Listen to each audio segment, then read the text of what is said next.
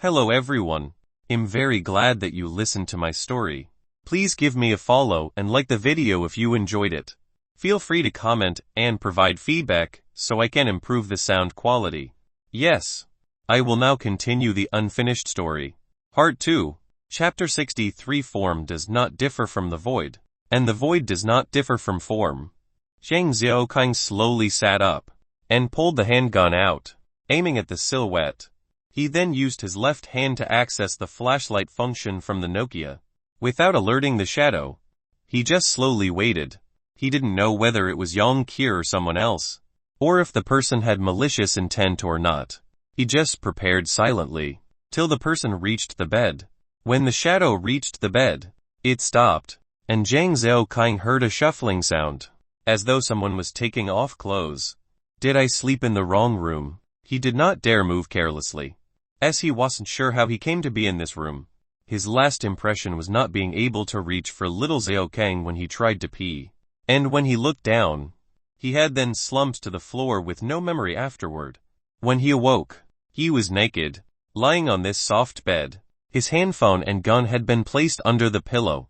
His clothes and military blade were placed neatly by the side. Seeing the gun and the military knife, he had then heaved a sigh of relief and proceeded to relax to await sleep. Brother Long was Yang Qir's uncle and naturally would not mistreat Yang Qir. Furthermore, that stinky lass was not vulnerable at all. If she could use more of her brains, Zhang Xiaoqing wouldn't be a match for her at all. Of course, these were just words. Yang Qir's daily attitude to things was it's your business. Nothing to do with me. As long as there was food and things to play, she couldn't care if you led her towards a ditch. Who knows? She might follow you in herself. Alright, enough of empty words. After removing clothes, Zhang Xiaoqing caught a scent of a woman, as a warm and soft hand felt its way up Zhang Xiaoqing's leg, before slowly reaching up to grab the slightly aroused little Xiaoqing. Then, the entire bed shook as she climbed up the bed and lowered her head under the blankets. As the woman grabbed little Xiaoqing, Zhang Xiaoqing felt like a sensation as though 1,000 ants were climbing up his abdomen. As the gentle hand began to stroke up and down, almost igniting his long-time reserve ammo, he quickly took a deep breath, and imagined the woman to be someone 5m short and fat woman of more than 108 kg, forcefully bringing down his arousal and the excited little Xiaoqing. It was just like that saying it's all in the mind. Who knew if this was a trap? As the woman lowered her head and licked his thighs. Before waiting for her to continue, he placed the cold hard gun at her forehead. Her entire body froze in terror. As the movement of her hands stopped, he then shone the flashlight abruptly in her face, causing her to squint in the sudden light, not daring to move. Waiting to see what Zhang Xiaoqing did, he held the .54 pistol against her head, while his other hand held up the Nokia with its flashlight function. Sluggish. The expression on Zhang Xiaoqing's face was that sluggish and shocked. Could this guy even display such a reaction? The woman in front of him was stark naked, her eyes shut tightly for fear of being killed. Her thick lush long hair was draped around her shoulders, and under the light, it shone a slight blue. Her clean and pretty face was unblemished, and those willowy eyebrows of hers were without any scratch. Goodness! Could such an angel exist? Was she born like that? Her cheeks were flushed slightly red, not from makeup, but from her skin. It was the healthy glow of a countryside girl. The bridge of her nose was high and sharp, but not excessively so, as though it was a sculpture carefully carved by a Greek artisan. Her slightly thick lips gave her face an added appeal, and as she was halfway in between his legs, he could not see her front. Only her back was revealed outside of the blanket. Yet her delicate and smooth skin, coupled with that shapely figure of hers, was enough to cause one's mouth to water. Who are you in such an environment? Zhang Xiaoqing became even more guarded. He did not know who was behind this woman who had offered herself. She was extremely beautiful, but having been a hermit for almost 7 years in his life, he had cultivated a powerful perseverance. Adding on to his age, he was naturally not some young punk controlled by his hormones or used his little Xiaoqing to think. I was sent by Brother Long to serve you. Her voice was clear and bell-like, and her clean and clear Chinese, unmarred by accents, was like a teenager reading a poem. It was extremely soothing to the ears. As she got used to the light from the Nokia, she slowly opened her eyes. Her glass-like eyes were numb, with a gaze that did not hold much hope. She was not embarrassed about being nude in front of Zhang Xiaokang. Instead, staring at the cold gun quietly, waiting for Zhang Xiaokang to make his decision. Go back, I just want to sleep quietly. Tell Brother Long I thank him for his intentions. Zhang Xiaokang massaged his temple as he said dully. It was a lie if he said he wasn't tempted. Yuanyi had an aloof aura, which was unique, like the cold and proud gem amongst snow. Her features were like a fairy's that did not belong to the mortal world.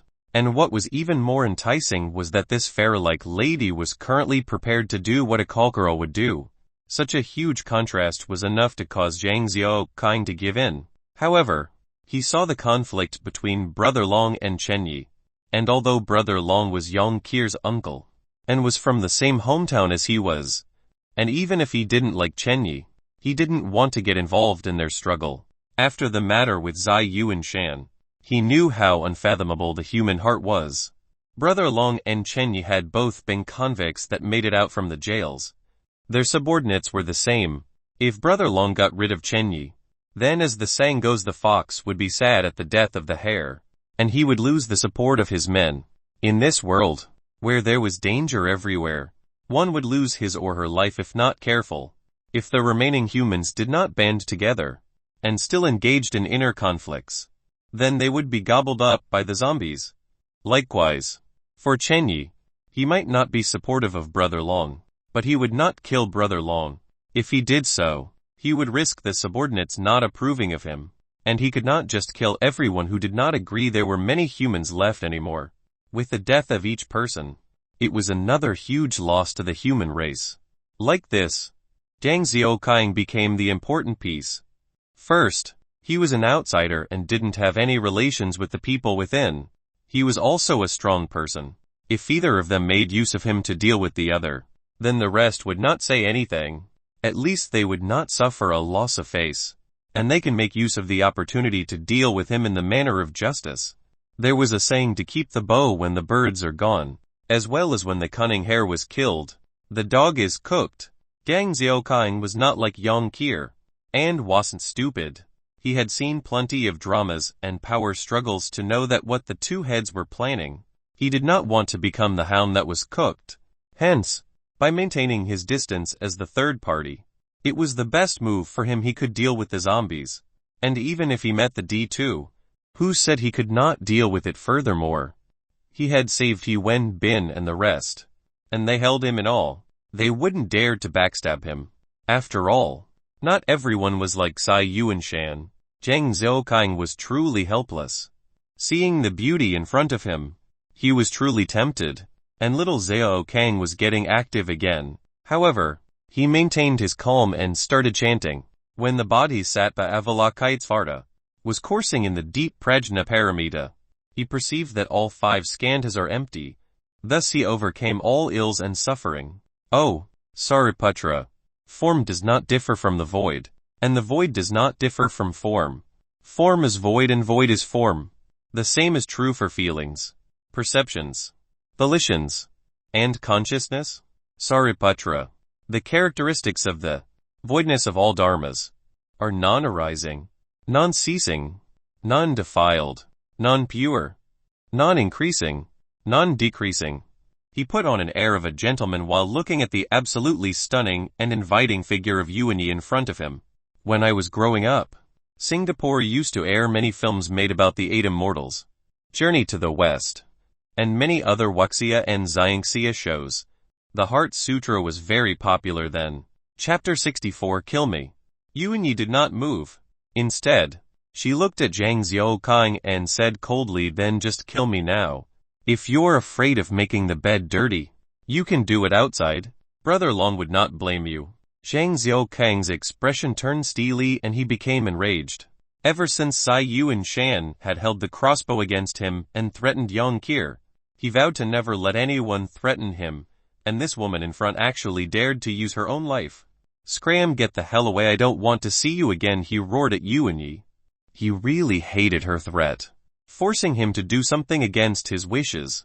Yuanyi did not move and maintained her cool expression, her emotions not faltering. She just continued to stare at Zhang Xiaokang woodenly. Seeing that she did not express the intention to move, remaining sprawled in front of him, even her hand was still on little Xiaokang, his anger intensified. He had never seen such a shameless person before. His right leg tensed, ready to kick her off the bed. However, just as he was about to lift it, he recalled a memory. When he was in the first year of high school, even after a girl slapped him, he did not retaliate. It was because his father had told him, a man's anger should be aimed at another man. Under no circumstances could he raise his hand against a woman. It didn't matter how good the reason, explanation or excuse was. The moment a man raised his hand against a woman, he was not fit to be one. The freshest memory in Zhang Xiaokang's mind was before his father had told him this. There was once he had got in a scuffle with his sister, fighting over a toy. He had then shoved her, which earned him a long beating with his father's belt. When the beating was over, before his mind cleared up to ask the reason he was being disciplined, his father had then said this. Even his previous threat to Yang Qir was to scare her. As he eyed the thick-skinned woman in front of him, he felt aggrieved, especially since his little Xiaokang was still in her grasp. It made even more painful. So you want to die? He asked in a strange tone, like a pervert asking a little girl if she wanted sweets. Yuanyi looked back at him seriously, and nodded. She seemed to heave a sigh of relief and her tense body relaxed. She even released her grip on little Xiaokang. Following that, Zhang Xiaokang also breathed out, and little Xiaokang became less on edge. See this, it's a military-grade knife, and it's extremely sharp. You know those man-eating monsters, right? I've used this to kill a number of them. Now, I'm lending it to you. Go out and just slice your artery. You should then feel something spurting out after that. You should begin to lose your strength and feeling. All that's left is to face your fate. Go on, remember to close the door on the way out. Thanks. He wanted to chase her away. His headache had subsided, and he was ready for some good sleep. However, Yuanyi stayed where she was, as she looked at the knife, and thought for a while before shaking her head. If I wanted to commit suicide, I would have long done so. Do you think I enjoy living life like this? Without a future, without hope, being on tenterhooks every day? She became agitated, and her expressionless mask began to break down. As tears welled up in her eyes, he looked at her helplessly. It had truly been an exhausting day, and he was subjected to drinks after. He really wanted to sleep. Now he was in this situation with this woman whom he wanted to beat, but could not. And here she was, trying to pour out her sorrows. Yuanyi began to calm down. As her emotions returned to its tranquil state, her eyes dimmed again. Just kill me. I'll be grateful. Really take it as showing me mercy. Please. She began to plead again. It seemed as though she really wanted to die. He felt his headache coming back again. This time, it was not due to the alcohol. He really was at his wit's end towards this woman who would not stop pestering him. He didn't mind killing. Feeding Zai Yu and Shan to the zombies was proof of him not being weak-willed. It all boiled down to him being an otaku, a nerd, a shootin'. He wasn't a killer by nature and had been forced to do it. There was no enmity between Yuanyi and him. Furthermore, she was good-looking. If Brother Long was not trying to rope him in, he wouldn't have had this chance of encountering such a fairy-like person. He can't use the excuse of her disturbing his sleep to kill her after all. Give it up, I won't kill you. If you're not going to leave, I'll call for someone to drag you away. No, Yuanyi exclaimed in shock. She seemed to be anxious about Zhang Xiaokang chasing her out and hugged his body tightly. He immediately felt her voluptuous chest wrapping around his little Xiaokang, which stood at attention almost instantly, as though ready to break into the national anthem. This time, the two of them were truly skin on skin, without a shred of clothing nor space between them.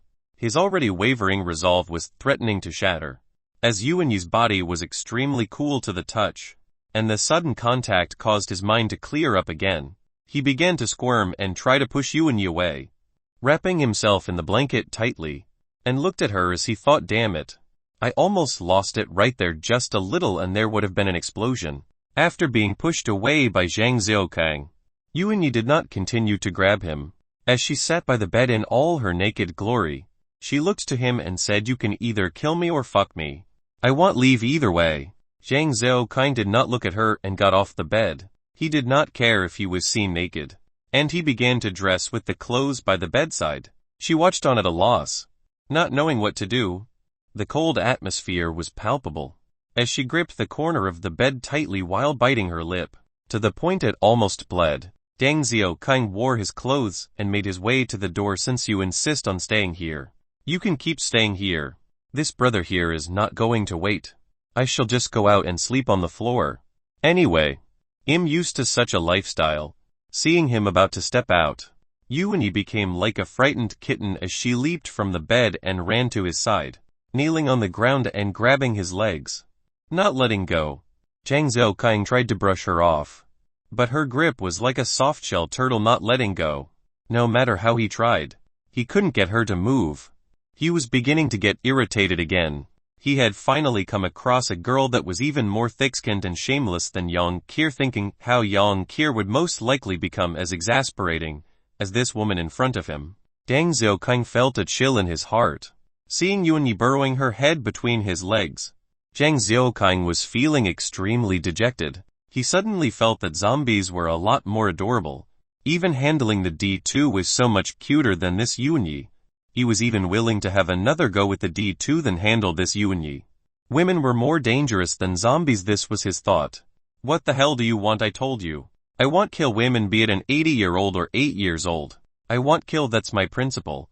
Zhang Xiaokang looked at the ostrich-like Yuanyi and sighed in exasperation. He then decided to go at it the harsh way. "Don't expect me to get in bed with you. I have OCD, and I don't like to have used goods." He said this with a resolute face, his gaze turning bitter, as though he had just termed her as trash. Yuanyi did not say anything, nor make any moves. She just grabbed on tightly. Seeing that she was still not budging, his anger began deflating. "If you're not letting go, I'm going to shout for help. And you can't blame me if others saw you like that." He was really running out of options. Thinking to call for help, hoping that someone was nearby, Yuanyi swung her head up violently, looking at him with a pitiful gaze. "Please," Brother Long said, "if I don't treat you properly, he would feed me to those monsters. He would really do what I want to die. But I don't want to die like that. I saw how they ate other people. I'm scared. I'm really scared." This time, Zhang Xiaokang was really speechless and out of options. He knew Brother Long was not a saint at all. He could do whatever he want, especially since that the food was running low. Having one less person meant less expenditure. Zhang Xiaokang could really harden his resolve not to care, and allow her to be fed to the zombies. But it would be no different from ending her life himself. Doo-doo. The Nokias ran out of battery as it beeped, and the room was then plunged into darkness. The two of them continued to stay where they were, and the moonlight outside grew more lively, spilling into the room. It illuminated the room once again. As the temperature dropped further, Yuanyi was still naked, and she shivered in the cold. A little squeaky sound broke the silence, as a small figure darted into the room, before stopping in place at the sight of the two of them. Chapter 65. One doesn't have to stand on ceremony with a brother's wife. Zhang Xiaokang and Yuanyi turned to look at the person in shock. Under the moonlight, the scene in the room was revealed for all to see. Yuanyi, who was kneeling on the floor, hugging Zhang Xiaokang's legs tightly. She looked like a beautiful jade sculpture, her fair white skin glowing with radiance under the moonlight. Zhang Xiaokang was in his army slacks, being hugged by her. It gave the feeling as though a newlywed bride was unwilling to see her husband off, and the person who had just entered stood there blankly, eyeing them and was apparently shocked herself. Zhang Xiaokang looked at the person and felt like banging his head on the wall. One woman was enough to cause him problems. Now there were two. How could he not feel like killing himself? Yes, that's right. The person who came in was Su Kaiyan. Her long hair was currently tied up, and she wore light makeup, wearing a light chiffon dress. Under the moonlight, it could be seen that there was nothing underneath the dress. And adding on to Su Kaiyan's good looks, it gave off a mature and alluring vibe. Although she wasn't as pretty as Yuanyi, she was hot and extremely charming to make up for it. It seemed as though Chen Yi really didn't mind his own loneliness, and had actually gotten Su Qian to come over, just to get on his good side. Is it? As they say, one doesn't have to stand on ceremony with a brother's wife. Su Qian stood there blankly for a while, before stepping forwards and hugged Zhang Xiaoqing from behind, her breasts pressed against his back. It was as though she wasn't wearing anything. He could clearly make out the softness of the two peaches on his back. Su Qian, not you two, please go out, I won't touch you guys today. I'm really tired. I want to rest. Zhang Xiaoqing endured the titillating feeling and wanted to chase Su Qian out as well. Su Qian's body froze, as she immediately stopped what she was doing, and knelt on the floor. She began to kowtow profusely, knocking her forehead against the cold hard floor, causing dull thuds. In this quiet and dark night, Zhang Xiaoqing heard them very clearly. He was of a more favorable impression of Su Qian compared to Yuanyi. After all, Su Qian had taken his really smelly feet and massaged them like it was nothing, being extremely meticulous at the same time. Furthermore, she seemed more vulnerable than Yuanyi and caused one to feel the need to protect her. What was more, she didn't try to bargain with Yuanyi, instead just pleading silently. Get up please. Seeing Su Qian's forehead turning slightly bruised, Zhang Xiaoqing could not hold it anymore and spoke out. She was extremely well-behaved. After Zhang Xiaoqing said that, she immediately stopped, and stood up. Without waiting for anything, she continued to hug him, just waiting silently with her head lowered. Don't tell me you will also be fed to the zombies if you don't do it with me, Zhang Xiaoqing asked in exasperation. He did not believe Chen Yi was willing to do so, as Su Qian's quality was easily the top two amongst Chen Yi's women to men. Having a beautiful woman was a sort of treasure to be flaunted after all. Su Qian nodded profusely, lifting her head to look at Zhang Xiaoqing. Seeing that he didn't believe her, she became even more anxious and spoke her first words since entering the room. It's true. Really, Brother Long and Brother Yi had saved a pair of twins last month, and they were both extremely pretty. I've never seen such beautiful girls before. Their tempers were slightly bad though and was a bit hard to control. Both Brother Long and Brother Yi had one twin each. The elder twin didn't follow Brother Long's instructions, and would lash out from time to time, so Brother Long tied her up and fed her to the zombies. When Brother Yi saw that, he also fed the younger twin to the zombies. We all watched from the sides, not daring to look away, as Brother Long had said then, whoever did not watch would be fed as well. Yuanyi began trembling as she heard the recount. It was apparent that she remembered the scene, and her hands exerted more pressure to hug Zhang Xiaoqing. She buried her face deep in between his legs. Zhang Xiaoqing was really caught in between two hard places. How can he just leave them alone like this, or should he bring them to Brother Long and Brother Yi and do them together? That was utter bullshit. He couldn't even stand the sight of rape, robbery.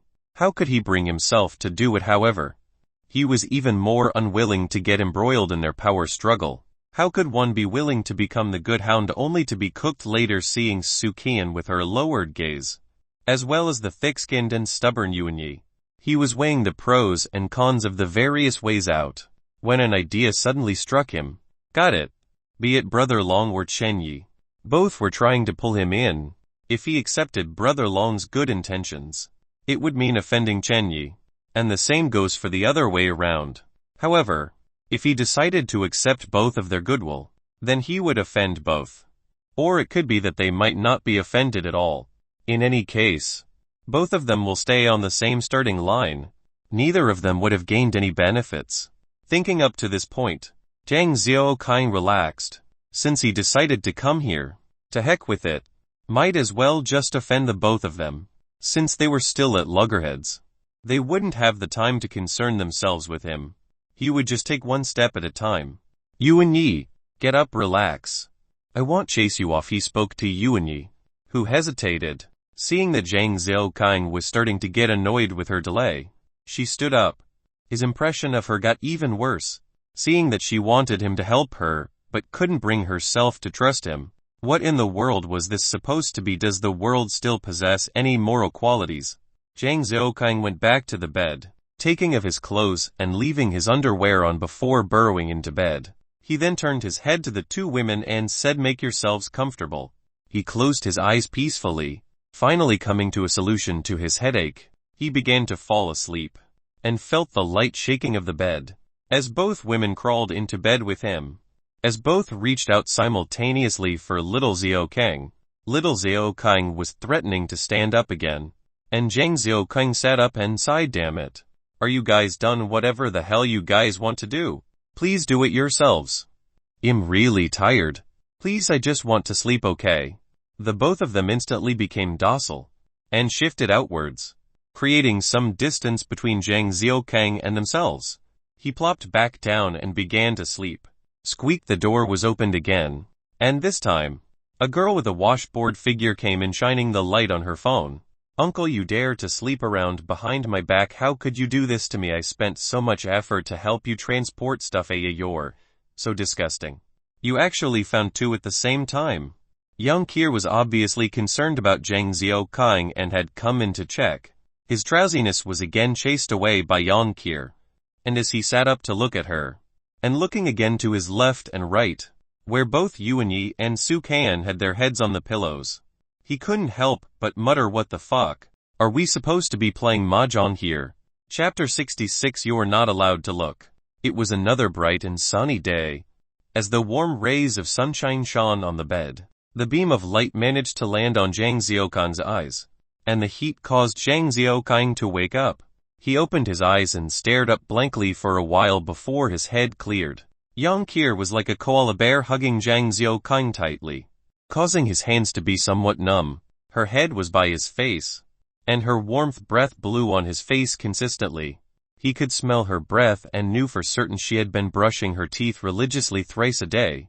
It seemed as though the comment previously had been stored in her mind. The blanket had been kicked aside by Yang Kier in her sleep, who was wearing a set of sexy pink lingerie. However, due to her figure, the bra was just hanging loosely, while her budding chest was revealed in the bright morning light. The little pink dots caused one to covet them. Yang Kier's drool had smeared all over Zhang Xiaokang's shoulder, together with her long hair. It made him uncomfortable. What was worse, the lingerie she was wearing was precisely the set that he had hidden beneath his bag. He couldn't get angry, and he didn't care anymore. It was enough as long as those two that he had secretly stashed in an ultra-secret location and was safe. She couldn't possibly find them. He then realized his legs were stuck in between something soft and springy. He couldn't help but began to wiggle his toes, and when he suddenly felt something the size of a peanut, and he tightened his toes, from his feet, the sound of a female's voice greeted him, and after that soft moan, the peanut-like thing brushed against his toes again. He looked towards the end of the bed and discovered two shapes wrapped in the blankets. He knew they must be Yuan Yi and Su Kan. Having been chased to the end of the bed by Yang Kier, they were huddled together, not daring to move, and spent the night like that. Seeing the two blanket-wrapped shapes, Zhang Xiaokang thought back to the previous night, when Yang Kier had discovered the two women sleeping by Zhang Xiaokang's side and was incredibly angry. She began to mouth off as she lectured him. Zhang Xiaokang was always of the idea that the man makes his own decisions. He had been strongly for this idea, and it was the style of his Zhang family. Hence, he became furious and did not speak, looking at her quietly instead, but coldly. When Yang Kier saw his look, she became frightened and shut her mouth, lowering her head as she drew circles with her feet. "You don't have to meddle in my business. Understand?" Zhang Xiaokang had told her off in an incredibly harsh warning tone, and she had nodded to show that she understood, but she did not look at him, obviously not satisfied. "I will not bother with your matters." Also got it. Zhang Xiaokang felt extremely comfortable then. Long live male supremacy. To hell with the envious housewives. When Yang Kier heard that, she had lifted her head in surprise, and began nodding, her expression pleased. Seeing the two female sleeping wear on the ground, she puffed up her cheek again, stomping on the nightgowns on the floor. It seemed like a woman's jealousy was not determined by age.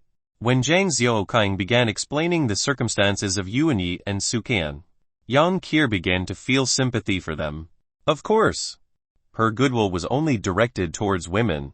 She couldn't care less about the men. At last, young Kier had agreed to let them stay in the room, but her jealousy made her tell them to sleep at the bed's end. She slept right beside Zhang Xiaokang in that lingerie of hers, while Yuanyi and Su Qian had obeyed, curling up like little puppies at the edge of the bed, not daring to overstep their boundaries. The peanut-like shape stopped brushing past his feet, and the shape on the right began to squirm a little. Zhang Xiaokang then suddenly felt his toe being engulfed in a warm and wet place, as an active tongue began roaming everywhere on his feet, licking him consistently. The feeling was incredibly comfortable, and he had never experienced something like this before. Little Xiaokang had been subjected to torment last night began to stand again, as the blanket formed a small tent over his private area. It seemed as though the scene was extremely familiar. Come to think of it, wasn't there a scene like that in one of Shiratori Sakura's films? The person under the blankets on the right side seemed to be Yuanyi, as Zhang Xiaokang seemed to recall her lying on the right side. He never expected for her to be so bold and passionate, as opposed to her cool exterior. Zhang Xiaokang didn't have a good impression of her in the first place, seeing that she couldn't live or die, but still wanted to maintain a sense of feminine strength about her. Zhang Xiaokang was brought up in a chauvinistic setting and had no favorable intentions towards such women. Instead, the vulnerable Su Qian, while not as pretty as Yuanyi, or as charming in terms of demeanor, Zhang Xiaokang preferred her more, solely because she felt more womanlike. Doing this, Yuanyi was basically going against her pride. If it was Su Qian, Zhang Xiaokang might have felt embarrassed and told her to stop. As for Yuanyi, Zhang Xiaokang allowed himself to enjoy the service by Yuanyi, and when his left leg felt extremely good, he reached out with his right foot. Without any sense of shame, he picked up on Yuanyi's infuriating shamelessness, and thought to himself, did I wash my feet yesterday, What if I didn't, ha. Suddenly, young Kier moved, and opened her eyes groggily. Before she stared blankly at Zhang Xiaokang, she screamed out. And when Yuanyi heard her scream, she also stopped licking, grabbing his feet in front of her breasts instead, and stopped moving. Young Kier began to stammer, You, why are you in my bed? She then began to check herself, and when she noticed her budding breasts revealed, she immediately dove under the blanket, and began to moan again, It's over. I'm seen again, I have no more face-to-face others. She began to kick out as she cried out. And unfortunately, the one sleeping at her feet area was Su Qian. Su Qian was just being kicked at constantly, without making a noise, and not moving. She just endured the kicks silently. Zhang Xiaokang could not watch on anymore and told young Kier, Stop your crying. Why don't you think back about last night? She stopped, and sank into her thoughts. Before her face flushed in embarrassment, sorry it didn't occur to me, what's more, being seen by my own husband is normal. After that, young Kier dove into his arms. Her head burrowed in his chest. She then began to sniff at him. Zhang Xiaokang looked at her speechless.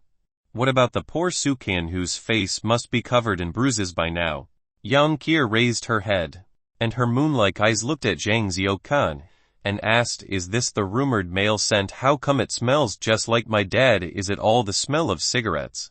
At this, Zhang Xiaokang knew for sure he didn't bathe. How did Yuanyi force herself to do it? Maybe Brother Long also didn't like to bathe. Yuanyi began to move again, as her tongue began to work its way. However, Zhang Xiaokang had lost his mood. Get up, he smacked young Kier's bottom, and nudged Yuanyi, expressing for her to get dressed. Both Yuanyi and Su Qian came out of the covers at the same time, as two beautiful and mature women revealed themselves, without a shred of clothing. Those beautiful, bouncing peaks flowed with their actions, and the light red color of their nipples was extremely enticing. Su Qian had pointy breasts, not sagging in the slightest, as they faced forwards. Yuanyi had those half-ball types, very full and firm, and seemed perfect to hold. Young Kier cried out again and jumped up to grab his face, her mouth muttering, You're not allowed to look. You're not allowed to look. The two of you, how come you're not wearing anything? Zhang Xiaokang pried her hands away and swiveled to look at young Kier. Have you forgotten what you said last night? No matter whether I get involved with other women, or the kind of women I hang out with. Those are my matters. You can choose not to look if you're not comfortable. His threat was obviously effective. After all, young Kier wasn't even 15, and had not even fallen in love properly. Now, she was up against a chauvinist, and had been lectured into silence. I was the one to follow you the earliest. You've seen everything of mine. You must take responsibility. She looks down at her sexy lingerie. Her voice small. I got it as long as you're obedient. I won't ignore you. He waved his hands. Also, I want preferential treatment. She looked at Zhang Xiaokang, intending to bargain. Preferential treatment. He looked at her and nodded, and she immediately lit up with joy. If you want preferential treatment. Sure. Wait till you're fully developed. Zhang Xiaokang followed up with a K. Oh.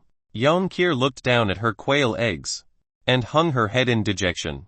Tien Shiratori Sakura, a JAV film actress. Search at your own risk.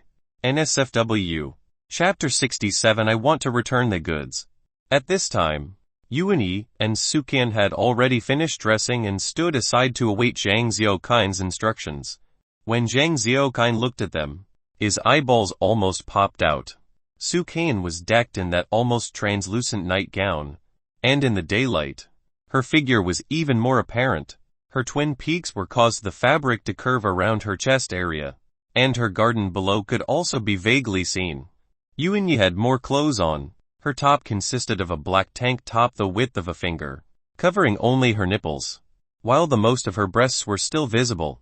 Below, she wore a pair of jeans that covered her thighs, while her long and slender calves were revealed. Zhang Xiaokang could not keep his eyes from roving all over their figures. He knew this room was on the first level, so if he went out, it would directly be the living room. From yesterday, he knew that people would definitely be moving through the living room. Who knows? 3 and old Frank might currently be sitting outside. If the women went out like this, there would be a feast for everyone's eyes. Brother Long and Brother Yi would definitely not be happy as well. Should he get the women to dress more appropriately? He began to search the room, hoping to find some articles of clothing. He opened up a cupboard, only to discover that it was empty, with Zhang Xiaokang's backpack inside. Seeing it, his eyes lit up.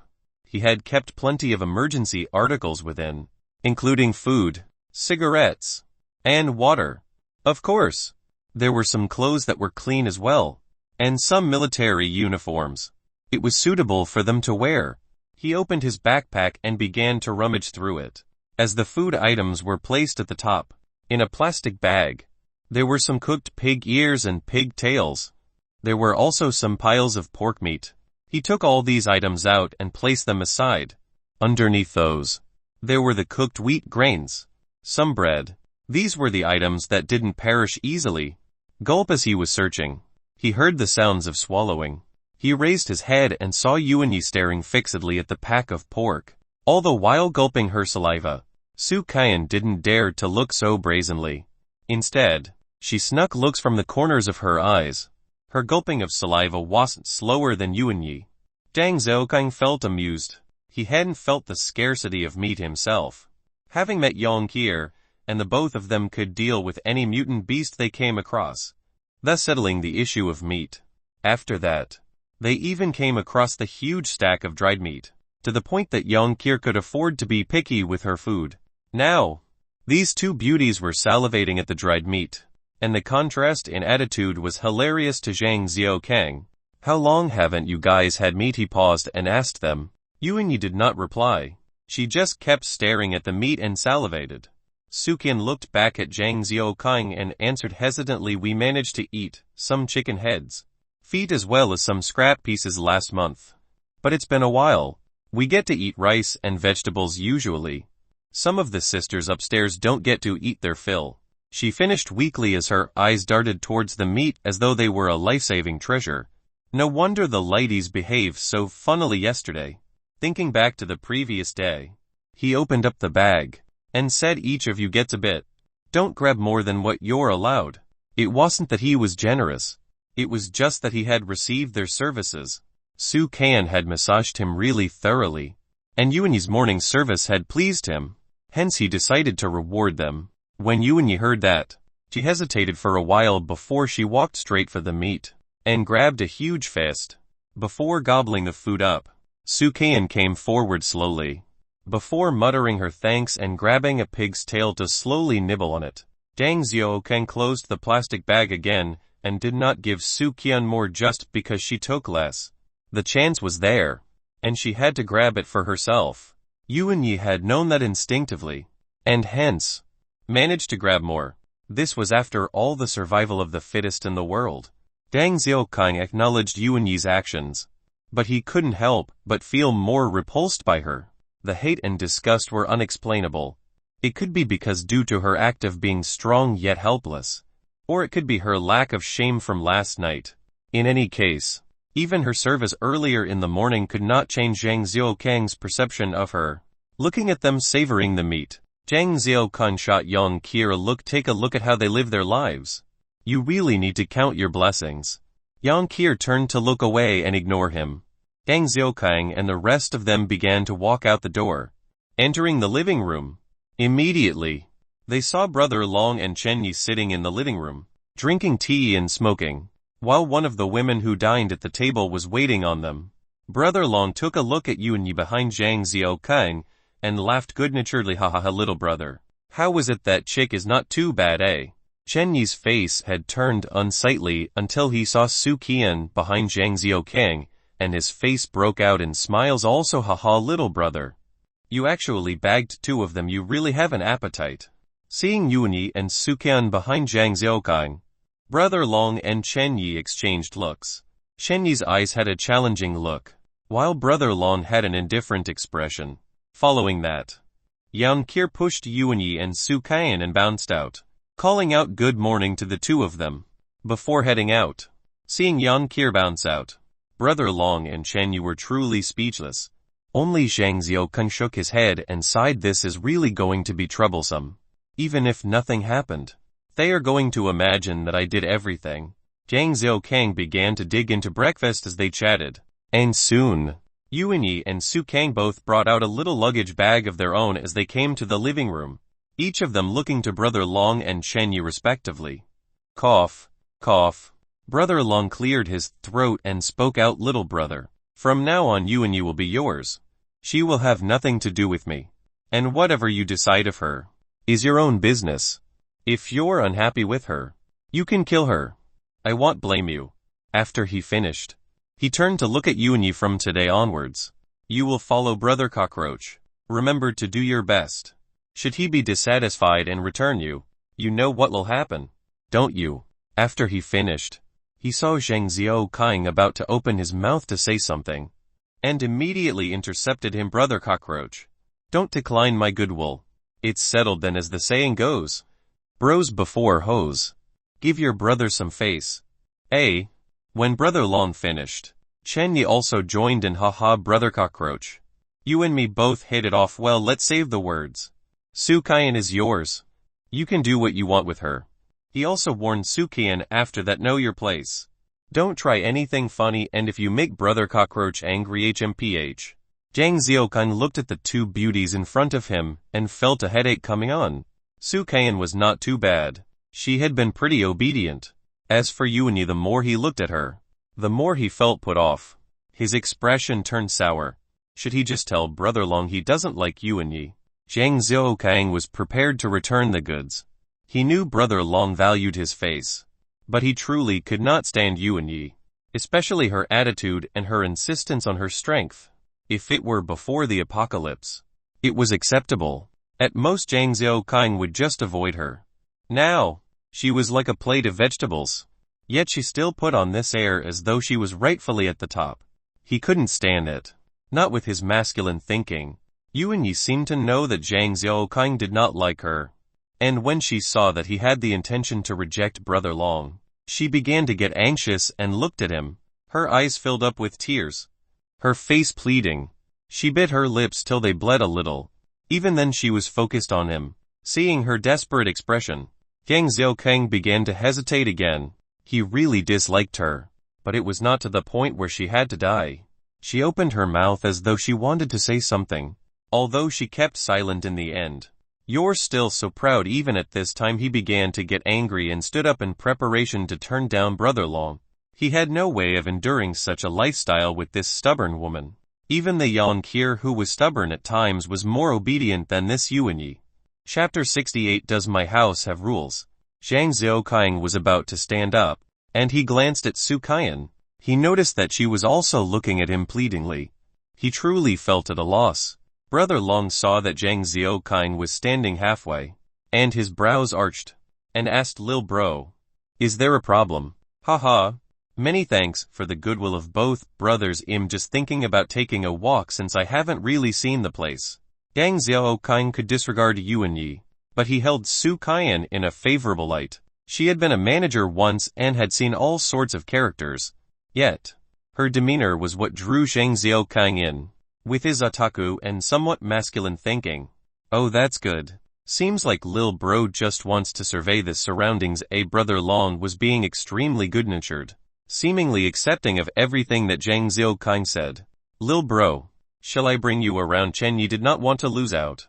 "What the hell are you standing there for? Don't you know where Brother Cockroach's room is? Why aren't you moving?" Such an eyesore. Seeing that Su Qian had taken the initiative to move to Zhang Xiaoqing's room, while Yuanyi was still standing there numbly, Brother Long barked out, obviously feeling like he lost face. Zhang Xiaoqing agreed with Brother Long's criticism of Yuanyi, and thought to himself, maybe Brother Long also dislikes her, that's why he must have given her to me. As Zhang Xiaoqing was about to step out, Brother Long called out, "Now that the two women are in your room, our rules here as follows. They are your responsibility. Their meals will be your burden, and if you don't feel up for it, you can throw them behind, letting old Bin and the rest to help. Take note that the women will be shared by them as well." "Got it, Brother Long." Zhang Xiaoqing nodded. This was the rule of the apocalyptic world after all. Those with capabilities get to eat more. Even Brother Long and Chen Yi had to work hard as well, not to mention himself, who had just joined recently. The moment they walked out the front door, they heard a wail of agony, breaking the peace and serenity of the chicken farm. Chen Yi frowned, and looked towards the source of the noise. Noting that there was a crowd, he turned to face Zhang Xiaoqing. "Let's go and take a look." As they walked forward, they could smell the chickens, and a number of men with sallow skin were gathered round, staring numbly. In the center, Yuan Bin was using a steel spear to whip a man. The man wasn't very old. He didn't even seem to be 20. He had a pair of shorts, and his back was full of bruises. He was hugging his head and crying out in pain. 3 and the other 2 common face from yesterday were wielding weapons as they stood guard. A man who looks to be over his 50s was kneeling and knocking his head profusely as he pleaded, "Stop hitting him. Please stop. He will be beaten to death. Hit me. Let me pay for my son's misdeeds, please, Brother Bin." Beside the chicken coop, there was a man in his late 40s. His nose huge and inflamed, and what little hair on his head was swaying in the wind. He wore a dark green military uniform, and there were many feathers on his clothes. His shoes were also covered in chicken shit. He had a .81 rifle slung to one side, his hands holding a white wine bottle. From time to time, he would glance over at the commotion.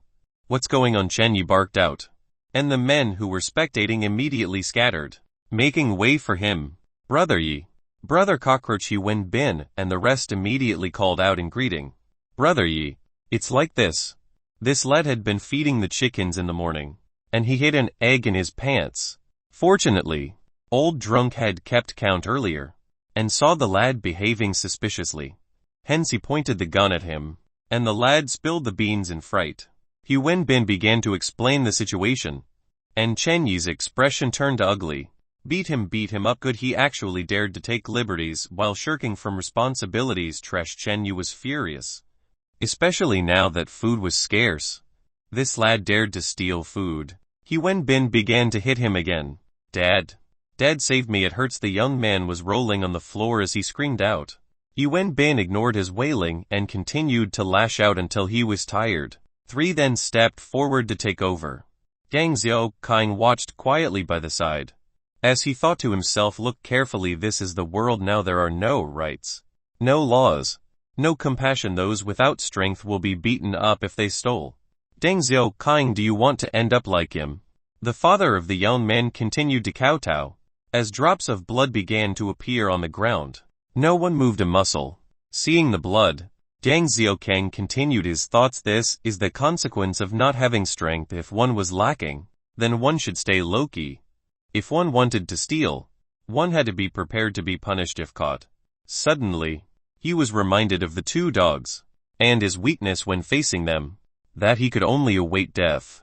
He also thought back to escaping the D2, awaiting his fate atop the coach at that time, when he remembered himself grabbing onto the mutant beast, allowing it to drag him for a whole night.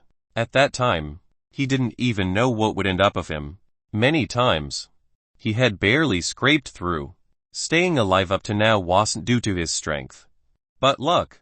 He realized he had gotten ahead of himself the past 2 days. From the way he Wen Bin and the rest handled their S-type situation, how Chen Yi tried to rope him in and now currying favor with him, and Brother Long's inclusion. He had forgotten himself and felt like he was at the top of the world, that he could wear his underwear on the outside. He suddenly felt that he was so hypocritical. He had even admonished young Kier for having the same issue. And now here he was. He, who had run like mad when he saw the D2 not a few days ago, now acting all high and mighty because Brother Long and Chen Yi were both trying to pull him in, feeling that it was natural. What a joke, he was just an otaku. And now, he was actually trying to be on equal footing with these triad members who had survived on the streets for many years. Which of them didn't have blood on their hands? The noises coming from the boy on the ground became softer, as it gradually resented to the sounds of panting and gasping. Even 3 had reached his limits, his entire body drenched in perspiration. Alright, go see if he's still breathing. If he's not dead, throw him back. Well, reduce his chicken feed by half from now. The old man heaved a sigh of relief when he heard the order, as he thanked them profusely and hoisted his son onto his back. Moving slowly with a trail of blood behind him, Chen Yi accompanied Deng Xiaokang as he went about the chicken farm. He saw that there were large patches of barren land, and felt strange. Brother Yi, why don't you guys get the cowards to do some farming as long as the land is tilled and tended to? I think you guys should have some food come autumn. AI lil bro, you don't understand, we found some seeds nearby. But this freaking weather is too abnormal. It could be spring today, tomorrow summer, the next day it becomes freaking winter. All the seeds and crops have died. Nothing can grow. Chen Yu was also frustrated over the apocalypse. If they could grow crops, they wouldn't have to risk their lives against the zombies. Yet, they had no choice but to go out continuously. And how many zombies were there with over 60 billion people on Earth? China had at least a dozen billion. How many people were still alive if it were up to Chen Yi in the past? The young man would have been beaten to death. However, he did not do so because he knew exactly how precious humans were now. When the two of them went back to the living room, Brother Long, Vulture and Cannon came out, and Brother Long spoke again to Deng Xiaokang. Lil bro, you had just arrived here. You should rest up a few days. Once you're familiar with the surroundings, you will have to head out like the rest of us to scavenge. Yesterday, your items were plenty, and it should be enough to last those women of yours for another fortnight or so. It's settled then. We're going out now. If you want to head out, just let Harry know. He'll open the gate for you. Brother Long wanted to go out to source for resources himself. Even Chen Yu was on his side on this. It seemed like they were truly forced to a corner. When Brother Long and the rest stepped out, the chicken farm only had old Harry, drunk, and 3 staying behind. 3 was extremely warm to Deng Xiaokang, heeding his beck and call. Deng Xiaokang told him to go handle his own matters, while he returned to the room. When he entered the room, he saw the mischievous Yong Kier sitting on the sofa, while Su Kan and Yuan Yi stood by her side, not daring to make a sound. His eyes widened in bewilderment. 3 kingdoms. When Yong Kier saw Deng Xiaokang entering the room, she immediately stood up. Husband, I didn't bully them, I was teaching them the rules of our Shang household. Does my house have rules? How come I didn't know? Of course. He didn't voice this out and thought inwardly. After all, Yong Kier was still loyal, and she would do what he asked. It was fine allowing her to have her quirks. You step out first, I need to talk to them. He motioned for her to go out. Since he had established himself as the lord of the household, Yang Kier could only go out begrudgingly. When she closed the door, she slammed it shut hard, and the dust on the ceiling was shaken loose. Chapter 69 Yuanyi's background. The moment Yang Kier left the room, Su Qian immediately knelt by Zhang Xiaokang's feet and began massaging his legs like yesterday. He didn't mind her, as the weak had their ways of survival if he was going to be fake and treat her fairly. Where was her food going to come from? The skies? He sat down and soaked in the pleasurable feeling, as he cast a glance over at Yuanyi, who was obviously not at ease. Do you know I really dislike you? He opened his mouth, looking at her. His face was wearing a smile, but his smile was cold, so cold that Yuanyi felt her scalp go numb. Do you know why I stood up at that time? I didn't want to go out. I really wanted to return you as to how Brother Long would have dealt with you. It wasn't really my concern. He looked at Yuanyi, who was turning paler by the second, and said slowly. Yuanyi's face was pale, in contrast with her lush, red lips, and she couldn't take the pressure anymore. Kneeling down and kowtowed continuously. Once, twice, 3 times she knocked her forehead at his shoes, and she raised her head to look at him, her eyes filled with tears. It's not that I care about you. I'm just worried that you'll dirty the floor. He thought back to how the father had kowtowed profusely for his son. Yuanyi's eyes were filled with despair, and she was very afraid, her body trembling. She thought back to the time when the twins were fed to the zombies, and remembered in clear detail how they were torn apart bit by bit. She had almost gone crazy then, her fear of Brother Long reaching an intense level. Yet, she lacked the courage to kill herself. Instead, letting her pride go, and stoops to doing even the most shameful of things, as shed hate to be fed to the zombies even more than committing suicide. Will I really be fed to those monsters? Yuanyi felt even more desolate. Her eyes were not numb at this point, but a truly soulless expression. She could not understand why it would come to this. She had even gone to service his feet with her mouth. This was the lowest of the low that she could think of. And not even the shameless of call girls would do something like that. She had gone to such lengths just so she would not be sent to the zombies. Yet she was still going to meet such an end. She knew that Zhang Xiaokang was being honest. When they had woken up, he was extremely cold to her. She could feel his loathing, and she didn't know what she did wrong. She had done her best, and she was angry at him, hating him for not warming up to her. She hated Su Qian, hating that bitch that didn't seem to possess any redeeming qualities. She wasn't as beautiful, or as young, or as educated, nor was her background exceptional. She felt that Zhang Xiaokang was like a cat, while she was the mouse under his paws. The cat was toying with the mouse, enjoying the process of watching the mouse sink into despair. Su Qian didn't lift her head. She just continued to massage Zhang Xiaokang's legs. Zhang Xiaokang looked at Yuanyi coldly, noting that her expression would change from hurt to anger, to an anguished look of hopelessness. She lowered her head, awaiting his decision. Zhang Xiaokang watched her expressions, and reminded himself from time to time, look, Zhang Xiaokang, this is the fate of a weak person. You want to be like her and beg for your life.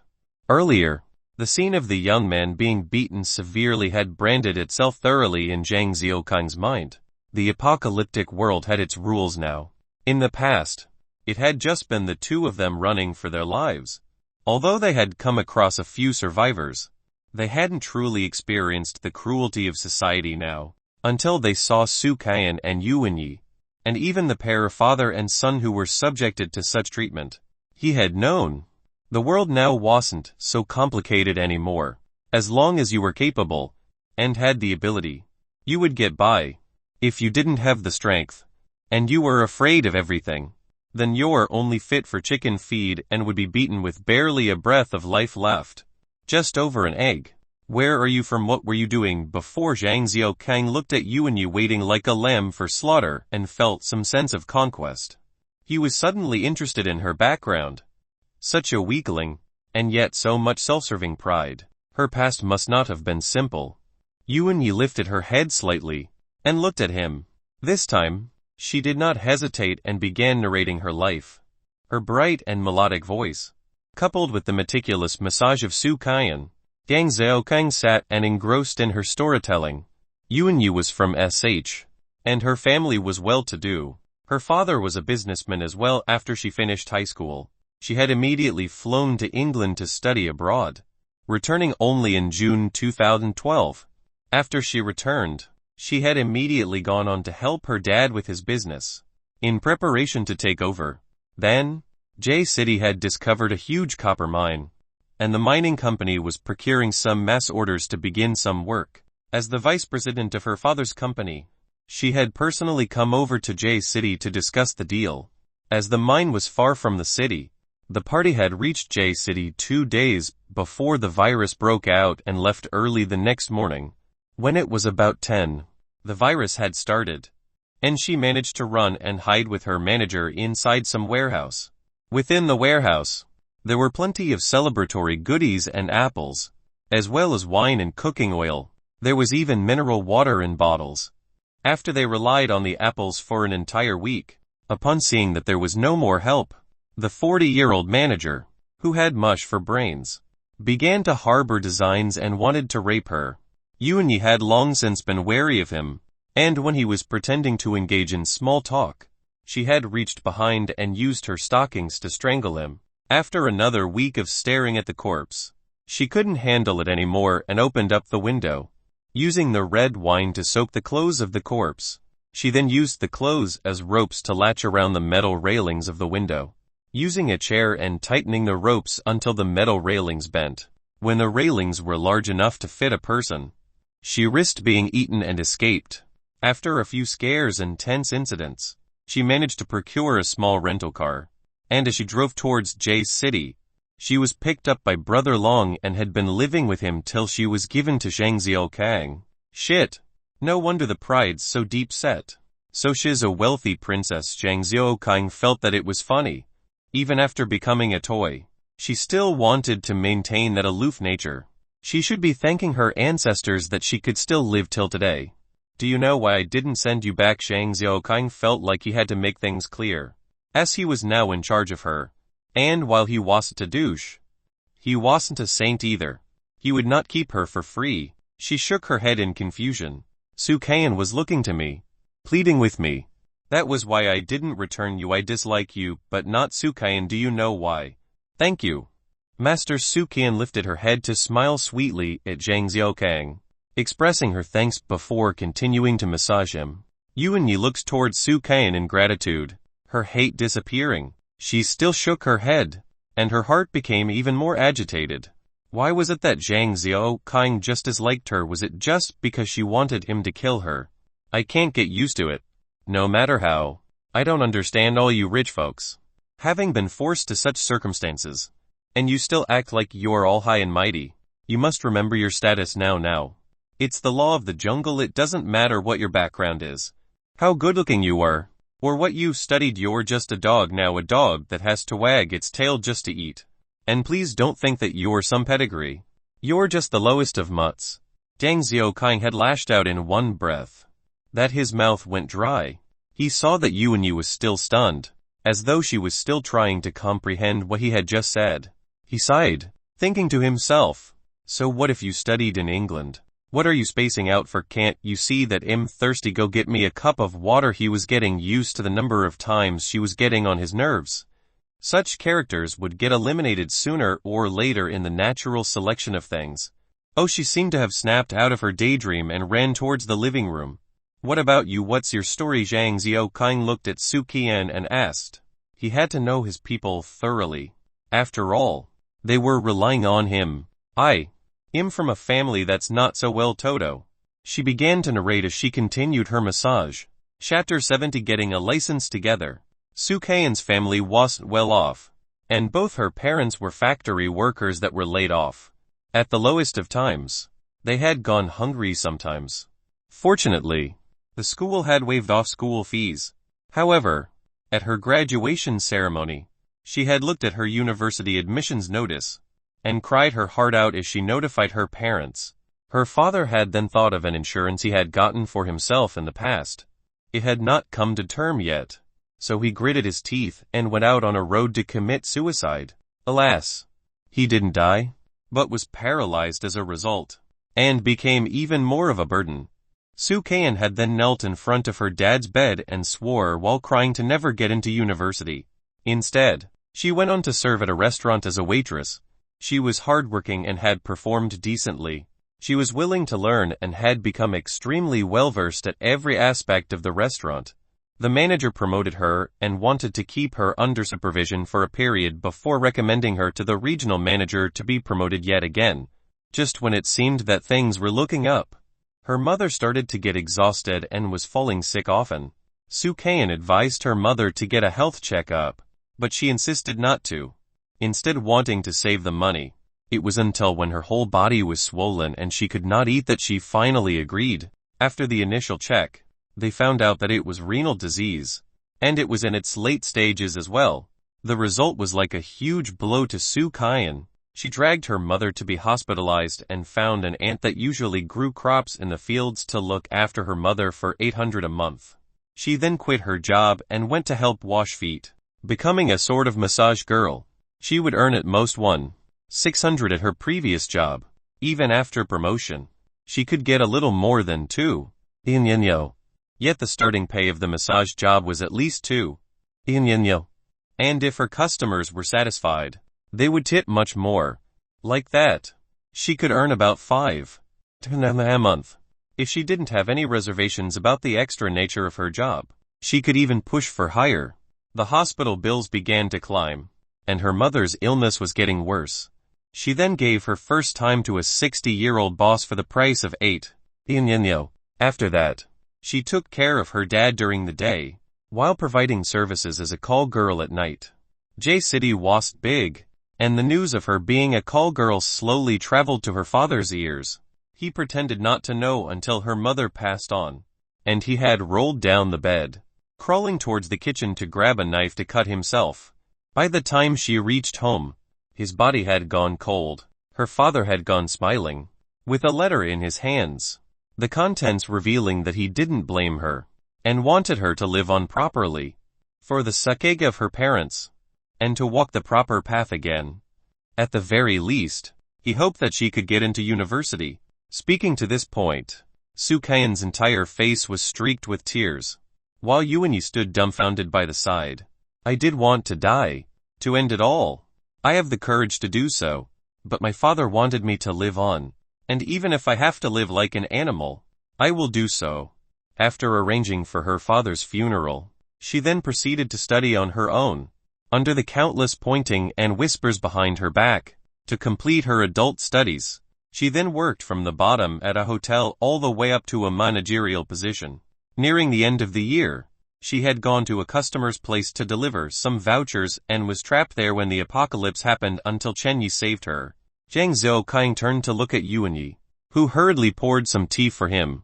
He looked at Yuanyi in front of him, as well as the crying Su Kaian, and he couldn't help but sigh, this damned apocalypse. Do you know your position now?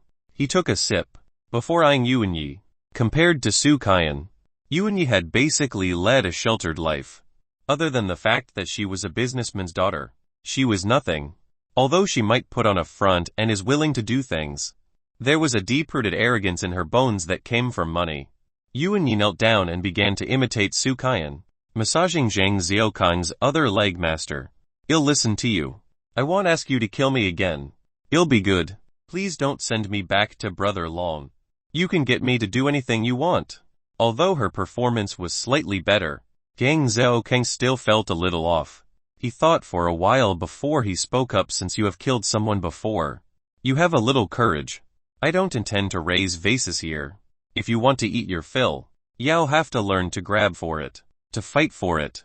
Of course, Su Kaian. The same goes for you. Yuanyi and Su Kaian both turned pale, and they couldn't speak for a long while.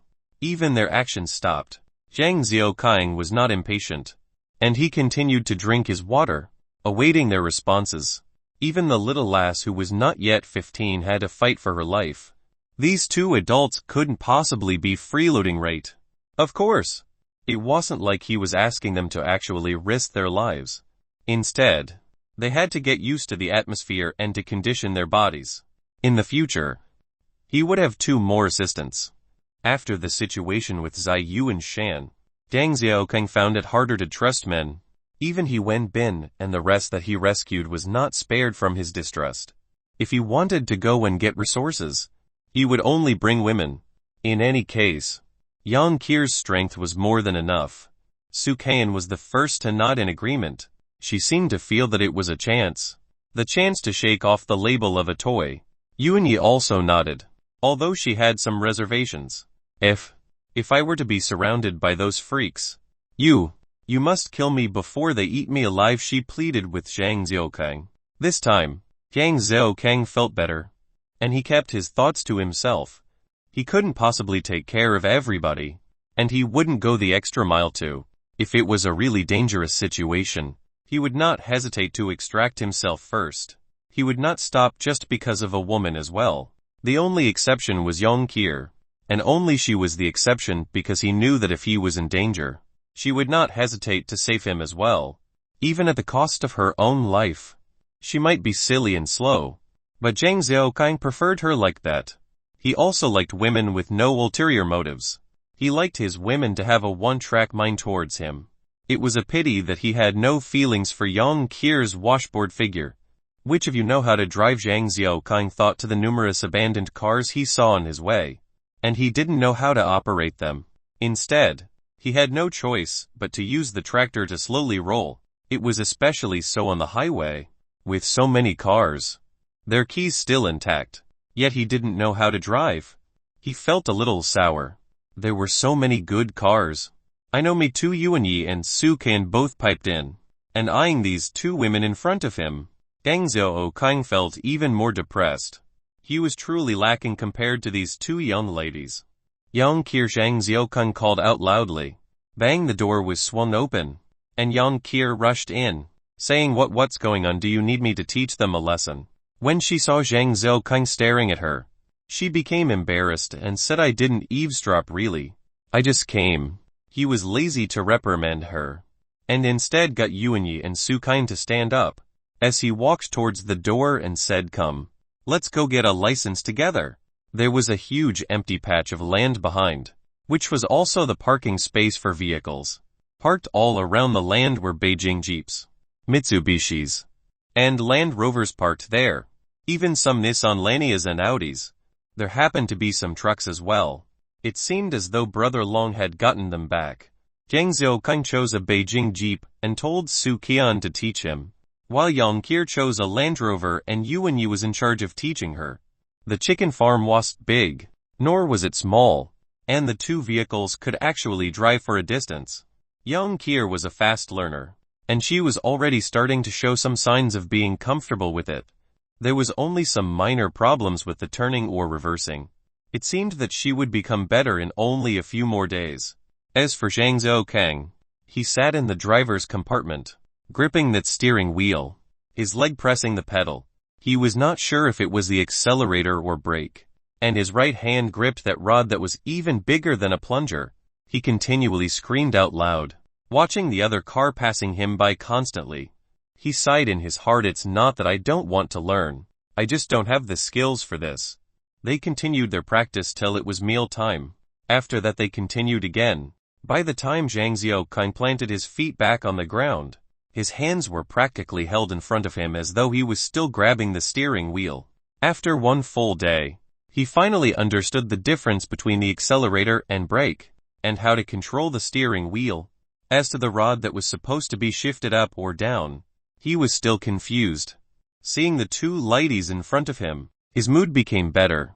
Didn't those bosses in the movies have chauffeurs? He had two right now, didn't he? Zhang Xiaokang was exhausted from learning. It was that exhaustion that resulted from long periods of tension and adrenaline. He sat in the living room and sipped his tea, with Su Qian helping to massage his shoulders. He was satisfied with his living right now. There was a safe location. There were two women waiting on him. At night, as long as there was electricity, he could charge his game console and play some games. As long as he didn't let his guard down, he was quite settled. As he was relaxing, Brother Long and the rest returned. He heard them even before they entered the house. As he Wenbin's voice traveled, Brother Long, these 2 days have truly been ominous, adding the casualties of yesterday and today. We have lost 10 brothers. I think we should offer some incense to Guan Yu and pray for some good luck and protection.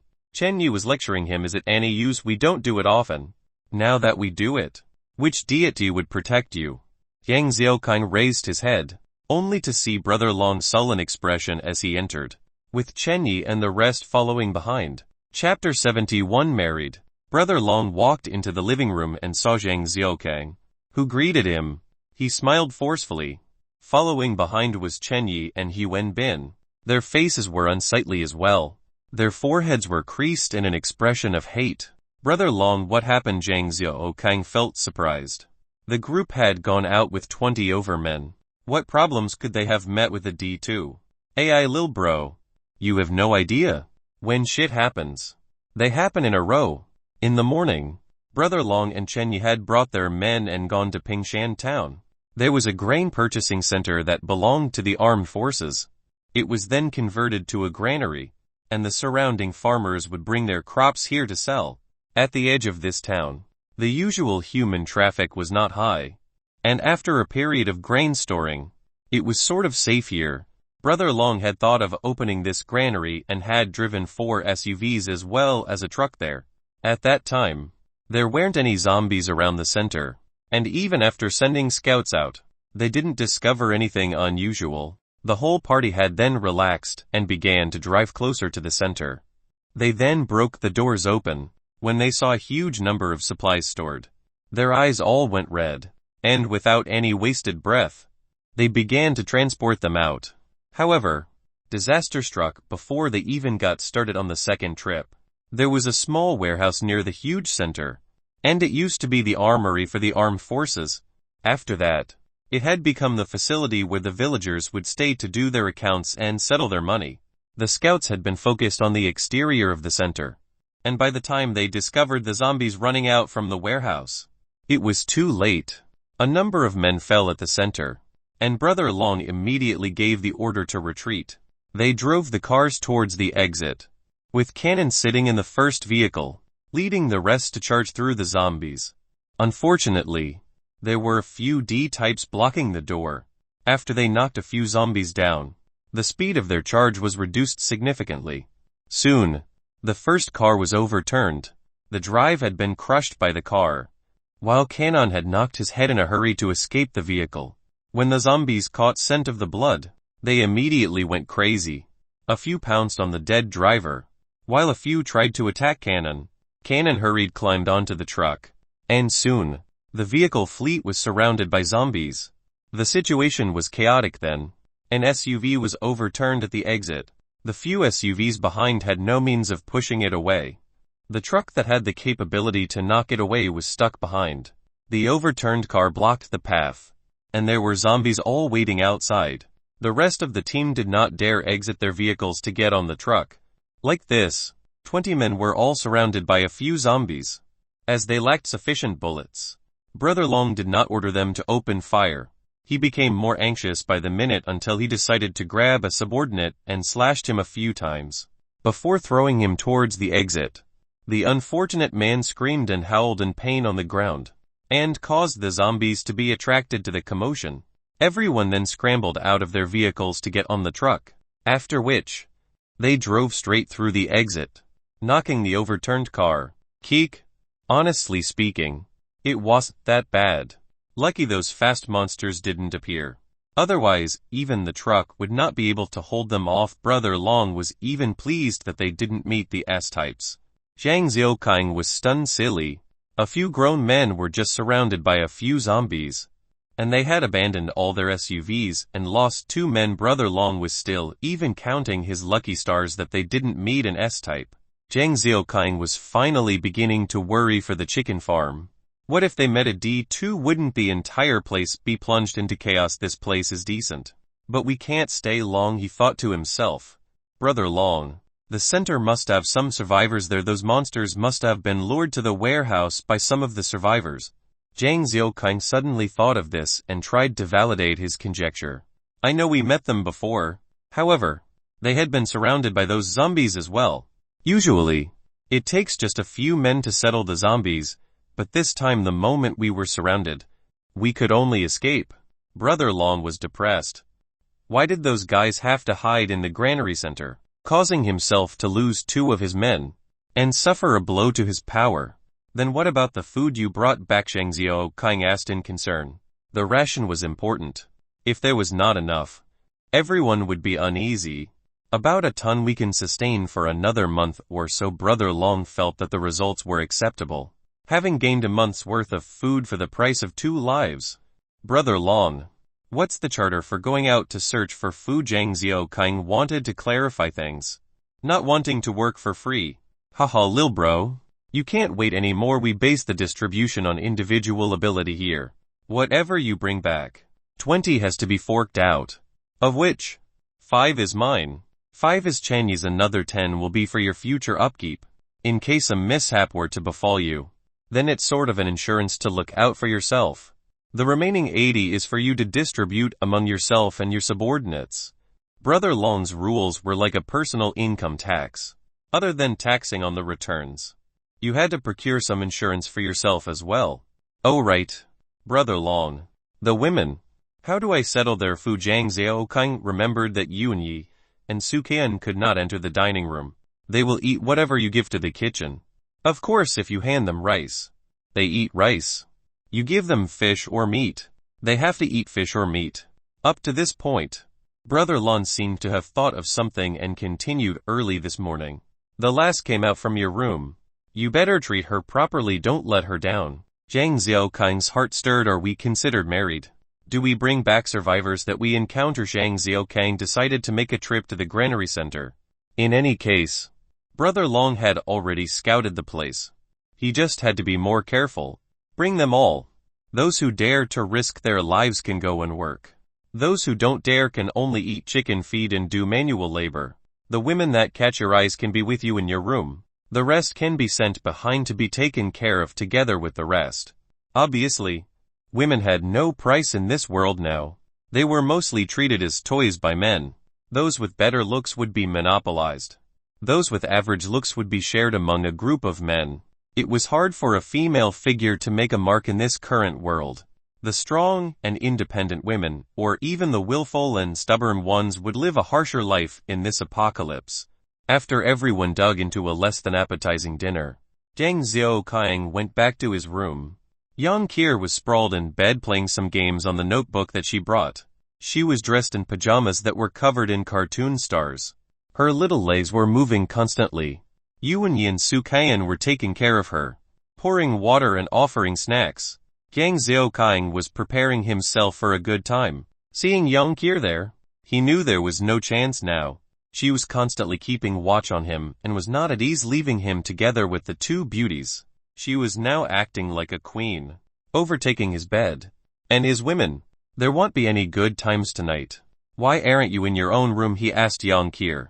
I'm considered your woman after all. Why are they allowed in your room and not I? Yang Qir replied brusquely. Forget it.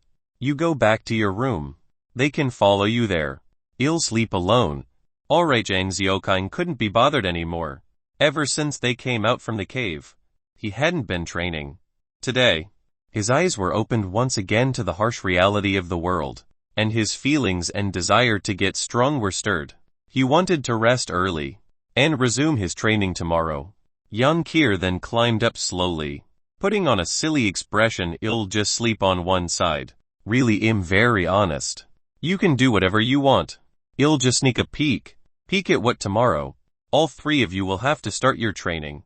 Yang Qir yelled. Train thrice as hard. He eyed the 3 of them and barked. Yang Qir had become lazy after she gained her strength, even stopping her own training. Since he himself had not trained, he was not at liberties to pick on her. Now, he had to lead by example. Yuanyi and Su Qian were temporarily under his care, and he had to increase their survivability. Of course, the bottle of rainwater could not be given to them. It was his treasured possession after all. Even Yang Qir did not know her strength came from the rainwater. It was not that he was petty, but until he could ascertain that their characters were truly trustworthy, he would not give them any. Not to mention the Yuanyi that he disliked. Even Su Qian, who caught his eyes, would not be given any until they have proven themselves. Surviving in this apocalypse was tough. If one was not careful, One would be eaten by others, with nothing left behind. Young Kier carried her notebook and pouted as she marched out the door. And Yuan-Yi and Su Kaiyan followed behind. Chapter 72. Don't think that I'll not hate you just because of this. Now that the room was calm, Zhang Xiaokang sat down on the sofa and pulled out a cigarette. He slowly puffed on it while consolidating his thoughts. Regardless of whether he was willing or not, Yuan-Yi and Su Kaiyan had become his personal property. Yang Kier was also entrusted to him by Brother Long. It was not like at the start when he was just alone. Even if he disliked Yuan-Yi, what could he do? Stare with eyes wide open as she was fed to the zombies? Su Kaiyan was a lady, but her fortitude was immeasurable as well. She had climbed up to be a manager from the lowliest of workers. How could it have been possible without some means? Although she seemed weak and obedient, what if she found a better backing? Would she then betray him? As for Brother Long and the rest, let's not talk about the shit that he and Chen Yu were embroiled in. They had a huge group of over 20 burly men, each of them fiercer than the next. Yet, they had been scared to piss when they met a bunch of zombies. Fuck.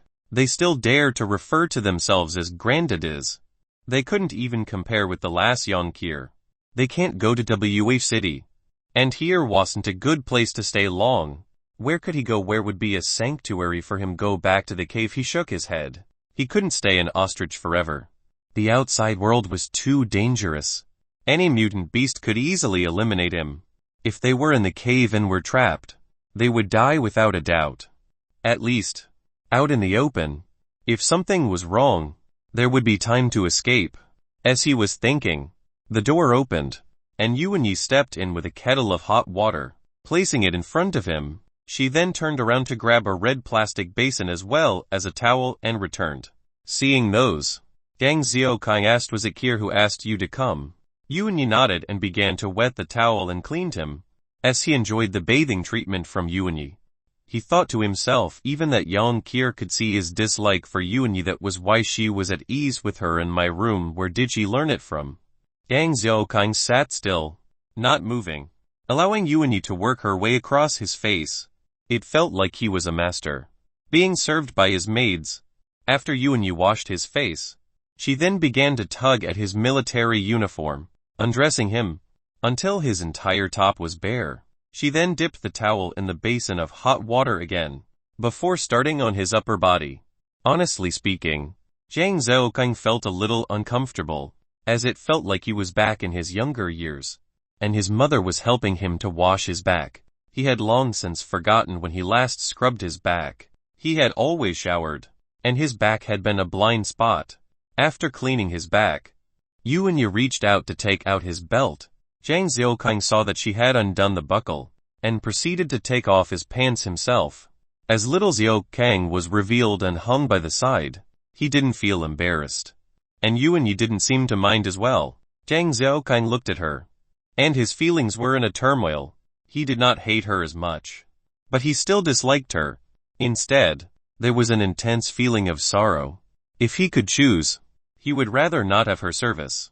Instead, going back to the old days when he was living day to day. Maybe, it could have been a matchmaking session where he would meet a girl, even if she was not pretty, to get settled down and start a life together. He would then build a nest, and live life till old age. Instead of this damned apocalypse now, where danger was rife, and he did not know when he would get eaten alive by zombies or mutant beasts. Yuan-Yi was very meticulous and did not leave any area uncleaned. At the end, he even stood up. Every part of his body was cleaned and scrubbed.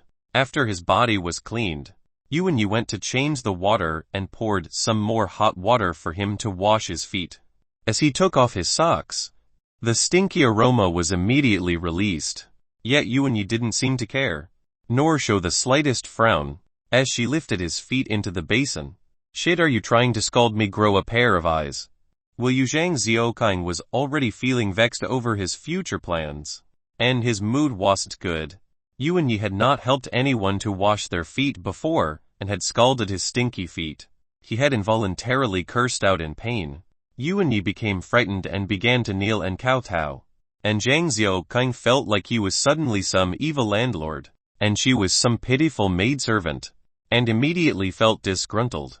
"Forget it," Just be careful next time. He spoke out.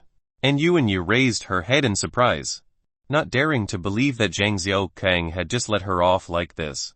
Seeing the look in his eyes turning ugly again, she quickly lowered her head. She caressed his feet gently and began to massage.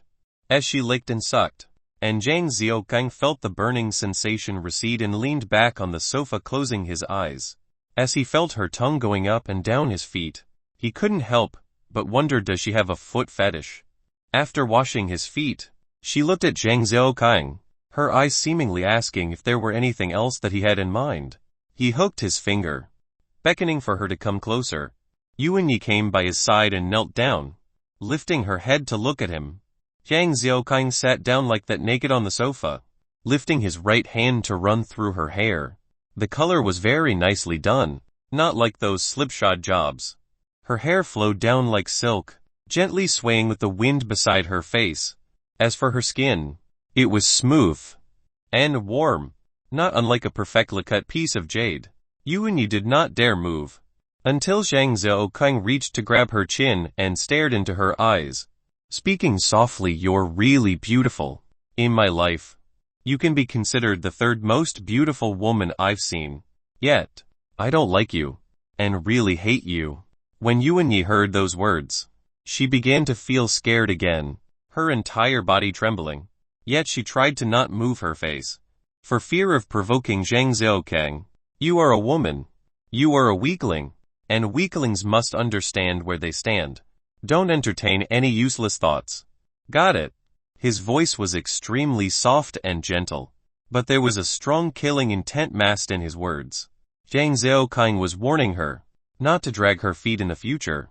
Otherwise, he would not hesitate to abandon her. She might be submissive now and willing to do the most shameless of things, but she had been educated overseas after all and had been exposed to the culture there. From time to time, there would be instances where she could not help but act a certain way. Yuanyi became even more fearful and her teeth started to chatter. Her body began to tremble more. "You're a weakling. You're a woman. But a woman is not always a weakling." Zhang Xiaokang decided to give her a chance at the end. After all, surviving in this world was not easy. Yuanyi opened her eyes to look at him, not blinking at all. Her body also stopped trembling, and she could tell the meaning in her words. "Tomorrow, Yonkir's training is 3 times of you guys. You understand my meaning?" Yuanyi hurriedly nodded, and subconsciously licked her dried lips. Seeing that fresh red tongue brushing across her lips, Zhang Xiaokang felt an involuntary rush of desire and reached out to pull the back of her head towards him with slightly more force. She stared at him, and noting the desire in his eyes, she lowered her head and took his little Xiaokang into her mouth. Zhang Xiaokang closed his eyes and allowed himself to enjoy the treatment. Yuanyi's tongue was extremely skillful and active. As for Zhang Xiaokang, who had abstained from this for over 7 years, he didn't know if it was 3 or 5 minutes, but he shot his load soon after. Feeling extremely comfortable, he opened his eyes to look at Yuanyi, whose face was flushed red, and she seemed to be swallowing. After making sure that Zhang Xiaokang was thoroughly clean, she stood up and prepared to bring the basin out. "Wait," he called out. The training tomorrow would be taxing on them, and since the daily meals were lacking in nutrients, he couldn't just let his women suffer after all. "Right." Zhang Xiaokang pulled out the plastic with the dried meat and placed a few into the cups in the room and gave it to her. "Share them with Su Kaiyan. If I find out that you took them for yourself, HMPH. Yuanyi did not mind his tone, as she received it with gratitude and turned to leave. Zhang Xiaokang laid on the bed, feeling entirely relaxed. His 7 years of cultivating his indestructible body had finally been broken today. Thinking back to how Yuanyi's face was flushed from excitement, could she belong to the legendary special constitution? As his thoughts traveled, he slowly drifted to sleep. Tididdy, tididdy. The alarm from the handphone woke Zhang Xiaokang with a shock. He turned it off, and laid quietly, waiting to awaken fully. Squeak. The door was opened, and Yuanyi came into the room.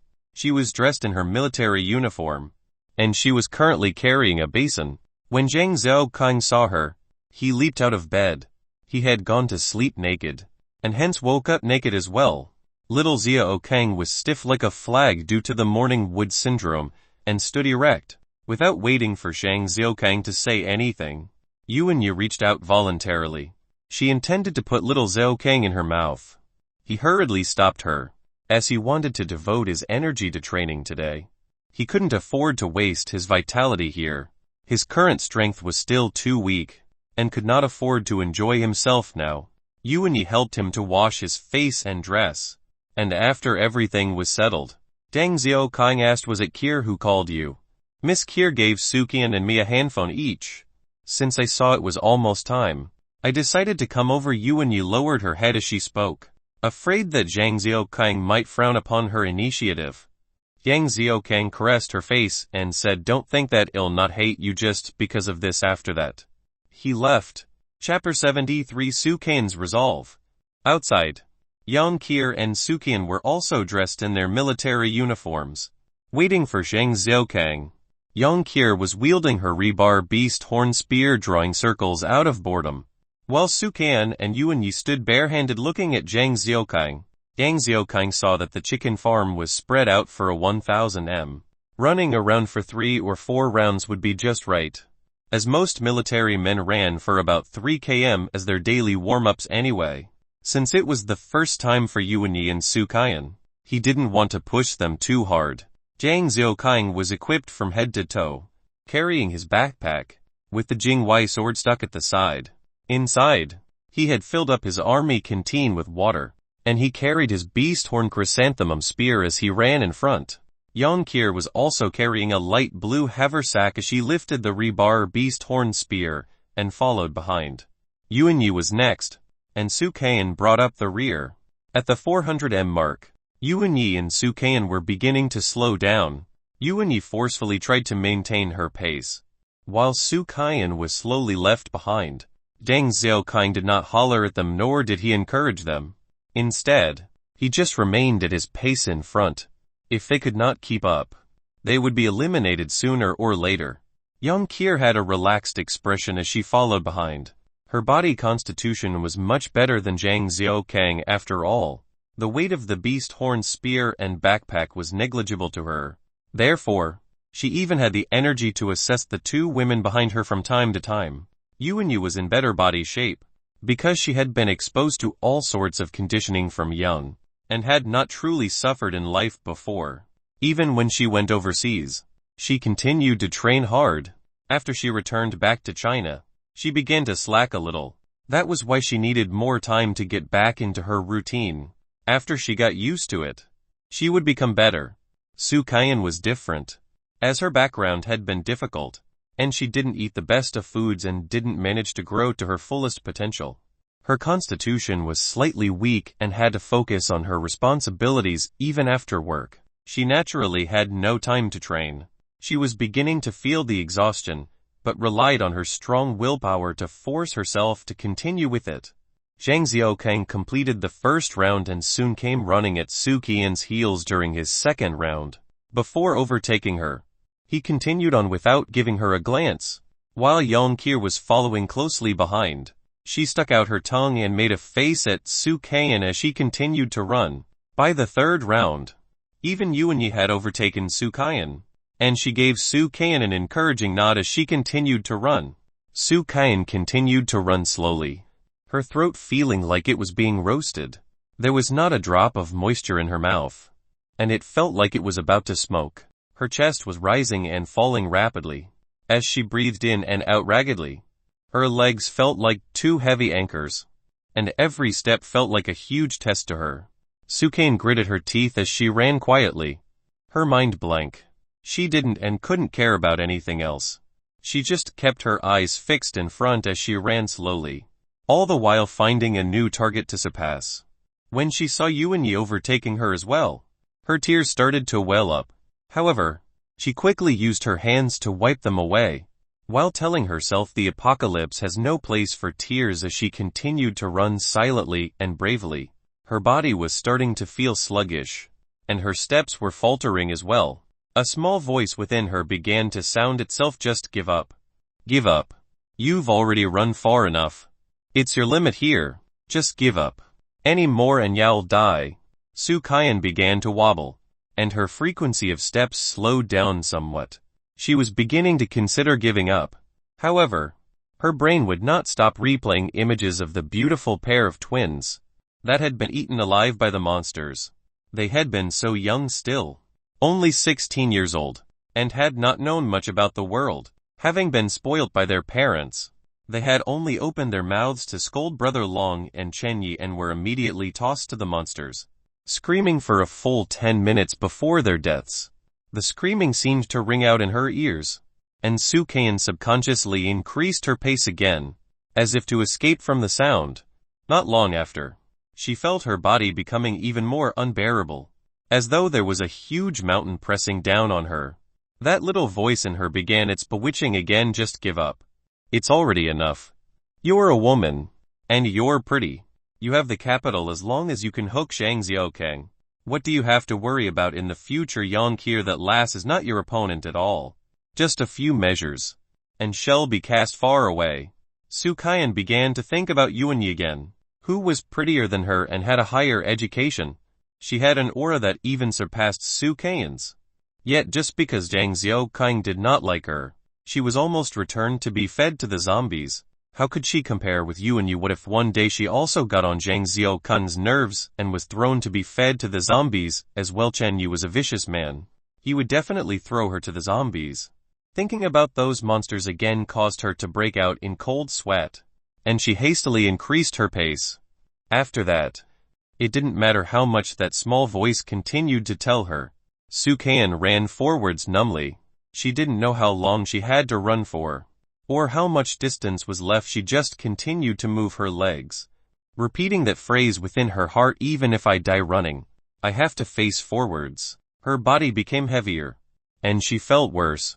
From time to time, her head would be hit by a dizzy spell, and her vision would start to blur. She lost track on the number of times Zhang Xiaokang and Yang Qier had overtaken her. She just continued to run forwards, as though she had lost control. The fact that she was able to last so long was a sort of miracle to Su Kaiyan. However, she did not know where the finish line of this miracle was. She felt that the road beneath her feet was the longest she had ever traveled in her life. It was to the point where the end was not in sight. Her mind was in chaos. She would suddenly remember the day that while her friends went out to celebrate getting their results, she was hiding in one corner to cry. Her thoughts then traveled to that 60-old man sprawled on top of her, while she was gritting her teeth with thoughts of her mother's surgery fees. She then remembered her dad lying in a pool of his blood, his hands still gripping that blood-smeared letter. As she remembered her neighbors' contempt and gossip while she studied quietly at home, hearing them refer to her as a bad example to their own children. She also thought back to her struggles of climbing the ladder to success under the conditions of exclusions by her colleagues. Her face was streaked wet with tears that couldn't stop flowing. Her military uniform long since drenched in her perspiration, sticking to her body. She knew Zhang Xiaokang was different from Brother Long and Chen Yi. He did not need any useless people. He did not need weaklings. This was a chance for her to escape her fate of being an abandoned weakling. She had to grab hold of this opportunity, just like how she had always done. Otherwise, it would mean her death. Zhang Xiaokang heaved a long sigh as he came to a stop. Having finished the 4th round, after he stopped his running, he immediately began his other forms of training. He thought back to how his otaku self would have screamed for mercy at the 1000 m mark. Young Qier stood by the side with a relaxed expression. 4 rounds were truly considered a warm-up for her. Even that few beads of perspiration on her forehead caused her to look a little more charming. Zhang Xiaokang looked at her, and thought back to his instructions the night before. What did I tell you last night? Your training is 3 times theirs. That is to say, while we run 1 step, you run 3 steps. We run 4 rounds. You have to do 12 rounds. Yeah, you're bullying me. What right do you have? Just because I'm a young girl I want do it. Where are my rights? I want equality. Yang Qier began to act up upon hearing his words. As she stomped and huffed and complained, she put on an expression that said, I would not do it. There are no rights to speak of. Who wanted to go challenge the D2 previously and fell asleep the moment she went up with a single sentence. Yang Qier's little temper was immediately doused. She began to sob as she grabbed her spear and resumed her running. After Yang Kier began running for a while, Yuanyi came to a stop in front of him, her face flushed red. Beads of perspiration continued to flow down her face. Her entire body was drenched in perspiration as well. She looked to Zhang Zhaokang, before looking at Yang Kier, and gritted her teeth to follow. It seemed that her lifestyle had been pretty healthy while overseas, and her constitution was decent. It even surpassed Zhang Zhaokang's health from previously. Su Qian continued to run slowly. At this point, having completed 2 rounds, Zhang Zhaokang did not push her, nor did he care. To him, what mattered was not giving up. The speed didn't matter. Not giving up meant that there was hope. There was a chance to become stronger in this cruel apocalypse. No one could save you. Only by relying on yourself would life become slightly easier. Zhang Zhaokang hoisted his beast horn spear as he began to squat and hopped about. As he bobbed up and down, he gradually entered his zone. And he forgot the women who were running. Each time he pushed himself to the brink, he would remember the various situations of peril that he was in. He would then push himself to surpass his limits. Chapter 74. What's this you're singing? Which round was this? How many times had she overtaken Su Qian? Who? Yuanyi panted constantly, her shoulders heaving. She lacked the energy to look around. The only figure in her eyes was Yang Kier. When she was overseas, she had been extremely disciplined, running every day. She also took part in all sorts of activities. However, compared to Yang Kier, she was lacking severely. She was beginning to feel lightheaded and short of breath. She could only continue to pant for breath and follow Yang Kier doggedly, not allowing herself to be left far behind. Her father's praise, her mother's love, and the various adoration from the males in her office seemed like something that was long ago. It was as though it had been from a different lifestyle. She had been considered a favored daughter of the heaven and did not put any men in her sights in the past. She used to think the world revolved around her. With her looks, her figure, her knowledge, and her background, they were all top-notch. And she was practically wrapped in honey. She had thought that she would be like Neja, bringing her company to greater heights, and she would find an exceptional man that was outstanding to become her husband, and she would bear him a cute and beautiful baby. Both of them would then lead perfect lives, loving each other, watching their kid grow up as they grew old. Suddenly, the world turned into hell, and she had always thought of herself as strong. Even when she was trapped in the warehouse, she didn't give up hope. Even when she killed the old man who wanted to rape her, she didn't felt the disgust or fear. In fact, she felt her self-defense was justified. Until she met Brother Long, she had never been in relationships before and had always loved herself first and foremost. She had not let any man touch her. When Brother Long forcefully took away her virginity, she had hated herself so much, even more so. She had harbored thoughts of killing Brother Long like how she did in The Old Manager. Yes, she must kill him. Brother Long was strong, and she wasn't his match. He had many subordinates, and she had to wait for the chance. It was until the twins appeared. And what a pair of beautiful twins, they were like angels that descended from heaven. And she, who had always been proud of her own looks, suddenly felt so inferior. The pair of sisters were willful and always infuriated Brother Long. Who would have expected Brother Long to be so vicious? And what happened as a result was that everyone was forced to watch as the pair of sisters were fed to the monsters. Even after so long, she was still affected. Each time she saw something similar, she would be reminded of the nightmare. She was scared, truly frightened. Each time she thought of the possibility of being eaten, she would be driven crazy. She didn't dare harbor any more hatred, and such a desolate feeling left her wishing for death. And she would constantly bring out the knife she hid, intending to slit her own wrists. However, she never had the courage to go through with it. Each time, she would hold the knife while sobbing. After that she would keep the knife, before being toyed with by Brother Long, and her days would repeat. Now that Zhang Zhaokang had appeared, he was different from Brother Long and the rest. He didn't want her, and told her to leave. Afraid that Brother Long would throw her to the zombies, she had bugged Zhang Zhaokang shamelessly, hoping that he would kill her. After that, When she thought that he wanted to return her to Brother Long, she was truly fearful. Brother Long loved his face and reputation, and would definitely feed her to the zombies. She was so frightened, and that sort of despair was even deeper and stronger than being a bitch for Brother Long. Yang Xiaokang hated her, although she didn't know why, and she didn't want to know the reason anymore. She knew that as long as she was obedient, even more so than Su Kaiyan, she would not be fed to the zombies. She did not hate him, nor did she have the qualifications to, as her life wasn't in her hands anymore. When Yang Qir disappeared from her view, she began to get anxious, and quickened her pace while he get angry. When Zhang Xiaokang finished his second set of frog leaps, he looked at the three women. Yang Qir was proceeding along at a leisurely pace, Yuan Yi following far behind. Her performance was decent, and her constitution strong. She should be able to start training in weapons. As for Su Kaiyan, where's she? He couldn't see her anywhere. Instead, he saw that there was a figure lying on a patch of flowers. He walked over and saw that she was extremely pale, and was unconscious. He carried her over towards the entrance and she still wasn't moving. Yang Xiaokang opened up his canteen and poured some water on her face. With the cold water pouring on her, Su Kaiyan's body trembled slightly, as her tongue licked the little beads of water around her mouth. If you're awake, then get up yourself. Stop acting like a dead dog. Zhang Xiaokang spoke coldly. He was expressionless and did not show any concern even to this girl who he was more well disposed to, and she moaned a little and sat up with difficulty. A dark green water canteen was thrown at her feet, and she picked it up and hastily gulped down some water. In her haste, she choked slightly and began coughing. How many rounds did you run? Zhang Xiaokang asked. I can't remember.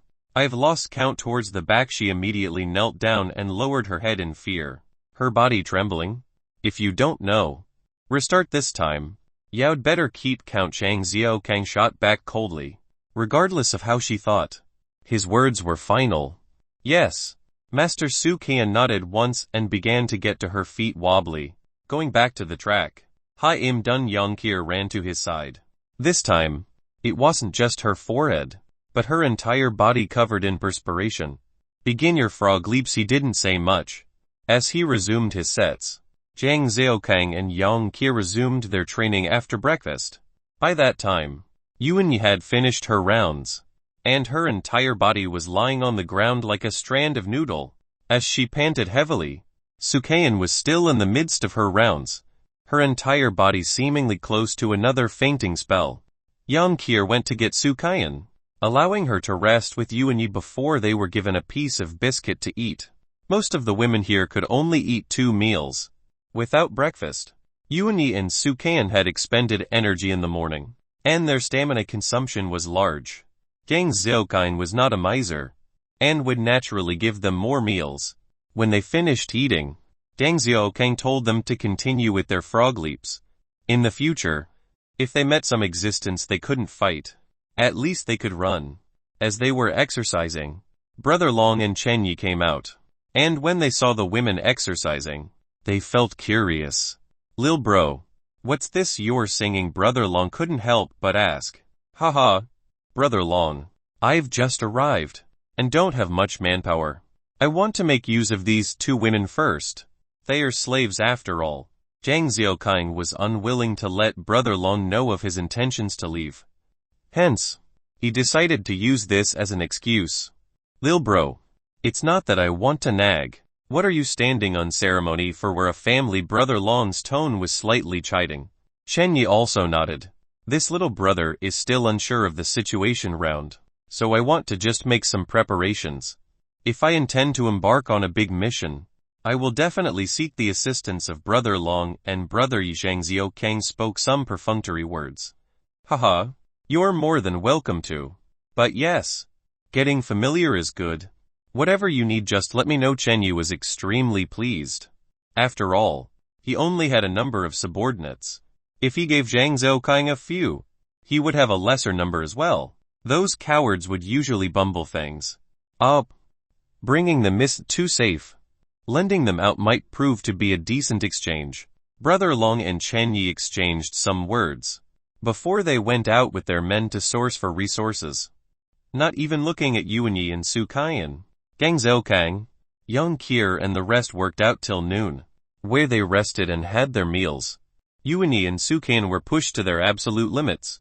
Their hair disheveled, their faces were full of dirt and perspiration, like two wildcats. As they walked, they would wobble from side to side. Even climbing the stairs proved to be a challenge. As for Young Kier, it was like it was nothing to her. In fact, it felt exhilarating. Chapter 75. Hold this. After the meal, Zhang Xiaoqing went back into his room, sitting on the sofa and smoking a cigarette. He thought back to the morning exercise, and felt that he might have been too harsh on them, and was considering to let them rest in the afternoon. Otherwise, they might not meet the requirements for tomorrow. Since the crux of the training had not been achieved yet, should he decrease the tempo somewhat? Yuanyi and Su Kaiyan's performances could be said to be satisfactory, especially that Su Kaiyan, who had that unbreakable resolve. She gave it her all during the training, and it could be seen that she was willing to grab the chance. The moment he finished the cigarette, he drank some water and had a thought. If the plans to go to WH City were off, should he continue to J City? The situation there was uncertain, and it was considered the place with the strongest security under the government. There should be some form of preparation there. Who knew? There might be remnant troops. At least there wouldn't be slaves or women being treated as bitches, right? Or should we head for BJ? Zhang Xiaoqing felt that it was funny. Even the WH City that was only a few hundred km away could not be reached. Not to mention BJ that was at least over 1,000 km away. He didn't even have a map. What if he accidentally exited the country? Squeak! The door was pushed open, as Yuanyi entered with a white nightgown, carrying a basin. Seeing the basin, Zhang Xiaoqing immediately felt uncomfortable with his perspiration-soaked body. The high-intensity exercises in the morning had caused his entire uniform to be soaked. It felt just nice for a bath. He stood up and didn't let Yuanyi do it. Instead, taking off the clothes himself, he felt comfortable immediately. In the past, he didn't have the qualifications. Now that he had, he didn't have to feel awkward about himself. Zhang Xiaoqing didn't get Yuanyi to help him with the bath this time as well. He quickly washed himself off roughly, before handing the towel to Yuanyi, who felt at a loss. He changed to a new set of clothes and climbed into bed. Yuanyi was about to carry the basin out when Zhang Xiaoqing called out, "Bring me the lunch later. He'll take a nap." Yesterday, Zhang Xiaoqing had eaten lunch with Young Kier. There wasn't a need to head to the kitchen to eat. Furthermore, Brother Long and the rest would usually place their rations in the kitchen, and once it was prepared, it would be sent to the rooms, unless there were some urgent matters that required discussions. Zhang Xiaoqing had met the chef yesterday. He used to be a sous chef, and his skills were decent. He was the only person in the entire group that didn't have to risk his life and could eat his fill. It seemed like the saying, "Be a chef and you wouldn't go hungry," had some truth to it. As he slept, someone entered the room. He opened his eyes and noticed Yuanyi carrying lunch in. Lunch was pretty appetizing. The chef had prepared clay pot rice. Zhang Xiaoqing could not remember when was the last time he had clay pot rice. Eating such a rare meal in this current apocalypse was truly a luxury. When he ate it cleanly and drank some water, Zhang Xiaoqing asked where Skirshi usually kept such a strict eye on him. And yet, today Yuanyi had spent almost half a day here and Yang Kier was nowhere to be seen. Miss Kier didn't eat and just fell asleep. She said she didn't sleep well in the morning. Zhang Xiaoqing laid back on the bed, getting Yuanyi to sit at the head of the bed and massage his temples. He could smell the fragrance from Yuanyi's body. As his brain started to whir again, if he had no goals, he could only stay here temporarily. At the very least, he had to ascertain that Yuanyi and Su Kaiyan could protect themselves before they left. As to their thoughts, were they important? However, up to this point, Brother Long and Chen Yu were still nice on the surface, regardless of how fierce or vicious they were. At least to himself, they had sent women and allowed him to rest.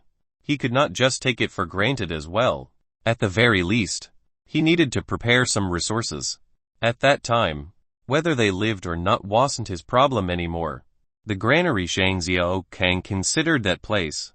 Before shaking his head, even Brother Long and his 20 men could not handle the place. If he brought these 3 women there, wasn't that equivalent to slapping Brother Long's face? However, the vicinity was cleared by Brother Long and the rest, and a little further, they would be able to reach the city. Thinking about the millions of zombies awaiting them to send themselves as food, he quickly vanquished the thought.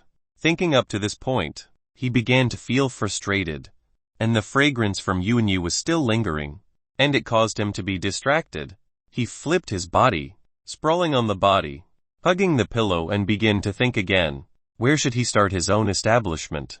As he sprawled, he felt uncomfortable, and he wanted to toss again, when his right hand brushed Yuanyi's thighs, and he subconsciously felt her up, feeling the smooth skin at his fingertips. Zhang Xiaokang was suddenly reminded of the mining company she was trapped in. There seemed to be red wine and some other resources there.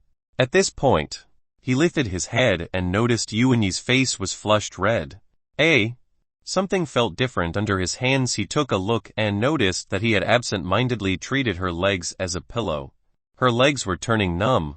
Seeing her flushed and embarrassed expression, Zhang Xiaokang truly felt strange. Maybe she really belongs to those special type. The place that you escaped from. Where is it roughly? He felt that it was worth a try. It's at some town called Gui Town near Guanshan area. Zhang Xiaokang felt a little interested and did not let go of her thigh. Instead, applying slightly more strength, Yuanyi's face started to flush more, and could not help but moan. How many zombies were they near the town? He continued to ask. There were dozens of them. Should be composed of my ex-workers. It takes about 5 minutes to drive to the town. Zhang Xiaokang stopped caressing her thighs and began to sink into his thoughts. 5 minutes, then discounting the possibility of 1,000 other zombies in the town. He and Yang should be able to handle those. The 2 women could get a feel of fighting for their survival, rather than being shocked or scared at the next major operation. From here to there, how long would it take? Zhang Xiaokang wanted to make sure and to take into consideration all factors. I'm not too sure. The other time, the small car took about 1 hour back here. The main issue was that the roads weren't too good, and the car had traveled slowly. Yuanyi's flush started to subside with the stopping of Zhang Xiaokang's hands. It was not yet 1 p.m., and if they left now, there was still enough time. Zhang Xiaokang immediately pried Yuanyi's hands away and jumped out of bed. Go! Wear your uniform. Wake Yang Kier. Both you and Sukan will follow us to that place, he ordered as he put on his shoes. Yuanyi turned pale. She knew that it was the time for her to come in contact with those zombies, but she hadn't expected it to be so fast. She went off without a sound, although her steps were heavy. By the time Zhang Xiaokang prepared his items and brought his weapon and water out, the ladies were still not ready. He sat down and waited. By the time they came out, it took 20 minutes. Seeing them drag their feet, Zhang Xiaokang's expression was ugly. He saw Yang Kier and her sleepy expression and didn't say much. He knew it must have been her who was slow. Yuanyi and Su Kaian would not have dared to make him wait. When they walked to the car park, Yang Kier insisted on her Land Rover, but was shot down.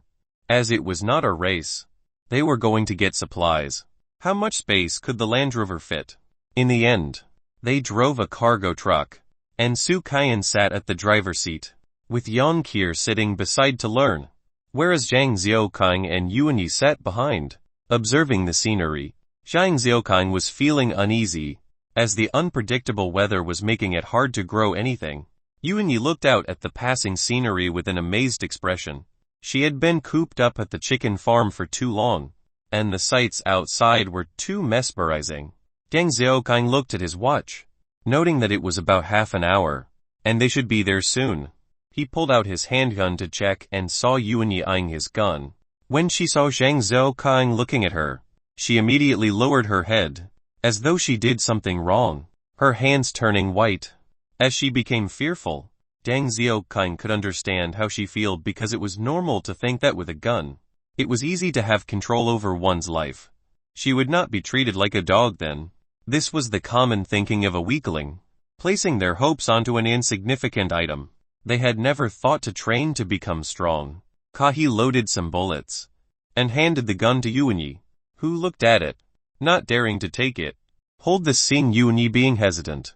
Yang Xiaokang barked out. Chapter 76. Please don't give up on me. Yuanyi reached out for it involuntarily, and when she took it she looked at Zhang Xiaokang helplessly. Her hands trembled uncontrollably, unsure if she should hold it or put it down. Zhang Xiaokang didn't wait for her to respond, and grabbed her hands to aim at his own head, looking into her eyes and barked, shoot. Yuanyi was frightened. Extremely so. She suddenly felt that what she was holding wasn't a gun, but a red-hot charcoal. Her entire body shook, and she wanted to let go of it, but her hands were gripped tightly by Zhang Xiaokang, and she couldn't get out of his grip no matter what. Su Qian felt uneasy as she looked at the rear mirror from time to time. Yang Qir shot a glance behind, before continuing to observe Su Qian nonchalantly. Shoot, haven't you always wanted this? Zhang Xiaokang ignored Yuanyi's pale face, her fear, and her anxiety, as he barked out continuously. Tears welled up in Yuanyi's eyes and flowed down. She wrenched her hands away forcefully, and the gun dropped on the seat. Zhang Xiaokang finally went against his father's teachings and slapped Yuanyi harshly. She immediately brought her hand to her face, not daring to move, and continued to sob quietly.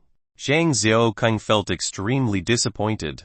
He had seen the hope in her eyes when she looked at the gun and understood her way of thinking.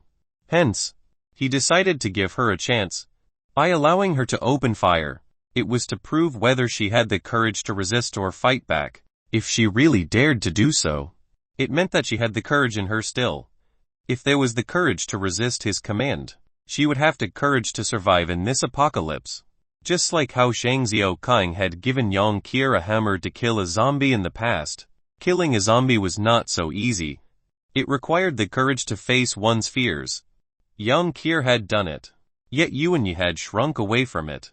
Zhang Xiaokang picked up the gun, looking at Yuanyi with contempt. She could not be compared with a 15-year-old girl, and dared to dream of grasping her own destiny. She just assumed the aura of a strong woman, yet her cowardice was deep in her bones. Other than using her capabilities as a bargaining chip, what else could she do? Zhang Xiaokang had been exasperated when he hit her. After slapping her, he instantly felt regret. Was his reputation tarnished just like that? You're a weakling. Zhang Xiaokang eyed Yuanyi and spoke. You've always thought that you were strong and that others could not compare to you. That is why you have a sickening pride in your bones. Zhang Xiaokang continued to rub salt into her wounds. As Yuanyi sobbed silently, her voice became softer, and she listened to Zhang Xiaokang's words. In your false pride, there lies your cowardice. You can't even compare to a 14-year-old girl. She had managed to use a hammer when she was facing her fears to kill a zombie. Ask yourselves, can you do that?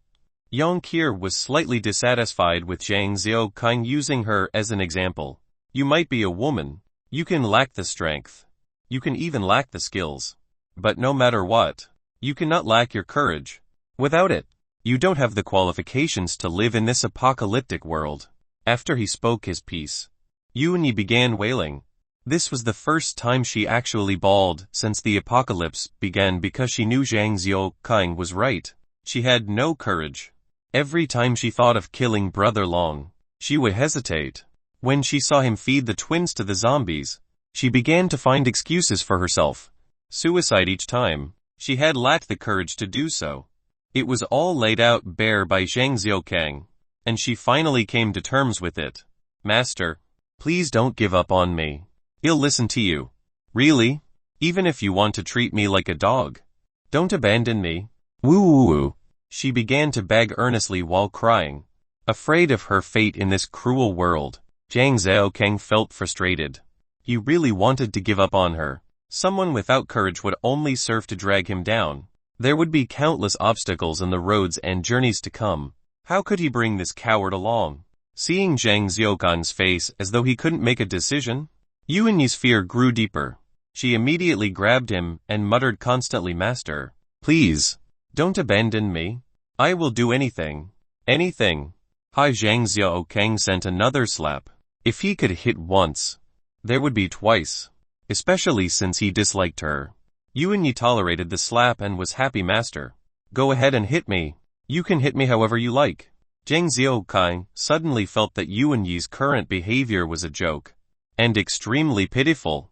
Sit properly, he barked, and she immediately sat straight with an obedient look. I'll give you one more chance. This is a hammer. If you see a single zombie, you have to kill it, otherwise you can let it eat you, or you can choose to get out now. Zhang Xiaokang gave her the choice, and she hesitated again. She knew that she could not regret her decision. Right now, she was fearful of Zhang Xiaokang, even more so than Brother Long. Brother Long was okay as long as she was obedient, but Zhang Xiaokang wanted her to go face those monsters. Her heart was thrown in turmoil as she looked out and saw the scattered zombies all over the fields. She turned her gaze to the hammer again and looked towards Zhang Xiaokang with a pleading look. However, he ignored her begging look. His hand became lighter as the hammer was taken from him. He took up the gun, unlocked the safety, and said, I will kill you before they eat you. Yuan Yi heaved a sigh of relief, her face full resolute. She gritted her teeth as she looked at the zombies outside. The car came to a stop, and Zhang Xiaokang stepped out with binoculars in his hands. He saw a split in the road, and there was a large grassy plain on the right. There were a few buildings and a car park, which contained a few smaller cars, 2 buses, and 2 huge vehicles. One of the buildings was a 4-story building, with 2 rows of shophouse painted blue. There were also 2 bungalows that were half-finished. Zombies were roaming about the construction site. The zombies around the building weren't many, maybe 3 or 5 of them. There was a dozen at the car park. It seemed that they were attracted when Yuan Yi had escaped. From the outside, there didn't seem to be any D-types or S-types. However, Zhang Xiaokang would not be careless. After all, it used to be a work location, and there might be over 100 of them hidden somewhere. Zhang Xiaokang pulled Yuan Yi down from the car, and Yang Qier also jumped out with her beast horn spear, followed by Su Qian. Go settle those in the car park. Leave only one. Be careful. Hearing Zhang Xiaokang's instructions, Yang Qier started to saunter towards the car park with her spear on her shoulders. She looked confident of her victory. Seeing Yang Qier saunter slowly towards the zombies, Yuan Yi and Su Qian both felt astonished and fearful at the same time. They knew those tough burly men back at base were not a match for these zombies. And yet this little girl of less than 15 dared to face them alone, and Zhang Xiaokang himself seemed unworried as he told her to go. Do you feel ashamed that you aren't even comparable to a young girl? Zhang Xiaokang eyed the 2 women casually, who were trembling in their shoes. Su Qian saw Yang Qier's back and she clenched her fists tightly, seemingly mustering the courage.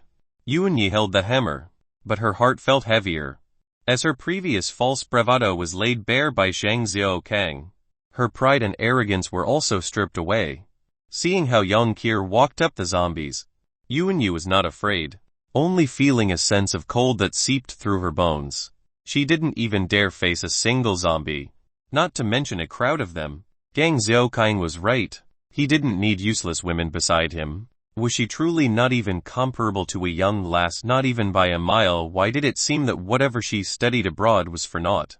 Yang Qier placed all her frustration over Zhang Xiaokang finding other women into her strikes. As she quickly came up to a zombie and smashed outwards, she swung as though she was a baseball player, and the beast horn spear was her bat. As for the ball, it was the ugly mug of the zombie. Kacha! Hang!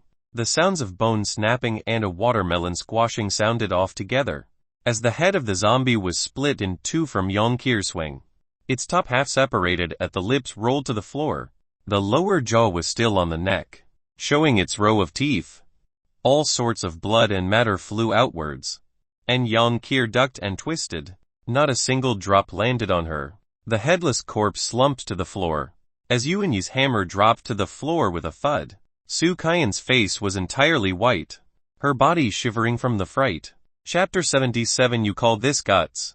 Yang Qier made short work of the first zombie and immediately went for the remaining ones. She was usually docile and obedient. Other than eating her snacks, she was very civilized. Yuan Yi and Su Qian had been submissive towards Yang Qier because she had been the earliest to follow Zhang Xiaokang. She also happened to be Brother Long's relative. Yet, they didn't accept her in their hearts, and each felt their own service towards Zhang Xiaoqing was better than Yang Qir's. Until they saw her rampage now, their entire backs were filled with cold sweat. Yes, her performance now could be said that it was a frenzy. It had always been her character, be it her games and her speed at clearing them, or killing the zombies in 1 or 2 moves. She was used to this sort of adrenaline rush and she would squeal with excitement from time to time. Not a single zombie ended up as a complete corpse. Wait, hang! Zhang Xiaoqing saw Yang Qir engrossed in her fun and had long forgotten his words. As the last zombie was about to be mutilated by her, his warning came too late. Yang Qir saw that last zombie was not moving, and she licked her lips in satisfaction. She then threw her gaze towards the rest of the zombies near the construction site. She raised her spear and was about to charge to vent her feelings. Ha, this feels so much better than playing games. I love this feeling. Pa, a single palm came slapping her buttocks, and she yelped, jumping in the air. Do you have ears? Zhang Xiaoqing began lecturing Yang Qir, as she lowered her head glumly, her feet drawing circles on the ground. Yuan Yi saw Zhang Xiaoqing scolding Yang Qir, who didn't lose her temper, and her fear and respect towards Zhang Xiaoqing grew. Even Yang Qir, who was so fearsome, was being so obedient now. He must truly be something else. They decided to ignore the zombies near the construction site and proceeded to clear a few more near the building. Zhang Xiaoqing got Yuan Yi to lead the way to the warehouse, while Yang Qir and Su Kaiyan followed behind. Yuan Yi led the way nervously, while Zhang Xiaoqing stuck close behind her. He didn't use his beast horn spear. Instead, he held the Jing Wei sword, as it was easier to use in the narrow corridors. The warehouse is up ahead. Yuan Yi spoke as she took a step forward. Just as she was about to turn the corner, Zhang Xiaoqing immediately grabbed her collar and pulled her back. A pair of claws lunged out from behind the corner. Yuan Yi screamed in fright and immediately knelt on the ground. She hugged Zhang Xiaoqing's legs and did not dare to move. Shit! I knew you aren't reliable. He scolded her and pushed her aside, before slashing outwards at the zombie that had just revealed its head. Before the zombie fell, Zhang Xiaoqing took a quick glance around the corner and noticed that zombies had filled up the corridor. There were too many to count. Retreat back out! Zhang Xiaoqing slashed out again at the zombies in front of him. There were too many, and the place was too narrow. There was no space to maneuver. All of a sudden, a short and skinny zombie shot out speedily from the horde, and a blackened claw reached out to slash him. Zhang Xiaoqing used the Jing Wei sword in his hands to slash upwards, and separated its arm from the shoulder. The arm landed uselessly on the ground, while the S-type continued its lunge without a care for its arm. Hang! Zhang Xiaoqing fired the Type 54 in his left hand. At the moment when he had chopped off its arm, he had stopped in place, aiming at its head to fire.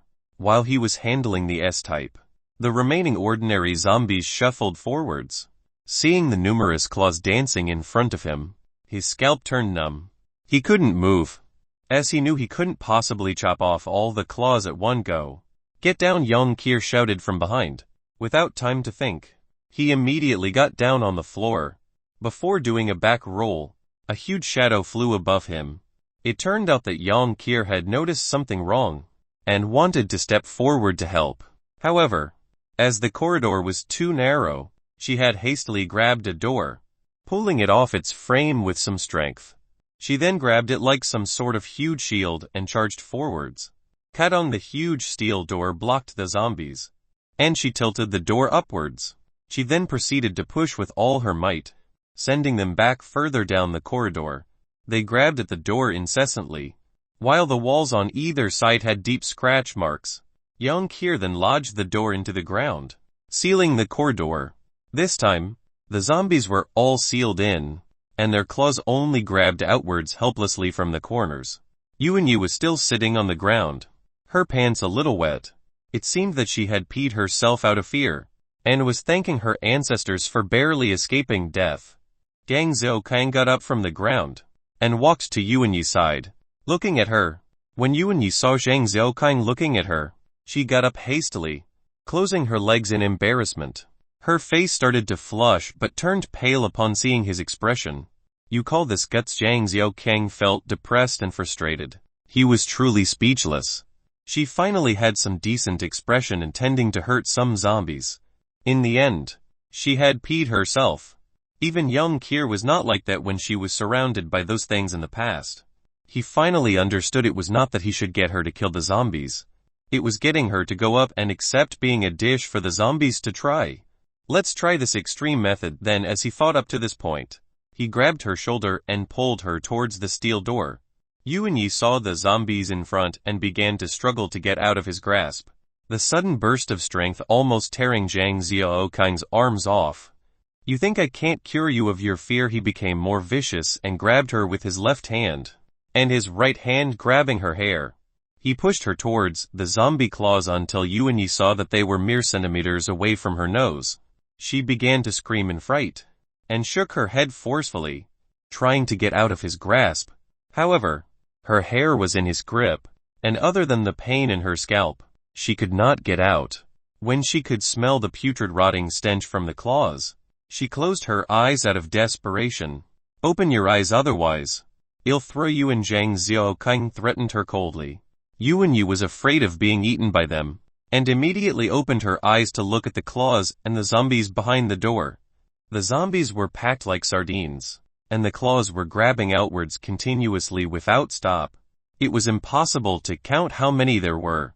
The metal door was squeaking due to the pressure, as though it was about to tear open, releasing the zombies.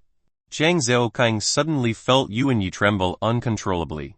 As a strong fecal scent came from Yuan-Yi, he did not bother about it, as he had even managed to handle young Kier when her stench was even stronger back then. Chapter 78 Yuan-Yi Slaughter. 5 minutes. Then 10 minutes.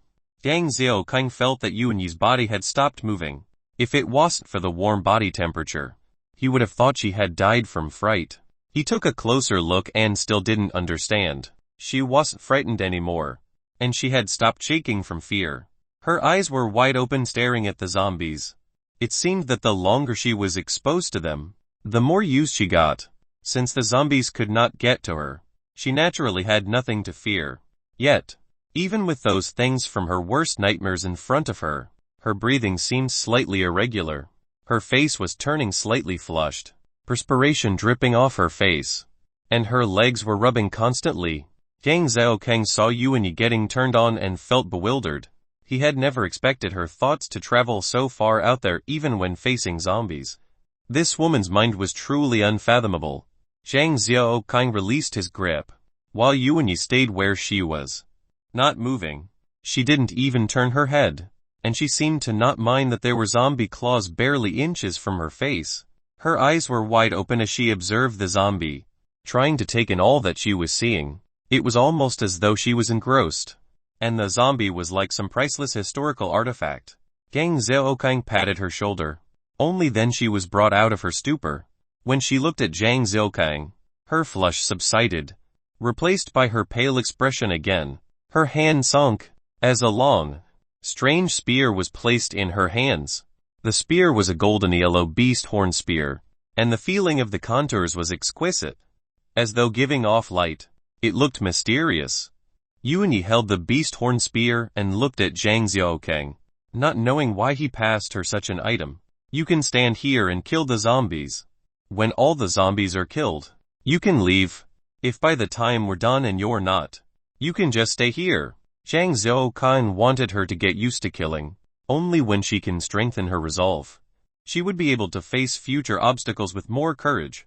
Slaughtering was the fastest method, and this was basically allowing her to do so from a safe distance. If she could not even do this, then he would not hesitate to leave her behind. This is your last chance. He was halfway through his sentence when Yuan-Yi abruptly thrust forwards, the spear piercing the mouth of one zombie. It was like poking tofu. As the spear went all the way through to the back of the head, she then twisted the spear, causing the brains to be torn apart. She then pulled out the spear and proceeded to thrust again. This time, her thrust went a little lower, and the spear pierced through the heart of another zombie. She then twisted it again, causing a large hole to appear in the chest of the zombie. Everyone could see through the hole. The zombie had no reaction to the hole in its chest. Instead, it stepped forward to bang savagely on the iron door. Yuanyi's expression regained its flush, and her eyes brightened up. She licked her dried lips while thrusting yet again with the spear. This time, since her bloodlust was awakened, the spear pierced the throat of the zombie and twisted. The flesh at the neck tore, and with a paw sound, the zombie's head dropped to the ground. The headless corpse then fell backward, squashed by the rest of the zombies from behind. Zhang Xiaokang looked at Yuanyi venting her feelings and felt conflicted himself. He knew that he disliked her, yet he couldn't help but give her chances time and time again. Why? Could it be that he saw a little of himself in her? She did not dare to kill herself, yet she wanted to die. Wasn't he like that in the past? He had been trapped at home and lost all hope. Every day, he had woken up to despair and torture. He had tried slitting his own wrists, but didn't dare to go through with it in the end. He had also been weak, a coward. When he had taken the risk for the sake of a few cabbages, he had then successfully gone through the change. He had taken charge of his own destiny and killed a zombie, gaining his confidence together with his strength. Only when he faced the attack of the 3 zombies did he truly felt like he had the makings of someone strong. Seeing Yuanyi somewhat reminded him of himself in the past. Comparing the current him and his past self, he had given Yuanyi chances time and time again. It was not that he was being benevolent, nor was it due to her good looks. Instead, because she was his follower now, he had to take charge of her. He had to give her the capability to struggle and survive in this world. There was no need for weaklings, regardless of your looks or position prior. Those meant nothing in the current world now. Yuanyi's current condition was getting abnormal. Other than her initial nervousness and fear, she was becoming more excited by the minute. Her breathing became more rushed, and she seemed somewhat intoxicated. Her eyes were wide open, and excitement could be seen in her pupils. She was forgetting herself and had started to inch closer. The zombies in front were all she saw, and she forgot about those at the side. One zombie near the side of the wall reached out and made a grab for her shoulder. It looked as though she was about to be scratched, and she was lost in her excitement, not noticing the danger. Hang! Zhang Xiaokang's reaction was fast, and he kicked out at Yuanyi's leg. She was sent to the ground, rolling to one side as her head knocked the wall slightly. She sat up, rubbing her head as she looked at Zhang Xiaokang with confusion. Where's your eyes? How come you didn't even notice a huge zombie in front of you? If I was the slightest bit late, you'd have become like them. He pointed to a zombie right at the edge of the wall and scolded Yuanyi. She saw its claw grasping at her earlier location, and her heart tightened. She couldn't breathe for a while, only letting out a long breath as she calmed down. She looked back at Zhang Xiaokang again with gratitude in her eyes. Continue. He seemed not to notice Yuanyi's gratitude, only lifting his watch to look at the time. He wanted to go back before the sky turned dark, and it was already 2:30. They needed to hurry. She pushed herself off the ground and used the beast horn spear to support herself. She looked at the zombie that had almost got her, and her eyes flashed with a savage glint. There was no more excitement, nor fear. Instead, there was a hint of red, as though a fire had been ignited. This was the first time she had shouted out, and the speed of her thrust also increased. The spear penetrated the shoulder before Yuanyi twisted and tore off the entire arm. As the right arm landed on the ground, Yuanyi pierced the left shoulder, and the left arm was removed as well. The beast horn spear pierced the zombie again and again, leaving multiple holes. The bloodlust in Yuanyi was also getting stronger, and from time to time, phrases like "fuck you" and "die bitch" could be heard. Now she wasn't a weak lamb anymore. Instead, she had turned into some hooligan sister on the streets. Seeing the zombie being torn apart by Yuanyi, Zhang Xiaokang felt his skin crawl. He did not know if forcing Yuanyi like this was right or not. Zhang Xiaokang did not feel excitement or fear towards the zombies. There was only purely a survival instinct. Other than the D2, he had not felt a sense of achievement from killing them, and he did not particularly feel like it was a fun thing to do. Yang Kier had a naive game-like attitude towards the zombies. To her, they were like whack-a-moles to be smashed. She didn't have to think, and just had to smash. She would enjoy it temporarily, then forget about it the moment she turned around. Yuanyi was different. She was purely enjoying the pleasure of slaughtering. To her, The zombies were no longer the stuff of nightmares. Instead, they had become toys for her to play with. Seeing them fall one after another, their flesh and bones being separated, she felt the excitement. Her body was trembling. Only this time, it wasn't from fear but from the adrenaline and joy. She felt a sense of satisfaction from destroying them, and wished there would be no end to them so she could slaughter to her heart's content. Dang Xiaokang realized he could not see through Yuan Yi. There was a deep-set pride in her bones.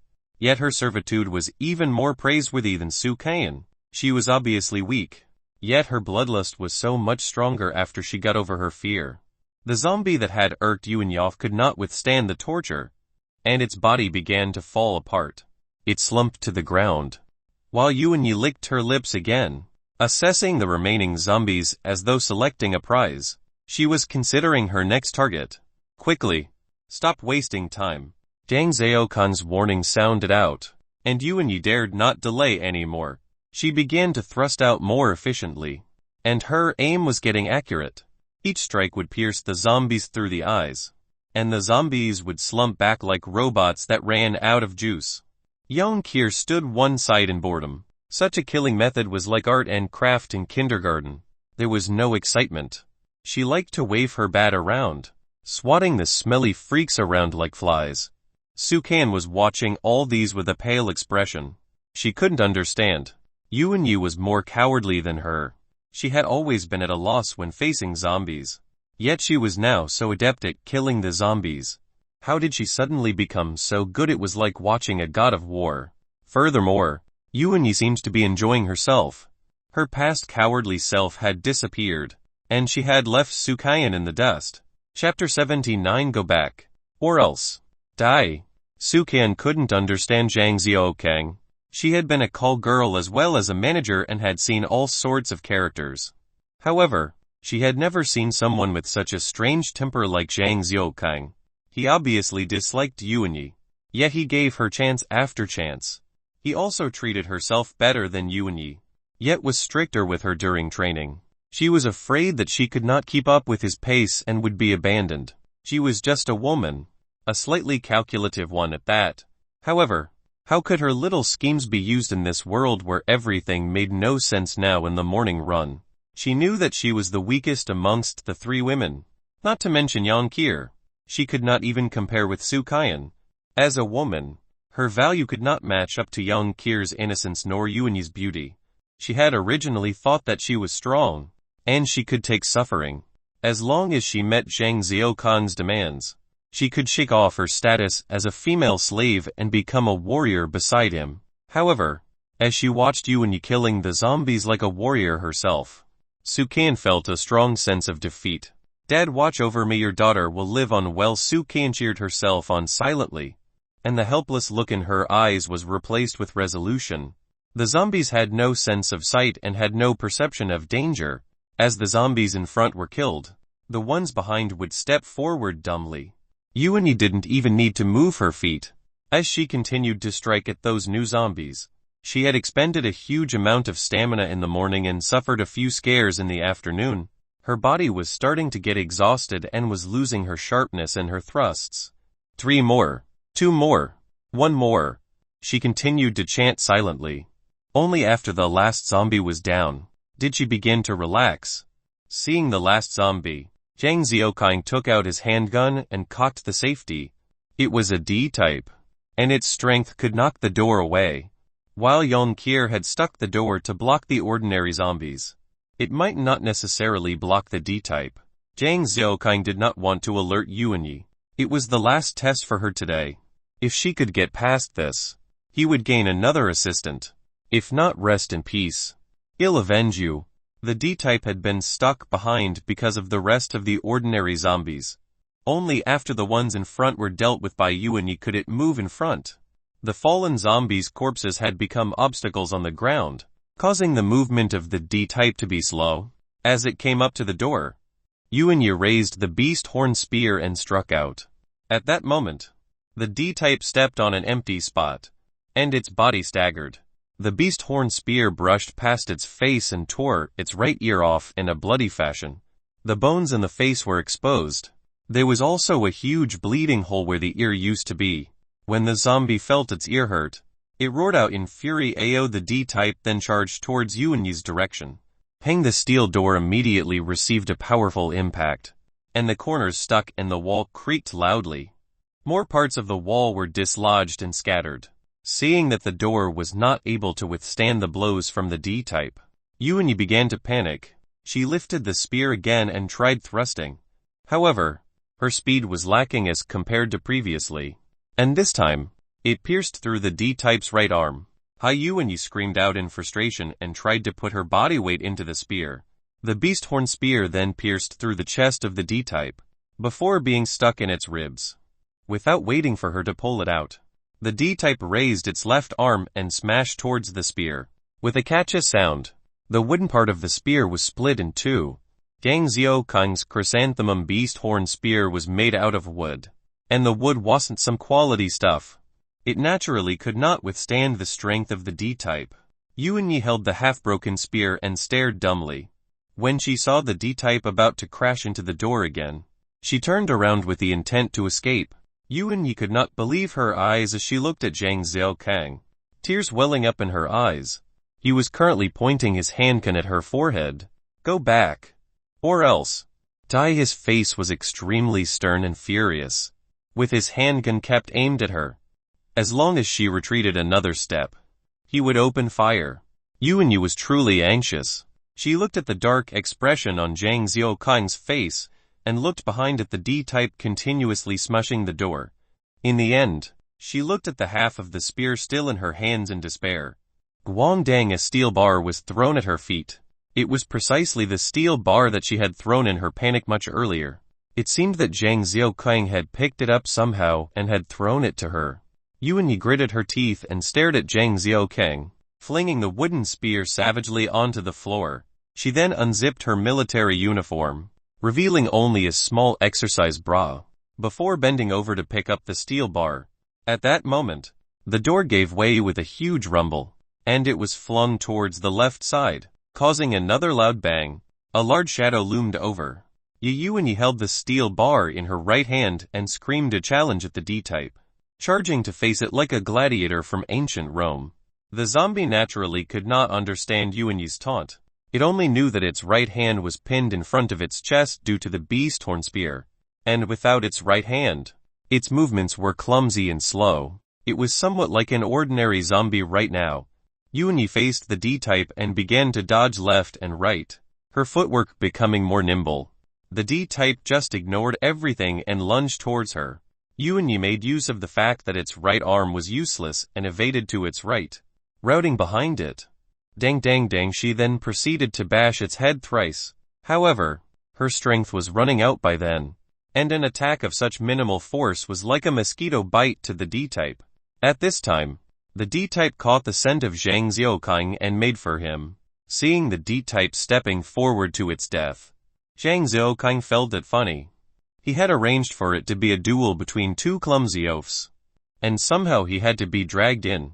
Zhang Xiaokang raised his leg, intending to send the D-type back to where it came from. Yi Yuan, however, took the chance to use the steel bar to pummel the kneecap of the D-type.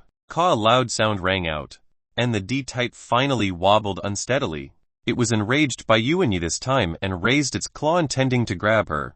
She retreated slightly, dodging its claw by barely a hair's breadth. When Yuanyi readjusted her position, the D-type had regained its center of gravity, and it stepped forwards again to grab at her. Yuanyi immediately dodged backward. As she retreated, she forgot to take her surroundings into consideration, and as a result, she tripped over the door that was left on the ground. The D-type chased up and sent another claw, as she rolled backward all the way till she reached a corner. Her fair skin was now covered in dust and grime. Yuanyi stood up, her face dirty, in preparation to face the zombie again. The D-type had attacked so many times to no avail and roared out in frustration again. Guangdang Yuanyi threw the steel bar to the ground, and raised her hands in a bare-handed combat manner, watching the bulky D-type charge at her. Chapter 80. Thinking of rebelling. Zhang Xiaokang was flabbergasted. Wasn't she doing just fine? Her earlier performance had already gained his approval. Although she had not yet wrapped up the fight, it was not a fault of her. If she fought like that, any normal zombie would be finished easily. He had not stopped her purely to see her limits.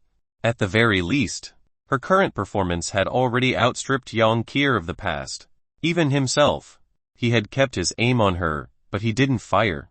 Although he disliked her, he was not a petty man. As long as Yuanyi reached his expectations, he was willing to accept her.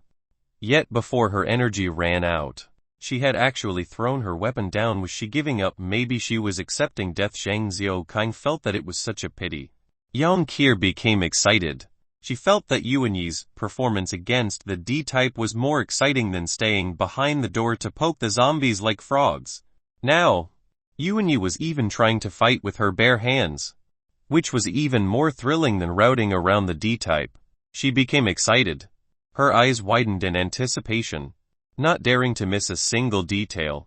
All she was lacking was a Pepsi in her left hand and a box of popcorn in her right, and a sofa beneath her bottom to complete her horror movie viewing pleasure. Sukayan was very different from Yang Kier. When she had seen Yuanyi stumble to the floor, she had brought her hands to her mouth. She was afraid to scream, fearing that it might distract Yuanyi. When Yuanyi had rolled around, she had pressed her hands to her chest, not able to withstand the terror. When Yuanyi threw the weapon on the ground, Sukayan immediately shut her eyes when she saw the D-type stumbling towards Yuanyi. She peeked out of the gaps in her hands, ready to close her palms. Yuanyi watched as the D-type stumbled towards her with one useless leg. There was not a single trace of fear on her face.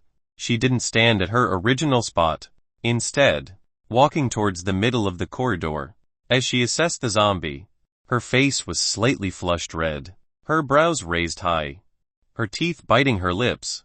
Her body was trembling slightly, not from fear, but from the adrenaline and excitement. Zhang Xiaokang saw the zombie reached out with its claw, not wasting any movement as it swipes towards her. Suddenly, Yuanyi's body moved slightly, and the D-type's body flew up. Dong! The D-type crashed onto the ground, resulting in a cloud of dust. Zhang Xiaokang was wheated with shock. Before he could even react further, the nimble figure of Yuanyi landed on the zombie, and with a catch the zombie stopped moving. As the dust settled, Yuanyi's curvy figure wrapped only in a sports bra was stepping atop the zombie's body. Her right leg dug in the throat of the D-type. Its head was twisted sideways, and seeing it out of shape, it was obvious that its head had been stomped. If there was a slow-motion camera, it would be able to showcase that Yuanyi had dove into the grasp of the zombie, but before it could react, she had grabbed its right claw with both hands. She then bent down slightly, pulling its weight down, causing it to flip over. As it laid on the ground, she had jumped and broken its spine. It was a flawless victory. This time Zhang Xiaokang truly had nothing to say. It didn't seem that he was ever at her level at the very least. He knew he didn't dare to engage in close-quarter combat against any zombies, even if they were one-armed. Was this the same Yuanyi that had pissed her pants earlier? Was this the same woman who didn't dare to utter a sound after being scolded by her? This was definitely not the same woman that had kept her anger quelled because she was afraid of being fed to the zombies. Yang Kier was shocked. She looked at the D-type on the ground, and then looked at Yuanyi again. No matter how she racked her brains, she couldn't understand how did the D-type fly. Sukayan stood one side, her emotions in a mess. She did not understand why the both of them had stepped out with similar statuses, herself even being at a higher position than Yuanyi. But now Yuanyi had suddenly changed. Zhang Xiaokang did not even hate Sukayan, but Yuanyi had suddenly transformed so much it was not even something that could be described as time. But she had actually changed so much right in front of her eyes. When Yuanyi was killing those zombies behind the door, Sukayan was already feeling uncomfortable. When Yuanyi was forced to engage the D-type, Sukayan was still having mixed feelings. And when she was facing off with her bare hands, although Sukayan dared not look on the surface, didn't she celebrate silently now that Yuanyi had finished off such a terrifying monster like a warrior? Why was her own heart feeling sour?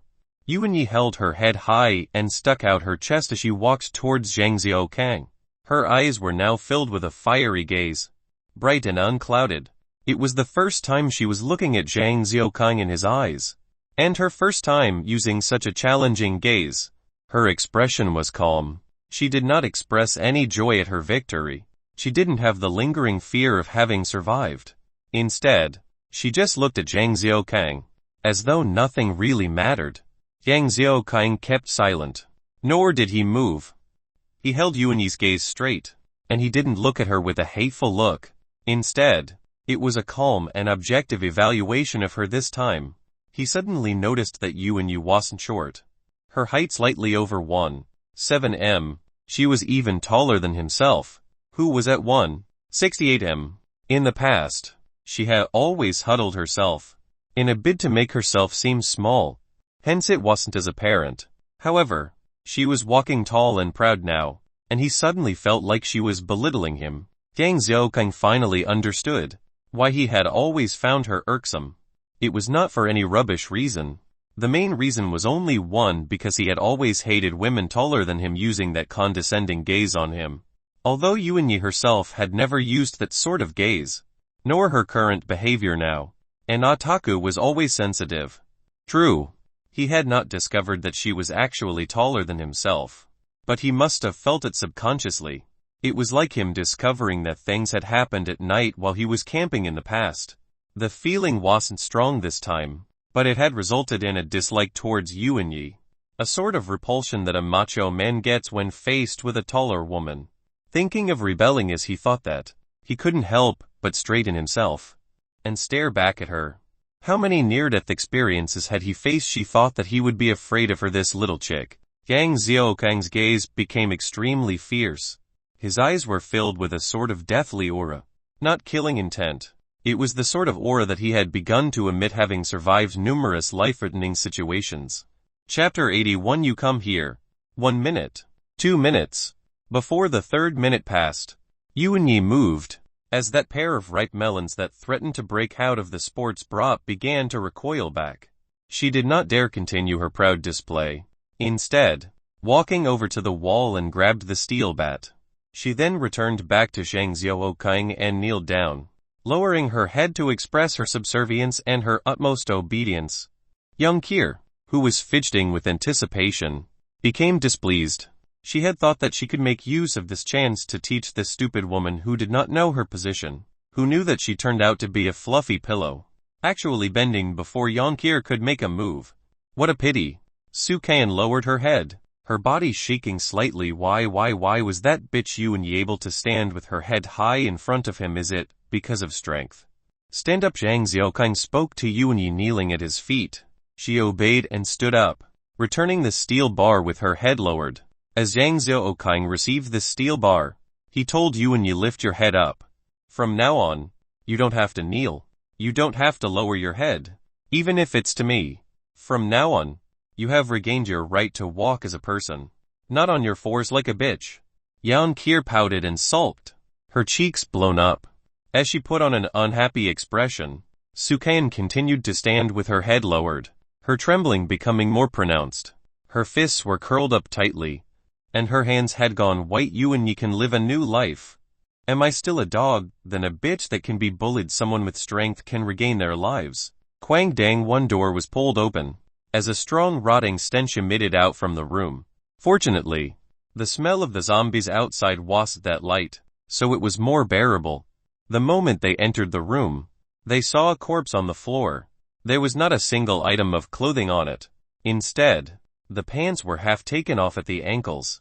Within, they could see an underwear with a Japanese AV adult star image on it. Seemed like this brother was also a pervert. The room was big, a few dozen square meters at most. Both sides were blocked by various cardboard boxes. There were a few half-empty mineral water bottles lying around, a red wine bottle and a half-eaten apple. When they opened up one of the boxes, there were many Fuji apples packed neatly, and they seemed to be in good condition.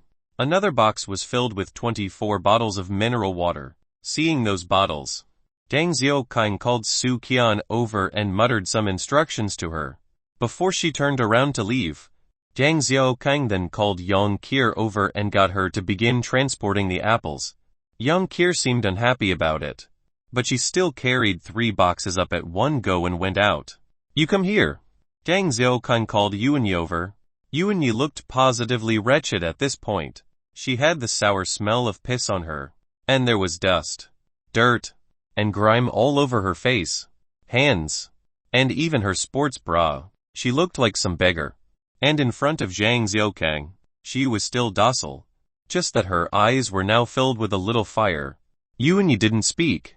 Instead, walking over to him and looked at him, she didn't say anything nor do anything. Her eyes no longer had the numbness and despair of the past. Instead, they were deep. Zhang Xiaokang couldn't see through her anymore. "Take off your clothes." His tone was extremely mild, as though it was a small matter that wasn't worth a fuss. When Yuanyi heard that, she received a shock, and clenched her fists tightly. She took a deep breath and grabbed her sports bra. Before pulling it off in one tug, she then stuck her voluptuous chest, looking at Zhang Xiaokang and awaiting his next move. Continued, however, he barely glanced at her. Instead, he continued to open the caps of the mineral bottles. It was as though he had only eyes for the mineral water, not showing interest towards Yuanyi beside him. Yuanyi didn't hesitate this time. Immediately removing all her clothing, she didn't even leave her underwear on, and stood stark naked in front of Zhang Xiaokang proudly. There wasn't the slightest hint of shame on her face. However, her eyes revealed a sardonic look, and her mind must be filled with dark clouds. Zhang Xiaokang assessed her, and she didn't mind his gaze, just standing quietly awaiting his move. At that moment, he reached out with his right hand. Cold mineral water came pouring over Yuanyi's head, flowing down her body. The streams of water trickled down her perky breasts, flowing past her small and tight waist, even past her flower garden. It then dripped down her full thighs and calves, all the way to the floor. The cold water caused Yuanyi to shiver uncontrollably, and she didn't dare move. Zhang Xiaokang continued to allow the water to pour over her head, and for a moment, she thought she had become a toy again, being played by men. "Don't you know how to wash? Are you waiting for me to wash for you?" His cold voice broke her out of her wild thoughts, and she proceeded to scrub herself. A number of mineral water bottles were poured continuously over her head, and the dirt was washed off, forming a dirty pool of water at her feet. When Yang Kier came back, she stepped into the pool accidentally and was instantly pissed off. She started to complain to Zhang Xiaokang, who ignored her as he continued to pour water all over Yuanyi. Yang Kier grumbled and carried another 3 boxes of apples out. Her feet stomped through the pool, causing the dirty water to splash everywhere as if to vent her unhappiness. Su Qian came back and held a set of military uniform. She waited quietly as she watched Zhang Xiaokang pouring water over Yuanyi. Her heart was feeling sour, and she was envious. She promised herself to catch up to Yuanyi, and she had to shake off her identity as a female slave. After 12 bottles were spent, Yuanyi was finally clean. Zhang Xiaokang grabbed the set of clothes from Su Qian and threw to Yuanyi for her to wear. After dressing herself, she stood clean in front of Zhang Xiaokang, without a speck of dust, nor the smell of urine anymore. She felt refreshed. She had no more resistance towards Zhang Xiaokang anymore. She didn't want much, and she didn't care about his thoughts towards anymore. She didn't care in the past, and wouldn't care in the future. All she wanted was her dignity. She didn't mean to rebel by challenging him. Instead, she wanted the same treatment he had for Yang Kier. Although she knew she was not Yang Kier's equal, she wanted to reserve some dignity for herself. Just a little bit. That was all she was asking for. When Zhang Xiaokang got her to remove her clothes, she thought that he wanted her. And at her most uncomfortable moment, she thought that her position in his eyes had no change, and was just a shameless bitch. In the past, she had lowered her head and admitted her defeat, as she had no qualifications to bargain with him, and she had obliged, even if it were only on the surface. However, her heart was different. Who would have thought? Zhang Xiaokang didn't unleash some primal desire to fuck her. Instead, it was to get her to wash. He even got her new clothes. This was enough. She had already gotten what she wanted. Zhang Xiaokang had not expressed any other motives, and she bore all this in her heart. Only after losing it did she realize the preciousness of her dignity. It was truly hard to regain some form of self-respect. She had undergone various tests and trials these past few days. And while her body was exhausted, her heart was at peace. She had truly gained peace. She finally felt that Zhang Xiaokang was a true man and one who was worthy of following. Chapter 82. It feels good to be a man.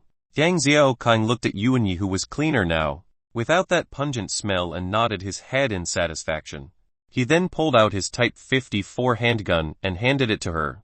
Take it. You have the qualifications to use it now. Yang Kier had just walked in after her third trip, and she heard the familiar phrase. Her heart was immediately dissatisfied. This was what Zhang Xiaokang had said to her when she killed her first zombie.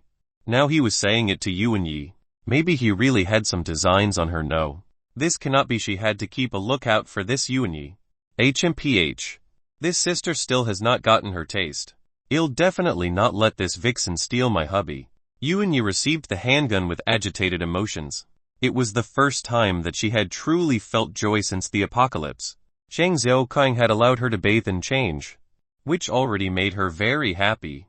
Now, he was giving his gun to her, and there was an indescribable joy within her. The gun was a priceless item, especially in this apocalypse. Just one alone could be exchanged for a few women more beautiful than her. She was speechless with gratitude and started to promise silently.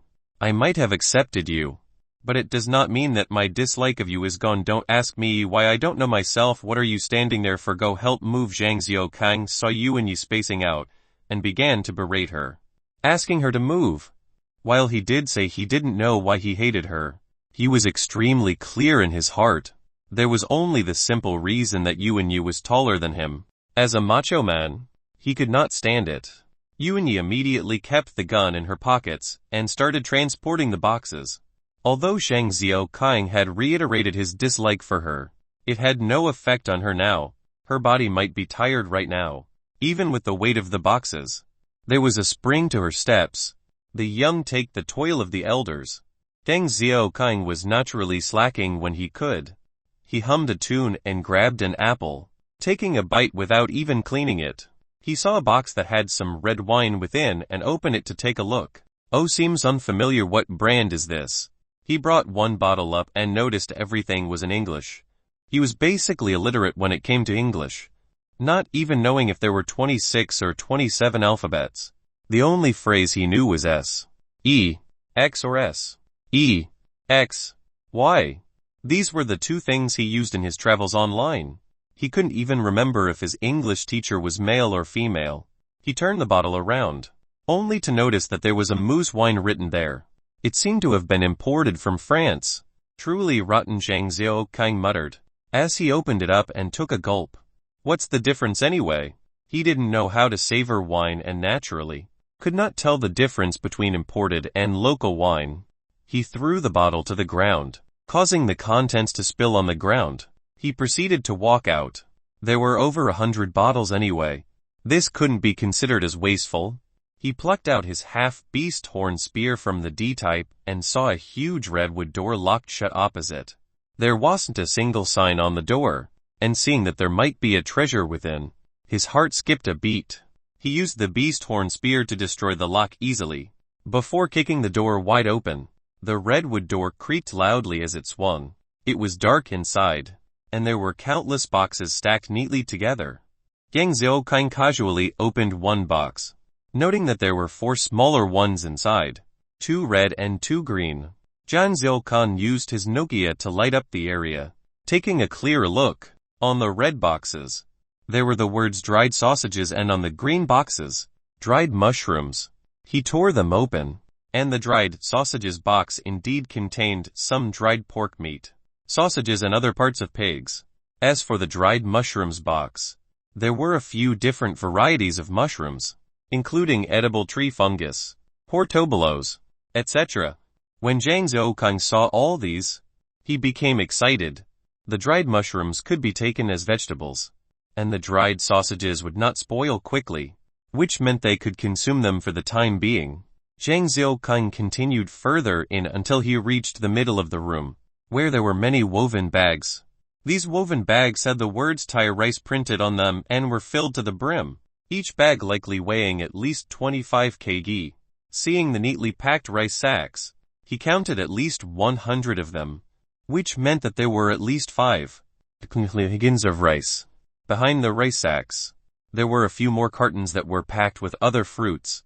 It seemed that the warehouse was stocking up on products to be given out to the workers for the New Year's. However, before they had the chance to do so, disaster had struck. Now, Zhang Xiaokang stood to gain them all. There were a few other items packed at the corner of the warehouse, containing a few light blue overalls and work clothes. The material was thick, and they felt better than the military uniforms that Zhang Xiaokang had on. There were even some antiseptic and boots for both sexes, and they seemed to be actual military-grade boots.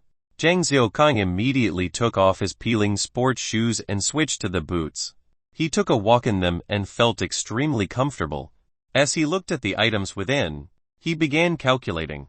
If he brought this much back, he would have to give Brother Long and Chen Yi some. He would also have to give some to Yuan Bin and the rest to Try. By the end, he would have nothing left. Wasn't it disadvantageous for him? Zhang Xiaokang had never let go off his original personality.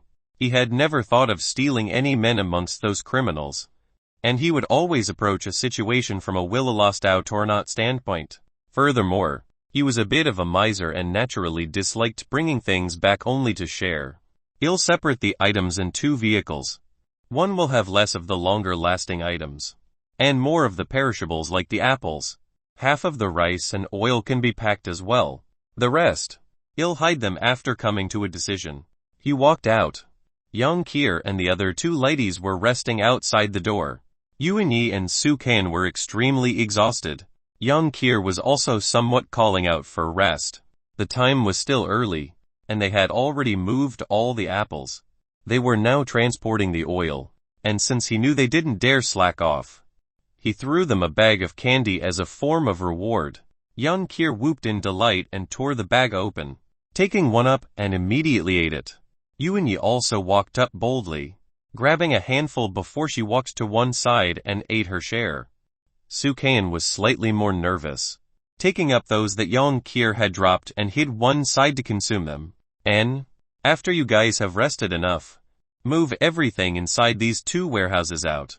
But don't load them up yet. Zhang Xiaokang spoke to them in a casual tone. Young Kier began to complain loudly. There are some of your favorite things in there, like dried sausages and rice. Zhang Xiaokang was like a perverted lecher trying to trick a little kid as he tempted Young Kier, who sadly was immediately hooked when she heard those items. Her eyes were filled with images of dried sausages. As for the other 2, Zhang Xiaokang basically ignored them. Young Kier was not exhausted in the first place. She had just taken the opportunity to slack. Now that there was motivation, she began to transport with renewed vigor. Yuan Yi and Su Kan followed behind and did not seem to mind Zhang Xiaokang's idle posture outside. He was like the lion of a pack, where the lionesses would hunt and rear the young, while the leader of the pride just sat around and lazed. Such a feeling made Zhang Xiaokang oddly pleased. Ah, it feels good to be a man. Chapter 83. These are actually the originals. Zhang Xiaokang didn't bother about the women being busy. He continued to stroll to the 2nd level and flipped the office about. However, other than some documents and broadcast information, there was nothing of interest. The 3rd level was not much different from the 2nd level. Even after searching through the offices, there was nothing noteworthy. He came across a room that was locked, and barged through, only to find many computers and cabinets of folders. He was speechless. He already had a notebook. None of these were useful. He came up to the 4th level, where he entered a meeting room. It was cold and clean. Other than the table and chairs, there was nothing else. Passing through it, he entered a living room, and the interior decor was extremely luxurious, with leather coverings and fur rugs. These were all useless to Zhang Xiaokang, and nothing seemed to be noteworthy. There was a room connected to the living room, and its huge redwood door was locked shut. Something inside was scratching against the door, and according to his experience, Zhang Xiaokang knew there was a zombie within. He was about to turn and leave when he thought to himself, I searched everywhere for naught. What if there are good items behind the door? Then wouldn't it truly be a pity?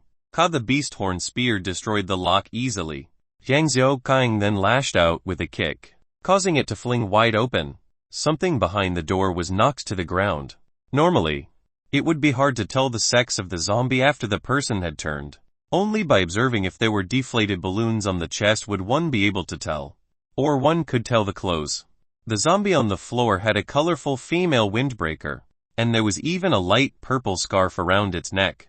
Its lower body was wrapped in tight wool pants, and there was even a pair of high heels.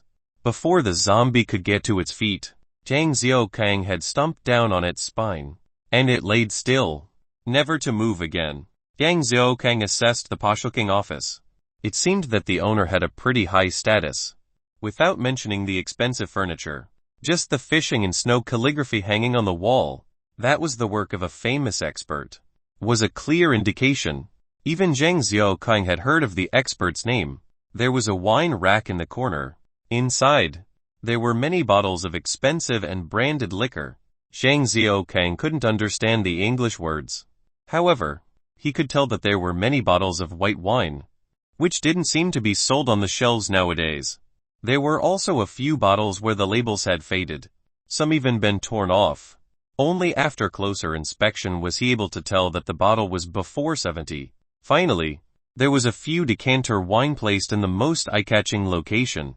Zhang Xiaokang proceeds to tug the entire wine rack without wasting his breath, screaming inwardly, "It's mine, all mine, I'll have to keep them even if I don't drink them." He found a luggage to keep all the wine. Before going to check the bedroom beside the office, there wasn't anything else of value. And while there were branded clothes, they were not his size. Furthermore, running for your life in branded clothes, wasn't it begging for a quicker death? There were a few pills and supplements under the pillow, as well as a few thin nightgowns. It seemed that the owner of the place had been a pervert himself. That zombie he encountered might have been his secretary when alive. Only when he saw a piece of underwear with photos of the various countries did he realize that the dead corpse in the main store was the owner. Zhang Xiaokang rummaged some more, finding a few packets of cigarettes. At least 20 to 30 of different brands. There were even brands he had not heard of before. There was some Panda, Nanjing 9-5 Extremes, and these were squeezed at the bottom. Even the Huing Helu 1916 were not conspicuous. The ones packed on top were some unknown white-colored ones with no names. He couldn't care less, and just shoved everything into his bag. At last, he managed to find some really good things. A number of magazines and films depicting women in various states of undress and clothes were stuffed at the deepest recess of a drawer. By a stroke of luck, he managed to find it. And as he looked at the well-kept pictures and videos in appreciation, he couldn't help but exclaim, "Shit, these are actually the originals." Zhang Xiaokang packed everything up and walked down to the first level in high spirits. Yang Qier and the rest had almost finished transporting. And when she saw Zhang Xiaokang carrying the various bags, she ran over to check. Zhang Xiaokang didn't mind her looking through. She saw the cigarettes and wine, and lost interest, running off. "Hee, my treasures are all at the bottom. You won't be able to see them." Zhang Xiaokang hummed a small tune as he followed her out. The empty land outside was now filled with all sorts of goods. Taking one look, it felt like a great achievement. Yuanyi and Sukan were sprawled on the ground resting, while Yang Qier would rummage through the cartons looking for items that interested her. She had changed into a pair of high leather boots. Now she just looked slightly shorter than Zhang Xiaokang. Seeing this, Zhang Xiaokang begged quietly in his mind, "Whatever gods there are above, please don't let this little lass grow any taller." Zhang Xiaokang ignored the women and looked towards the car park, noting that all the cars had been covered with a layer of dust. Even their colors were sort of fading, and they looked decrepit. Walking towards a Hummer, he wiped off the dust on the windshield and saw that the interior was spacious. It was enough to fit at least 7 or 8 people in. The compartment on the roof could fit more items as well. Once they could find the key, they could drive this off. Eyeing the Hummer, Zhang Xiaokang began to wonder, "Where are the keys?" Yuanyi walked up to him and spoke carefully. "This is the vehicle of Director Lai from the preparatory office. It's that dead guy in the room earlier. The truck began to drive off in front. While Zhang Xiaokang sat in the Hummer and looked out at the scenery, he sighed quietly in his heart. It could be said that he and the director Lai were fated. Zhang Xiaokang having profited from director Li's collection of wine and cigarettes, and even some movies. Now he even got his Hummer. What a nice comrade, he actually kept the key by his side. That Zhang Xiaokang didn't have to climb all the way up to the 4th level. Saving his energy, Yuan Yi drove and focused on the road. Ever since she had received the handgun from Zhang Xiaokang, her performance had been careful. She knew Zhang Xiaokang disliked her. Therefore she tried to be careful. She had the courage to face zombies now, and she believed that it was possible because of him. Unknowingly, she had grown to rely on him as her strength. If he didn't want her anymore, she didn't know if she could face the zombies again. He lit a cigarette up and took a deep puff. He began to ponder. Yuan Yi was a woman of various emotions. She was proud at times, self-loathing at others. But there was a deep desire to destroy within her bones. She didn't even know it herself. But when she was torturing the zombie, Zhang Xiaokang had seen it clearly and felt his hair stand then. Chapter 84. Do you have a smoke? When Yuan Yi was forced to a corner, she could explode out with a shocking bravery. She possessed a calm that surpassed normal people. And in fact, she enjoyed the killing. This was something that Zhang Xiaokang could not understand. She was obviously a lamb that was afraid of slaughter, but had suddenly turned into a lioness. As for Su Qian, although she had lowered her head, her trembling body had given her away. Zhang Xiaokang knew exactly what she was thinking. When a weakling saw people of similar status suddenly leaping through the gates to become a dragon, they would be envious. However, he didn't understand why Su Qian would have such a hateful gaze towards Yuan Yi. He could not understand what made it such that this weak woman would actually have such a harassing look. Young Kier was the least of Zhang Xiaokang's worries. She was a little ditzy, true, but that was also her strongest point. She didn't worry about anything and just wanted to be happy. It was rare in this apocalypse, and Zhang Xiaokang had not seen the smile that Young Kier had on anyone else. Indeed, her smile that came from the heart was one of the few pleasures in this dark world. At least to him. Of course. There was himself. He had almost forgotten how it was like to be so desperate at the start of the apocalypse. He had risked himself for the sake of a few cabbages. Yet after killing a D2, he had become arrogant. And from time to time, he would remind himself to work hard. However, he didn't decline Yuan Yi's service. It was a poor excuse for him to enjoy it anyway. When Yuan Yi had used her bare hands to take down the D-type, Zhang Xiaokang had been shaken. He suddenly found that he was nothing without his weapons. He might be able to take down 1 or 2 normal zombies, but against a D-type, he lacked the courage. At that time, he realized he had been overtaken by this soft lamb. Her bare-handed combat might seem dangerous and risky, but she had actually calculated that the D-type could not complete its steps. He was jealous as well, especially when she had dared to stand opposite him. At that time, he had a sudden urge to destroy her. In the end, Yuan Yi had been the one to step down. Zhang Xiaokang also felt at a loss. There was no pride in holding it against a woman. That was why he helped her to bathe, treating it as a sort of make-up to her. He had even given her his gun. Other than accepting her, he wanted to rid himself of the reliance on external weapons to face the outside dangers. Do you? Yuan Yi was not used to initiating a conversation and did not know how to continue after she opened her mouth. What? Zhang Xiaokang didn't catch it. Do you have a smoke can? Can I? As she was stammering, Zhang Xiaokang threw her a packet of pandas before she even finished. Keep it. Zhang Xiaokang eyed the road as he spoke. Yuan Yi stuck the cigarette in her mouth. Before taking out a lighter, she sucked in a breath, then hacked and coughed for a while. However, she didn't put the cigarette down and continued to take another puff. She slowly blew out a smoke ring, as though she was reminiscing about something. Zhang Xiaokang had not yet settled his thoughts and was becoming more sullen. He turned to her and asked, have you learned martial arts before? Yuan Yi nodded. In the past, I did learn a few moves from some random old man on the streets in Chinatown. He didn't tell me his name, although everyone there called him Old Man Liu. When she had first arrived in England, She wasn't accustomed to life there and liked to walk around in Chinatown. She wanted to see the familiar sights and hear the familiar language. Slowly, her homesickness began to ease, and she made more friends and began to go out more. It was until she saw the aging old man that was carrying stuff and had difficulty opening the door. Yunyi had stepped up to offer assistance.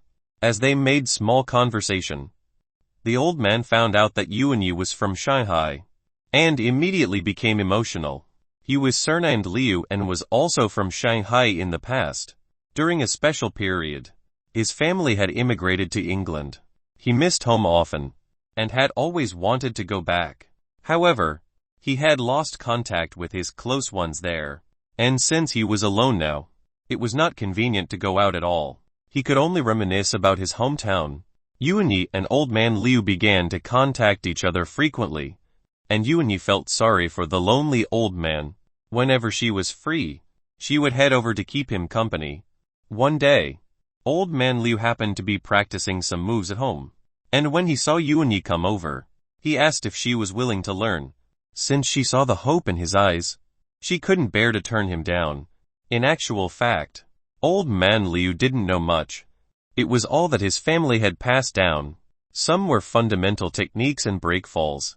However, some of the moves were pretty dangerous, and if used correctly, it could cause substantial damage. After imparting the moves to her, he had warned her time and time again not to use them casually. When she returned, she didn't practice as much. There was no one to practice with, and thus she let herself get rusty. Even after the apocalypse set it, she had not thought that her moves would come in handy, until she was forced by the D-type earlier. The bar had been useless, and when she flared up, she had subconsciously executed her techniques. Yang Xiaoqing became silent again, thinking about how to get Yunyi to teach him those moves. He realized that melee weapons were more effective than firearms in this apocalypse. The sounds of gunfire would attract other zombies, and the recoil did not aid in aiming.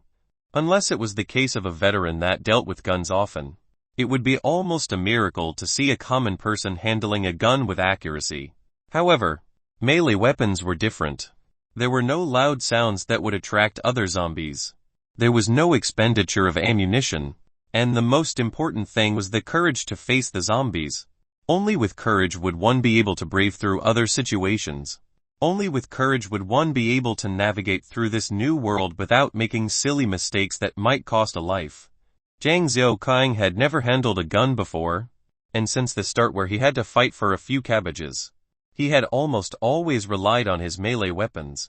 Looking back, he realized that he who had been using melee weapons was stronger than the criminals who relied on those firearms.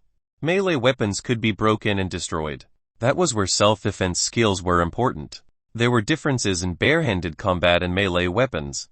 What was critical was not the ability to handle weapons, but the judgment and collected thinking required when facing against an opponent.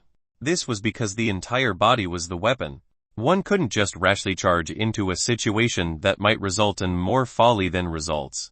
Only by calmly assessing the opponent's weak points would one be able to grasp at life with more certainty. Chinese Kung Fu was largely based on the calmness of the mind precisely because of this.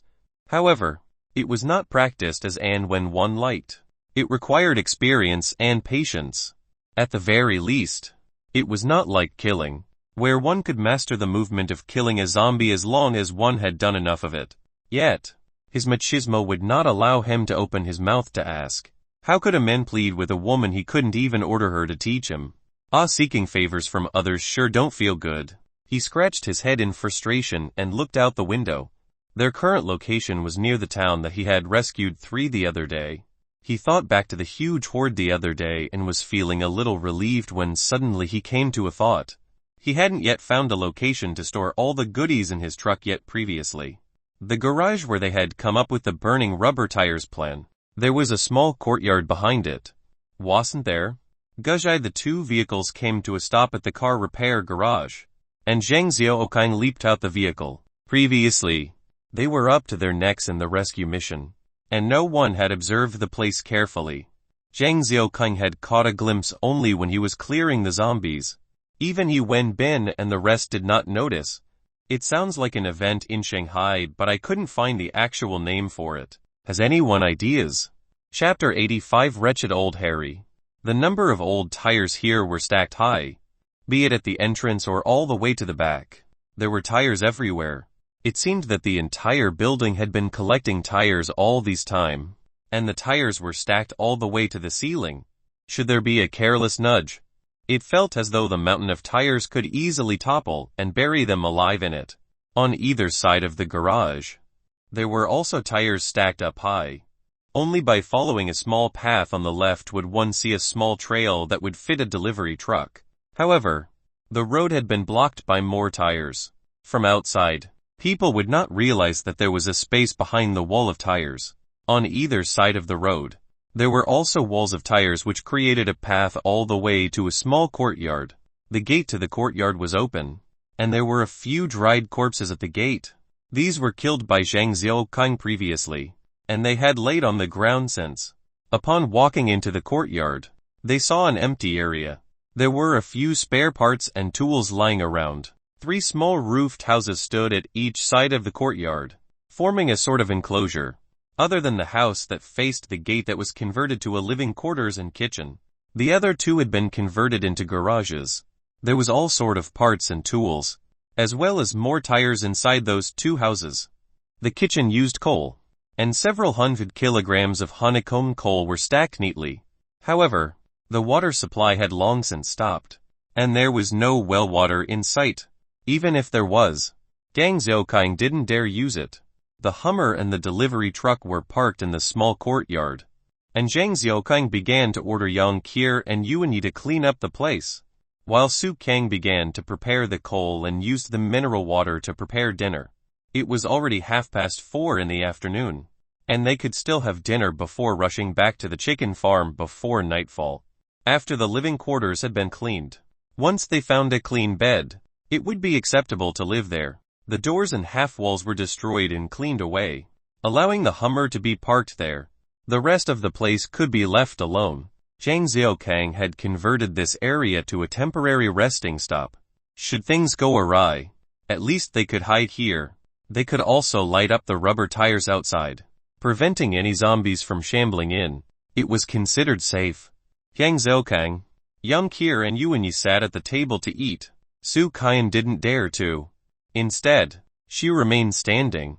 Zhang Xiaokang couldn't be bothered and left her be. She helped to refill Zhang Xiaokang's plate and poured water for him, while Yuanyi was more at ease. From time to time, she would look at Zhang Xiaokang. Those plates that he loved to take from, she would leave alone, and instead, she went for the dishes that he didn't prefer. Yang Qier couldn't care less. Whatever she liked, she would take. From time to time, she would even fight for sausages with Zhang Xiaokang. They ate heartily, and it was an enjoyable meal. In the past, when he ate alone, it had been incredibly lonely. Then Yang Qier had joined in, and things became livelier. When they ate with Brother Long and the rest, the atmosphere felt off, and he always had to think before he talked. He wasn't willing to hang out with those convicts for too long. That was why he wanted to leave. However, they would still have to make their preparations. At the very least, Yuanyi and Su Kaiyan had to strengthen their bodies. It was incredibly tough and dangerous outside. If things got out of hand, he needed to make sure they were all accounted for. After all, it was a team that he was forming. He naturally had to take responsibility for them. Dang dang dang, Zhang Xiaokang knocked on the metal door. He had hollered a few times, and there was no movement. He was starting to be irked by old Harry's attitude and was thinking if he should castrate old Harry before he left. Coming. Gosh. You just keep on knocking. Can't you see the time one can't even get some peace around here? Old Harry muttered as he walked over to open the door. He had obviously not heard of Zhang Xiaokang's escapades. Seemed like he wasn't very well liked by the rest. The moment he opened the door, old Harry caught sight of Yuanyi standing behind Zhang Xiaokang. His eyes widened and his saliva came drooling. He could not help but take a step towards her. Hi, you're after all a used bitch from Brother Long. This face. This figure. As old Harry spoke, he reached out with a hand to grab Yuanyi. Ah! The next moment, He was grabbing his right shoulder in pain. Old Harry obviously looked down on Zhang Xiaokang and thought that he got in Brother Long's good books because he saved Yang Qier. Furthermore, Old Harry had always lusted after Brother Long's women. Now that Yuan Yu was no longer his, he thought he had a chance, as he had a gun, and Zhang Xiaokang didn't. Even if he raped Yuan Yi, all Zhang Xiaokang could do was to complain to Brother Long. He had followed Brother Long for so long. Even if he didn't accumulate any hard work, he had accumulated plenty of merits. At most he would just be punished lightly. On account of face, Brother Long would most likely let him go. But he would be considered to have scored if he did get to fuck this beauty. Old Harry wanted to relish the sensation and had kept his eyes on Zhang Xiaokang. Yet he didn't expect that the lamb he thought he could taste turned out to be a fierce female tyrannosaur. Yuan Yi even dared to fight against a D-type with her bare hands. What was this old and useless man to her? Before Old Harry's dirty hand had touched herself, Yuan Yi had allowed his right hand to get close. Before using her left arm to snake around his right shoulder, she then applied force, causing his shoulder bone to dislocate, which resulted in a catch-a sound. At the next moment, Old Harry was grabbing his shoulder and hollering in agony while rolling on the ground. Zhang Xiaokang grabbed onto Yuan Yi just as she was about to send one more stomp towards Old Harry. He could allow her to injure the unfortunate scumbag, but she definitely could not kill. After all, Zhang Xiaokang was just a guest. There was no need to be so vicious. Yuan Yi was pulled back and she turned around without thinking, intending to slap whoever it was that stopped her. Zhang Xiaokang could not react and just watched as the palm came close to his face. The palm brought a forceful gust and stopped right before Zhang Xiaokang's face. Yuan Yi was panting in her fury and her eyes were bloodshot. When she saw Zhang Xiaokang, the bloodlust immediately receded and she released her hand, lowering her head and stepped back behind him. At that point, Old Harry had just rolled to her feet, and she immediately stomped on his right leg. Gotcha! His right leg was devastated. Ayo! Old Harry's pitiful screams rang throughout the compound, breaking the peace. What's going on? Brother Long's voice sounded from inside the building. Soon after, an entire group came running out. They saw Old Harry thrashing about on the ground in pain. Zhang Xiaokang with his arms folded, and Yuan Yi wearing high boots currently stomping on Old Harry's left leg. Yuan Yi looked at Brother Long and didn't say anything. Instead, her eyes became more bloodshot, and she applied more force into stomping on Old Harry. His screams became more tragic. Everyone behind Brother Long immediately sucked in a cold breath. They had all seen Yuan Yi before and knew that she was given to Zhang Xiaokang.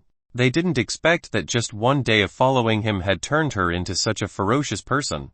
Did Zhang Xiaokang have the habit of rearing tough women? Haha, lil bro. What's going on? We're all family here. Let's talk it out. Brother Long began to cajole Zhang Xiaokang while motioning for his men to go pull Yuan Yi away from Old Harry.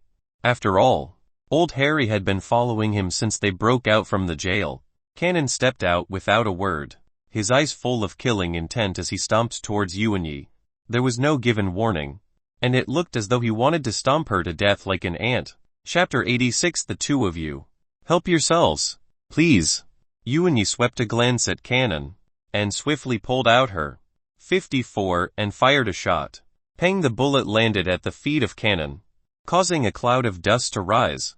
Cannon abruptly came to a stop, as the black muzzle of the gun rested in between his brows. At this time, he could neither advance nor back down, and his forehead was slick with perspiration. Yuan Yi's eyes were red, but there was a hint of ridicule in it. She shot Brother Long a challenging glare, as she exerted more strength with her feet. Ah! Old Harry could not tolerate the pain and screamed out once more. Yuan Yi kept the 54 steadily pointed at Cannon's head. Without a hint of shaking, Brother Long stared at Yuan Yi with disbelief. He looked towards Zhang Xiaokang, who in turn chuckled back. Haha. Brother Long, this can't be blamed on me. Who asked Old Harry to step out of his boundaries? Yuan Yi's pissed. I went to stop her and was almost slapped in return. Brother Long again turned to look at Yuan Yi, asking in surprise, how did she become like this in such a short period of time? Lil bro, what's your secret? Keek, you're jesting. How can I have any tricks? It was just that today Yuanyi went to challenge a big and strong monster, and killed it with her bare hands. After that she became like this. I also can't wrap my head around it. Yang Xiaokang did not reveal that it was he who forced Yuanyi to fight the D-type. Furthermore, before Yuanyi had attacked the D-type, she had killed a few ordinary zombies. If it were Brother Long, he would have never thought of doing something like this in his wildest dreams. Brother Long and the rest of his men behind him had a huge change of expressions. They couldn't believe their ears. A woman actually did something that none of the men here dared to do. A single word. Strong. However, Brother Long didn't seem to believe it, his eyes still showing hints of apprehension. Yuanyi, stand down. Are you tired of living? Brother Long shouted at Yuanyi, as though to rely on his past hold over her to control her. However, she was no longer that weak and cowardly Yuanyi. She could fight against zombies now and had gained the courage to face her fears. Zhang Xiaokang was also vexed over her. He might be able to control her now. But what about in the future? Yuanyi looked at Brother Long and lifted her leg, which caused him to relax. He thought that fortunately, he still had some degree of control, and could scare her into submission. He was already beginning to think of how to ask for her back. Gotcha. After she lifted her foot, she immediately brought it down swiftly, stomping on old Harry's right knee. This time, he was truly crippled. All 3 joints have been ruined. In the future, all he could do was to lie on the bed, plus he had no family to take care of him. His future in this apocalypse was basically sealed. Brother Long saw that his threat was ignored by Yuanyi, and he immediately flared with anger. This Yuanyi in front of him had been sprawled like a bitch for him in the past. She was just a lowly bitch. You want to rebel? He reached for his waist. Yuanyi brought the gun to aim at Brother Long. This time, everyone froze. Zhang Xiaokang watched silently. He was also pissed inwardly. What did Brother Long treat him as he was still shouting at Yuanyi in front of him? Furthermore, Zhang Xiaokang really found old Harry an eyesore. He was glad that Yuanyi had taught old Harry a lesson on his behalf. Even if she was a little rowdy, and had almost slapped him by mistake, it was an internal matter. When was it Brother Long's turn to come and stick his nose in their matters? When he saw Brother Long about to reach for his gun, he really almost exploded there. He would teach his own people. There was no need for Brother Long to step out of line. That was intolerable until Brother Long was stopped right in his tracks by Yuanyi's gun. Zhang Xiaokang whooped in his heart, almost humming a tune out of pleasure. Brother Long's face was ashen. Everyone behind him was also stunned. Only Chenyi had a slightly gloating smile. He was happy that Brother Long lost face here. If it was not settled right, Brother Long's prestige would be dashed. Then he would stand a chance. Amidst their silence, Zhang Xiaokang's gaze fell on Yang Qir's worried face. After all, Brother Long was Yang Qir's relative. It was all a matter of face. And since he would not stay here for long, he decided to let it go. Yuanyi put the gun down. Everyone's looking. Yay, otherwise, people will say I don't know how to teach my people. He finally spoke. However, he wasn't sure if she would listen. If in the event, she suddenly felt that she had grown wings, then he would be helpless as well. Fortunately, Yuanyi looked towards Zhang Xiaokang, her eyes faltering, and she finally brought the gun down. She then stood by his side, her eyes still bloodshot. Yang Qir was extremely displeased and wanted to teach her a lesson. However, she did not do anything, just bearing the episode in mind. Zhang Xiaokang had been keeping an eye on her, shooting her a look when she was fuming. Any issues would be handled privately, and not to be washed out in the public. Ha lil bro, you truly are a man amongst men. How long has it been? This woman is already under your control. Ai, we truly have grown old. Brother Long chuckled loudly, as though to brush the whole thing aside. And this would be an issue within Zhang Xiaokang's own faction. Brother Long is jesting, however. Brother Long, Yuanyi is already my woman. She has no ties with her past anymore. I trust that Brother Long has not forgotten that. Zhang Xiaokang was subtly warning Brother Long and Chenyi not to have any ideas towards him. Otherwise, he would just sweep everything away. Ha lil bro is right. One must take care of his own women, don't you agree? Brother Long, Chen Yi saw that there was a chance to slap Brother Long's face further and began to speak for Zhang Xiaokang, as though they were both on the same side. Brother Long's face turned ugly, and he spoke gruffly to his men, "Carry this useless trash in." 2 men stepped out, one carrying old Harry in front, the other behind, and carried him in. Brother Long was about to turn and leave when Zhang Xiaokang called out, "Brother Long, I had some decent return today when I went out. Can I trouble Brother Long to calculate how much is the tax?" When the truck doors were opened, and they saw the amount of food stacked neatly, as well as the apples that had rolled out of their boxes, everyone went slackajaw. Having eaten rice and vegetables day after day, how could they not be attracted to the apples? "Haha, lil bro, you struck a fortune, eh? Where did you get all these? We haven't had fruit in so long. Our mouths are all watering," Chen Yi immediately exclaimed, his eyes lighting up. However, he didn't move, since the rules were there for a reason, other than those taxable. The rest had to be found by oneself. Since Brother Long and Brother Yi have been so generous with this little brother, I shall be open as well too. Higgins of rice, 80 cartons of apples, 40 bottles of oil. There's also a few cartons of red wine for you guys. It's all etiquette anyway. The 2 of you, help yourselves, please. Zhang Xiaokang waved his hands, and the goods on the trucks were given to Brother Long and Chen Yi. In any case, he had kept a whole load for himself. This was considered the dowry for Yuan Yi and Su Qian. Brother Long and Chen Yi immediately broke into smiles. They were not dumb and knew what Zhang Xiaokang meant. Yuan Yi and Su Qian were now properly exchanged for with goods. He was formally returning them their goodwill, and it represented that no one owed anyone anything. Chapter 87 Assassin. Brother Long had a face full of smiles, but the smile didn't quite reach his eyes. Chen Yi, on the other hand, didn't seem to care. He hoped that Zhang Xiaokang would leave quickly. After all, this secluded place could not possibly hold him. What's more, he had thoroughly offended Brother Long today. On top of crippling old Harry, it meant that he had offended everyone else. Yuan Yi had crippled old Harry. Brother Long's authority was undermined by Zhang Xiaokang. Zhang Xiaokang's displeasure was vented. He didn't feel that Yuan Yi was in the wrong. What the hell was old Harry's problem? He dared to take liberties with his people. If he didn't make an example out of him, others would think he was easy to bully. No. Yuan Yi felt great. He felt great himself as well. Brother Long could go and fuck himself for all he cared. When they went back to the basement room, Zhang Xiaokang told Yuan Yi and Su Qian to step out, while he held Yang Qian back. "Is your relationship with Brother Long good?" He took a puff on his cigarette as he asked. "Not really. We seldom meet anyway. At most, it would be once every year." "What's the matter?" Yang Qian didn't understand why Zhang Xiaokang would suddenly ask this question. "If Brother Long wanted to kill me, who will you help?" Zhang Xiaokang finally came to the point.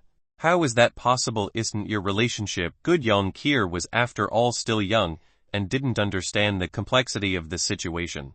If it were Su Qian or Yuan Yi, they would know better than to ask this. They had already seen the friction in the relationship. "I'll ask once more. If Brother Long wants to kill me, whose side will you stand on?"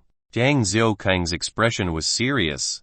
If Yang Qian decided to stand by her relative's side, then he would immediately leave with Yuan Yi. Even though he disliked her, her performance had been satisfactory. At the very least, she was stronger than he Wen Bin and the rest. Furthermore, she was still respectful to him, and he was slightly at ease with her. She could drive as well. As for Su Qian, he couldn't factor her into his plans. Her thoughts were too deep. He hadn't the time to fully understand her. Yang Qian felt something amiss, and her face turned slightly pale. Her breathing also became slightly ragged. She looked at Zhang Xiaokang's serious face and replied while stammering, "Of course it's you. You're my husband. After all, I've already decided to follow you for life." She paused for a while before continuing, "What's more, my parents didn't like uncle. Last time Grandaunt had been hospitalized over him." When Zhang Xiaokang heard her express her thoughts, his expression relaxed. He looked at her and spoke sincerely, "In the future, whatever he asks of you, ignore him." And she nodded, her face tight. Zhang Xiaokang then shooed her out and kept his cigarettes and wine. He then placed his secret stash of films together with the stash of sexy lingerie within a set of camouflage uniform. He then sealed it with tape. There was no choice. Young Kier liked to rummage through his stuff. And if she saw what she liked, she would just take it without regards for his feelings. He felt like he was hiding dirty money. After he had packed everything up, he heaved a sigh of relief and propped his legs up while puffing on his cigarettes. He thought back to how Yuan Yi had crippled old Harry. He could have stopped her. True, but after seeing Brother Long, he had allowed Yuan Yi to vent her anger. He wanted to test Brother Long, and true enough, they were the sort that did not do anything to the strong but would pick on the weak. Without the guns in their hands, they were nothing. Who said that Audiobooks didn't have plans after all? Audiobooks had spent a number of years in society before, and they had seen all sorts of characters and backstabbing. How could he allow his years of being taken advantage of go to waste? Again, thoughts of his next move began to occupy his mind, causing him some headache. He did not have the chance to roam the country in the past, and he did not know the situation anywhere else. He knew that Tibet was sparsely populated. He had seen the huge amount of area on the map. However, he didn't know how to operate a plane or train. How could he get there? The door opened again, and Yuan Yi came in with a basin like the day before, intending to help Zhang Xiaokang with his bath. He looked at her strangely. Her expression was normal, indifferent even. There was no sign of unwillingness or repulsion. Yet, she also lacked the enthusiasm to serve and wait. And it was all just like a natural sort of thing to her. He didn't say anything. After she had displayed her character today, was it getting harder and harder to understand her? Didn't he already express that she was to take charge of her destiny? However, beyond the slight challenge, the initiative to ask him for cigarettes and eating together, she had not asked for anything else. Just like the day before, she helped him to wipe his face and back, before kneeling to help him wash his feet. She even checked the temperature herself first. Her actions caused him to be bewildered. And as he watched her, there was none of the enjoyment of the comfort like yesterday. The Yuan Yi today was entirely different from the Yuan Yi yesterday. Yesterday, she was still a weakling. It was natural for Zhang Xiaokang to enjoy her services. However, today, he had explicitly told her there was no need for her to kneel, and to be like a dog. She could walk her own path like a normal person. Yet here she was willing to do something like this even though her life had changed. After cleaning him thoroughly, she grabbed a hold of little Xiaokang just like yesterday, her eyes waiting for Zhang Xiaokang's signal. However, he was not in the mood for it. He really didn't understand what she was thinking and waved his hand to send her back. He wore his clothes and laid on the bed. Today, he had fallen out with Brother Long. For a peace of mind, he decided to keep his military knife under the pillow. A shadow appeared by the window. Even the pale moonlight could not drive him away. The shadow began to move, and it reached out gently to stick a metal card and fidgeted about. The sound was like a little mouse scurrying about. Soon, the window was pried open, and the shadow leaped in, with something like a steel bar in his hands as he moved towards the bed. As the silhouette reached the bed, before he could raise the steel bar, the blanket was suddenly thrown over him. Without waiting for him to react, a leg kicked out, sending him tumbling towards the ground. Just as he came to a stop, a person sat on top of him and the silhouette within the blankets muttered a groan. Zhang Xiaokang stood barefooted, and he saw a head pop out from the blankets. The person seemed to be struggling, and the moment his head popped out, Zhang Xiaokang pounced on him with his knife. The person immediately stammered, "Don't kill me." Zhang Xiaokang couldn't care less about the following words. With one leg in front, the other stepping on the man's chest, the military knife slashed across the neck of the intruder. The man stared wide-eyed at Zhang Xiaokang, his right hand grasping at his neck, before he slumped back against the floor, staring at the ceiling as he thrashed about. Zhang Xiaokang covered the head with the blanket again, and the room regained its peace and tranquility. There was only the slightest sound from within the blankets. He didn't want to know if it was a person sent by Brother Long or not.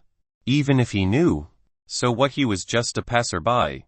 Once the chance came, he would leave. Who's to say this wasn't a trap? It was possible that the assassin was sent by Chen Yi. If he accidentally alerted the opponent, then he was inviting trouble. Without revealing anything, it was equivalent to taking down one of the enemy's trump card. Everyone would be able to twist the logic to fit their story. Hence, Zhang Xiaoqing couldn't be bothered to listen, and immediately finished him off, seeing that the clock read 12:30, and there was a dead body in his room. Zhang Xiaoqing could not continue sleeping in his room. He decided to head to Yang Qir's room. He found his bag and packed his luggage and left the room.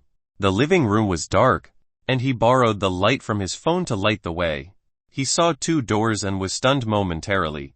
Which was the right door? He suddenly felt that it was an inconvenience without texting. He walked up to a door and tried its handle. It wasn't locked, and he pushed it lightly before walking in with huge steps.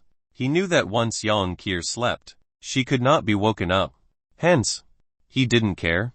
And when he caught sight of the beast horn spear on the table, he knew this was Yang Qir's room. Chapter 88. I'll sleep here tonight.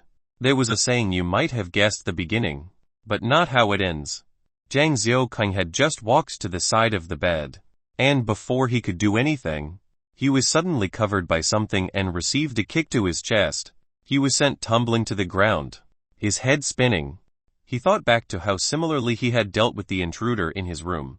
It truly is retribution. Zhang Xiaoqing rolled backward. As the follow-up attack landed on thin air, he stuck his head out of the blanket, in time to see a sharp knife making for his head. His handphone had dropped on the ground, and the light was too dim to illuminate anything. He only saw the knife being held in a black shadow, and the person was agile and nimble. Zhang Xiaoqing quickly lay back and used his waist strength to propel him forwards in a barrel roll. The flash of the blade swept by and penetrated the blanket. Without waiting for Zhang Xiaoqing to get up, another black shadow pounced over from the side. The hands seemed to be holding something squarish that was brought down repeatedly on Zhang Xiaoqing's head. He turned to his side and sent his right leg kicking out furiously, connecting with the leg of the assailant. The shadow grabbed the point of impact in pain and sat down. In a single breath, the knife-wielding shadow pounced from behind. With the knife aiming for Zhang Xiaoqing's neck, he hurriedly scrambled backward, kicking out at the wrist of the shadow, causing the knife to drop to the ground. The moment the knife landed on the ground, Zhang Xiaoqing used his legs to hook the legs of the assailant, causing the body to fall onto Zhang Xiaoqing. A slender hand grabbed onto his right shoulder, and in a single motion, slid down to his wrist. The assailant grabbed hold of his ring and little fingers and was about to snap them. Yuan Yi, it's me. Zhang Xiaoqing finally recognized the scent of the person. As Yuan Yi had climbed into his bed a few nights ago, he could not forget the unique scent.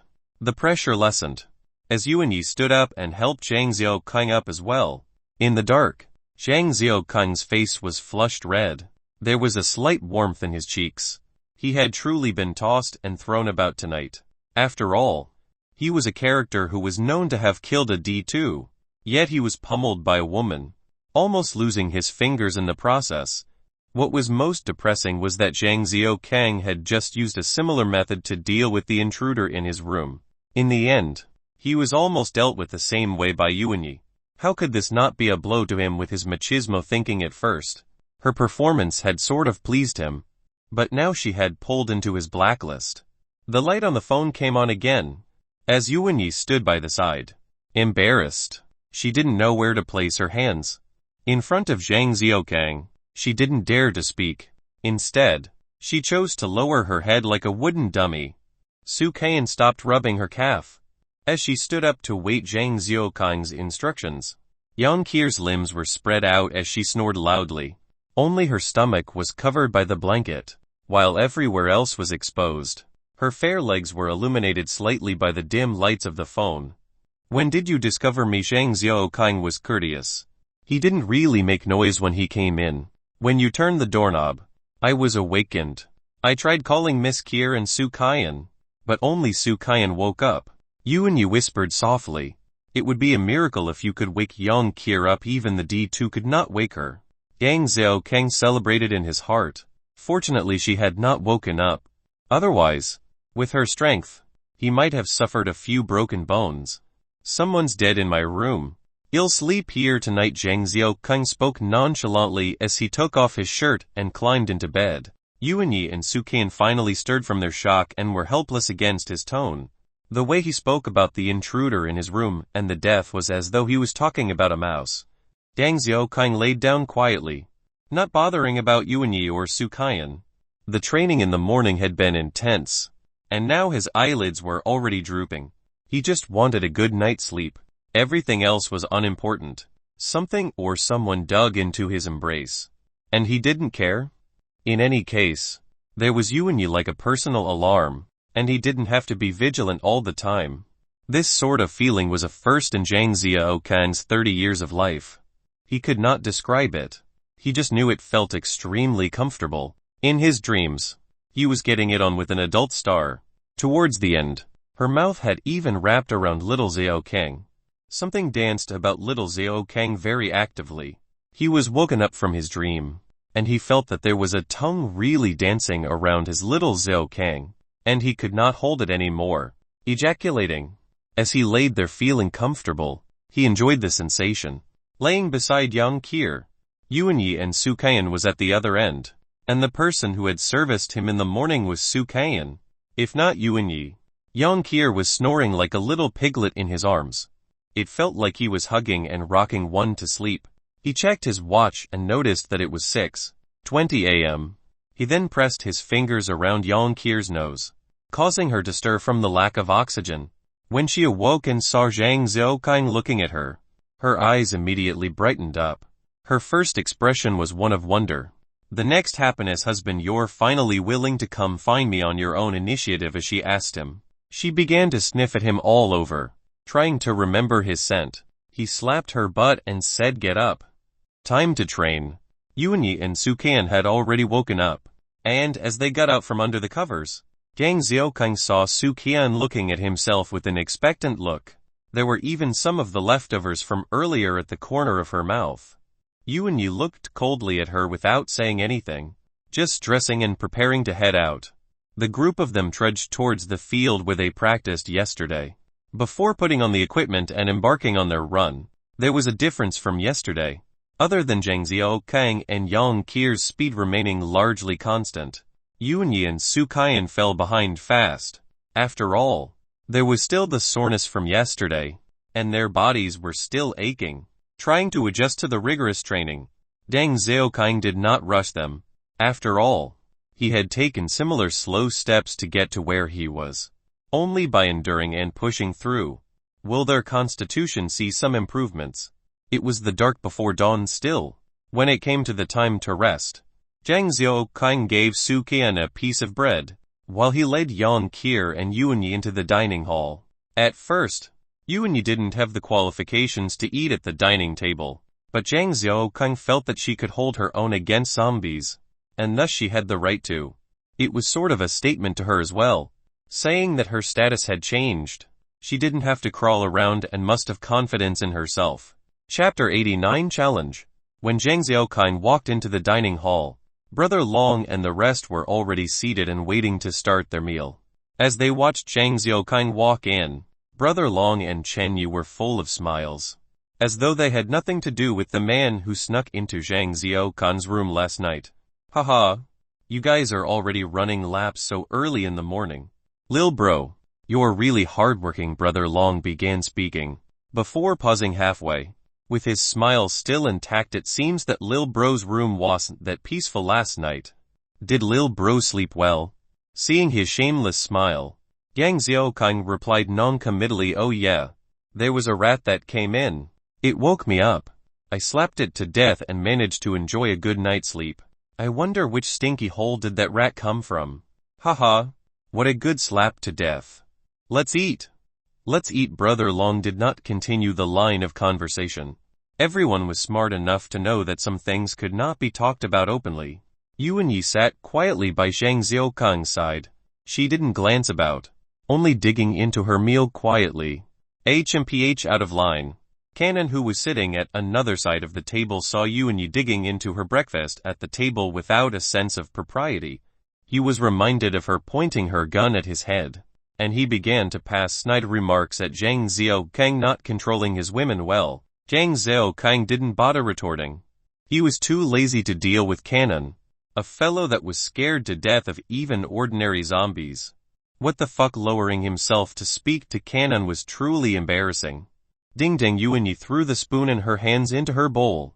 Lifting her head to stare at Cannon, she did not speak, although her eyes began to turn bloodshot, her tongue licking her lips. Her nostrils flared as she began to take heavy breaths. Yang Xiaokang knew that Yuanyi had been infuriated, and she was getting pumped up as though facing the zombies yesterday. In her current state, she was extremely dangerous. She might not even listen to his words. Cannon had provoked Yuanyi. Yang Xiaokang did not want to step in, and he was unwilling to. After all, Yuanyi was his subordinate, just like Cannon was Brother Long's underling. How could he speak up?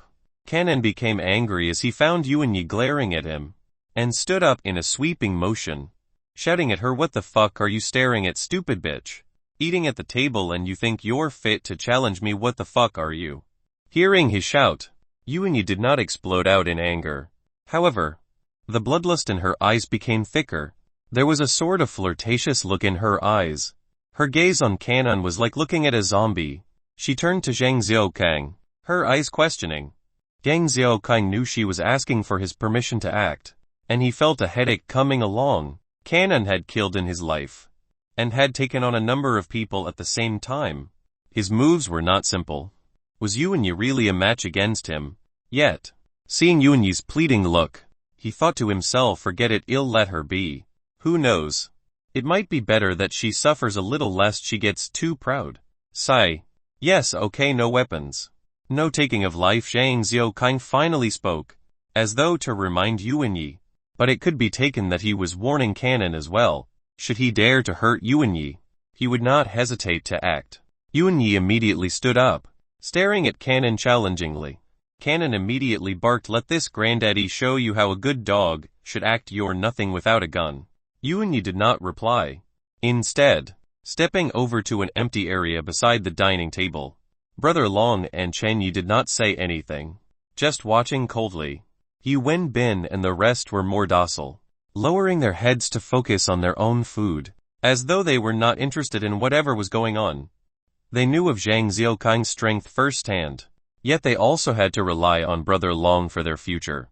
Hence, they could only pretend to be deaf and mute. Cannon looked at Yuanyi mockingly. Striding over while trash-talking, it's possible to not hurt you.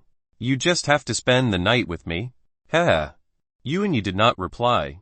Instead, lowering her stance, fixing her gaze on Cannon's shoulder, he also became serious and knew Yuanyi was not for show.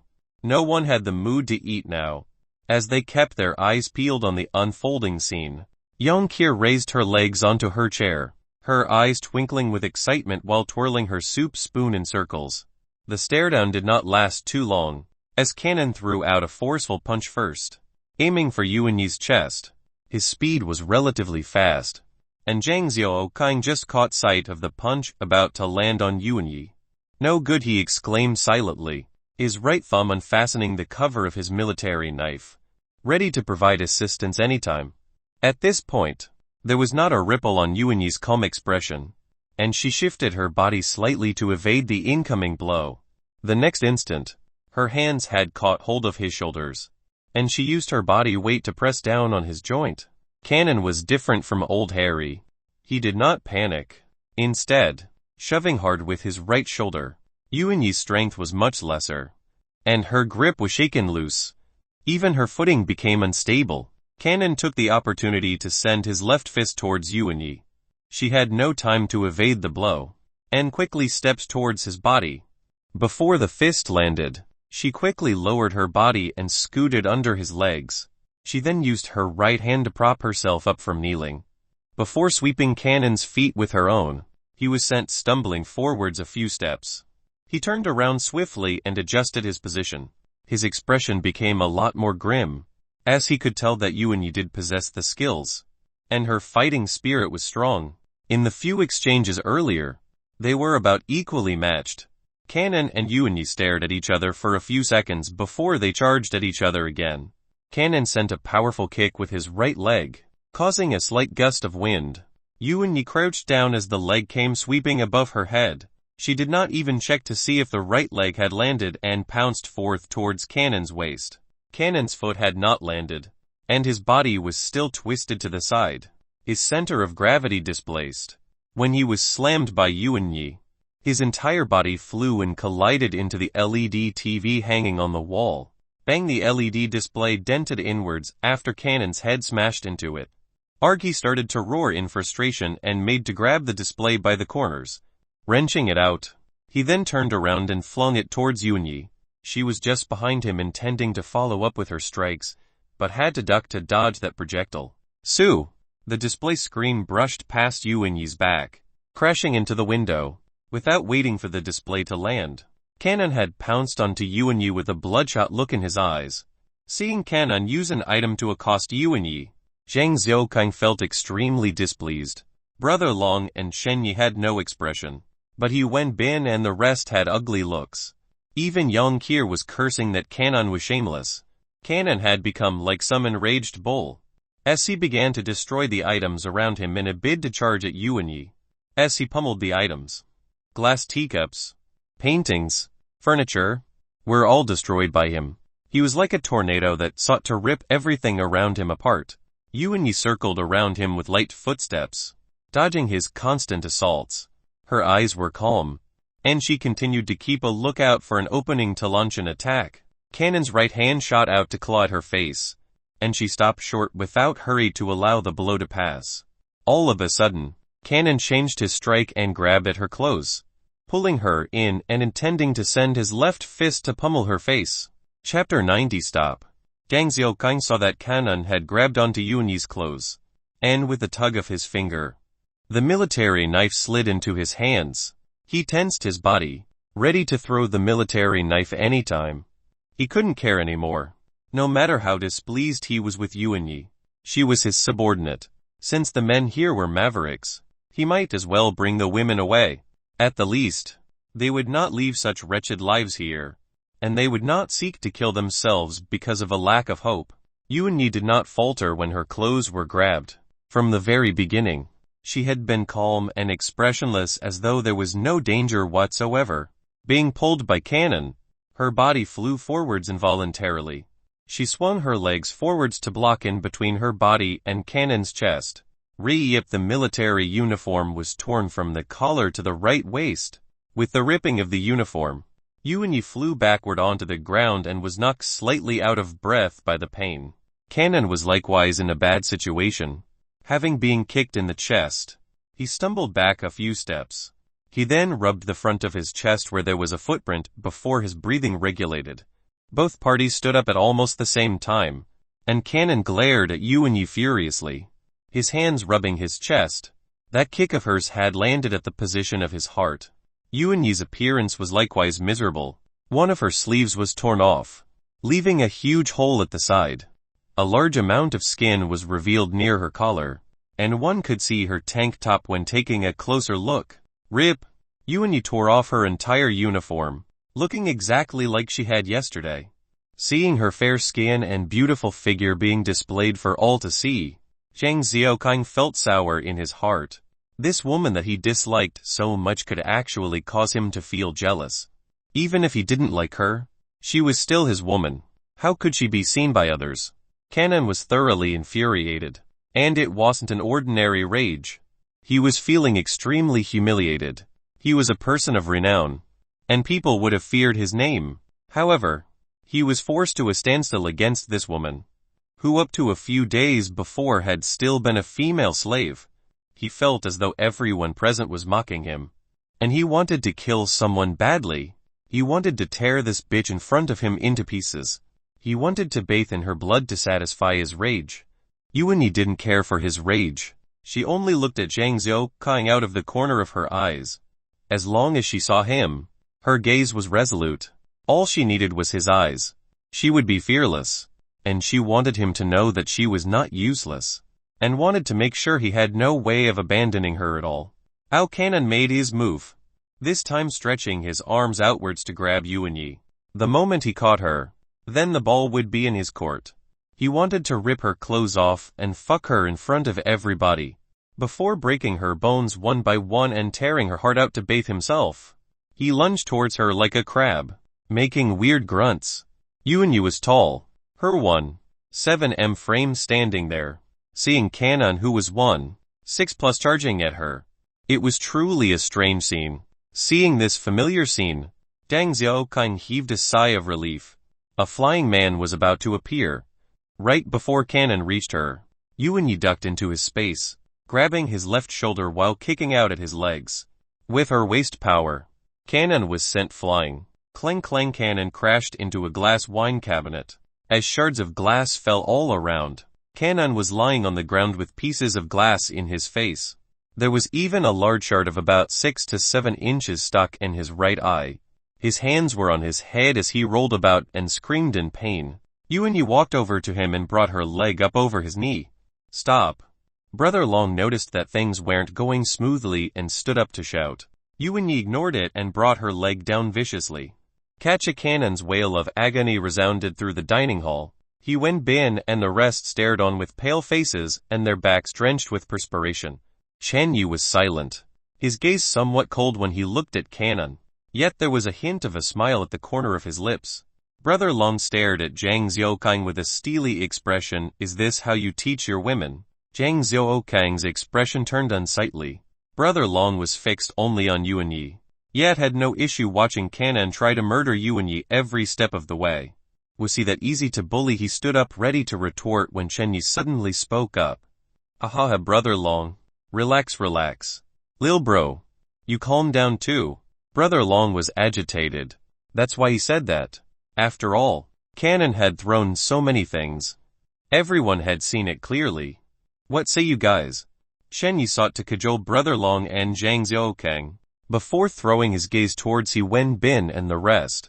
They didn't know what to say and kept their eyes down on their bowls, as though the bowls in their hands had become priceless antiques of war. Brother Long stood there, his expression unsightly. After a while, he calmed down and wore a forced smile. Haha, lil bro. Forgive this older brother for being so muddled. It's not your fault. Nor is it Yuanyu's fault. Haha. Lil bro was really lucky.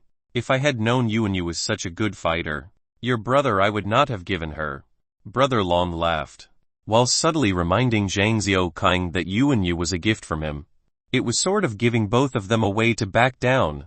Yuanyu walked over to Zhang Xiaoqing, who quickly took off his shirt for her to wear. He also muttered for her to not casually take off her clothes. She kept silent, her hands clenching tightly, although there was the slightest smile on her lips, which was obvious if one didn't look.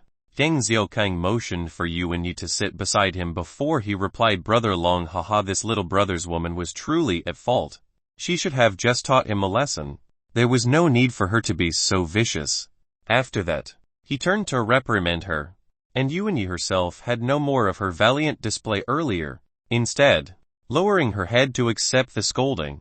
After a few mouthfuls, Deng Xiaoqing spoke up. This little brother had intended to stop for a few days before continuing my journey. I think we would not be staying for long. I hope for Brother Long to accommodate me a few more days. Zhang Xiaoqing made use of the chance to express his intentions to leave, and Brother Long's expression became even better. It seemed as though he could not wait for Zhang Xiaoqing to go. If he had insisted on staying, Brother Long had no choice but to join hands with Chen Yi to take him out. In his eyes, Deng Xiaoqing's performance was too overwhelming, to the point that Brother Long felt threatened. Chapter 91. Brother Long and Chen Yi. Kanan was carried out by 3 and the others, leaving the area full of shattered glass and items. Deng Xiaoqing said his goodbyes and left with Yuanyu and Yang Qir. Only Brother Long and Chen Yi remained in the dining hall. Second, what do you think? Brother Long took a sip of his tea before probing Chen Yi. Chen Yi scratched his head, thinking for a while before saying, we should kill him if we can. Otherwise, he had better scram. Brother Long shook his head, his right hand tapping the table from time to time. He suddenly stopped before saying, the person you sent last night. Any news from him? I haven't seen him yet. Who knows where he is? Chen Yu was very obedient now. He didn't have his usual arrogant manner. and it seemed as though Chen Yi and Brother Long's relationship was not as simple as what others saw. "Sai, there's no need to search anymore. Just send someone to go to that lad's room and clean up the corpse. He truly is vicious himself." Brother Long's expression was grave. He had no means to deal with Zhang Xiaokai now. Furthermore, He Wenbin and the rest were fearful and in awe of him. Kanan was now crippled. As for Vulture, who knew what he was thinking, they had no choice but to watch Zhang Xiaokai strut around. "We're just going to let him off like that with 2 bitches given just like that." Chen Yu was slightly infuriated. 2 beauties had just been given to the wolf. A heartless one at that. What else can we do as long as he doesn't stir trouble? We should be counting our lucky stars. Did you not see the loot he brought back? He Wenbin and the rest were all starried. He went with 3 ladies and could bring so much back. It shows that he truly has some capabilities. If that lad were to just call out, who knows how many of the brothers would just follow him. Brother Long was truly vexed. He had thought he had gotten a huge catch. Who knew it was a fucking shark? His little abode here was not sufficient to hold this character. "What about that niece of yours?" Chen Yu tried asking. "You don't know this? Kier has only seen me a few times in the past. We're not close at all. Didn't you see that lass following that lad all day long? She doesn't even take me as her uncle at all." Shen Yi racked his brains further. "Why don't we think of a way to get him to clear the warehouse, then we can all shift there and lift the rations. There should be sufficient." Brother Long sunk into deep thought. The rations were running out here, and the warehouse did, in fact, have large volumes of rations. It would be more than enough for the bunch of them here. Once they settled the issue of food, they could then slowly expand. If they ever got their hands on the ammo dump of the prison, then they would be a formidable faction around these parts. By then, if there's anyone alive in J City who came, they would have to rely on them. "What ideas do you have? That kid is truly cunning. He's not someone who won't bite unless the bait is truly worth it." Brother Long saw that Chen Yi seemed to have some idea. "Haha, what ideas can I have? They are all about women, possessions, and weapons. As long as the kid has a desire, we have a way, don't we?" Chen Yi was very clear that everything had a price, as long as one was willing to pay. Brother Long thought for a while, before lifting his head. "Women is nothing. As long as we have rations. Would we be afraid of a lack of women? However, we lack possessions. Furthermore, the kid won't be moved by what we have. Look at how generous he was yesterday. We do have a few rifles. But the ammunition." Chen Yu looked back at Brother Long. "Our ammunition had been expended while looking for food. What's more, even with our current speed, when will we actually obtain enough food? Don't we have about 230 rounds? Why not just tell we only have 300 left?" Brother Long lit up a cigarette and paced about, each step heavy with his thoughts. The broken glass was ground further under his footsteps.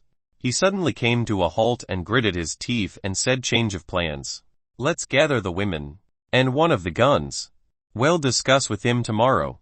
It's fine even if he wants all the women. I just want the storehouse." Zhang Xiaokang was currently standing beside a greenhouse near the car park, as a wrinkled old man with calluses on his hands was carefully looking at the beast horn that Zhang Xiaokang handed him. He swung and tossed it about, before saying, "I can't determine the material.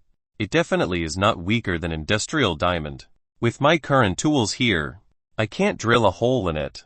Zhang Xiaokang thought for a while, then said, "There's no need to drill a hole. Just turn it into a long spear. You're free to do it however you like." Yang Kier piped in, "Husband, the spear you gave me isn't hardy. I just used it a few times and it's already bent." Look, the rebar beast horn spear in Yang Kier's hands was slightly bent. It seemed as though she had forgotten her strength as she used it. Zhang Xiaokang looked at it and smoke almost came out of his orifices. She had ignored all his teachings and preferred to use the beast horn spear like a whack-a-mole stick. Whatever she had practiced in the cave seemed to be for naught. Zhang Xiaokang turned to the man and said, "Make an additional mace as well. Keep it rounded. And it can be as heavy as you want. It doesn't have to be long. About her height would be right. Then make one more blade. It should be as large as a dog's leg.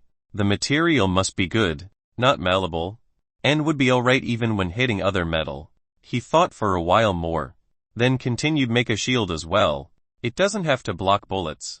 Just enough to fend off attacks. The wrinkled man rubbed his hands while nodding. And Zhang Zhaokang motioned to young Kier. She went out and brought back 2 sacks of rice and threw it at the man's feet. The man looked at the sacks of rice and he was overjoyed. As immediately promised to hasten the process. Zhang Zhaokang looked at him and said fast. And good quality. I will reward you more. However, if I am not satisfied. Ha ha. The man's forehead was instantly slick with perspiration. He didn't even dare to nod his head. He just gripped the sack of rice tightly. Zhang Zhaokang turned around and walked out. Yuanyi and the rest followed behind before Yang Kier suddenly bounded ahead in boredom. Zhang Zhaokang checked his watch. Noting that it was still early for food. He didn't want to eat here. And turned to say let's head out to eat. They made a trip back to the secret garden of the rubber tires. Su Kaiyan prepared food, while Yang Kier rummaged around for anything of interest. Yuanyi followed Su Kaiyan around to learn how to cook. She was clumsy but learned fast. She didn't let any detail slip her, and would ask directly about things she wasn't sure of. Zhang Zhaokang strolled around the outside until he came to a small garden. There were no longer any plants or weeds growing. The entire patch of land was barren. Coming here, he felt a stifling sensation. Vegetation had ceased to grow in this apocalypse. If this was to continue for a few years, the remaining human population would definitely run out of food.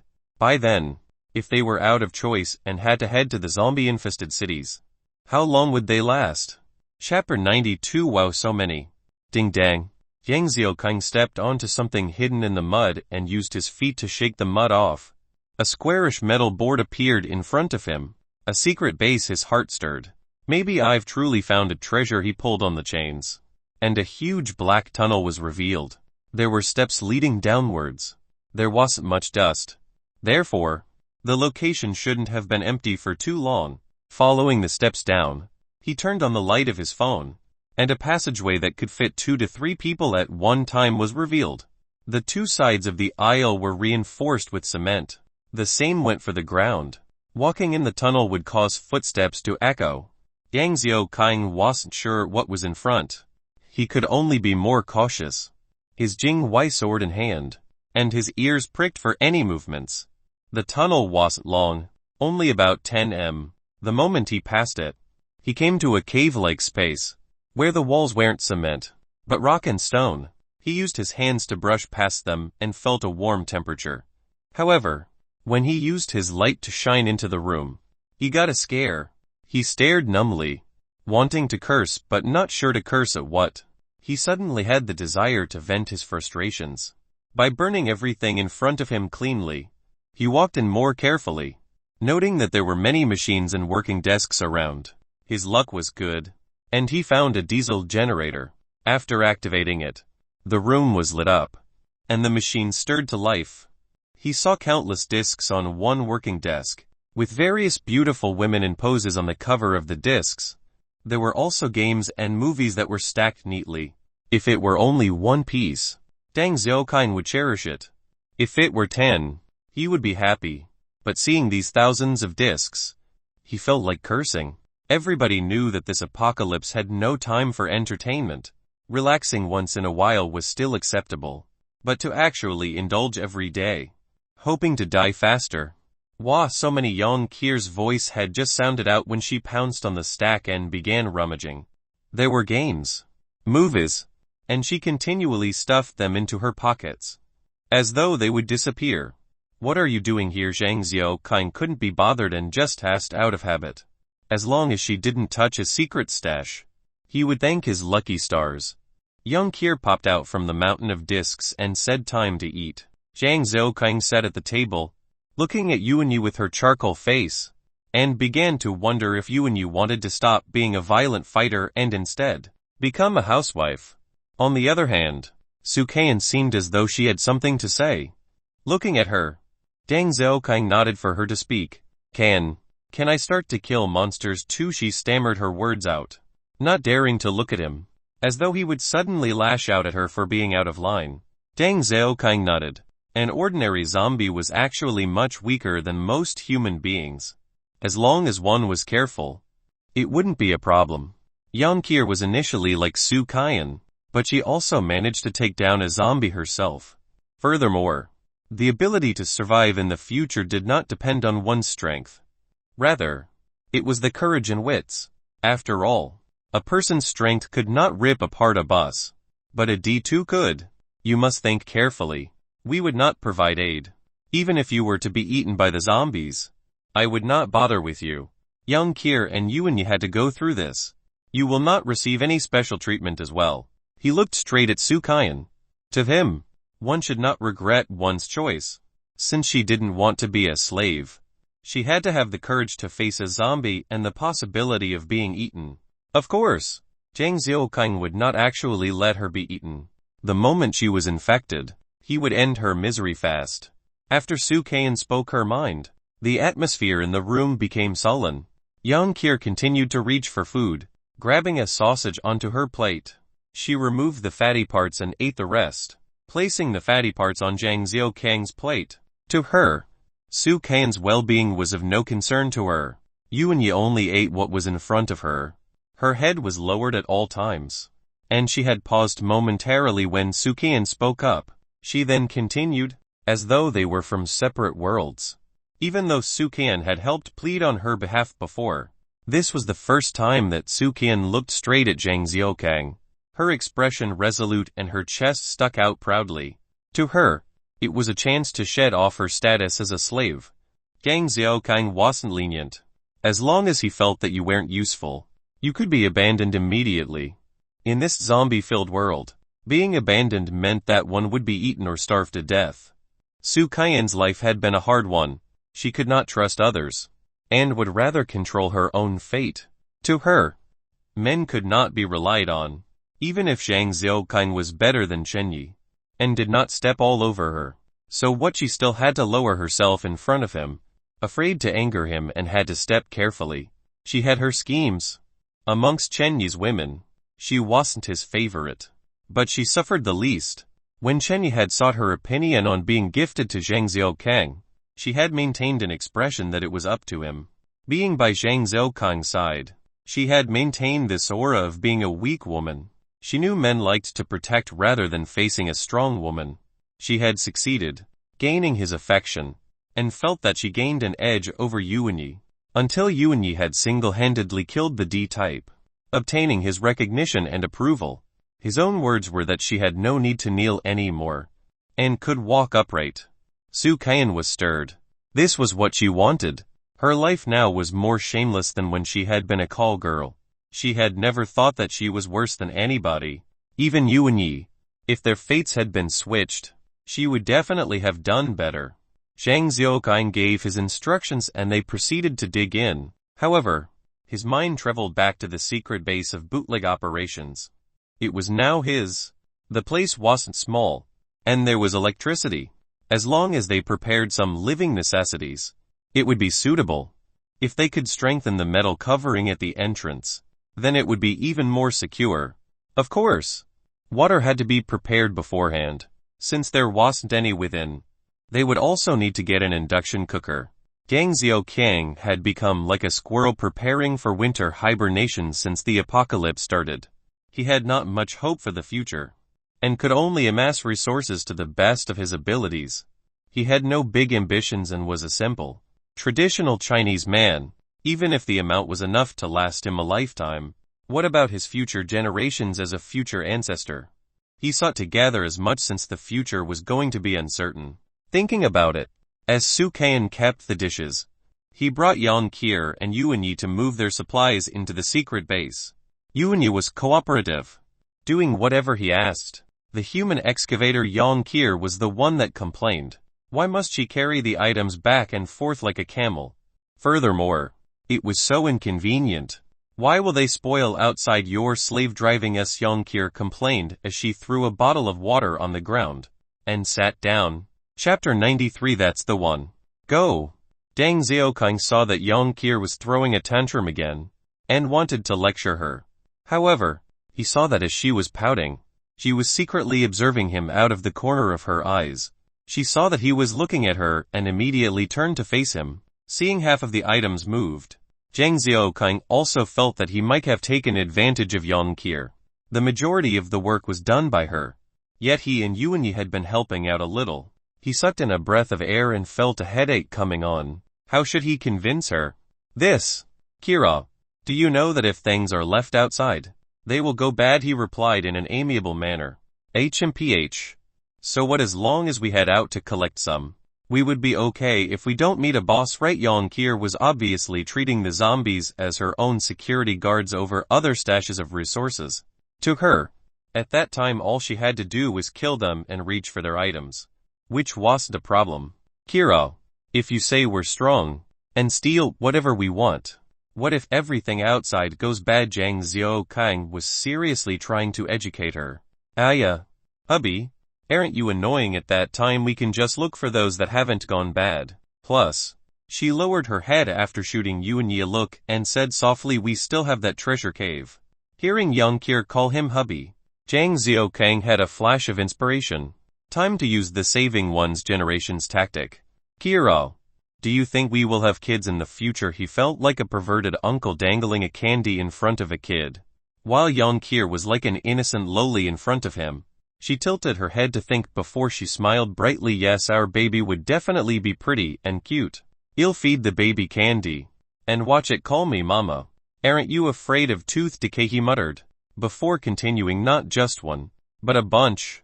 A huge bunch. Yonkir nodded. I know. It's just not in the plans right now. We'll see how it goes. Should we have more boys or more girls? Seeing her racking her brains over his kids in the future, he felt out of sorts. She was still lacking in certain areas. What if they have no milk? Will they just die of starvation? So you must think. Our kids will have their own kids. Their kids are your grandchildren. The grandchildren. He had not finished speaking when Yonkir immediately cut him off. I don't want to become a granny. I don't want to become old so fast. Off face full of wrinkles and mouth with no teeth.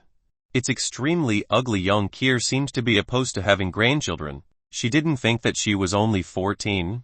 How to become a grandmother? You can rest at ease. You won't become old.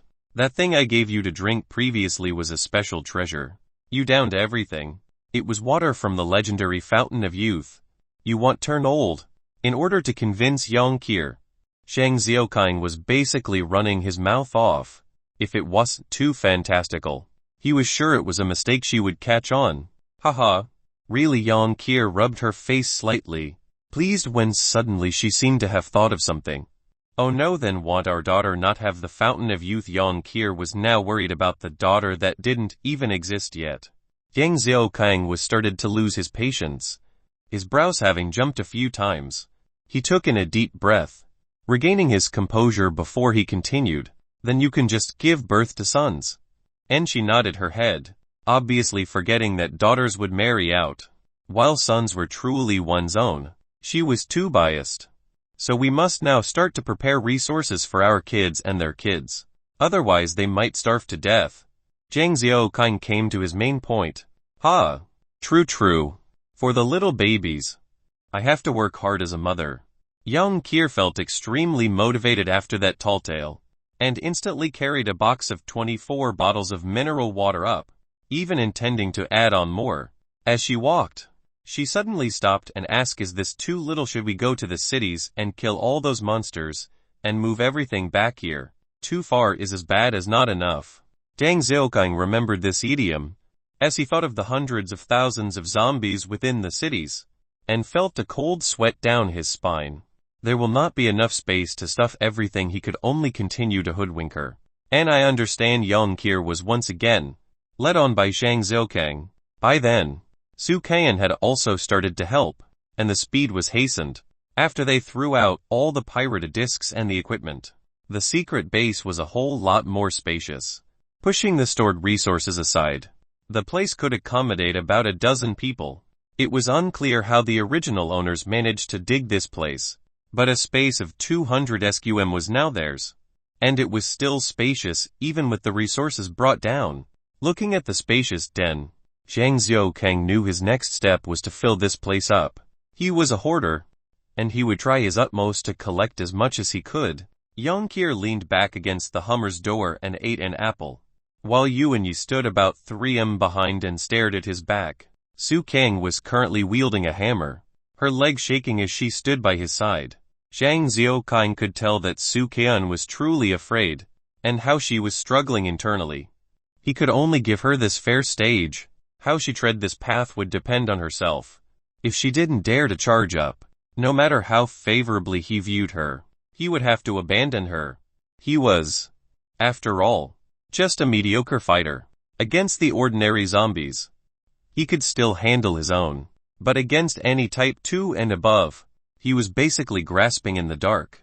Furthermore, there were those mutant beasts out there. It had already been 4 months. Who knew how terrifying the extent till which they mutated at that time? 2 dogs of about 1.6 to 1.8 m had only taken a month.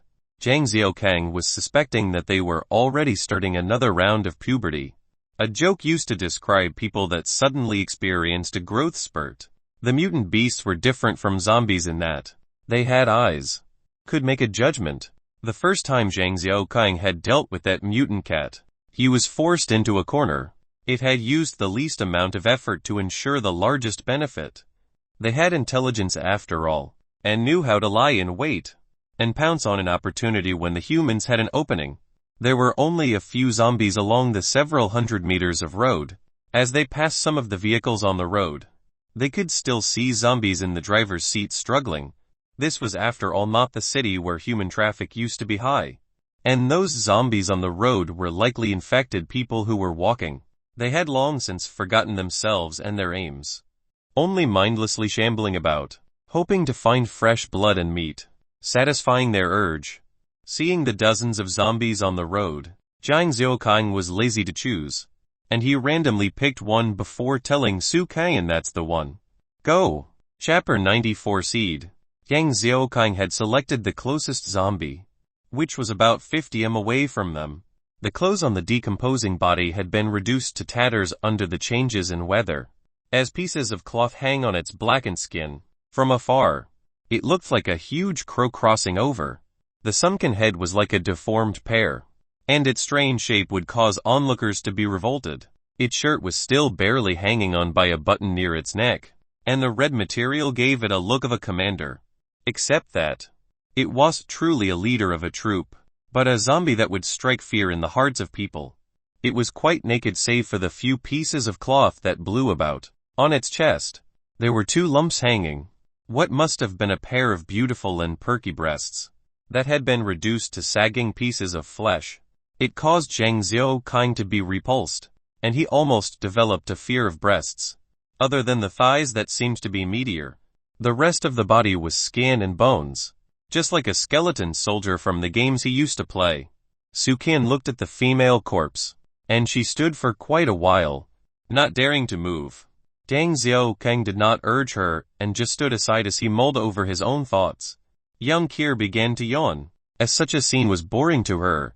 She went back to the car to immerse herself in some movie. For some reason, she was screaming her lungs out as she watched the movie, causing the atmosphere to be particularly terrifying. Su Qian was originally hesitating from her own fears, but upon hearing Yang Kier's screams from watching some horror movie, she was even more terrified. She turned to look at Zhang Xiaoqing, who was still deep in his thoughts. She turned to Yuan, hoping for some form of encouragement. It was a pity that Yuan was staring at Zhang Xiaoqing's back, not interested in Su Qian at all. I can only rely on myself, she told herself, and took a deep breath. With a resolute look, she walked towards the zombie slowly, and she could make out the disgusting features the closer she got. At about 40 m away, the zombie also discovered Su Qian, and the smell of meat caused it to be excited. The zombie swiveled its head towards Su Qian, and its teeth gnashed non-stop. Its footsteps also began to quicken. Su Qian stopped at about 10 m away and started to circle the zombie. Her observation was astute, and she knew the weak points of the zombie and knew how she could use it to her advantage.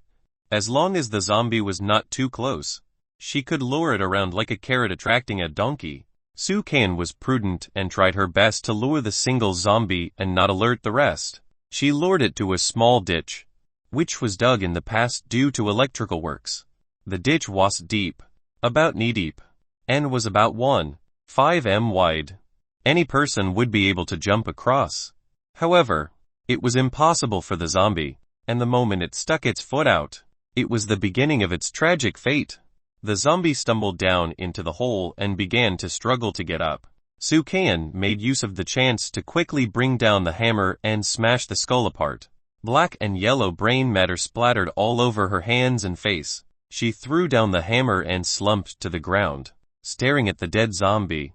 She knew she had done it. She could kill those disgusting monsters as well. She had the right to speak up from now on. Although she was not as strong as Young-Kir or Yuanyi. Wasn't this a start, wasn't it? Young-Kir continued to watch her horror movie, while Yuanyi wasn't bothered by it. Deng Xiaokang had watched from the beginning till end and had not objected to her methods. As long as she could maintain that sort of calm when dealing with zombies, and not lose her head, it was good enough for him. Deng Xiaokang called Sukan over, and everyone boarded their vehicles as they made for a small market. Yuanyi drove, while Young-Kir continued to watch her movie, occasionally screaming out in the car to the horrifying background music and sound. Deng Xiaokang and Sukan sat behind, and she still could not settle down, her face pale and her fists clenching and unclenching. Can you tell me about the market? Deng Xiaokang was resting against the headrest with his eyes closed, yet assessing the risks in the expedition this time. It might be a small town, but there would be at least a few thousand people. Although they might not all be gathered in the market. If they weren't careful, they might accidentally stumble into a horde. Sukan had gone around asking for medicine for her dad and came across this town once. There was a strange old doctor that was famous around these parts, and her relatives had suggested for her to give it a shot. That was why she had come here, treating the dead horse as a live one. Idiom: the attitude of trying everything in a desperate situation. The small town was at the foot of a hill, and the residents would usually come here to purchase items. There was a highway about 5 km away, bringing connection to this town. Some factory workers would also like to drive here for their meals. Hence there were plenty of small eateries set up. It was a bustling place before the apocalypse. Although the market had lost some of its traffic to the town, the previous time that Sukan had come here, she had sought high and low for the doctor and was clear on some parts of the town. She even knew what some of the distinct structures were for. There's a supermarket within the town. Medium-sized, I guess. About 3 to 4 workers from what I remembered. There are a few handphone shops. And there's also a dealer for farm equipment. The rest are mostly dealing with clothes, seeds, and... Wait a minute. Deng Xiaokang interrupted Sukan.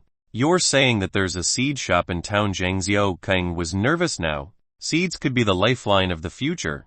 As long as there were seeds, the moment the weather became normal, they could get yearly harvests. How could they be just seeds? It would practically be a goldmine. Seeds could be kept a few years if stored properly.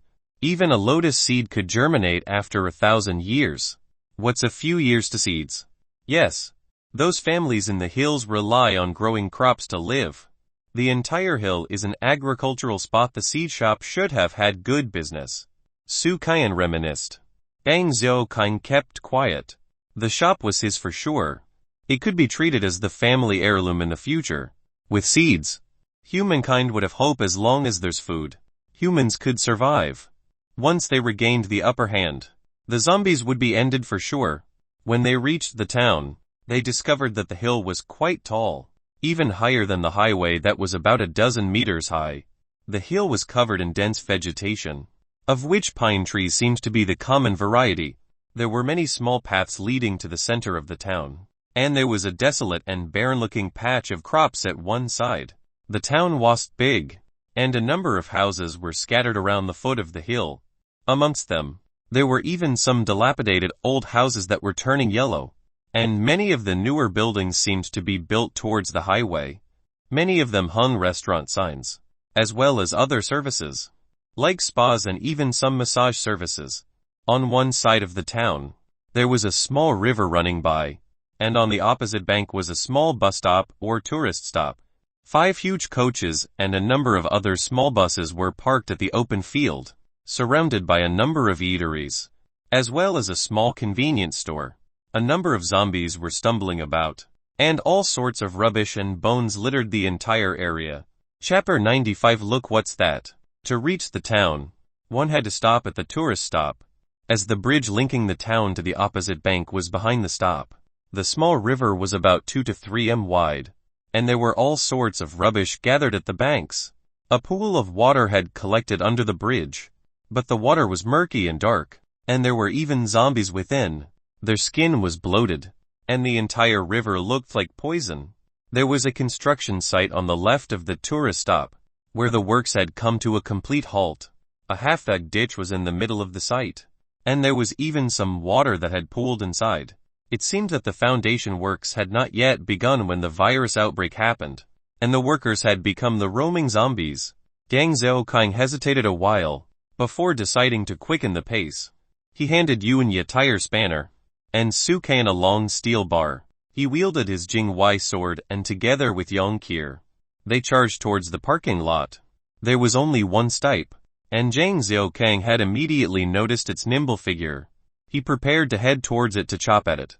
Having disposed of a few ordinary ones earlier, he soon got within a 40 m radius of the stipe. Yuan Yi charged towards the stipe without a second word.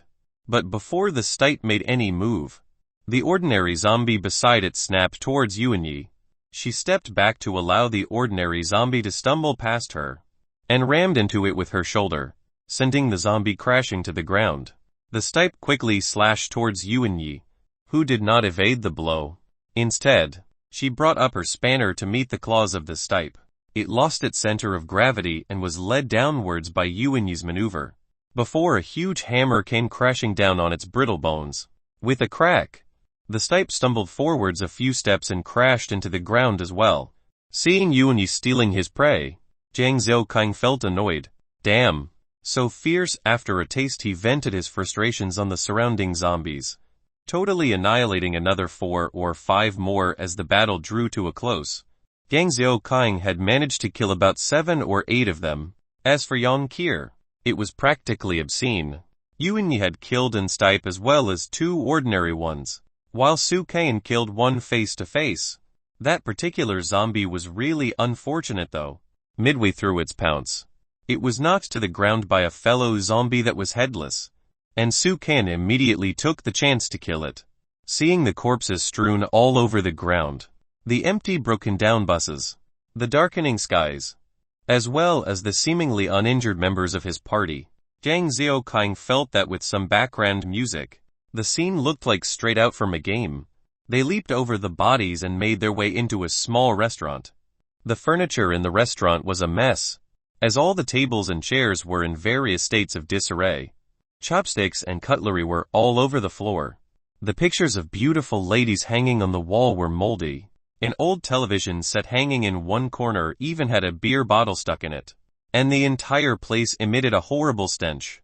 Zhang Xiaoqing looked around the restaurant for a moment, before walking towards the kitchen.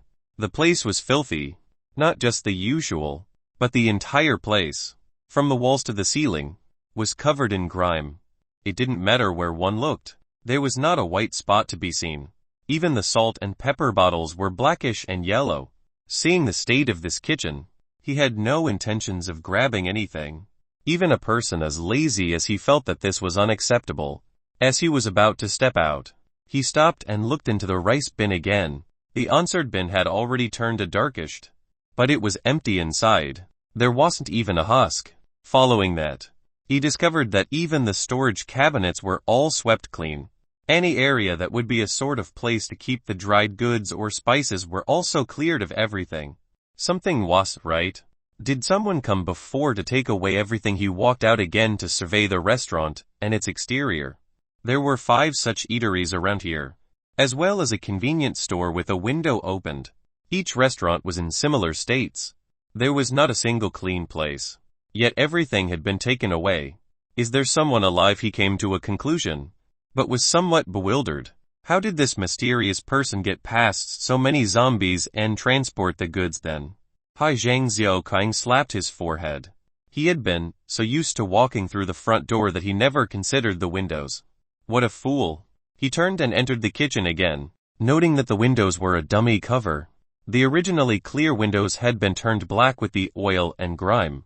If it wasn't for the wooden panes, He would have thought those were some wooden boards on the wall. He pried open the windows carefully and looked out.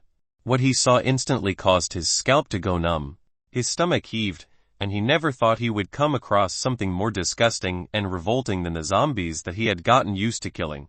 Today, he had finally seen it. The layout of the restaurants was similar, with the windows facing one side. Not far from the windows, there was a sunken pit, which must have been a pool in the past. It had now turned into a sewage shared among the restaurants, as all sorts of muck and shit were thrown in. Disposable items, used napkins, bones, and even plastic bags and dead rats were all thrown into the pit. The stench was unbearable, to the point that it was overpowering, violent and severe. Yang Xiaoqing had never faced such a test before, and he didn't know if it was for 5 minutes or 50 seconds. All he knew was that he quickly rushed out and hugged a broken-down signboard as he began throwing up all over the ground. He retched till there were tears in his eyes until his body was rid of that diabolical smell. Even the decomposing smell of the zombies was more comforting than that hell hole. After what seemed like a long while, Yang Xiaoqing regained his breath.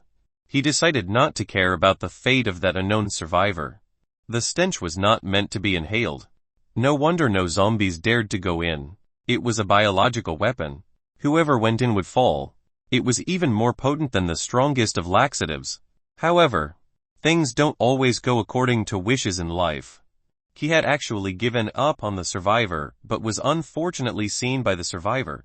Look, what's that? There's a survivor. Yang Qier held Yang Xiaoqing's binoculars and swept about, and she somehow possessed the ability to zero in on things, as she quickly found something strange. Chapter 96 Old Beast.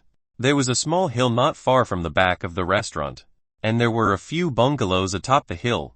At first glance, there wasn't anything noteworthy, but upon closer inspection, one could see a bamboo pole sticking out from the roof. There was a red-colored item hanging at the edge of the pole as the entire pole swayed left and right. Yang Xiaoqing couldn't determine if it was a problem with his eyes, but that red cloth looked suspiciously like a bra. It had been a guess, but it was now a reality. Yang Xiaoqing sighed. Shit, I still need to breathe in that gunk. He eyed the bungalows, gritting his teeth and taking a step. Fuck. It'll just go. Everyone else has died. How can my future generations find their partners? Do they have to become like Sun Wukong trapped under the Wuxing mountain? Yang Xiaoqing tried to give himself an absurd reason, and he prepared to go check out who the survivor was. If he liked who he saw, he'll bring along and dump at the chicken farm. Otherwise Amitabha. He found a handkerchief of Yang Qier that had been sprayed by some unknown brand of perfume. Yang Qier had treated it as some precious brand. He then wrapped it around his nose, and as he took a deep breath, he coughed out. However, the surrounding stench had disappeared, and although the smell of the perfume was overpowering, it was still a fragrance. Yang Xiaoqing did not go through the window in the kitchen. The grime and gunk were too terrifying. He walked to the end of the restaurant and jumped over a low wall to reach the backyard. The oil on the ground had dried completely, splitting at different areas. The wall on his right had a thick layer of oil that became a crust of at least an inch thick, and the slight reflection caused one to be nauseous. He continued to walk through the narrow tunnel, careful to prevent any of the dirt and shit all around to get on his shoes. As he routed around the mountains of garbage, he turned to look behind. Yang Xiaoqing began to curse. There was a path right behind the rusty signboard, the exact same one which Yang Xiaoqing had hugged as he was retching earlier. The signboard had blocked the path from outside earlier. As long as he went around that, he could reach the car park. That meant that he had done all those things for the past 5 minutes for nothing. Yang Xiaoqing didn't say anything and walked out that way, getting Yang Qier and Yuanyi to follow him. After a short distance, they came to the bungalow at the hill, noting that the bungalows happened to be surrounded by a few walls 2 meters high. The main gate was locked, and the rust had long since covered the entire door, covering any sign of the original color. Through the bars of the main gate, they could see that it was all quiet inside. Not a single movement. Something's not right. Yang Xiaoqing became wary. There had been some signal. That was why he brought Yang Qier and the rest in. After they entered, there was suddenly no movement. What if it was a trap? What if someone inside had ulterior motives in seeking rescue? After the matter with Zai Yu and Shan, Deng Xiaoqing was more cautious towards his countrymen more than zombies. Some people could be extremely dangerous when their inner demons got the better of them. The hurt they were willing to cause others were even worse than zombies. He loathed these type of people. If it happened to others, it wasn't an issue to him. But if it happened to him, it was a humiliation. He would rather get more women on his team than getting other men. Women were weaker. As long as he maintained his dominance, women would usually not revolt. Men were different. They had ambition, and because of women, or power, or any other reason, could decide to kill Deng Xiaoqing to become the head. Deng Xiaoqing had plenty of resources. If Brother Long was to find out that he had still hidden so much food, even at the potential cost of casualties, he would definitely fight him for it. Kai Lei Yongqir used the beast horn spear to poke into the hole of the gate and twisted it. All sorts of small parts flew out, and they pushed the gate open. The garden was filled with all sorts of rubbish, and there was even a small water platform near the wall, as the rusted structure still flowed with water continuously. The bungalow was somewhat old, and the lime powder of the walls was beginning to flake. The windows were shut tight, and it was impossible to see inside. It seemed quiet and peaceful, not a movement to be detected. If it wasn't for the handle of the door to be lacking in dust, Deng Xiaoqing would have assumed that the place was abandoned long ago. Deng Xiaoqing tried to push the door open, but he couldn't make it move. It seemed that there was something blocking it from behind. He heaved a sigh of relief. It wasn't a trap. If it were, the door wouldn't have been blocked. It seemed that the person inside was fearful. Even when the party outside was one man and two women. It must be because the person isn't confident of dealing with Deng Xiaoqing. That was why they had sealed the door. Deng Xiaoqing ignored the door and didn't get Yongqir to smash it open. Who knew if the person was waiting behind to retaliate? He held his Jingwei sword and walked over to the window. Before smashing it with the hilt, Huela the glass shattered. Ah! A woman's scream rang out from within the house. Deng Xiaoqing quickly charged in through the window and slammed the door open. A 4-layer cabinet which was red in color was stuck behind the door. The house was dark and dim, with only the light from the sunroof. The entire atmosphere was incredibly sinister, and the various paintings on the walls also felt dangerous. The moment they entered the house, the woman's screams had not stopped. It even sounded somewhat maniacal. Deng Xiaoqing followed the corridors towards the back, and the light became dimmer and dimmer. There was nothing on the floor, not even cement. It was just the old loess, which had been compacted over time. Loess, a loosely compacted yellowish-free deposit of windblown sediment of which extensive deposits occur e.g. in eastern China and the American Midwest. The potholes on the ground were uneven, causing Deng Xiaoqing to be careful. In an unknown situation like this, he could lose his life if not careful. And he held his Jingwei sword in his right, while he used his left hand to follow the wall, feeling the uneven ground, and touching the walls and thick layers of dust. He was calm but alert, prepared to deal with any sudden situation. The dark and sinister place, together with the shrill screams, as well as Deng Xiaoqing's heightened anxiety, it all added up and felt like some horror film. The chill reached his bones, and he felt like he had entered a terrifying movie world. As he passed dark corridors one after another, the end started to get brighter, and he realized that there was a room up ahead. He came to a room where the sunlight was shining through the window and noticed that the woman's screaming was right beside his ear. It was shrill to the point that his ears were ringing. He turned to look and was instantly stunned and shocked. His entire world was flipped upside down, and the scene in front of him caused him to realize what absolute tragedy meant. He could not hold it in any longer and vomit. He dared not look any longer and left by the back door. There was a garden patch right outside, with firewood gathered. A path led to the hills, and the trail went on for a distance until it was blocked by some shrubs. A man darted out from someplace ahead and followed the trail downhill. He was wearing an old-fashioned yellow military uniform, and he was carrying some bulky canvas bag. He wore black cotton shoes, and his legs were obviously giving him trouble as he sort of limped as he ran. His speed wasn't fast, When he turned back to look, Zhang Xiaoqing caught sight of his features.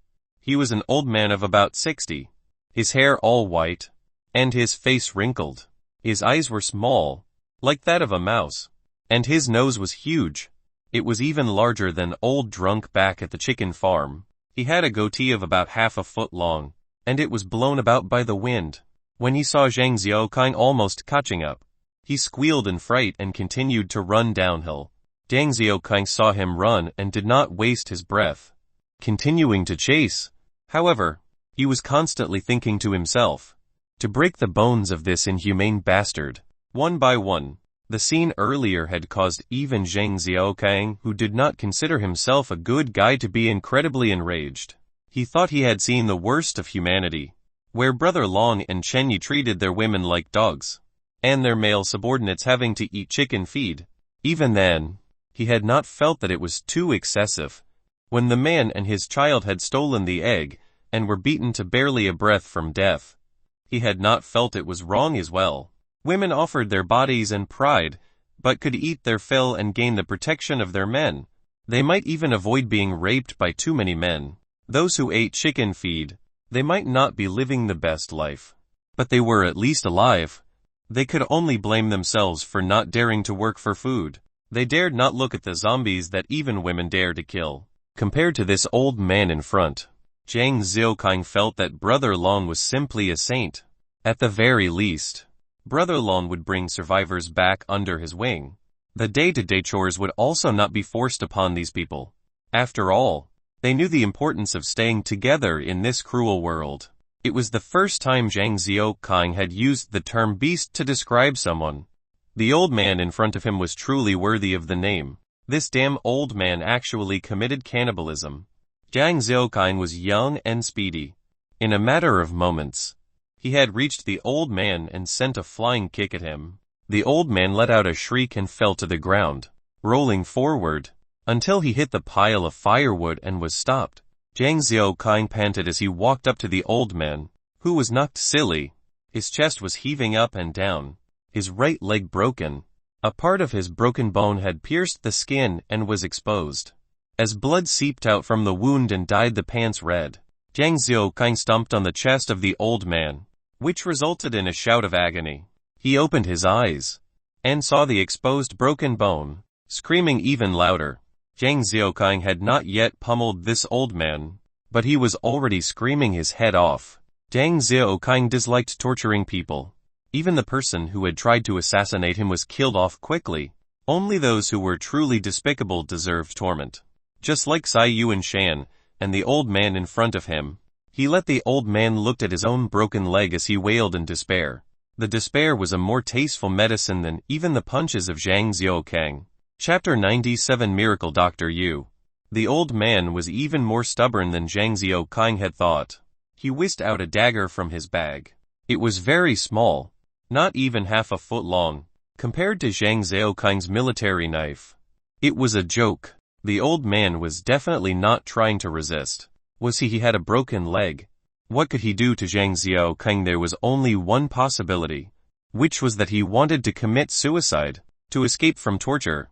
Zhang Xiaoqing was prepared to twist the hand of the old man. He wanted the old man to watch himself bleed to death, to wallow in despair, and regret the day he was born. However, the next actions of the old man were outside of his expectations. If he wasn't doing what Zhang Xiaoqing had assumed he would do, it would mean that he was too afraid of death, and loved all he had. The old man didn't try to commit suicide. Instead, he used the dagger to slice the pants that were soaked red in blood, cutting through the cloth like it was nothing. He then removed a gourd from his bag and poured some powder on the wound. The bleeding stopped instantaneously, while the complexion of the old man turned pale. Upon seeing that the powder had taken effect, he then pulled out a black metal bottle and poured out a small pill from within, before swallowing it. Soon after, his complexion regained its healthy and rosy color. The bag of the old man was like the pouch of Doraemon.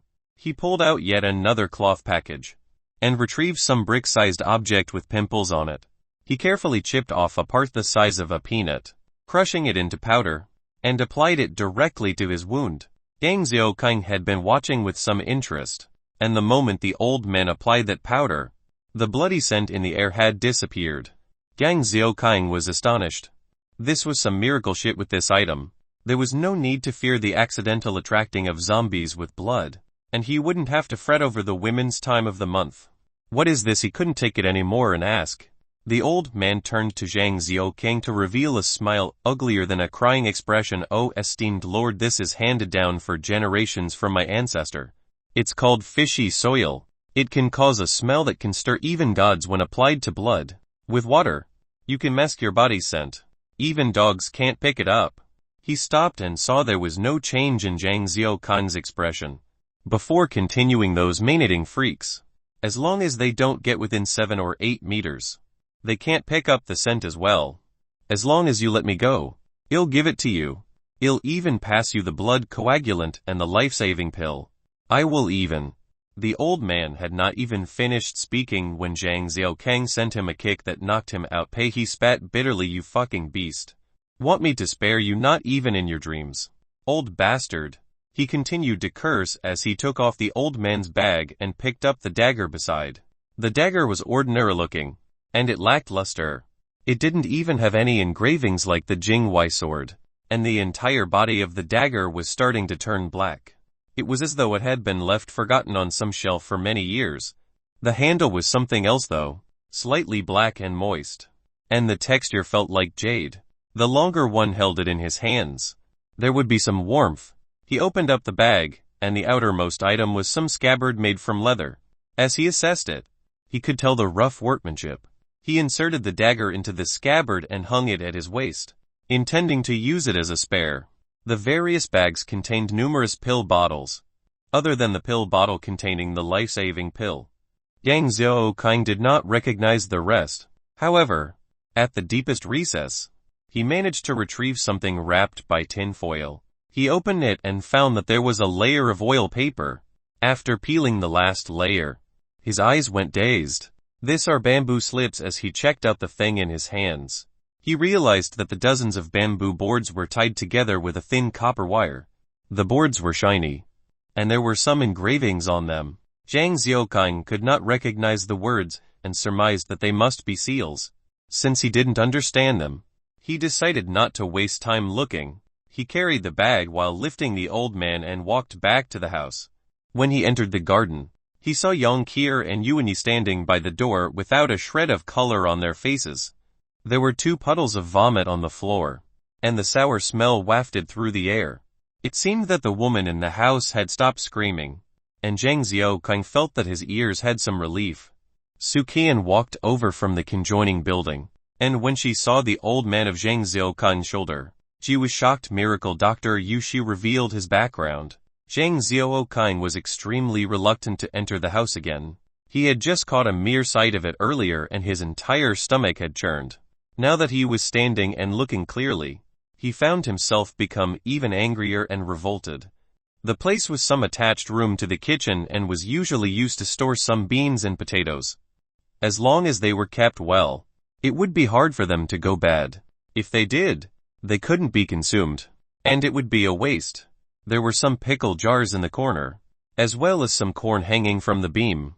Beneath the corn, there was a simple wooden bed. A 30-something woman laid on it, her body stark naked. There was only a tattered cotton on her stomach, while the wooden blanks between her legs had been removed to form a hole, where her buttocks were stuck. Below her buttocks, there was an old-fashioned spittoon, and the contents were the women's excrement. The smell was rank and filled the entire room, causing one to feel like vomiting. The woman was plump, and her skin white. She had shut her eyes while lying there, as though oblivious to the world. The constant screaming had robbed her of all energy as well. She was in a pitiful state. Zhang Xiaoqing could swear that he had never seen someone in a worse condition before. Yuanyi and Su Qian could be said to have lived in heaven.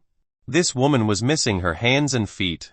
Both her arms and one leg had been broken, while the remaining leg had nothing beneath the knee.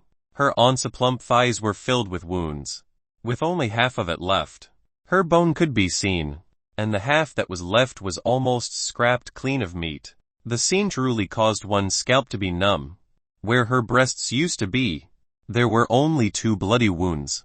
The flesh was revealed, and it was truly horrifying to look. A long bench was beside the bed of the woman, and there happened to be a large bowl of sugar on it. Inside, there was something strange and dark, and a plastic funnel was placed beside the bowl, with a stick through it. Behind, Soo-Kan had screamed and immediately crumpled to the floor. She began to vomit, and the stench in the room had an additional sour layer to it. This place was really not meant to stay in for long. Chapter 98 Solitary World. The woman lying on the wooden bed was shocked by Soo-Kan's scream, and she opened her eyes. She began wailing again, and Jang Seok-Kai knew that she did not have long to live. She had been kept alive like some livestock by the doctor, who came over to slice some meat each time he wanted to eat, before using the blood coagulant to stop the blood flow. The powder was truly effective. A bit too effective. However, as Jang Seok-Kai looked at the packet hanging by his body, he had a sudden urge to fling it away out of disgust. The woman's wails reverberated throughout the room, which caused even some dust to be shaken loose from the ceiling. Jang Seok-Kai could not watch any longer, and walked over to her. He placed her right hand on her neck. Seeing an unfamiliar face, the woman instantly stopped her wails, and her eyes seemed to shine with some vigor. Kaka. She opened her mouth, but the words wouldn't come up. However, the begging look in her eyes was clear to him, and Jang Seok-Kai began to exert more strength. Slowly, the woman's face started to turn red, then purple, and her eyes started to roll up. Her mouth hung open, while her tongue that was half of its original length began to roll out. Finally, he felt that her pulse had stopped, and he pulled his hands back. The woman laid quietly on the bed, having regained peace. She did not have an unwilling look at the time of death. Instead, there was a tranquil calm on her face. There was even a slight smile at the corner of her mouth. She had finally to leave this godforsaken place, where not only did zombies consume human flesh, even other humans had resorted to cannibalism. Jang Seok-Kai watched her quietly, his emotions in turmoil. He was infuriated, but at the same time, there was a profound sorrow. He wanted to laugh maniacally, but at the same time, he wanted to scream in anguish. He turned around to look at the unconscious doctor. The fury in his eyes had disappeared. Instead, there was only a deep, icy look. It had never appeared before from Jang Seok-Kai, and even to the sick freaks Yu and Shan, there had only been fury. However, in the current situation, there was only this intense cold radiating from him. Young Kier and Yuan Yi saw his expression and they immediately felt like they were plunged in ice. Their bodies trembled uncontrollably, as the temperature of the room seemed to decrease. Yuan Yi felt it the most. She had been sort of a vine, rely on Jang Seok-Kai to find her inner pride and strength. Now, seeing him like that, she felt it the most, and could feel an intense dread and fear. She lowered her head, afraid to look at Jang Seok-Kai, and her fear that had disappeared in the past returned. She didn't even dare to breathe loudly. As Jang Seok-Kai walked towards her slowly, she felt her skin all standing on ends, as though there were a million ants crawling all over her. She wanted to scream from the feeling, but she didn't dare to. And as his footsteps neared, she felt an intense urge to relieve her bladder out of fear. She gritted her teeth to control herself, until finally, he walked past her without stopping towards the living room. With beads of perspiration, she leaned against the wall and slumped down to the floor. As she panted heavily, the shadow of Jang Seok-Kai in her mind had grown even larger, to an extent where she knew she would never overcome. Young Kier was faring slightly better. She could feel that Jang Seok-Kai was intensely terrifying right now, although she couldn't pinpoint what exactly. As he walked by, she followed behind without hesitation, although she continued to look around to see if there were any hidden treasures. Soo-Kai continued to follow behind. There was nothing out of the ordinary to her. She was fearful though, not because of Jang Seok-Kai, but because of the world, and the circumstances that her fellow human beings were being pushed to. She was afraid, very afraid. It was even more intense now than ever. She had never expected cannibalism to happen. It was even under the conditions of having food, Yet the darn old man had kept his fellow human being like a livestock to feast on. Su Qian was beginning to feel the true depths of despair. Zhang Xiaoqing currently was in no mood to understand or care about what the woman by his side was thinking. He knew that he had only seen two people. One unforgivable old man, one immobile woman. There had to be someone who sent that signal earlier. He did not know who the person was. And he did not know what role the other person played in this cannibalism issue. But he wanted to get his answers. Was there anyone else who had partaken in human flesh?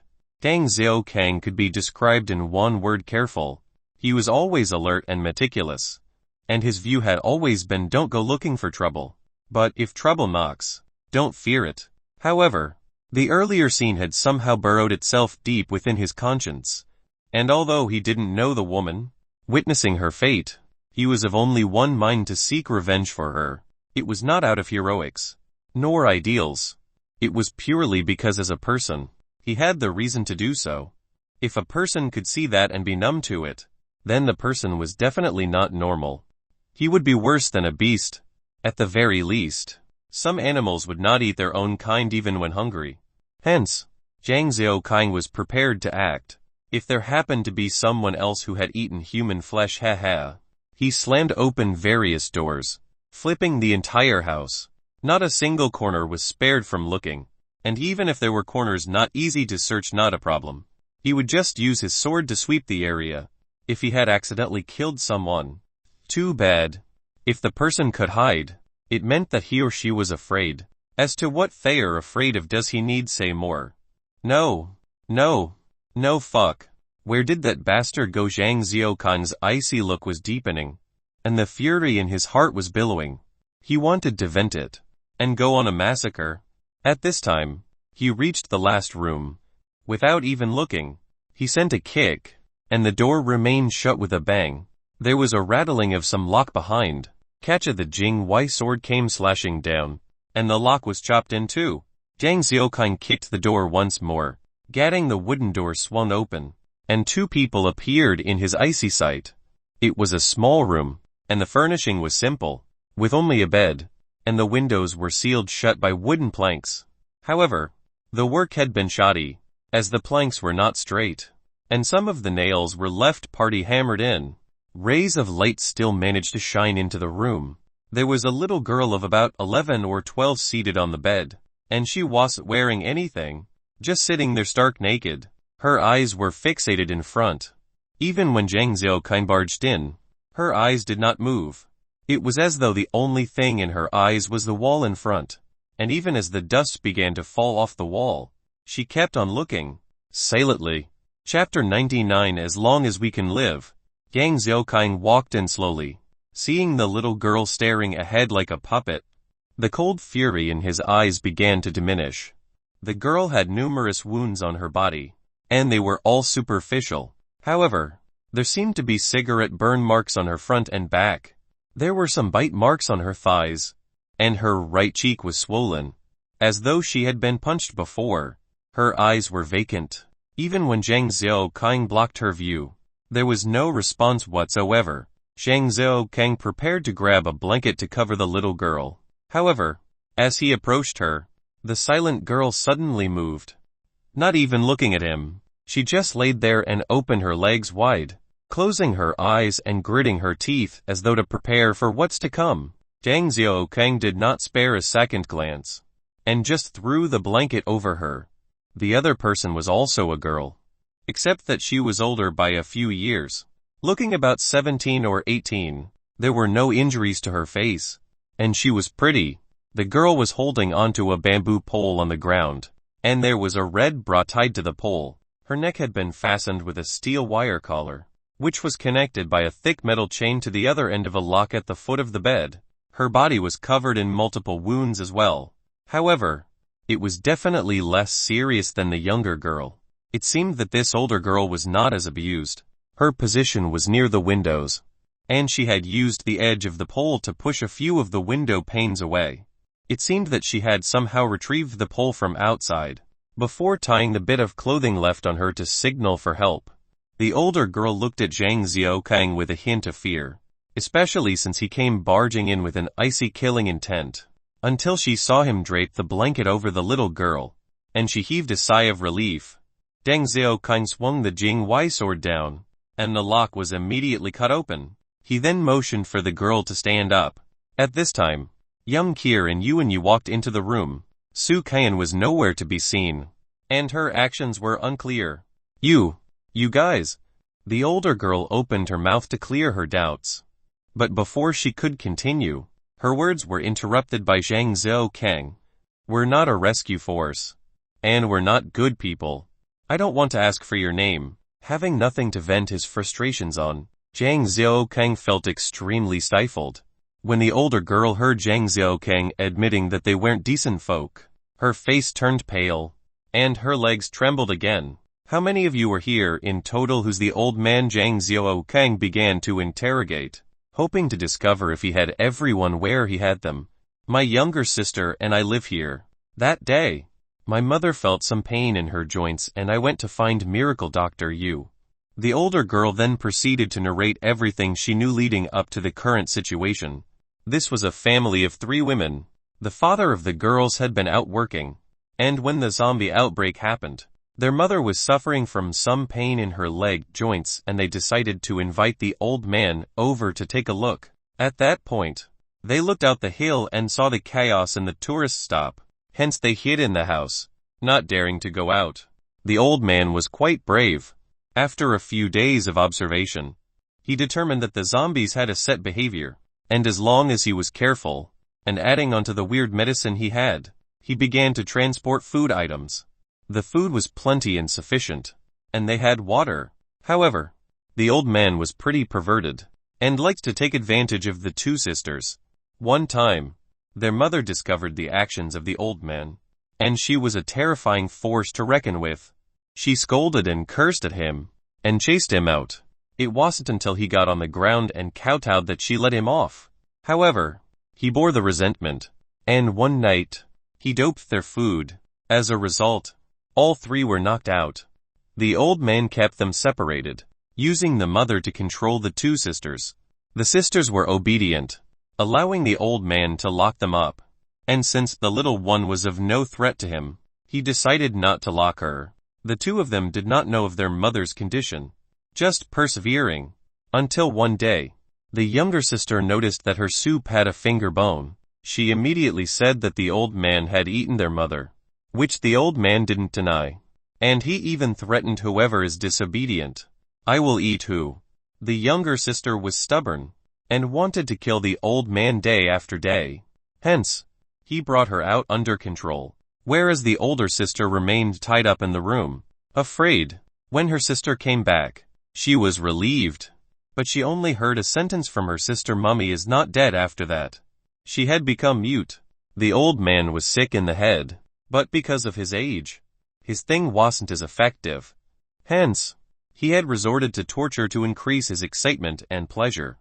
The 12-year-old girl was his favorite subject of torture, and once in a while, he would bring her out and back. Each time she came back, she would look like she had suffered some huge illness, until she had gone completely insane.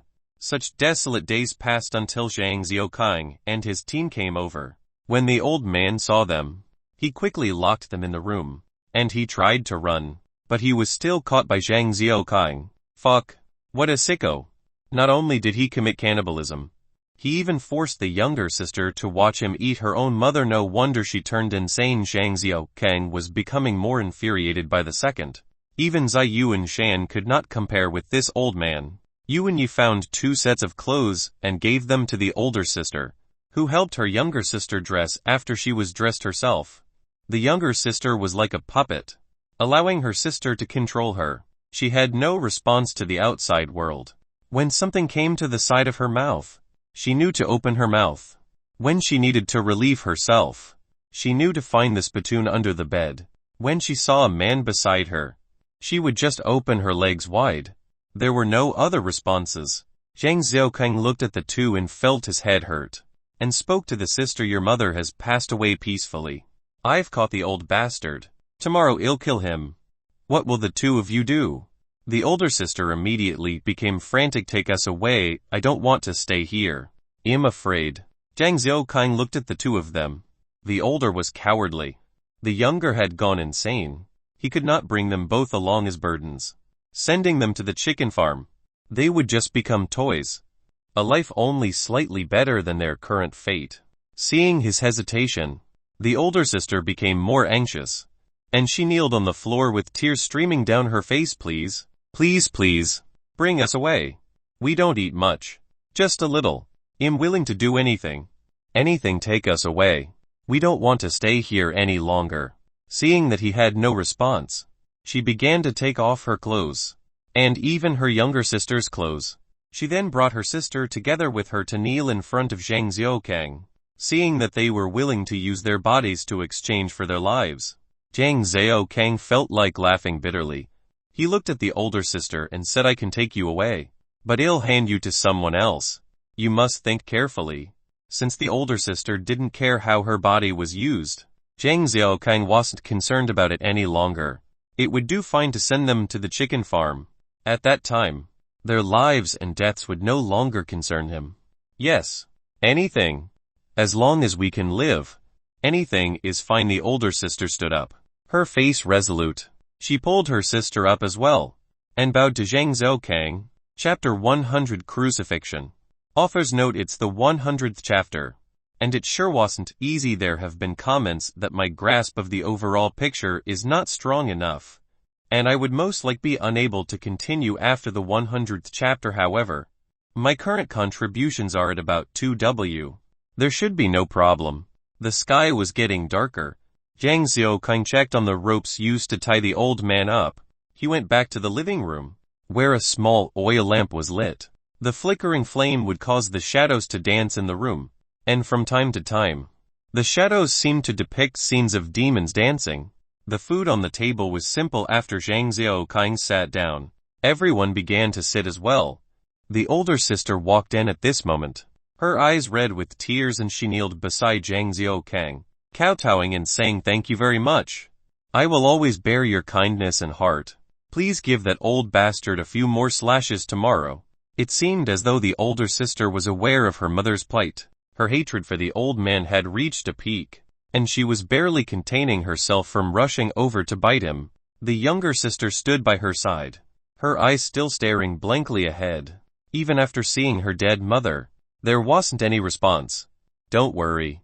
Tomorrow, I'll definitely make sure he gets his just desserts. Zhang Xiaoqing nodded to show that he understood, and thought of an idea. Early the next morning, Zhang Xiaoqing stood and admired his own handiwork. He had woken up early to get busy. First, he had shoveled some earth into a ditch to cover the water collected within the ditch. He had then hammered across into the ditch, before pouring gas into the ditch. The gas had been collected from the petrol kiosk near the tourist stop. After pouring over 2 tons of fuel into the ditch, Zhang Xiaoqing was afraid that the firepower might not be enough. He then instructed Yang Qir to go grab the firewood behind the backyard and place them into the ditch. By then, the initial preparations were all ready. Having been busy for 2 hours, it was time for the punishment. Zhang Xiaoqing nailed the old man to the cross, making him suffer the same treatment that Jesus did. He then used his military knife to carve some crisscross lines on the body of the old man. Having suffered torment yesterday, plus being tied up the whole night, the old man was almost half dead. Even as the military knife drew all over his body, he lacked any energy to scream. Instead, just gasping. However, Zhang Xiaoqing was not interested in truly carving him over 1,000 times. He just did a few simple places, and watched as the fresh blood dripped all over the firewood beneath his feet. Zhang Xiaoqing then hurriedly climbed out of the ditch. Standing at ground level, Zhang Xiaoqing kicked the wooden ladder into the 5m deep ditch. He let out a long breath. The old man had been draped with a white sheet on Zhang Xiaoqing's whim, and his posture was exactly like how Jesus had suffered. Adding onto the blood-stained bedsheet, the effect was truly horrifying. The old man's head was lowered, and his status was unclear. The older sister grabbed her younger sister by her hand, and watched as the old man bled slowly. She gritted her teeth, while her hands holding her sister's gripped tightly as well. The younger sister lifted her head due to the pain and saw the old man suffering on the cross. A gleam flashed across her soulless eyes, and she stared fixedly at the old man, as though she had caught sight of the most precious treasure in the world. The corners of her mouth were lifted. The morning winds blew the hair of everybody present. Yang Xiaoqing watched his watch for over 5 minutes. Soon, there was movement on the bridge nearby. First, it was 1 and 2. Then soon a group of them. Then, a whole horde of zombies began to clamber over, and the bridge was soon filled with them. The small bridge was small and could only accommodate about 3 or 4 people at any one time. It wasn't long as well, and just a few big men could fill the entire bridge from start to end. If 1,000+ zombies wanted to pounce over, it would be too unrealistic. Other than the few in front, those behind began to pull at the back and were squeezing forward. From time to time, a few zombies would be forced underneath and stepped on by the others. Normally speaking, the stipes were the agilest, and they would be the first to rush forward. However, the situation was that all the zombies were squeezing and stuck with one another. The stipes were small in frame, and their bodies were not as big as the ordinary zombies. Their strength was just barely stronger than those ordinary zombies, and hence, their advantage in speed became ineffective. Yang Xiaoqing stood by the ditch and watched the commotion. The sisters were frightened out their wits and were getting restless. The younger sister still seemed blank, and her expression was wooden, but she had taken the initiative to grab at the hems of her sister's clothes. The older sister did not seem to notice the change in her sister. Her attention on the terrifying zombies. Seeing the 1,000 zombies trying to get over to their side, her face turned pale, and her legs trembled uncontrollably. Young Kier, on the other hand, was excited. Previously, she hadn't seen the situation where 3 had been surrounded by the thousands of zombies. Now, she was seeing with her own eyes how the restless zombies were trying to get over. Her hands were grabbing her beast horn spear, and if it wasn't for Yang Xiaoqing's stern warning, she would have charged forwards to begin her go for game. When she was up against a dozen, it had been exhilarating to knock their heads off. With over 1,000 in front of her, her hands were twitching like a little kitten. Yuan Yi had been frightened by Yang Xiaoqing's demeanor the previous day, and it might only be Yang Xiaoqing that truly frightened her. Now, as she watched the 1,000 zombies squeezing over the other side, and seeing them clearly, her bloodlust began to appear. Her eyes turned bloodshot, and her tongue licked her luscious lips constantly.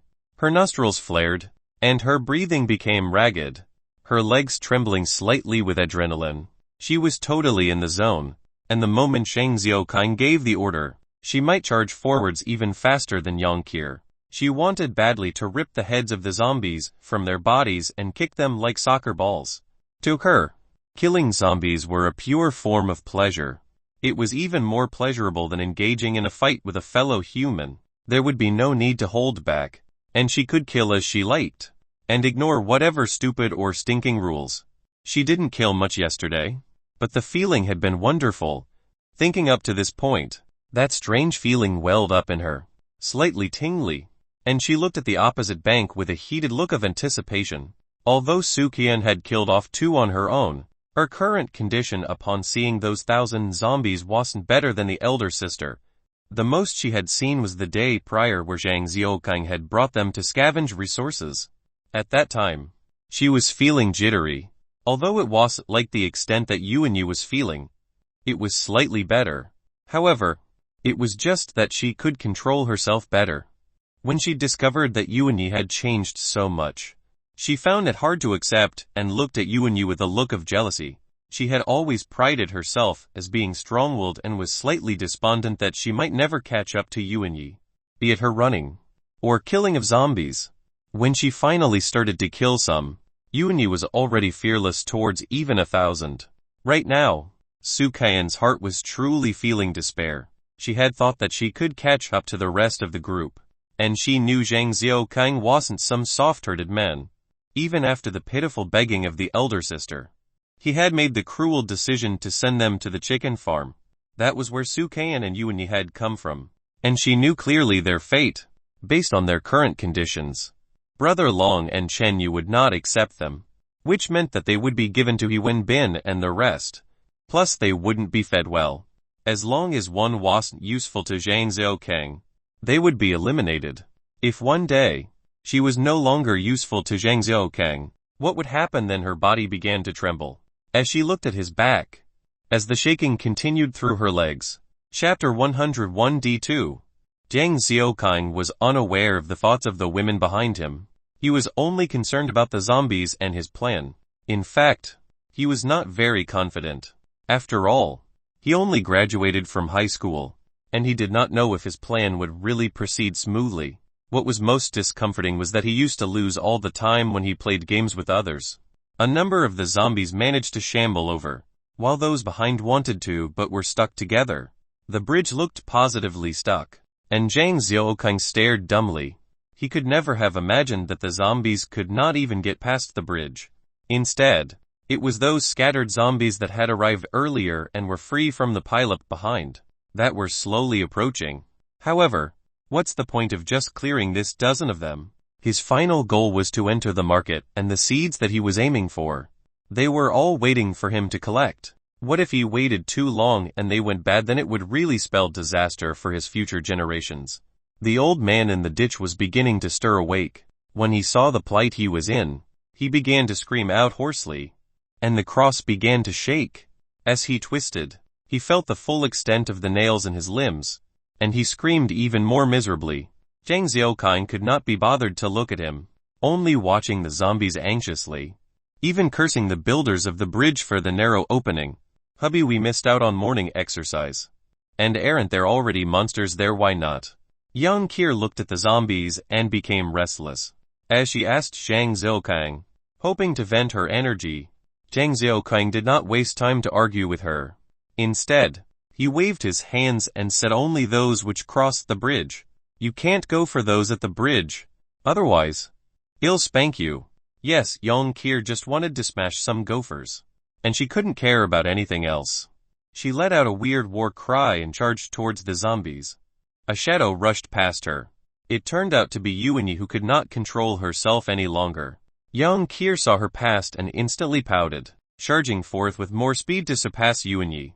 Sukain saw the two of them pouncing towards the zombies, and she looked at the zombies while hesitating. She then began to walk forward as well, just that her steps were more careful, and her speed was not fast. Seeing the three women taking the initiative to approach the zombies, the older sister was very shocked. She had always thought that the three were Zhang Xiaokang women, and were women he protected. Who would have thought that they were zombie killers as well? Yan Kier charged under the challenge from Yuanyi, and dodged a few claws and bites, leaping into the midst of a few zombies. With a loud ha, she used her beast horn spear to draw a circle around her, sending 4 or 5 zombies soaring through the sky. Yuanyi was even more engrossed in such simple killing. However, she was careful. She didn't charge headlong into danger unlike Yang Kier. Instead, she began to work her way from the outer zombies. As she neared a zombie, she used the hammer to hook it by the belt close, and pull them down to the ground. She followed up by dodging a bite from another zombie, her right feet twisting in the ground. Her entire body swung furiously towards the right, sending the hammer smashing into the zombie's head. Its brain was immediately blasted apart, and the contents splattering onto the ground. By the time she turned to find another target, she found the zombie on the ground already taken out by Yang Kier. The dozen of zombies was soon routed by the two of them. Yuanyi wasn't flustered. Instead, using the hammer to hook one zombie, and dragged it behind Zhang Xiaokang. When the older sister saw the struggling zombie, she became frightened and dragged her younger sister away. Su Kan was full of regret now, scolding herself for dragging her feet. She had not even gotten the chance to approach the zombies, and they were already cleared by the two others. There was no victory to be proud of, and she felt like she had been thrown far behind in the race again. She was afraid that she might be eliminated. Yuanyi swung the hammer and broke the limbs of the zombie beneath her feet. She wasn't in a rush to kill it. Instead, she wanted to take her time to enjoy the process. Although the zombies could not feel pain, she didn't care. She just treated it like a toy, a sort of outlet to vent her energy and feelings. Yuanyi continued to break the bones of the zombies, while Zhang Xiaokang watched the bridge with increasing nervousness. This sort of waiting was the most torturing, as the zombies were still stuck, while the zombies behind continued to push forward. Some of the smaller S-types had already been squashed and disappeared from view. The bridge was starting to look like it might collapse. The zombies might be a lot lighter individually, but the bridge could not contain the number of them. Although a few zombies would break free from time to time, more were being pushed off. The vast majority was still stuck on the bridge, and some of the larger D-types were beginning to roar out in frustration. They wanted to scare the cannon fodder beside them away, but the normal zombies could not get away no matter how hard they tried. The other zombies from behind only continued to push forward. Suddenly, the zombies at the opposite side began to stir. As though a hornet's nest had fallen among them, many zombies were tossed aside way at the back. Zhang Xiaoqing picked up his binoculars and squinted, noting that a house was suddenly smacked up in the sky. As a huge and towering figure appeared, his chest tightened as a single word escaped his mouth involuntarily: D2. Yes. The tall figure looming behind the zombie horde and was shoving them to the side was a D2. Those who could still move quickly scattered due to the fear. A D-type suddenly slammed into the D2 due to the commotion and shoving. And before it could react, the D2 had grabbed it and lifted into the air. When the 1-8M D-type caught the scent of the D2, it began to struggle. And it looked like a little child in the humongous hands of the D2. It tried its best to struggle out of the D2's grasp, but the D2 began to apply more pressure, and the thrashing of the D-type began to decrease until it stopped totally. Ayo! The D2 let out a huge roar, and twisted the neck of the D-type, like a child playing with a toy and ripping its head off. It then flung the corpse away towards a cement wall, where the head of the D-type was smashed into pieces like a watermelon. Zhang Xiaoqing watched all these through the binoculars. Chapter 102 D2's Meal. Run! Zhang Xiaoqing immediately turned around to shout. The D2 was too strong, and neither Yuan Yi nor Su Qian was a match against it. Any single hit from it would definitely cause their bodies to crumple. It wasn't the time for them to go up against such a freak yet. Furthermore, Zhang Xiaoqing detested doing useless things or wasting energy for naught. Su Qian heard the urgent tone of Zhang Xiaoqing and immediately turned and bolted away. The earlier scene of the D2 flinging the D-type like a doll almost caused her to piss her pants. She had not expected to see such a terrifying monster. She was out of all bravado. It wasn't even possible for her to face an ordinary zombie now. If she could escape now, she had to. She thought that should Zhang Xiaoqing die, then she would be forced to hide in this town forever. Till death. The pair of sisters followed Su Qian, with the older sister pulling the younger one along. She had also witnessed what happened, and never thought that those monsters could evolve to such a horrifying extent. She had no confidence in Zhang Xiaoqing now whatsoever. The D2's strength wasn't something humans could deal with, especially since Zhang Xiaoqing and the rest only had melee weapons. Seeing Su Qian and the sisters running towards the hill, Zhang Xiaoqing noticed that Yuan Yi and Yang Qir were missing. He turned around and saw Yuan Yi remaining where she was, just looking at him. What are the fuck are you doing? Didn't you hear me telling you to run? Zhang Xiaoqing stared furiously, and never thought that Yuan Yi would not listen to him at such a critical juncture. Yuan Yi saw Zhang Xiaoqing losing his temper at her, and her legs began to shake. She felt a strong icy feeling rise within her, and she forcefully suppressed her fear. She just looked at him, not saying anything, her nostrils flaring stubbornly. Zhang Xiaoqing noted her stubborn, and he suddenly understood. You go watch the car. That's my only form of retreat. It's important. Zhang Xiaoqing tried changing his tone. Yuan Yi took a look at Su Qian running in the distance, before turning back at Zhang Xiaoqing. She then lifted her hammer and ran after Su Qian. Yang Qir stood one side with an agitated expression. She didn't seem to care about Su Qian and the rest running off. She just stood there looking at the D2, her hands gripping her beast horn spear tightly. Her expression was one of going to fight a boss again. What, you forgot what happened the previous time? Zhang Xiaoqing spoke coldly, hoping to douse her intention to fight the boss. Previously, this miss had been careless. This time, open your eyes and watch how this miss will teach the D2 a lesson. Young Kier was full of adrenaline right now, and treated Zhang Xiaokang's words superfluously. Zhang Xiaokang ignored her. After all, she did possess some experience compared to Yuanyi and the rest, even if it were only for a few seconds. Zhang Xiaokang looked towards the D2. The D2 had not yet found a path to the bridge. It just continued to force its way towards the opposite bank. From time to time, the zombies would drop into the river from trying to get out of its way. Even more, zombies were being pushed to the ground and squashed beneath their comrades from behind. The river's depth was also uncertain. Regardless, as long any zombies dropped below, they never resurfaced. There were some that were fortunate enough to be swept to the banks, where they would get to their feet again. However, those in the flow would be swept away. Following the shoving of the D2, over a few hundreds of zombies were being swallowed by the waters. Finally, the D2 managed to reach the bridge, and the narrow bridge was already filled with over 300 overzombies, together with the mouth being jammed. Even the D2 had no way of crossing over. The D2 had been attracted by the scent of the old man's blood. It was now a situation where it could smell but not taste it, and it began to get enraged as it waved its hands about. Have you ever wondered how a tracker pushed flocks of sheep at once? That was the scene now. Countless zombies were smacked till their heads flew, or their bodies crashing towards the ground. The D2 would then proceed to stomp them beneath its feet. Numerous zombies were being sent soaring through the air like dumplings, dropping into the river. Who knew how long it took? But the D2 finally got close to Zhang Xiaokang. He became careful, as he knew the hearing of the D2 was especially acute, so he had instructed Yang Kier to remain silent. The initial number of zombies was about 1,000 over, but now, with the D2's rampage, it was reduced to about 600, and the jam on the bridge had been resolved. The remaining zombies did not feel fear.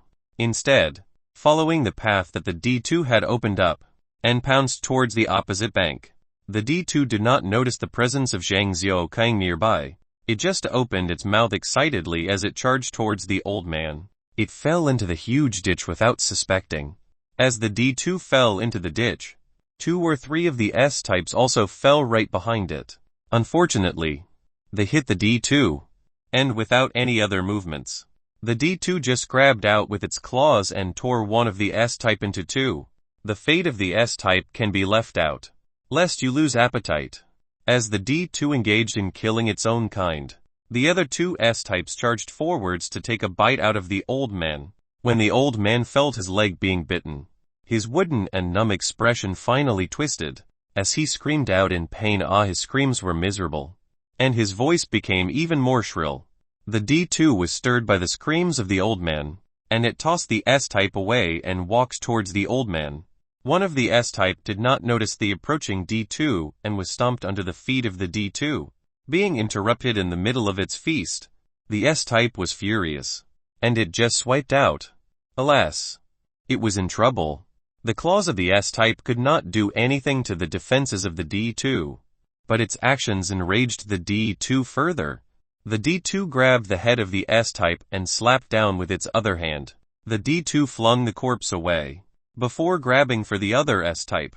Seeing that the S-types had only served to infuriate it time after time, it wanted to take care of them first before enjoying its feast. When the S-types were tossed aside like ragged dolls by the D2, Zhang Xiaokang did not rejoice at having the zombies kill each other. He realized an important issue. It was that the evolved zombies were beginning to develop intelligence. They could get angry and dispose of eyesores first. They even knew control. Even in front of fresh blood, they could deal with other things first. The D2 grabbed the old man and removed him from the cross. Before picking him apart to devour him carefully, there was no waste whatsoever. Even the bones were all swallowed. Yang Kier could not hold it any longer and throw up violently. Zhang Xiaokang was trying to suppress his urge as well, but seeing how Yang Kier threw up, he also vomited uncontrollably. Both of them squatted on the ground facing each other, as though they were engaging in a vomiting contest. Neither of them could laugh at the other, and the color of their faces was as pale as possible. The D2 was truly thorough in its meal, and it took its time. By the time it was halfway through, The 600+ ordinary zombies had shambled over and fallen into the ditch. Of course, the ditch could not accommodate such volume. But the zombies themselves weren't staying still. They were squashed under one another, forming a pile of corpses. The ones behind continued to roll down and under the feet of the D2. However, the D2 was engrossed in its meal and didn't bother about the rest. As the D2 ate, none of the other zombies dared to snatch it. They just stood aside and wait for a chance. As long as the D2 was full, they would get a bite. Seeing this, Zhang Xiaoqing felt his scalp go numb. Was there already a hierarchy amongst the zombies already? He did not have the courage to watch on. After all the guests had arrived. It was time to serve dinner. The old man was just the appetizer. Now it was the main course. A thick arm of firewood, wrapped in layers of cloth, until it resembled some swollen thing, was doused in fuel. Yang Xiaoqing brought a lighter to it and lit it up. Chapter 103 Barbecue. Aiming for the ditch 10 m away, Zhang Xiaoqing flung the torch in his hands fiercely. 1, 2, 3. A huge flame burst out from the ditch, roaring towards the skies. A searing hot temperature swept out towards Zhang Xiaoqing and Yang Qir, who immediately turned around to run. The heat wave chased at their tails until they reached a distance of dozens of meters before they felt it was safe to stop. The pillar of fire rose to about 10 m, and dark smoke billowed out. Ashes danced as the smoke continued to rise. Yang Xiaoqing felt his scalp go numb. Never setting such a huge fire before. He hadn't expected it to be so strong. He and Yang Qir was almost turned into grilled chicken as well. Yang Qir watched the fire, her small mouth open in shock. After a long while, she regained her wits and lost her temper at Zhang Xiaoqing. Why is it like this? I was still hoping to fight the boss hubby. Are you afraid that I will cause to lose face by killing the D2? After a while of grumbling, under the pretext of fearing that her skin might get dark, Yang Qir retreated further towards the house. Her words now focused on the topic of food. Yang Xiaoqing didn't bother. He continued to watch, as he was not confident that the fire was enough to deal with the D2. Wasn't its skin too thick? A huge roar resounded from the ditch. It was the D2 wailing out in pain, as the heat had finally become unbearable. Soon, Zhang Xiaoqing felt the ground beneath his feet tremble. Even as the ditch was burning in flames, Zhang Xiaoqing could see sand and stone being knocked out from the ground. It seemed that the D2 was hammering against the earthen walls. The ditch was about 5 m deep. Zhang Xiaoqing wasn't worried about the D2 climbing out. At the very least, each time it hit the walls of the ditch, Zhang Xiaoqing felt the tremors weakening as time passed until there weren't any movements left. The D2 roared out once more pitifully before the sound died off. The flames became even fiercer, as though proud that it had extinguished its victim. The bodies of zombies were usually devoid of water and were vulnerable to flames. Even a person whose body composition was at least 70 water could burn up. What are more these mummy-like zombies? As the flames burned on, a strong scorched smell permeated through the air. Zhang Xiaoqing felt stifled and decided to walk about to take a look. By the time he walked to the bridge, he realized he had walked around the radius of the flames. The end of the bridge had lost its original color, and it was only one color now, black. It was a result of the countless zombies being stuck and cooked together. It was a pile of mixed meat and internal organs. And Zhang Xiaoqing almost threw up again. However, because he had already thrown up just earlier, there was nothing much that his stomach could regurgitate. He walked towards the edge of the bank and saw a few zombies standing, some lying, some flowing along with the water. The deepest part of the river had been filled with zombies, and some zombies stood on the pile made of their fellow zombies. Zhang Xiaoqing wanted to cross the bridge to take a better look, but it was covered in layers of meat and bones. He simply could not find a place to set his foot down securely. In order to cross properly, he would have to find a huge shovel to sweep off the gunk on the bridge, before spreading some quicklime on it. However, he didn't have the time, nor the energy to do so. He decided to grit his teeth and stepped gingerly into the meat paste. He tried to convince himself he was walking through a thick layer of mud. Every single step felt heavy and long. By the time he reached the opposite bank, he vomited again. There was the sight of the metal shack torn in two by the D2, as well as the hundreds of zombies being flattened during the D2's rampage. Some small stands that sold cigarettes and tabloid magazines had been destroyed. A small alleyway between two buildings led to the market. However, each step was filled with a layer of blackened meat and bones, where numerous zombies had long since lost their lives. As he exited the alleyway, he saw a huge plastic sheet covering the marketplace. There were two stands that sold clothes. One sold children's clothes as well as toys. There was an autumn and winter clothing store as well. And finally, the most eye-catching was a store that sold women's leather coats. Without any zombies roaming about, the entire area was quiet and peaceful. Yang Xiaokang walked silently, and he felt strange. There were no zombies. No people. There was no difference from prior to the apocalypse. It was just that there was nobody. His military boots caused some scrunching noises in the mud, and from time to time, he would pass by some bones. He walked till he reached a cement pier, and there were a few tarpaulins laid out on the ground. The vegetables that were displayed on those sheets were already decomposed. Even potatoes and garlic that were usually easy to store had gone dry. Yang Xiaokang continued to walk on, when suddenly he came to a stop. He whirled around suddenly, eyeing those vegetables and beans on the sheets.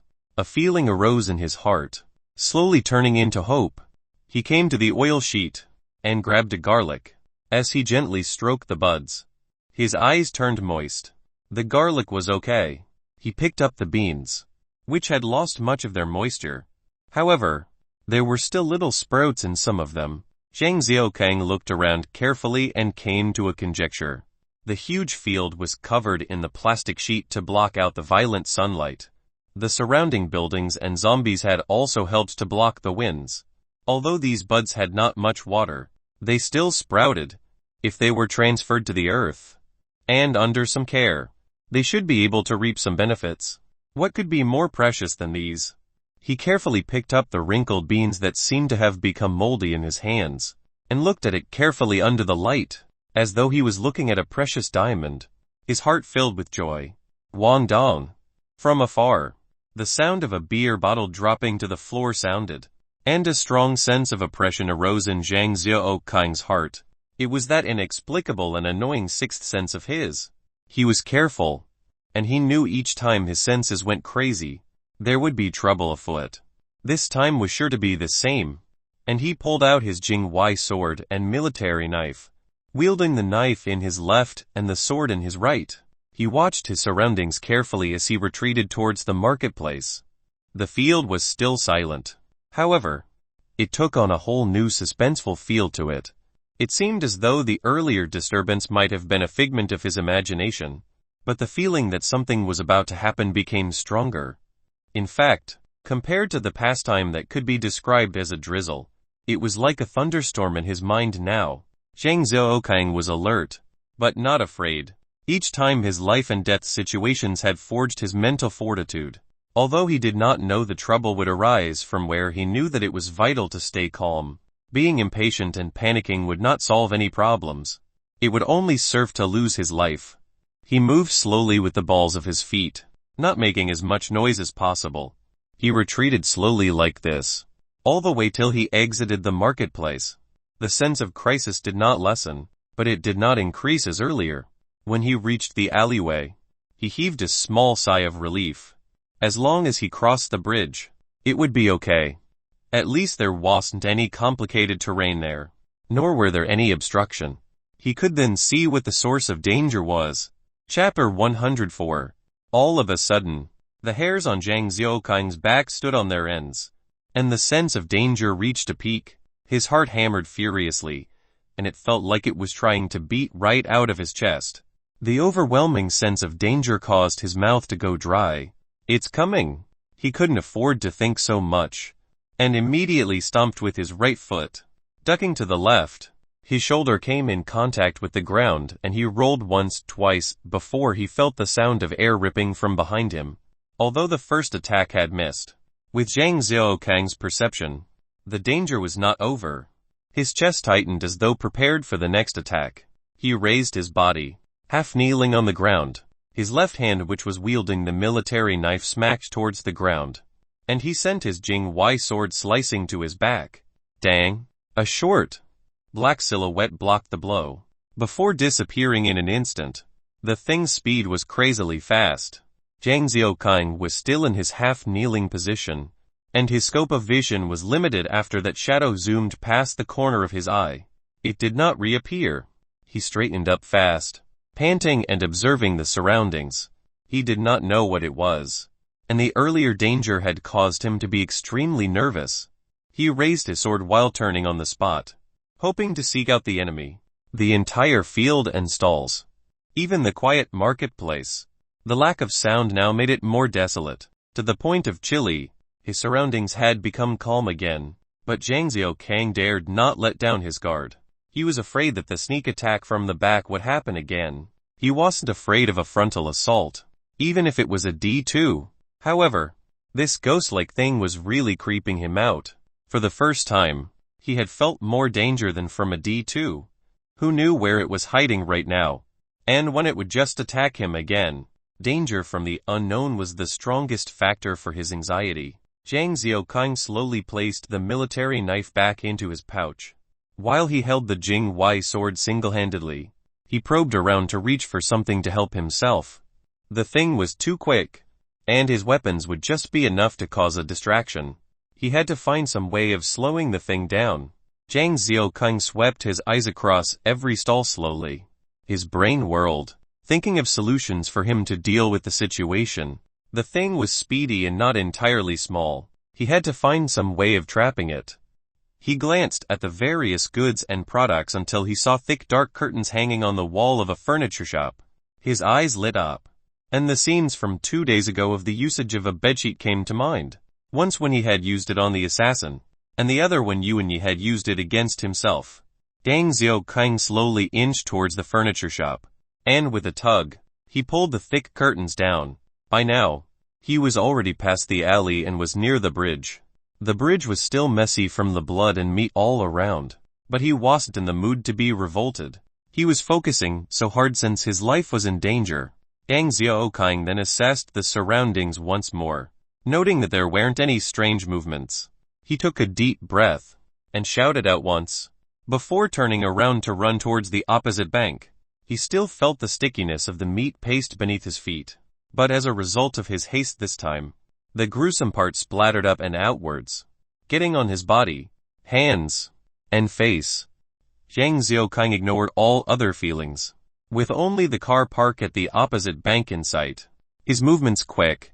He did not engage in any useless movements and just ran with all his might, not even daring to look behind. From an aerial view, one could see that on the roof of a small building near Zhang Xiaokang, a black figure was crouching silently at a corner.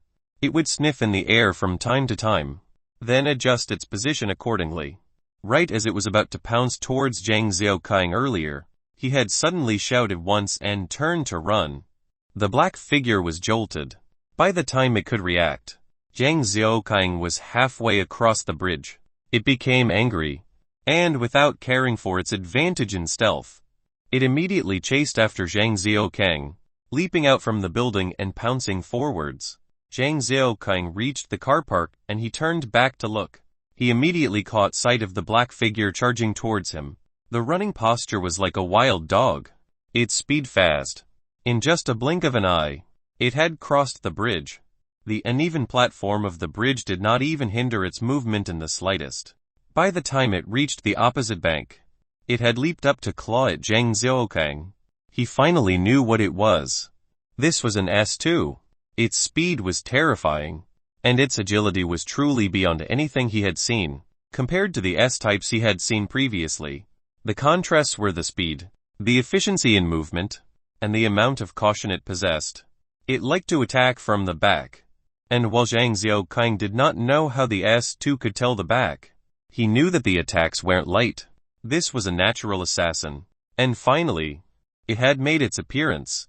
Zhang Xiaokang saw that the S2 was already right in front of him, and he raised his Jing-Wai sword, hollering out as he swung at it. This was a strike that carried all his force, as though it could split mountains. At the same time, The S2 raised its claws to swipe at him, and the sword met the claws. Zhang Xiaoqing felt like he had just swung down on a piece of wood. The Jing Y sword was a weapon that could even slice through steel beams. And yet, it was stuck in the claws of the S2 now. The S2 had obviously not experienced something like this before, and it did not attack Zhang Xiaoqing again. It began to shake, trying to wriggle free. Zhang Xiaoqing took the opportunity to drag downwards, swinging in order to slice away one of the fingers. The S2 was dragged along with the force of the swing. When it regained its footing, it turned around to pounce at Zhang Xiaoqing, its speed even faster than before. Enraged at having lost its claw, bang! The S2's head slammed into the curtain that Zhang Xiaoqing had opened up. The curtain was huge, and it was able to cover the S2 entirely. The zombie immediately got tangled within and rolled around on the ground like a ball. Zhang Xiaoqing immediately aimed and was preparing to stab out, when a hand with only 4 fingers ripped the curtains. Zhang Xiaoqing faltered, knowing that it was possible that the S2 might retaliate furiously if he missed and hit a wrong spot. He grabbed the corners of the curtain and begun to drag it towards the burning pit. The claws of the S2 dug into the ground and mud, unwilling to be dragged. However, all it served was to leave some claw marks on the ground. Zhang Xiaoqing continued to pull while the S2 tried to resist. To no avail. In fact, it looked comical if the situation wasn't serious. The pit was still burning strongly. It was just that the flames were slightly smaller, bearing the high temperatures and lack of oxygen. Zhang Xiaoqing tugged the bundle of curtains and swung it towards the pit. With a kick, he sent it tumbling into the pit. Chapter 105. It's not that my troops are incompetent. The enemy is too crafty. Watching the S2 wriggling within the curtains as it was kicked into the burning pit, Zhang Xiaoqing heaved a sigh of relief. He immediately felt the fiery temperatures that he had been withstanding and could feel his airways being assaulted by the smog. Even his hair and eyebrows were starting to turn crisp from the fire. His skin was feeling tender and red, and he hurried to retreat back. At this time, Zhang Xiaoqing was feeling ecstatic. He had settled the D2, even the new S2. Although the speed of the S2 was terrifying, he had managed to find its weakness. As long as he could take away its advantage, he could take his time to deal with it. Today, the experience in dealing with the S2 was incredibly precious, and he knew that in the future, it would aid him in future situations and he would not be as unprepared. This time, he had relied partly on luck, and the other, on his calm and cool head as well as judgment. He had managed to settle on a solution even in the midst of danger and did not suffer too much when exchanging blows with the S2. He had even managed to slice off one claw from it. He was beginning to feel more proud of himself.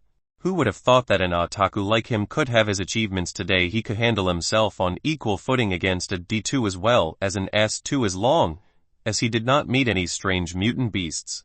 He would at least be able to guarantee this little life of his.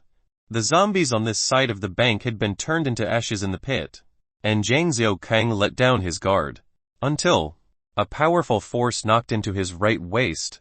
He was caught off guard and was sent flying through the air, before slamming into the ground like a wretched mutt fighting for food. His right hand loosened its grip, his Jing Y sword falling to the side. He gritted his teeth with his chest in pain, as he tumbled, the sky and earth constantly changing position. Feeling his head becoming dizzy, he forcefully grunted and came to a stop. By the time he felt safe to prop himself up, his surroundings were swaying and his mind felt like he had just been in a rock concert, ringing incessantly. Ha! He slapped himself hard, shaking himself out of his stunned state. At the location where he was attacked, a figure that was charred entirely black turned around. It was precisely the S2 that had been kicked into the burning pit earlier. It had actually climbed out of the pit, and its current state was extremely pitiful. Earlier, its decomposed skin had been black, although there was still some parts where flesh could be seen. However, it was now like an entirely charred black bean, with multiple wounds everywhere, some parts still smoking. One of the shoulders was burnt until only a stump left. The other claw had been charred, and of the 5 fingers, there were only 3 slightly shorter claws left. Its legs had been heavily burnt, one of them slightly shriveled more than the other. Zhang Xiaoqing guessed that one of the major tendons or veins might have been torn when it was burning. The S2's nose had been affected, and it swiveled around trying to get a grasp of Zhang Xiaoqing's position.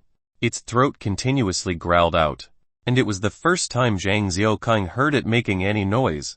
Of the zombies that he had come across, ordinary zombies would not make any noise, only silently shambling about. They were like soulless spirits doomed to wander the face of the earth. The stipes would make some noise from time to time, their expressions like cold-hearted killers when they were hunting. Nothing could shake them out of it during a hunt, just like the D2. When it came to the D-types, the D-types would roar in excitement or in pain, sometimes when other ordinary zombies get too close to it as well. The vocal boxes of the D-types were exceptionally powerful, and the D2 need not be mentioned. When Zhang Xiaoqing had stuck the beast horn spear into the butthole of one, it had roared out almost all the way till its death. The sounds from the throat of the S2 was like a hiss from a venomous snake. Hearing it caused Zhang Xiaoqing's scalp to go numb, and he pulled out his military knife holding it in front of him while inching slowly towards the Jingwei sword. He had not taken more than a few steps when the S2 suddenly turned to face him and immediately propelled itself explosively towards his direction. Although the S2 only had 3 limbs left, its speed was still not slow. Of course, there was a difference compared to earlier. However, it was still faster than ordinary stipes. Zhang Xiaoqing saw the S2 nearing him as it reached out to claw at his stomach. He had already prepared himself, and wouldn't let the S2 get its way. When the S2 raised its claws, Zhang Xiaoqing leaped forward. He had leaped over the S2's head to jump behind it, before striking out with the military knife towards the back of its head.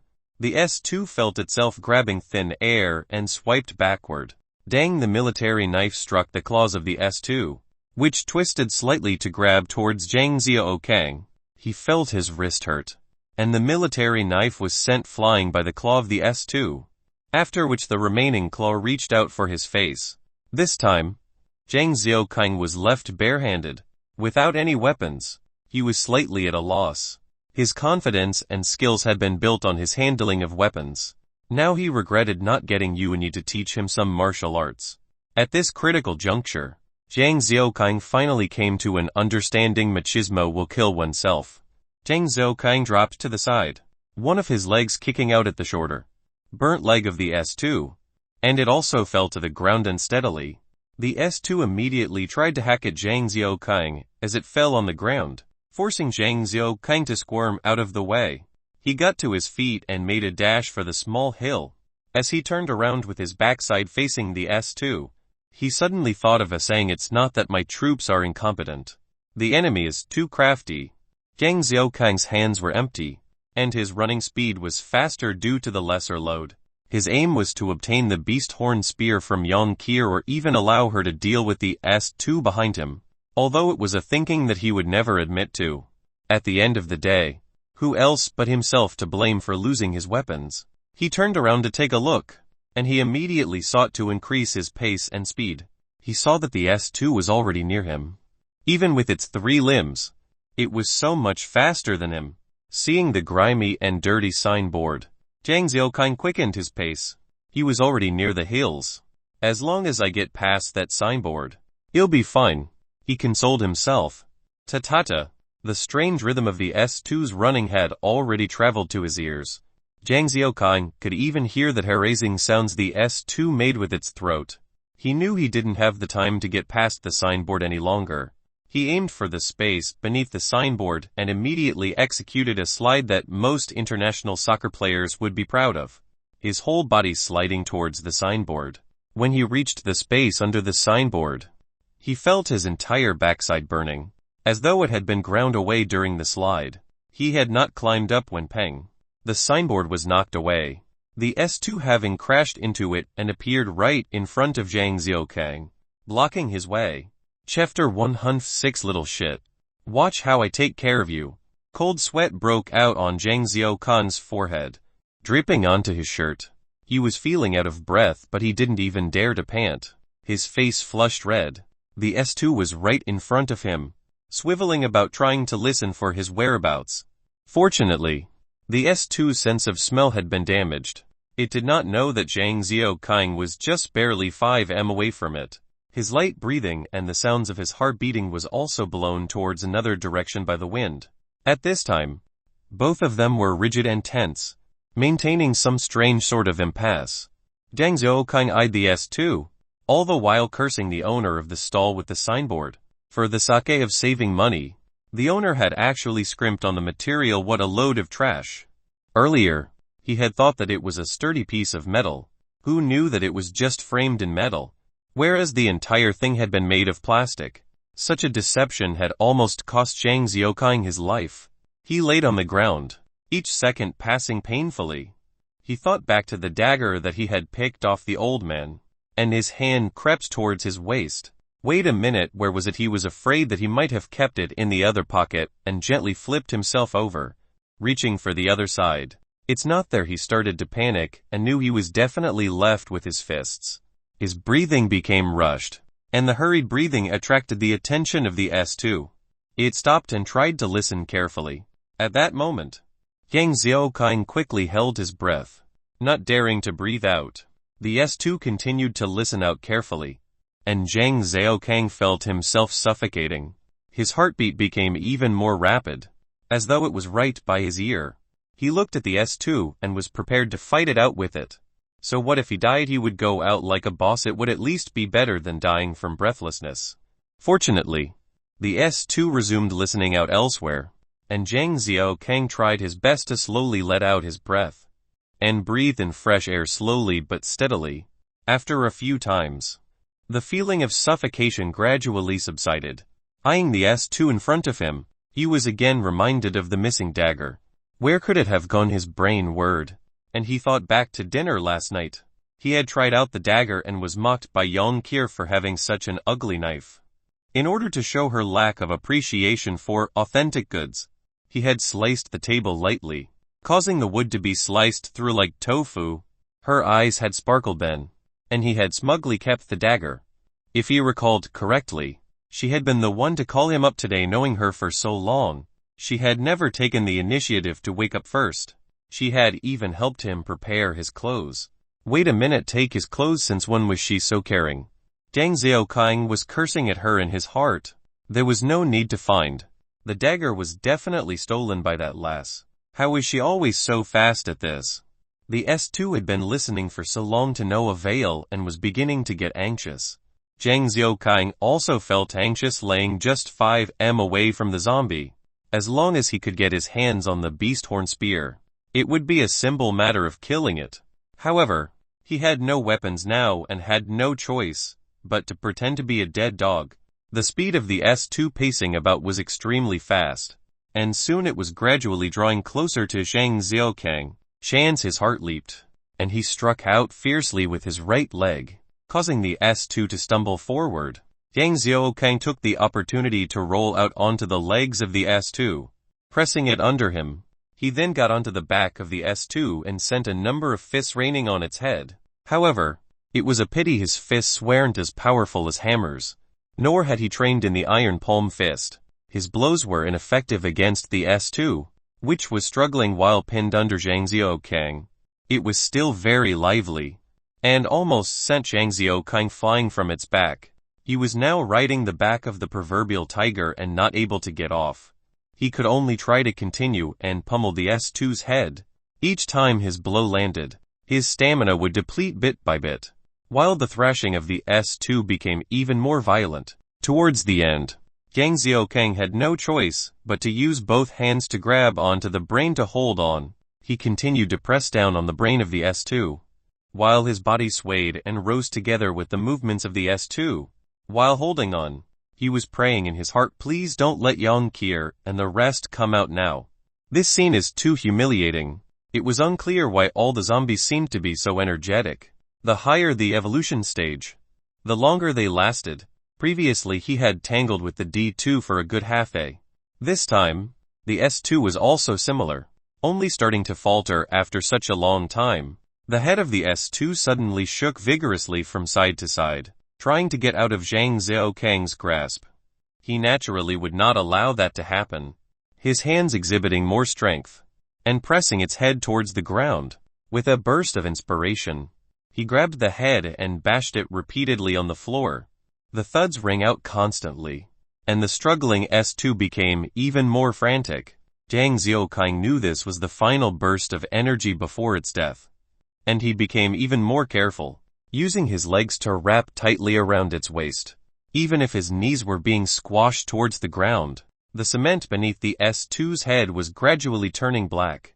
As the charred flakes of skin and brain matter splattered onto the ground, the S2's struggling was also gradually becoming weaker until it stopped entirely. When Zhang Xiaoqing felt that there was no more movement, he didn't let up. As he continued to bash its head, he only stopped when he felt himself out of breath and strength. By then, the head of the S2 was like a rotten tomato, half of it gone, with yellow brain juices and blackened blood flowing out slowly. Zhang Xiaoqing sat on the side and gasped for breath. When he stood up, he felt his whole body aching. This battle had reminded him that under no circumstances should he ever let his guard down towards any evolved zombies. Otherwise, he might just lose his life.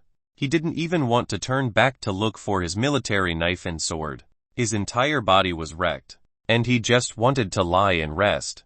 He kicked the body of the S2, and it didn't move. But the memory of it jumping out of the fire to tackle him was too fresh in his mind. He was afraid that it might be feigning death again. He picked up a rock and smashed it violently on the back of the S2's head. A huge gaping hole appeared, and the S2 leaped up from the ground, not seeking further trouble with Zhang Xiaoqing. Instead, it ran about frantically like a decapitated housefly, until it slammed into the wall of a restaurant, before slumping to the ground, twitching. Zhang Xiaoqing watched it twitched in its final moments and flung the rock away. Little shit. You still want to act in front of this brother? Watch how I take care of you. He turned around towards the car park. He knew the S2 could feign death, and its life force was much stronger than a cockroach. He decided not to leave it to chance anymore. He must absolutely chop off its damned head. After retrieving his weapons, he sliced down with his Jingwei sword. Only then, he turned to return to the house and noticed that Yang Qier and Yuanyu were preparing to step out. You're back. I was about to call you for dinner. Yang Qier saw that Zhang Xiaoqing had returned, and was happy. At least she didn't have to make another trip out. Yuanyu was more astute and discovered that his situation wasn't right. His face was weary, his body dirty, and there was even dark stuff on his clothes and face. You guys go ahead. I'm going to sleep, he muttered as he went into the house. Yuanyu saw that he was slightly limping and immediately stepped forwards to support him into a chair. I'll go get some water to clean you up, her bright voice whispered softly. By then Zhang Xiaoqing's eyelids were already closing, and he nodded slightly before everything turned black. When he opened his eyes again, he was lying on a bed, his body clean and fresh. There was a blanket over him, and he looked up at the ceiling above him. He thought to the raging flames consuming the D2 and the hundreds of zombies, as well as the sneak attack and scuffle with the S2, fighting for their own lives. Chapter 107. What are you staring at? Hurry and move it. He turned his head and noticed Yuanyu sitting on a chair by the bedside. She was staring out the window, her mind drifting elsewhere, and her expression was vivid. It was different from her usual cool demeanor, and it was only noticeable if one looked at her eyes carefully. She was quiet, looking out the window, thinking about something. Her eyes seemed to glisten with some emotional sadness, as the wind from outside blew and touched her silk-like hair softly. The breeze brought a waft of her fragrance towards Zhang Xiaoqing's nose. It was likely that she was reminiscing about her life in the past, chasing those memories. What time is it? Zhang Xiaoqing murmured, stirring her out of her stupor.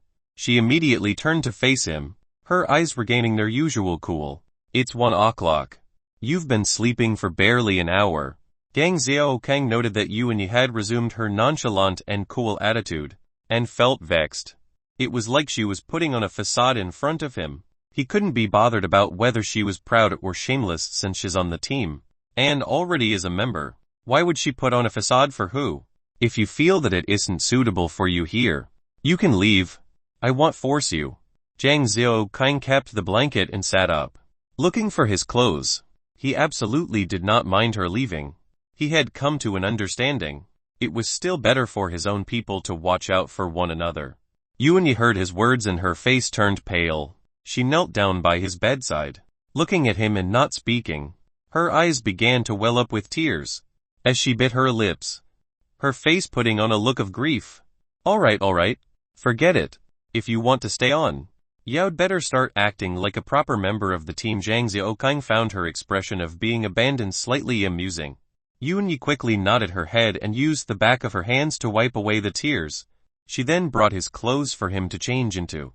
Zhang Xiaokang realized that she wasn't unhappy about helping him with his clothes, and he truly felt that she was truly something else. When the D2 had appeared, she had not moved. Even when she saw how big and strong it was, she should have known she wasn't a match for it. Yet, she had insisted on staying behind. Her actions and thinking were truly hard to wrap his head around. After their meal, Zhang Xiaokang walked out with the rest of the women behind him. The pair of sisters watched on as Zhang Xiaokang began to pour fuel over the door of their house. The elder sister gritted her teeth and stood silently until she could not endure it anymore and pulled her sister to kneel down. Overcome by grief, the younger sister stared at the dancing flames and pyro show in wonder, as though there was something strangely enchanting and magical about the dancing cinders. The Hummer drove past the huge pit that was charred black from the flames earlier and came to the bridge. Young Kier saw the layer of flesh and bones on the bridge and was stunned silly. Even Yuan, who was usually stoic, turned green, while Su Qian covered her mouth with one hand and trying to calm her rising nausea with the other. As for the sisters, the elder sister hugged her younger sister and closed her eyes, not daring to look. Zhang Xiaokang looked at the remnants of the fire pit and thought back to how the S2 should have been lured together with the rest of the zombies. Why did it not get attracted? It was bullshit if someone were to say that lure of blood was not strong enough. The zombies relied on it to evolve. So what was the reason? Zhang Xiaokang was immersed in his thoughts when a gust of wind blew his hair. That was when it hit him. It was the wind. The wind had carried the scent of blood to a distance, and hence the S2 had been attracted towards the marketplace. However, the burning fire had overwhelmed the scent of blood, hence the S2 had stopped in the market until Zhang Xiaokang appeared. Aha hubby, I get a headache when I see those things. Can we use another route? Yang Kier could not take the sight of the meat paste on the bridge anymore, and looked at Zhang Xiaokang, putting on a begging look. Zhang Xiaokang was reluctant to use this path as well. Furthermore, it might not be possible to get the car across. Let's find another way. He then turned to the sisters. Do you know if there are any other roads to the market not near the highways if possible? There's one downhill. It allows the transport trucks for the market to move. The older sister pointed to the direction of the river. Upon entering the market, this time, Zhang Xiaokang did not dare to be careless. He looked carefully at the surroundings. Only after making sure there were no visible dangers did he go back to the Hummer. Young Kier and the other women began to pick and choose clothes from the stores that sold women's wear. Young Kier had just put on the leather coat, with a pair of sunglasses she got from God knows where, and her mouth was even sucking on a lollipop, as though she was some rich princess that should not be messed with. Looking at all the different pop-up stalls, Zhang Xiaokang was tempted to move all of them back. However, it was not practical. He could not load everything up in the Hummer even if he packed the Hummer full. And if he packed any lesser, it would be losing out. That would mean that he had killed the D2 and S2 for free because if someone else came along and realized there were no zombies here, they would be able to take everything away at his expense. Zhang Xiaokang was truly a miser. The most vexing thing would be having some random stranger taking advantage of what he had already done. He walked around the market, vexed, but he could not just set fire to the entire place too. It was truly depressing. A large blue dump truck drove slowly towards the entrance of the market. The doors opened, and Zhang Xiaokang jumped down from the high driver's seat. Su Qian also stepped on the side of the door and came down gingerly. Young Kier stared at the dump truck, her expression dumbfounded as she muttered, "Oh mimey, how many times must I move to fill this thing up?" Zhang Xiaokang had found the blue dump truck in the backyard of some small hostel, and after opening it up and dealing with the 7 or 8 zombies within, He then searched the entire place and found the key under a pillow in one of the rooms. Eyeing the dump truck, Zhang Xiaokang felt a little smug. At least now, he didn't feel like he would be at a loss. As for Yang Qir's thinking, what are you staring at? Hurry and move it. Little kids will grow faster by exercising more. Zhang Xiaokang used this excuse that was not much of an excuse to get Yang Qir to move. While he began to search for treasures around the area, he weaved in and out of different shops.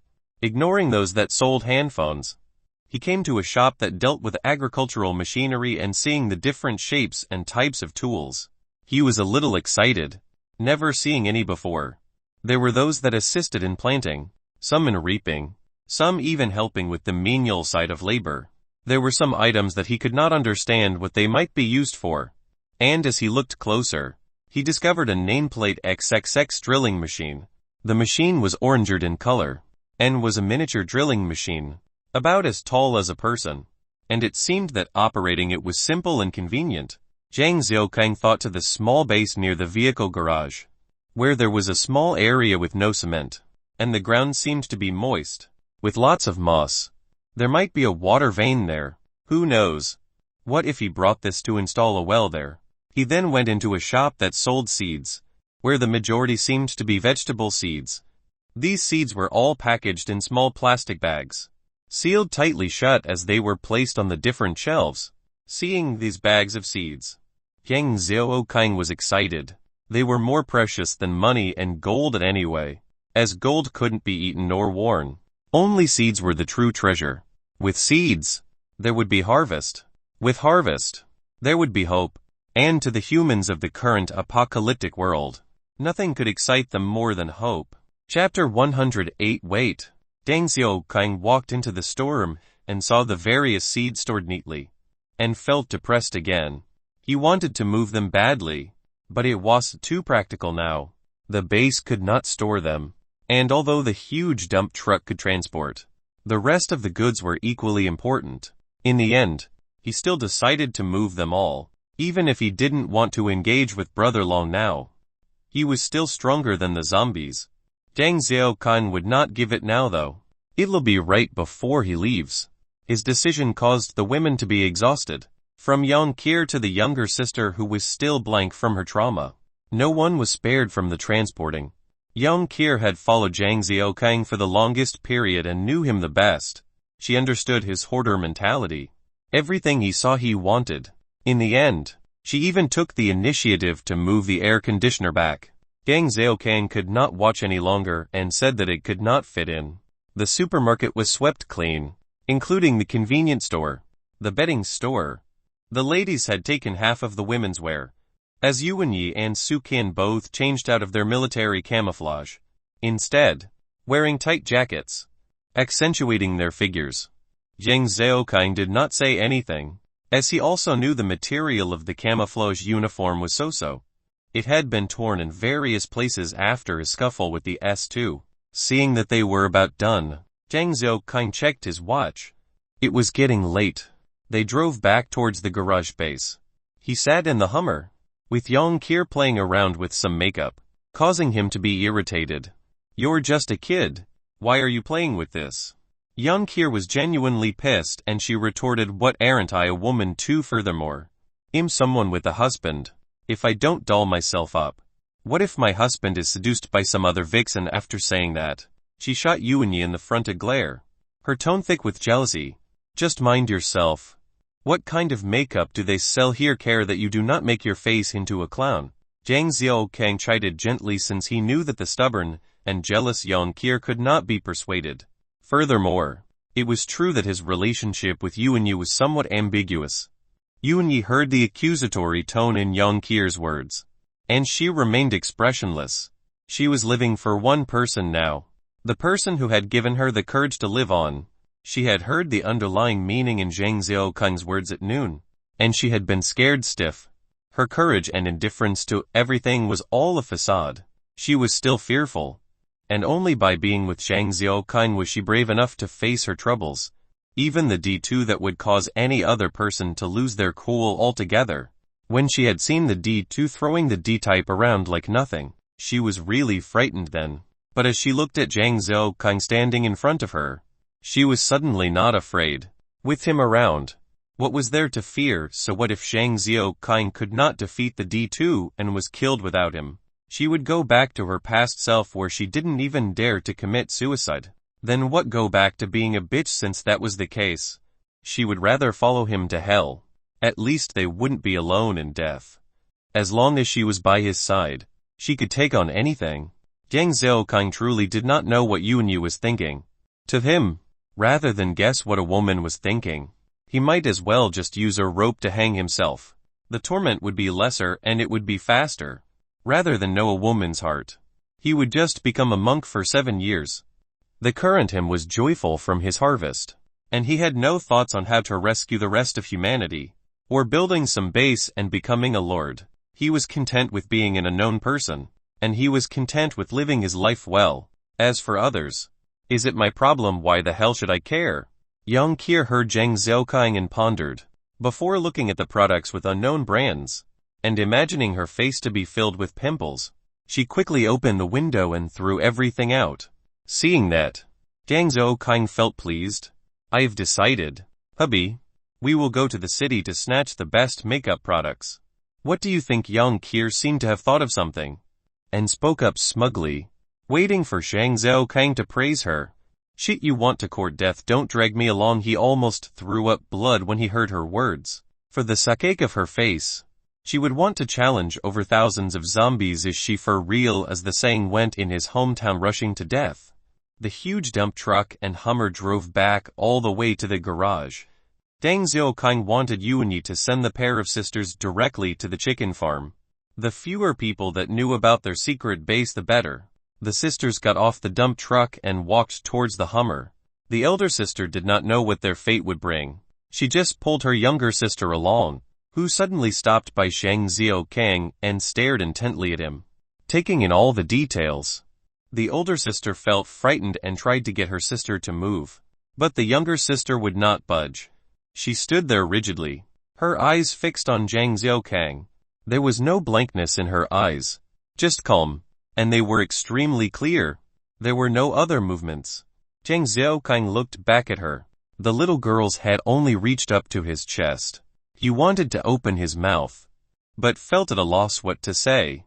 He knew what was awaiting these sisters, and he could stop it, but he didn't want to. He knew that if he became soft and brought her along, what would happen if they met danger? There was no way this mentally impaired child could defend herself, and she would be assaulted by trouble everywhere she went. If that was the case, it would be better for her to be on the farm. At the least, she could continue living on. If her luck was good, she might find a man who was willing to provide for her. The girl nodded, then followed her sister to the Hummer. As she retracted her gaze, her clear eyes dimmed back to their blank state. Zhang Zhaokang understood her thoughts. She was thankful for Zhang Zhaokang for killing the old perverted scum and avenging her mother. This 12-year-old was already so mature, and her last nod was her form of goodbye, and an acceptance of her fate to come. Seeing the pair of sisters get into the Hummer, the younger sister stared out the window, her eyes blank. Zhang Zhaokang felt his heart ache. He knew this girl was clear all along. Her current numb state was just a way of locking her feelings and spirit. He had killed the old man and obtained a key to her heart, but was now pushing her to another pit. In the future, there might not be another way of getting her to open up. Yuanyi started the Hummer and was about to drive off. Wait, Chapter 109, title missing. Zhang Zhaokang stopped Yuanyi, then got Yang Qi to throw down a few bags of rice from the dump truck. Before hoisting them into the Hummer, he then instructed Yuanyi hand them to old Frank. Tell him, it doesn't matter whether he treats them as his daughters or his wives, had better take good care of them. These are the words from Cockroach. Yuanyi nodded and resumed driving. As the Hummer left, Zhang Zhaokang sighed yet again. This was the most he could do. At least he knew that old Frank was trustworthy and dependable, his nature honest and kind. Being under him would be an infinitely better fate than being shared between the rest. Giving them some food and rice was also the least he, Zhang Zhaokang, could do. He shook his head to clear his thoughts. Before turning to the dump truck in excitement, time to unload. Hey! Hey! Young Kier let out a long moan of frustration. As she sat down on the floor, she looked up at the various stacks of goods and sobbed. Even Soo Kyan, who was usually mild-mannered, looked like she was about to cry. Soo Kyan was preparing dinner, while Young Kier sat on a chair, engrossed in her Plants vs. Zombies 3. Her mouth was muttering non-stop, while Zhang Xiaokang laid quietly on his bed, with Yuanyi massaging him. As she applied more pressure, he would moan gentler. Ah, that's the spot. Slightly harder. Shit. Are you trying to kill me? Following his moans and complaints, Yuanyi's expression was even more bitter than Zhang Xiaokang. She had no idea how to make him satisfied, and her forehead was slick with perspiration. Zhang Xiaokang felt depressed. He had thought that with Young Kier as a forklift, he could take the chance to slack off. In the end, when he was directing them, Young Kier was confused about the item to throw, and he had no choice but to catch the bag she threw. Who knew it happened to be a whole bag of rice instead of clothes that he was asking for? What a tragedy. Now, he was enjoying Yuanyi's massage, but cursing Young Kier in his heart. As Yuanyi continued to massage him, he could smell her fragrance and was slightly stirred. Earlier, his words directed at her were not nonsense. He really couldn't understand what she was thinking half of the time. Of course, other than Young Kier, who had no ambition nor thinking of her own, Zhang Xiaokang didn't really understand any other woman, Soo Kyan included, although she had initially given him a good impression.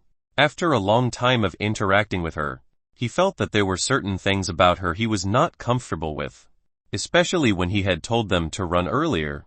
She had been the fastest, without saying anything, when he had witnessed how fast she ran, although it seemed like he didn't mind on the surface. In his heart, he felt a little uneasy. If she had hesitated slightly, he might have felt better.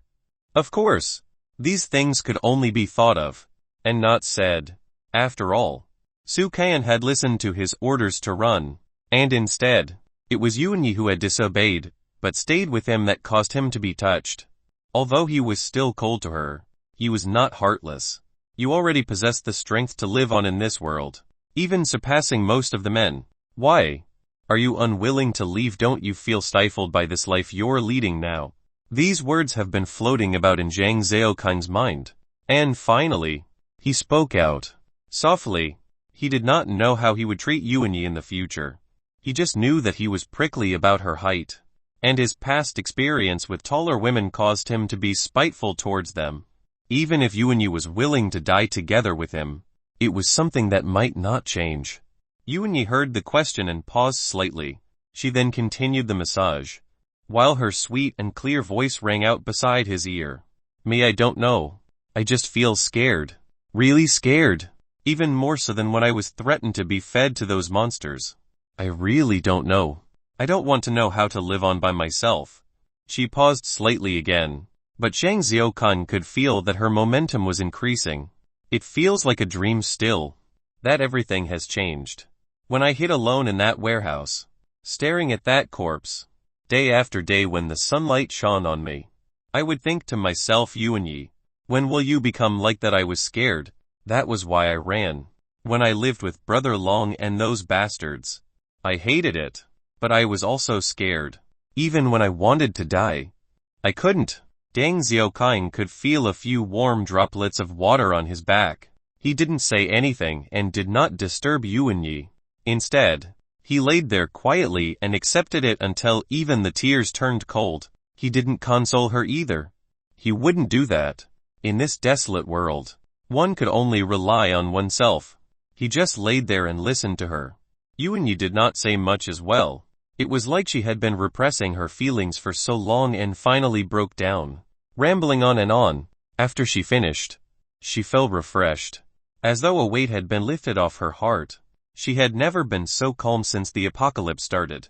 Yuanyi was extremely thankful to Zhang Xiaokang and grateful for his listening ear. She could pour out her burdens, even in this apocalyptic world, which was already a blessing. She looked to him, and wanted to say thank you, but realized that his head was skewed and his eyes shut. It was evident that he had been sleeping for some time. Yuanyi smiled gently as she covered him with his blanket. looking at his face that resembled a child while he was sleeping.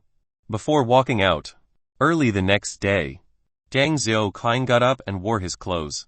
He had forgotten everything that Yuan Yi had said, only remembering Yang Qir's reckless throwing of the rice sack that nearly broke his back. He honestly had no way to deal with that stubborn kid. She might even have forgotten what he had done. Furthermore, she knew his tenacity and was less worried about him not being able to recover. He walked to the garden and noted that the darkness of the night was receding. However, the mornings were eerily calm, with no sounds of birds chirping, or the hustle and bustle of humankind. It was truly desolate. The Hummer stopped by the chicken farm. Jiang Xiaoqing did not get off, only horning a few times. Soon, old Frank appeared, and he brought the keys to open the gate. As he nodded at Jiang Xiaoqing, he saw that it was old Frank who opened and immediately got down. Before assessing old Frank, apparently, he had tidied himself and even washed his clothes. Some of the torn parts of his clothes had been patched, and his unkempt hair was combed neatly. He looked positively younger. Haha, not bad, just a few touches here and there, and you look so much younger, Jiang Xiaoqing teased old Frank, who turned red with embarrassment. He muttered, it's thanks to the pair of sisters you sent over last night. Brother Cockroach. Haha, Jiang Xiaoqing roared with laughter, you must treat them well, you can be considered an old cow enjoying young grass. Ah. Idiom old cattle enjoying fresh grass, meaning an older man paired with a much younger woman. Old Frank heard that and hurriedly corrected him. Brother Cockroach. I am only 28 this year. Jiang Xiaoqing was shocked to the core. He had always thought old Frank looked so honest, and attributed it to his personality. Instead it turned out that he was truly young, and was just slightly mature looking. How are the sisters? Jiang Xiaoqing looked at old Frank, who was red with embarrassment. After all, he could not allow the people he brought here to be bullied. They are fine, I'm taking them in as sisters, with Brother Cockroach's gift of rice. I can assure you that I will take good care of them. When he spoke about them, old Frank's eyes flashed with joy, his entire expression one of happiness. It seemed that he truly felt great about having family again. Jiang Xiaoqing was not too interested in how he took them in. He nodded to express his acknowledgement, and drove the Hummer in. Chapter 110. For the granary. Jiang Xiaoqing got out of the car, preparing to go see if the person he had tasked with his weapons was done. It truly was a feeling of despair when one lacked weapons. He had already made the decision to get Yuan Yi to teach him and Yang Qir some moves. Brother Cockroach, you're back. Brother Long and Brother Yi had been waiting a day for you. Three came out and hastily spoke to Jiang Xiaoqing. It seemed as though he had been waiting just to convey these words to him. Jiang Xiaoqing nodded to show that he got the message and walked to the living area. It turned out that Brother Long and Chen Yu were coincidentally there.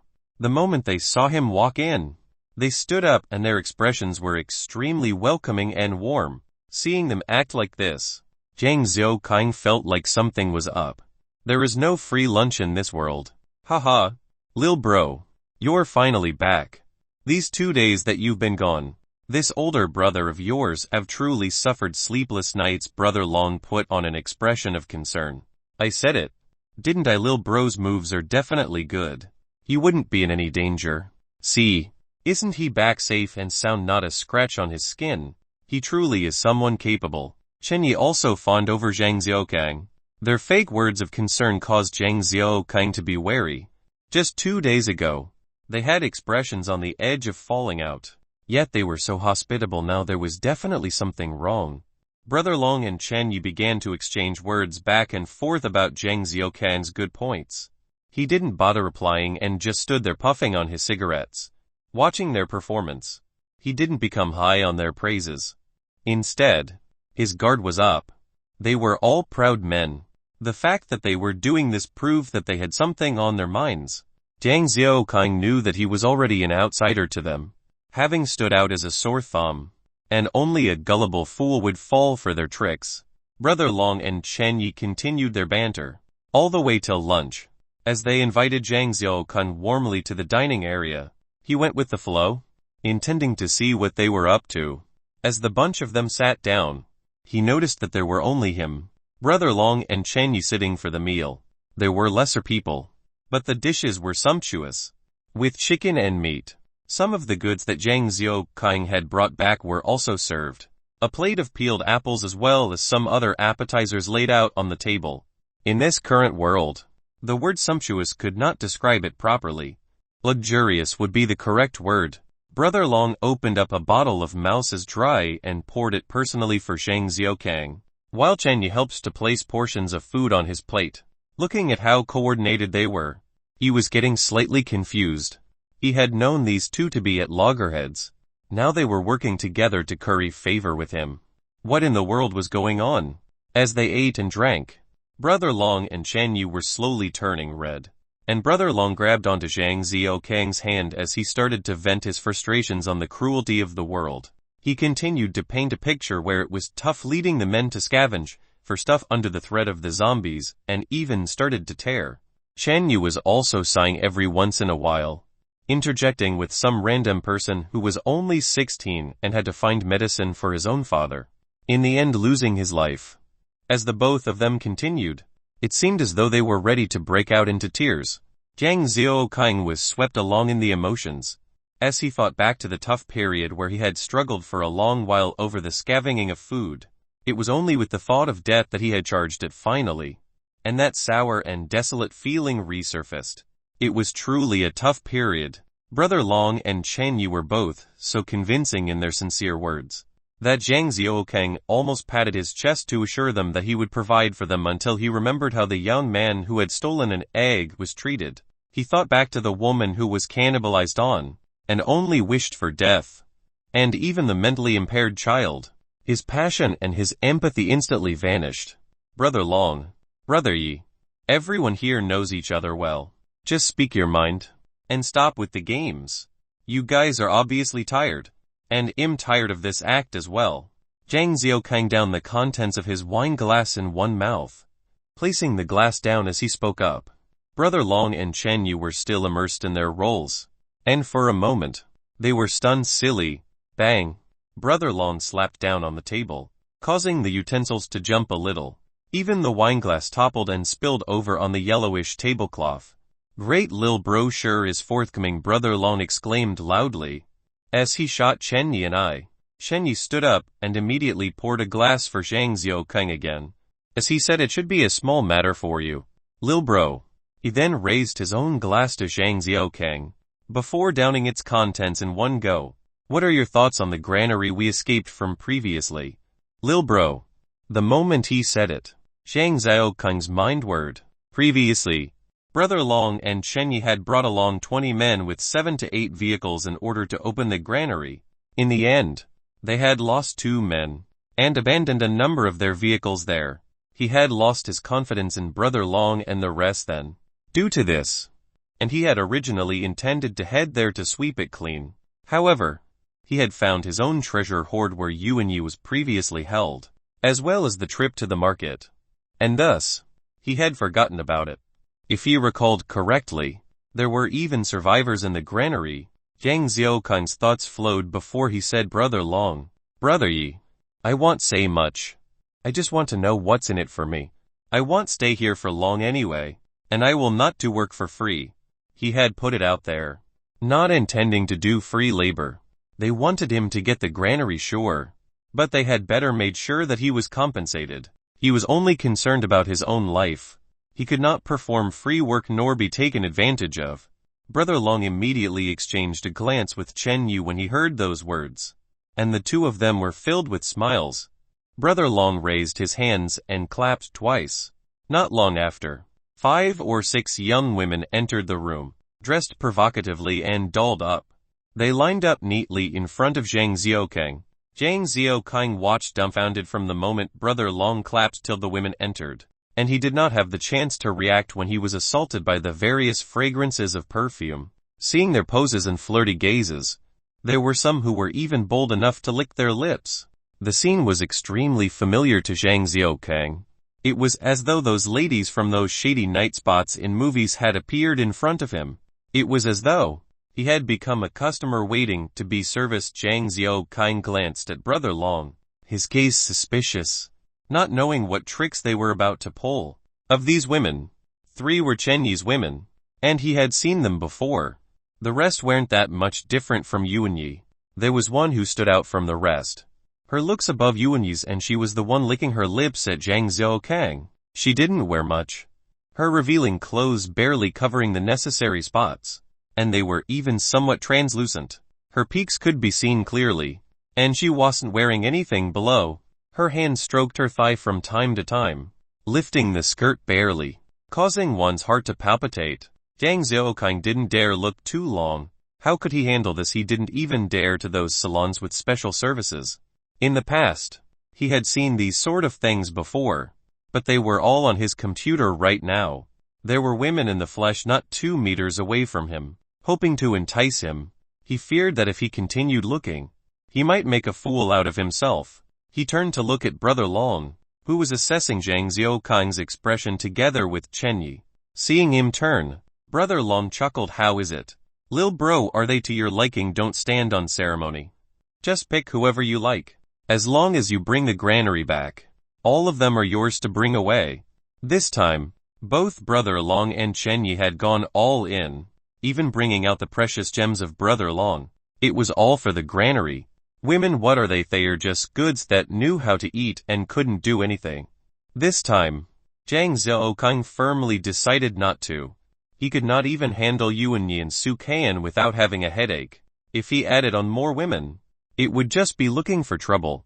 Furthermore, they may all be treasures in the eyes of Brother Long and Chen Yi, but to him, they were just added burdens. He needed partners who could run and act with him, not those stay-at-home concubines.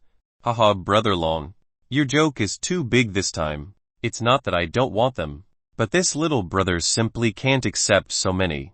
Even a spear would be ground to a needle. Zhang Xiaokang started to decline, as he joked about himself. He was not some refuge center. Why should they just dump people on him?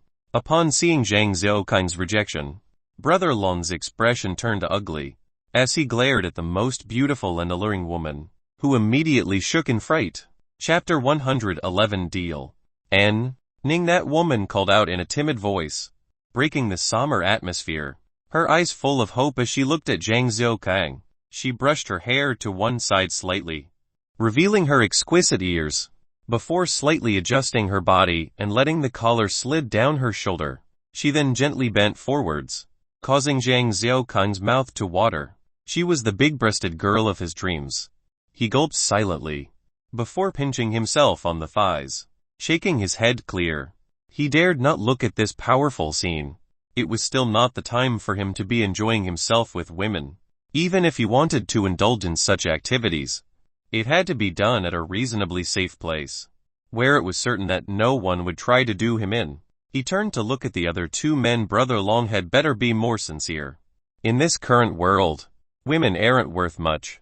Brother Long took a look at the pale-faced women and he waved his hands. They hurried out, inwardly rejoicing their escape from misfortune or punishment, leaving the 3 men in the dining area. Haha, great. Lil bro knows his priorities, setting his sights beyond the women and aiming for the mountain. How can those men who let themselves be bogged down by women amount to anything? Men should be like this. Brother Long seemed to have found some common ground with Zhang Xiaokang, and praised him, while indirectly praising himself, claiming all of them were real men, and they shouldn't be petty. When the women had left, Chen Yi brought out a tray covered with a blue velvet cloth. He placed the cloth in front of Zhang Xiaokang, and said, "Lil bro, what do you think this is worth?" Zhang Xiaokang took a look at Chen Yi, and removed the cloth. As a well-maintained 81 rifle appeared in front of him, with 4 magazines placed neatly side by side, and the bullets gleaming brightly under the light. Zhang Xiaokang was immediately moved. After all, the only thing that could stir him other than big-breasted women were guns. Possessing a powerful gun was a huge dream of Zhang Xiaokang, and although he had obtained the 54, that little fellow was not enough. After playing with it for a while, Zhang Xiaokang had lost his interest. When he saw the rifle that he Wenbin had almost abandoned in his escape, he had positively salivated over it. It was just that due to his traditional thinking that he did not seek to steal it in front of the other party. Now, a perfectly fine rifle was placed right in front of him. How could he not be affected? He reached out to touch it, and placed it on his shoulder, testing the position and aim, feeling it up, before placing it back. How? Lil Brother Long was also slightly befuddled. It was obvious that Zhang Xiaokang adored the gun. Why did he place it back? Haha. Relax, Brother Long. Business is meant to be taken slowly. Zhang Xiaokang took a look at the 4 magazines, noting that each had 30 rounds. That meant there was a total of 120 rounds. What shit could 120 rounds do? Brother Long saw Zhang Xiaokang gazing at the magazines and instantly came to an understanding. He then shot Chen Yi another glance, who nodded and sat beside Zhang Xiaokang, lighting his cigarette for him. He then said, Lil bro, it's not that your older brothers are petty. It's simply that we don't possess much of these bullets. We have a total of 1 dinya bullets. You must consider we have to keep some to protect ourselves. After all. Right, what about if we add on another 30 rounds? Chen Yi also threw all pretenses out the window, as he began to haggle like a market vendor. Even Brother Long went red in the face, feeling embarrassed. Fortunately, it was Chen Yi. Otherwise, Brother Long himself might have instantly promised additional 300 rounds. Not more than 1,000. You must be blindly guessing. It seems as though you have at least 2,000. Zhang Xiaokang sneered inwardly, as he replied without batting an eyelid. Brother Yi, the granary is really a fortune. Right, there might be over thousands of tons of food. Even if you have to feed 3 generations, it will be more than enough. Let's not talk about others. If you give me an additional 680 on top of this 120, the total 800 will be a blessed number. Zhang Xiaokang wasn't someone that minced his words and immediately asked for 800 rounds. Lil bro, we're in a difficult position here. We didn't manage to take much when we ran from the prison. After all, we still have to leave some for our own protection. Without the bullets, our rifles are no better than bats. What if I add on another 10 rounds? Shen Yu was basically shameless right now. From his current haggling, one could not see any sign of that criminal who had killed an entire family. Instead, he was like some vendor, bargaining really diligently. Looking at him now, where was the fierce killer? Hearing him, it was as though this guy was bankrupt, desperately trying to hold on to whatever finances he could. Brother Long heard the additional 10 rounds and he almost snorted on his red wine. He placed the wineglass down and covered his face with his right palm, not daring to listen on.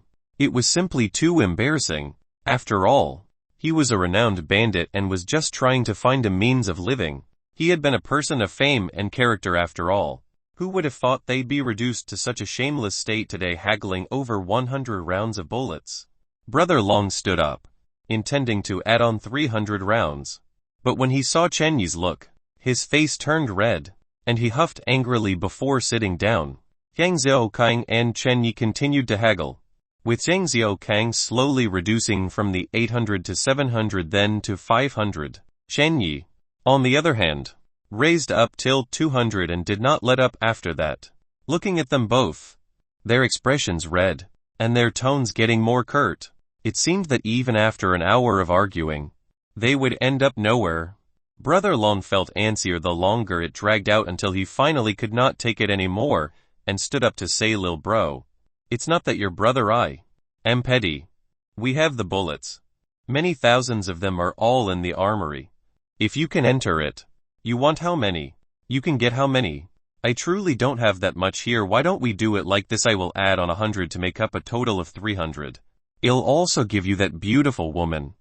Well, settle it like this, okay? Haha, alright. Let's deal on this. Chen Yi, let's go help Brother Cockroach with the bullets. The moment he finished, he pulled Chen Yi out. Zhang Xiaokang had no time to respond when he just felt a gust of wind blew past him, and both of them had disappeared. He realized that their speed was no lesser than an S2. Seeing the empty dining hall, and the rifle on the table, he wanted to cry but no tears came out. Brother Long was truly a veteran in the Jianghu. With a single sentence, he had been dragged along with their plans. When Zhang Xiaokang heard that he had to go to the prison to obtain more bullets, he was agitated. There were over thousands of zombies in there. Furthermore, if they were D2s and S2s, wasn't it basically looking for suicide? Furthermore, when he heard Brother Long raise from 200 to 300, He was thinking of arguing for 330. After all, you wouldn't complain about having more bullets. Who knew Brother Long had added on the woman to the deal? And he was shocked. Wouldn't he be drained at this rate? How could he live on? Chapter 112. What material is this made of?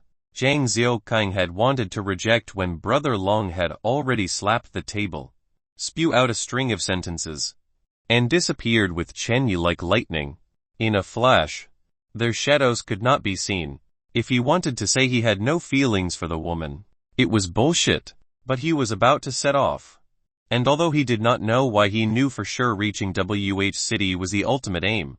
How could he just bring an additional person? Furthermore, her face revealed a number of things. She must have been used to a nightlife and must have drunk more than what he had. He knew he wouldn't be able to count on her, no matter what he thought. He knew that he could not bring the woman when he left. Only Yang Qier and Yuan Yi. In fact, he had struggled with the decision on Su Qian. After all, her thoughts were deep, but he had already promised her that as long as she killed a zombie, he would bring her. And a man must always make good on his promise. After pondering for so long, he decided there was no point to dwelling on it too much. He raised the rifle excitedly and cocked it, aiming at the wall opposite, almost intending to fire. Fortunately, he regained his wits and calmed himself down, placing the rifle and magazines down, before taking them and heading to the basement in excitement. This time, he had really chanced upon a windfall, just killing a dozen of zombies and he would earn a gun. Truly a steal. Hee. Zhang Xiaokang hugged the rifle and walked, looking extremely smug. He caressed the rifle and thought, if he were to face the S2 again, just giving it a bullet. See how that little shit would take it. Hee. Pirate captain. Hey. Pink lady. He started to hum a song as he kicked the door to his room open, and saw the extremely alluring and beautiful woman sitting on his bed, and the words got stuck in his throat. He stared at her dumbly. When she saw Zhang Xiaokang enter, she immediately stood up. He did not take a second glance and went out the room, passing the corridor and entered Yang Qier's room. He then felt extremely embarrassed. Yang Qier was wearing some casual clothes lying on the bed, playing her games, while Su Qian was cleaning the table with a cloth. Yuan Yi was naked, holding up a pink lace bra, and he did not know if she was taking it off or putting it on. Hang! The door closed, and Zhang Xiaokang took in the glorious sight of Yuan Yi and all her beauty. It was not that he had not seen it before, just that previously, it was at night, while now it was in broad daylight, and he could see every curve and line clearly. Her shoulders were slightly slumped, as a strand of hair was still stuck to the side of her face. When she turned her head to look at Zhang Xiaokang, that slightly charming style sent Zhang Xiaokang's heart beating furiously. When she saw him looking, she lowered her hands, allowing Zhang Xiaokang to look at her. Not a single shred of embarrassment on her face. Her gaze was especially intense, without the coolness that she usually possessed, nor the bloodlust she had when in combat. Currently, her eyes were clear, and she was exuding a peaceful and calm aura. And for the first time, Zhang Xiaokang felt that she wasn't that detestable. And her eyes were really attractive. As they held their gaze, he felt his excited heartbeats calming down again. She stood like this, presenting herself, not caring about Yang Qier or Su Qian in the room. It was like a natural response of a wife bearing herself to her husband. The bolder her display, the bolder Zhang Xiaokang was in looking. The woman in his room had long been flung out of his mind, and his eyes roved all over her body. Just when he was about to look down, a blanket came falling over her, blocking his view, and he sighed silently in his heart, before withdrawing his gaze. Yang Qier sat there pouting on the bed, her eyes boring into Zhang Xiaokang. Her hair was slightly messy, yet it was as natural as Zhang Xiaokang felt her to be. Furthermore, her fuming appearance caused him to brighten up. Without waiting for her to snap at him, he immediately explained, "Your uncle just sent me another woman. She's prettier than Yuan Yi. And her body. Tisk. There's nothing that I can say. She's in my room." The moment she heard that, she immediately got off the bed and made a beeline for his room. She had instantly forgotten about Yuan Yi, who removed the blanket the moment Yang Qier left. Seeing that Zhang Xiaokang had no intention to keep looking, she began to get dressed. As for him, he took the moment to go out and headed out the main door. He walked a few rounds in the chicken farm, eyeing the thin and sallow men. Feeling a little frustrated, he then moved on to the workshop and immediately heard the sounds of clanging. The man was currently hammering a piece of steel, and the moment he saw Zhang Xiaokang, his face broke out in a fawning smile. Zhang Xiaokang assessed the surroundings before asking, "How are my weapons?" The man nodded hastily and replied, "I've finished with a blade as well as a shield. I'm now preparing the mace." After which, he turned around and grabbed a blade to hand to Zhang Xiaokang, who felt that the blade was slightly heavy, though lighter than the hammer Yuanyu wielded. Its entire frame was as like an enlarged machete, and as he swung it casually, it felt extremely comfortable. Zhang Xiaokang looked at the man, who hurried to pull out a long and thick steel beam. He swung down, and with a pooh, the steel beam was sliced in two. Having sliced it so easily, Zhang Xiaokang was instantly shocked. He had never seen such a sharp blade. He carefully assessed it again. The color was slightly dark, and there were various scars on it. It didn't seem to be thick, and he asked the man in wonder, "What material is this made of?" The weaponsmith hurried to explain. "Not far from the chicken farm, there's an old abandoned place that was stacked high with old and abandoned parts. It seemed as though it was popular for factory workers to steal and sell stuff. The weaponsmith had known that there was good stuff there, and hence, he risked his life to head there to comb for materials. His luck was decent, and he managed to find a knife made of iron plate, which was a special industrial material. He then worked on it to become the machete in Zhang Xiaokang's hands. When he heard that, he felt a rush of inspiration. "Do you still have more of this material? How many more blades can you make?" The bladesmith pondered before replying, "I guess maybe one more, but if you want the size to be smaller, 6 or 7 shouldn't be a problem." Zhang Xiaokang was elated. Such a sharp weapon was vital. Having more was better. He instructed the man to separate them into smaller blades and small throwing knives and promised to compensate him. Chapter 113, Root of Troubles. The bladesmith then took out a thick kite shield. Its surface was smooth and curved, with its bottom edge slightly sharp. Behind the shield, there were 4 buckles attached, one of them movable as compared to the other 3 that was fixed. It weighed about 4 or 5 jin when held. He began to explain that it was a composite shield, made of 5 layers of thin steel stitching. It could block weapons and even be used to attack. With the internal layers, the structure was solid and strong and could withstand impact by spreading the force out. When testing, the user would only feel a slight vibration. Hammers could not break it, and it was a good defense against axes. Zhang Xiaokang took both the blade and shield towards the basement. He was extremely satisfied with this 2 equipment. He ordered 1 more set. This first set would be for Yuanyi, and the other for Su Kaiyan. As for Yang Qir, giving her a strong mace would be for her to smash to her heart's content. By now, Zhang Xiaokang had already forgotten about the additional woman, until he walked into the room and discovered something off.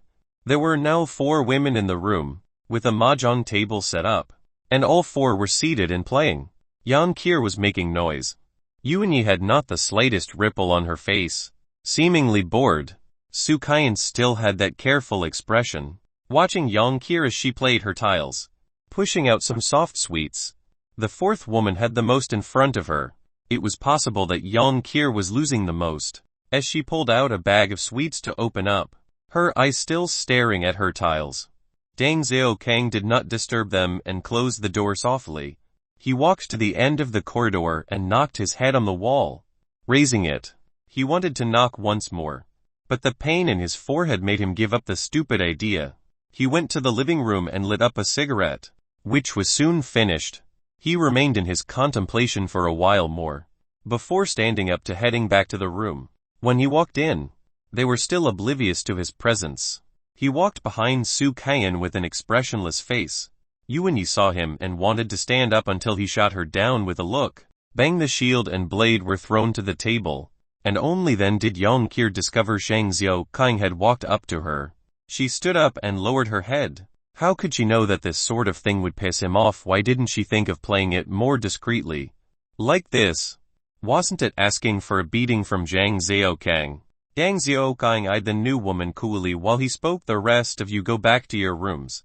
Yan Qir went out obediently, with Yuan Yi and Su Qian following behind. Yuan Yi, hold up, Zhang Xiaokang called out, before pointing to the weapons on the table. Those are for you. Take them.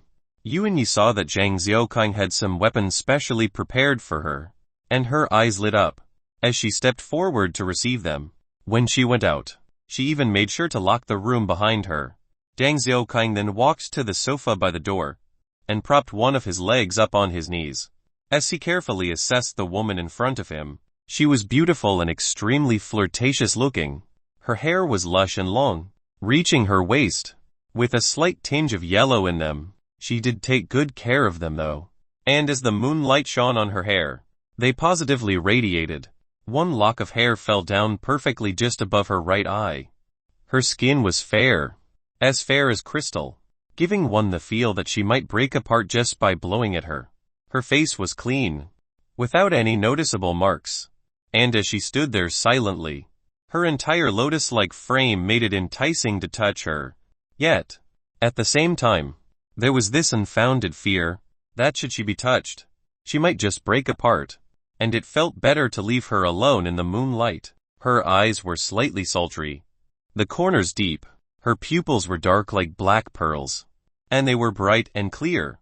When they moved, they were like tireless little birds moving about, and when they were peaceful, they were like magical stones that seemed to draw one in. A little nose that was sharp at the right places, and seemingly perfectly sculpted. Every corner, every angle seemed to meet just perfectly. And with such a visage, it does cause one to wonder, what else but the doting love of God could have crafted such a masterpiece? Her cherry lips were slightly lifted at the corners, revealing 2 rows of bright, white teeth. It was like a rose blooming in the dawn of morning, with dew hidden within the petals.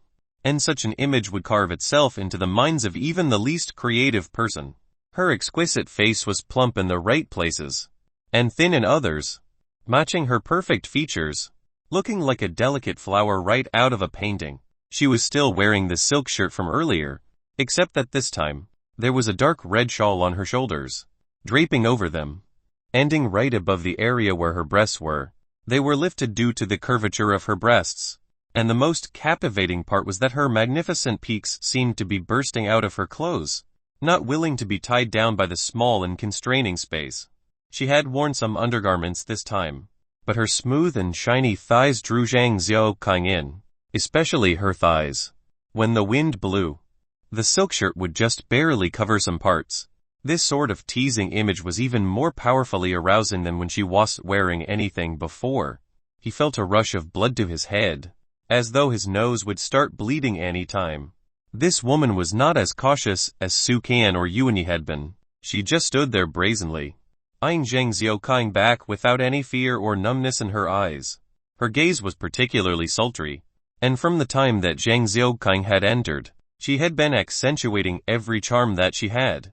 It was obvious she was trying to seduce him, and control him thoroughly. "What's your name?" He opened his mouth. He had to take his mind away. He had not much experience in dealing with such women on a frontal basis, and was not like Brother Long and the rest who were well versed in such situations. After all, he was still an otaku. His understanding of women came from all sorts of information on his computer in the past. Such a beauty, one that Zhang Xiaokang had never laid eyes upon in real life. Compared to her, all the idols and celebrities he knew about previously were simply like farm girls. This sort of woman, he truly feared.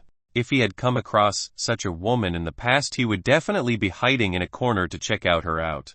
And when meeting up with some friends, he could talk about her.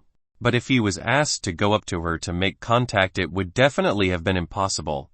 There was nothing he could say if such an absolutely stunning beauty was in front of him. It was a huge sort of pressure on him. And he knew he couldn't even handle normal girls. What's more, this was simply a 100,100 specimen of the human species. Other than being mocked at, what would he have gained? Yet now, even in the apocalypse, all the more he did not want to mess with her. Although amongst Brother Long's hierarchy, The ones with strength would possess women. He was afraid. Afraid that he would be enthralled by her day in and out. If it had been at the start when he arrived, seeing such a woman gifted to him, he might have rejected half-heartedly, before entangling with her all night. However, he had just come out on top against a D2 and S2, and he was nearly torn to shreds by the S2. Such a life-threatening situation had shocked his senses yet again. No matter how much he loved beautiful women, he loved his life more. To him, indulging in a woman was like a slow-acting poison. My name is Shangyuan Kan Yun. Master, will you be able to protect me? Her voice was thick and husky, exuding sex with every word she spoke. As she spoke, it was like moan after moan, causing his heart to itch. He was already trying to keep his eyes on her forehead, trying his best not to bring his eyes towards anything below that. Now that she spoke with such a tender and young, yet moaning tone, his little buddy immediately fought to stand, pushing against his trousers. The root of all troubles. Zhang Xiaokang assessed this boiling pot of problems right in front of him, and cried inwardly. He finally understood how those kings in history had caused their kingdoms to decline. It was these sort of troubles. Once they met them, they would lose all rationality. How would any man still be ambition or valor if he was stuck in the recesses of someone so alluring? Chapter 114. What can you do? Changu and Kyo Yun saw that Zhou Kang did not actually pounce on her the moment he laid eyes on her, unlike other men, and she was immediately surprised. In her eyes, all men would pounce on her, and they weren't different. There would always be shock first, followed by desire. Those that were slightly more civilized would at least talk about life and philosophy first, but they would not be able to conceal that feeling of lust towards her. Instead, Yang Xiaokang's expression was strange to her. There was no desire, nor the disgust that gay men had towards her. Instead, she had seen that look of appreciation for her beauty, but it was quickly replaced by a guarded look. What was he guarding against? She was just a little woman seeking to live in this cruel world, and was just trying to make use of her abilities and capital to help fight for space and food. A man who could protect her. She even hoped that she could find a man who would take her away from this place, to the place she wanted to go. Of course, she couldn't understand. Zhang Xiaokang was really attracted to her at first sight, but he was, after all, a petty person. He had not awakened any desire to control the world, to indulge in wine and to enjoy pleasures with women. To him, as long as he could live on, no matter how sneakily or stealthily, finding some women he could live with and having some kids was more than enough. His aim wasn't high.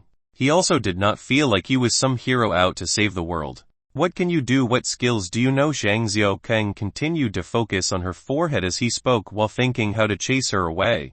He could not accommodate this devilish woman. He did not even know her background. And to him, they weren't people meant to be on the same path. When she heard the question, Shanggu and Kyo Yun froze on the spot.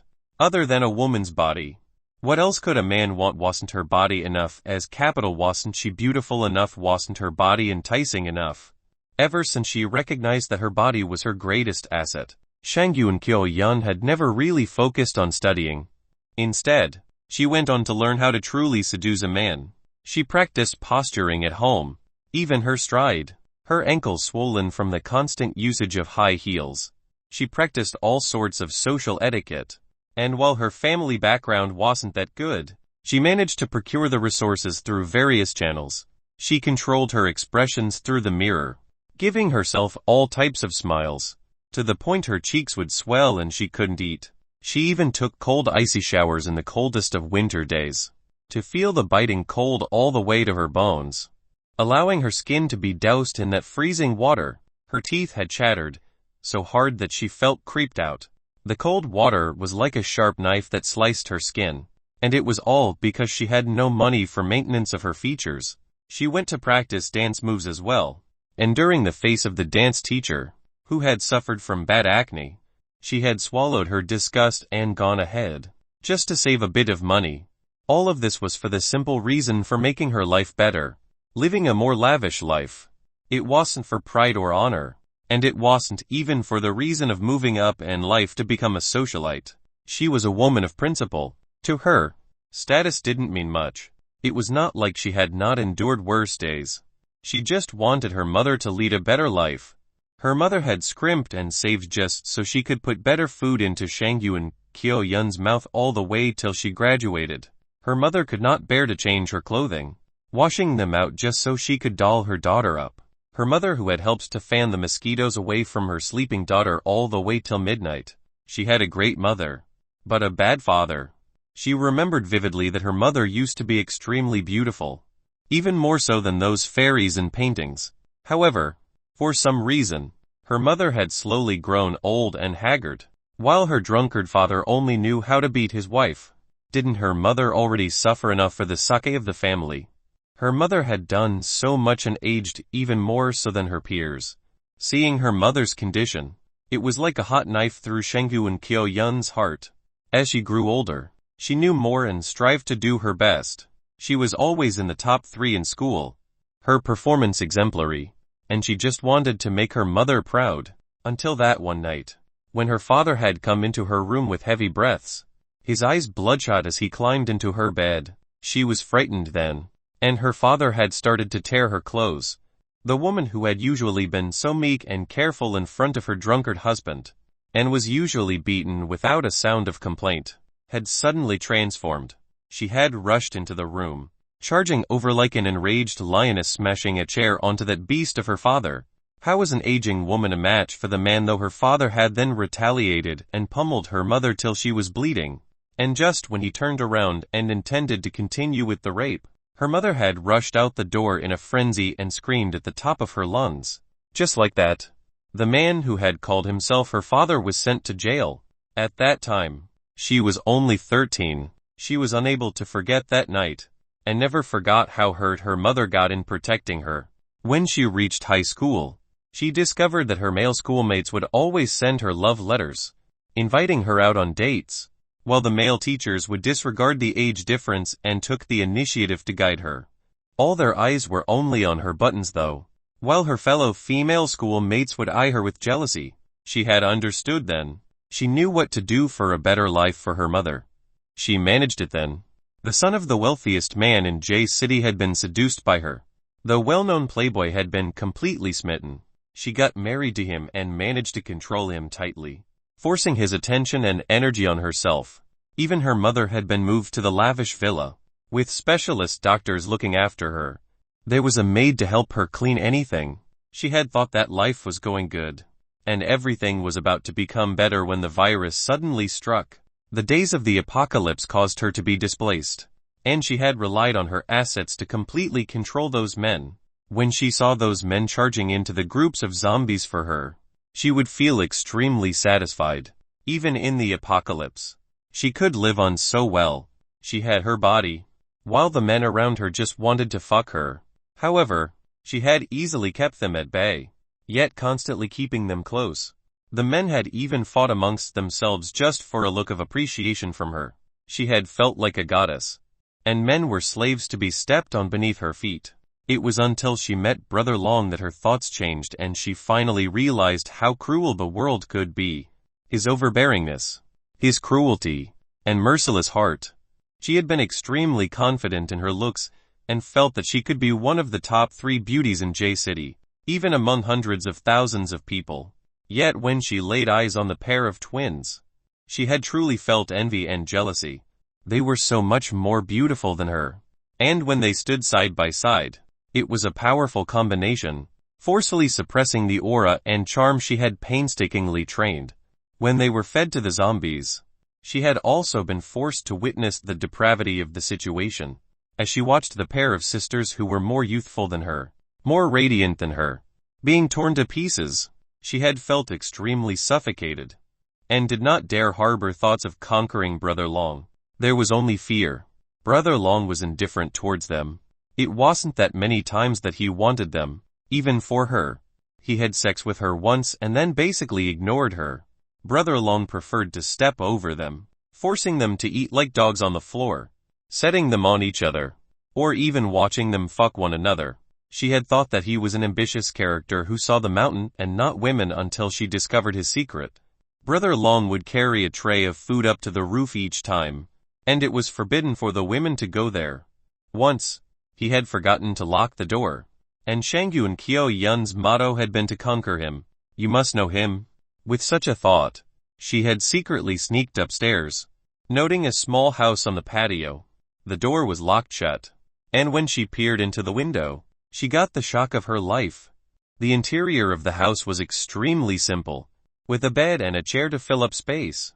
A young handsome boy was sleeping, clutching his pillow. He was not sleeping tightly though, as there were various signs of abuse on his legs. When she realized the identity of the boy, she had backed up in horror with her hand over her mouth. Brother Long was a depraved pervert. Ever since then, she had lived on the edge. Until this time, when Brother Long wanted to send her to Zhang Xiaokang, she knew her chance had come, and she had tried her best to hook Zhang Xiaokang in, to the extent that it was a performance that would put most hookers to shame. She wanted to get away from Brother Long. The further the better. Hence, she had to grab this chance. Zhang Xiaokang was a man. As long as he was a man, she would have the means to conquer him. Which man didn't love sex? Only when she was in front of him did she realize that he was inhuman. When he asked her that question, she had stared blankly. Ever since graduating from high school, she had only known to seduce men. What else did she know? Her emotions were in a mess right now. Her past hardships and torment she had to suffer, just to trap men. Until date, she had met men that were actually immune to her charms. Brother Long was one. Zhang Xiaokang was also like that. She did not know how to answer, and Zhang Xiaokang felt that her expression was slightly amusing. So it seemed that this top-grade beauty was just a pretty embroidered pillow. But her insides were fluff. Had he actually not dared to raise his head in front of such bimbos in the past? I know how to wash clothes, cook, and I know how to service men. Shangyun Kyo Yun thought to her days spent with her mom while studying and reckoned that she had indeed picked up some skills. Now that she spoke her mind, she did not know what he was thinking. And to her, men who did not fall for her charm like Zhang Xiaokang scared her. Chapter 115 Seduction. Can you shoot? Can you fight? Can you repair a car? Zhang Xiaokang threw out a flurry of questions. Each one met with a shake of Shangyun Kyo Yun's head. Seeing that she kept shaking, he suddenly laughed and sat back to take a puff of his cigarette. He took a look at the beauty standing uneasily before him. Keek, you truly are a looker. It's true. If it were before, no one could possibly hope to support you without a certain status. As for now, your charm is useless here. Those monsters out there would not ignore just you because you're beautiful. So, wherever you came from, you can go back. The moment she thought of being back by Brother Long's side, Shangyun Kyo Yun's eyes were filled with fear. She looked towards Zhang Xiaokang with a pleading look, putting on a pitiful expression, a face full of tragedy. She truly looked like a fearful little lamb now. And if it were any normal situation, most people would not be able to help themselves from reaching over to draw her into their protective arms. This sort of expression, Zhang Xiaokang had seen plenty of. Yan Kier had used it. Yunyi had used it. Su Kaiyan had used it. Even the pair of sisters had it. He never felt like he had the strength to protect them all. In this world full of desperation, it was hard enough to find a sense of security. In Brother Long's eyes, he might be someone strong, but it was just because they haven't truly experienced this world yet. Zhang Xiaokang had traveled over 100 miles, and seen how fearsome the world was. That was why he had not given up and badly wanted to travel to WH, just to seek some form of safety. You know Yunyi, right? Zhang Xiaokang opened his mouth to ask. She nodded her head. After all, they had all prowled around on the floor, biting each other for the sake of entertaining Brother Long. However, she had seen how Yunyi had totally transformed into another person just after a few days. She had seen how Yunyi was and thought Zhang Xiaokang was extremely magnanimous with his treatment of his women. That was why she had given her all to try and seduce him. She never expected him to be immune to this. Do you know why she can follow me now? When he asked this question, Shangyun Kyo Yun shook her head. She had asked her earlier, but Yunyi had remained tight-lipped. Previously when we went out, I threw her straight into the midst of those monsters. She managed to kill her way out of dozens of them. If it were you, could you do it? Zhang Xiaokang's cold voice fell upon her ears, and when she heard it, she got so frightened that she could not stand steadily. instantly crumpling to the floor. She raised her head to plead with a sobbing tone, "I'm really useful. Don't chase me away. Please. Woo-woo. I don't want to go back to Brother Long. I'm willing to do anything. You can hit me or scold me. Please. Just don't abandon me." Zhang Xiaokang looked at this delicate beauty who seemed to summon the rain clouds when she cried, and still continued after thinking a while. "You also know Su Kaiyan. She could follow me because she's obedient. Yet from what I saw, you actually dared to bring them entertainment. What kind of a world this is? Don't you know if you're not careful, you could lose your life? Bringing you along, I don't see a single shred of benefit. All I see is play and leisure. You're just a pile of shit. So I can only request for you to leave." He finally spoke his mind, his true reason for being guarded against her, and felt himself relaxing. As to how she thought about it, he couldn't care less. Bringing her along was truly too much of a danger. To him, finding a pretty one was useless. He might as well bring a capable one. Any of the three women beside him now was so much stronger than her. Shangyu and Kyo Yun stopped her crying. As she stared dumbly at the floor, her frail and lonely shadow could be seen on the planks. She truly felt at a loss now. She had no idea what to do. She didn't know what to say. She could pull a few tricks and handle Yongkir earlier, and at that time, she had thought to conquer Zhang Xiaokang. She had to start from his women so that they would not become an obstacle to her. Then, when the time came, she would force them away, so Zhang Xiaokang could bring her to WH. And then she would find someone stronger to follow. She obviously could not say all these and thought she had the ability to seduce Zhang Xiaokang. Who knew that his thinking was so deep? Her world crumbled. Her deeply rooted faith in herself, her ambition, and her pride all left her. There was no other excuse she could use to stay by his side. She would only return to Brother Lon's side as a dog. She felt that she had no courage to live like this, in this world that only brought despair. She stood up once again. As her scarlet shawl fell to the ground, her white and slightly transparent silk dress also fell off her shoulders. She squeezed her breasts together, revealing that deep and captivating valley. In between the two massive yet soft mounds, there was a slight fragrance emitting from her. As her flat abdomen rose and fell together with her breathing, her mesmerizing eyes seemed to radiate with some astral shine, as though the universe was right there in her eyes. She looked at him quietly. Her face flushed red. At this moment, she was that absolutely captivating beauty, her incredible body twisting ever so slightly. Her slender waist and long beautiful legs came closer. She was like a virgin experiencing her first time, revealing her naked body to Zhang Xiaokang shyly, inviting him to taste her. Shua. His little Xiaokang was fully at attention now, and he could almost hear its excited breathing. It was an excitement like never before, and he had never seen such allure, such attraction even from the films he had watched. His throat went dry, and his saliva seemed to have disappeared, his heart hammering wildly. Even his previous life and death struggle with the S2 had not caused him to be filled with this much adrenaline, and all he wanted right now was to embrace her and fuck her wildly. He had stood up subconsciously, taking in that jade-like body of hers. His breathing had turned ragged as well, his cold expression replaced with a slightly drunken stupor.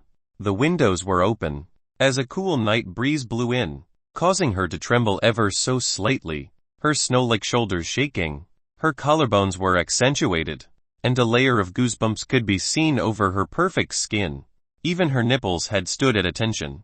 He reached out with his rough and coarse fingers on her smooth cheek, feeling that fair and smooth skin. It was so smooth that he could not stop there. As he followed the trace of her face down towards her jaws, and looking at those trembling, lush lips, he lifted her chin slightly, his eyes meeting hers. It was a pair of eyes that seemed to shimmer with tears, and when Shangyu and Kyo Yun saw that Zhang Xiaokang was staring straight at her, she closed her eyes, slightly separating her lips. Like a flower blooming, a bright red tongue stuck out ever so slightly. As she took the initiative, seemingly impatient for Zhang Xiaokang to take her in. Chapter 116 Warmth. Zhang Xiaokang inhaled deeply, releasing his hands, and walking towards the window. When his heart and emotions had finally settled down, With his back to Shanggu and Kyo Yun, he said, "Go back. Tell brother Long Il settle the granary for him." She stood naked behind Zhang Xiaokang, the moonlight shining on her skin. She was just like a jade sculpture of a fairy goddess. And when Zhang Xiaokang's cool voice sounded in her ears, the flush on her face quickly receded like snow melting in the sun and regained her usual skin tone.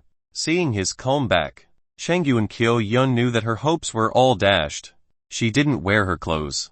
Instead, looking at his back, wishing so bad for him to turn around and embrace her tightly, she knew this man was truly normal, yet vicious at the same time.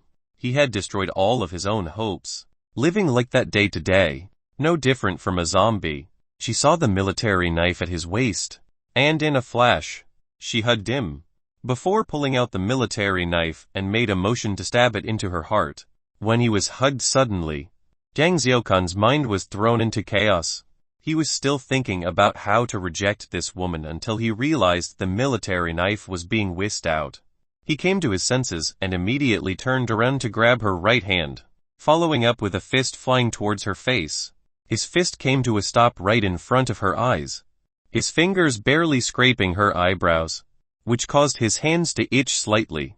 He released his clenched fist slowly and came down on the blade, intending to retrieve it. She stared at him stubbornly, her right hand still grasping the blade tightly. Those pretty lips of hers were clenched tight, her teeth biting fiercely, and a hint of red blood appeared as her lips were bitten through. Zhang Xiaokang's glare intensified, as though sending her a warning to let go. He began prying her fingers off one by one and then kept the military knife back into his waist. He went back to the sofa and asked, "Why are you insisting on following me?" She hesitated for a while, before seemingly letting go of something in her mind. She looked at him and said, "I know you want to leave. I want to follow you. I know there are loads of people in WH. I want to reach Wuhan. WH is most likely Wuhan." He looked at her with a mocking expression. "So that means all that nonsense about following me and doing anything for me was bullshit? Then your end goal is Wuhan. Right, once you reached there, with your qualifications, who would turn you away?" His words were like a hammer that struck her heart heavily, and she looked at him with a pale expression, closing her eyes waiting for him to deal with her. So it became like this for a short while. Zhang Xiaokang sitting there looking at her jade-like naked body, Shanggu and Kyo Yun standing there with her eyes closed, waiting for Zhang Xiaokang to judge her. He was truly not interested in dealing with her. After, they were all the same, struggling to live in this apocalypse. He wasn't necessarily better off than her. As long as what she did not affect him, he could care less about her life or death. His greedy eyes rove all over her body, but he didn't make a move. He knew that the moment he fucked her, he would have to promise her safety. Such an ambitious woman was too dangerous for him though. He could not guarantee that he could bring her under his control. However, the more he looked, the fierier he felt. "You can follow us, but I would not lend a hand in times of danger. All your food and water will have to be borne by yourself. I don't feed freeloaders." Zhang Xiaokang decided to bring her along. It could be because he didn't want to see such a pretty flower dying in front of him. Or it could again, his machismo that prevented him from seeing Shanggu and Kyo Yun taking the desolate way out. In the end, he had promised her a shaky promise. She opened her eyes in disbelief, not understanding how come things had suddenly taken another 180 degrees turn. Zhang Xiaokang had already taken his eyes away and got her to get dressed, before sending her to Yongkir, but warning her not to teach Yongkir the wrong things again. Zhang Xiaokang then brought the 81 rifle to the chicken farm and let loose a few bullets, feeling the recoil on his shoulders, as he walked back massaging his sore shoulders. It was already past dinner time. He walked back to his room, as there were some emergency rations there, especially since he wiped this small town clean. His rations had grown.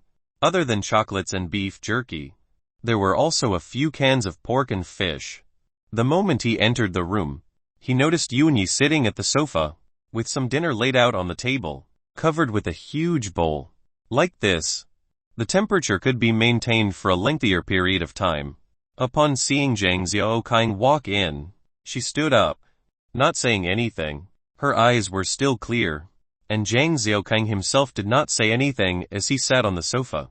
She opened up the bowl, and the dinner inside was still piping hot. Seeing how considerate she had been in sending his dinner, and even selecting the portions. As the moonlight shone on her face, Zhang Xiaokang suddenly felt something melting his heart. A sense of warmth rose in his heart, and his mind turned blank. He just sat there quietly, taking it in, the warmth that enveloped his heart right now, filling it up with all sorts of sensations. The sweet, the sour, the saltiness and the bitterness. This was a feeling he had not felt in a really long time, and the detest he had for Yuanyi disappeared like the clouds. As he ate silently, Yuanyi stood there watching him. He ate slowly and carefully. He had never known how the taste of dinner was like, and just quietly absorbed the feeling of someone caring for him. How many years has it been ever since his mother had left the world? No one had come to care for him. Yuanyi was also someone who had only cared about herself. However, after he got over deliberately ignoring her, he realized he could truly feel the warmth. Even as he took his time, he managed to finish his meal. Seeing Yuanyi slowly cleaning up, he sat on the sofa and smoked his cigarette. He looked at Yuanyi who was going about her chores. He couldn't help but said a sentence that had always been at the tip of his tongue. From now on, you just follow me, till the day we can both die together at last. He finally said it. Yuanyi stopped and stood up to look at Zhang Xiaokang. Her eyes shone brightly, and she nodded heavily. Before bending down to continue packing up, Zhang Xiaokang watched her all the way, till she left. The room became peaceful again. Zhang Xiaokang looked at the empty room and felt frustrated. He turned off the lights, and the room plunged into darkness. Even the moon had hidden, and the only illumination was the slight light from out of the window, while the smoke filled up the room, shrouding Zhang Xiaokang. With his mind in turmoil, after feeling that warmth from Yuanyi, his mind had strayed. He was reminiscing about his mother, and how she had looked when she left this earth. The appearance of the D2s, the S2s, even the scene of the father kowtowing for his son's crime of stealing the egg, as well as Shang Yun Kyo-yun's naked body earlier. He felt a rush of blood to his head. His emotions were in a mess right now, and he wanted to vent them. He even felt like taking the 81 to go slaughter Brother Long and the rest. Only a sliver of rationality held him back from doing something crazy. After a few deep breaths, he finally quelled his messy thoughts and was preparing to stand up, when the door opened. Chapter 117 Throb. Yuanyi was carrying a pail of water, like always. Thus, Zhang Xiaokang let her help him wash. Seeing her carry out her duties as an obedient wife, he felt the warmth rise in his heart again. Although it wasn't as strong as earlier, it was a precious feeling, and he wanted to treasure it very much. He closed his eyes to soak in the sensation and stopped himself from thinking. He felt like he was floating. There was no helplessness, no zombies. It was not the world where humans committed cannibalism, and he badly wanted to remain like this forever. All of a sudden, a peculiar sensation traveled up from little Xiaokang, shocking him awake. He opened his eyes to see Yuanyi playing with it, kissing it. He reached out to gently caress her cheeks, stopping her in her tracks, raising her smooth jaw to look her in the eyes. Yuanyi looked at him quietly, her glass-like eyes radiating in the dark of the night, like little stars in the night sky. Her gaze was exceptionally clear now, and pure, and that sort of gaze was only shown to him, while others would only get to see her cool side or bloodlust. He got her to stand, before pulling her into his embrace, her face just short of his lips. She became nervous, her breathing turning ragged. That rushed breathing blew on his face, and he enjoyed that sweet fragrance. Looking at her quietly, it was the first time he was just really looking at her, carefully. His intense gaze caused her to be slightly flustered, as though there were some expectations, and she felt a little anxious. It seemed as though she finally could not withstand the pressure as her body trembled slightly, and her lips closed tightly, her eyes half shut. Her breathing became even harsher as well, and looking at those alluring lips, Zhang Xiaokang could not help but kiss them softly. As Zhang Xiaokang's gaze was on her, Yuan felt her body heating up, a warmth spreading all over her, and her heartbeat became faster. His manly aura radiated, causing her to take a breath involuntarily, as though she had to take all of that scent in when suddenly, a warm and moist feeling covered her lips. She felt as though all her strength had been sapped out of her just with that light kiss, and she could not help but turn weak in his arms. With such a beauty turning weak in his arms, and that cool, but demure scent exuding from her, Zhang Zhaokai breathed in deeply and felt his brain go crazy.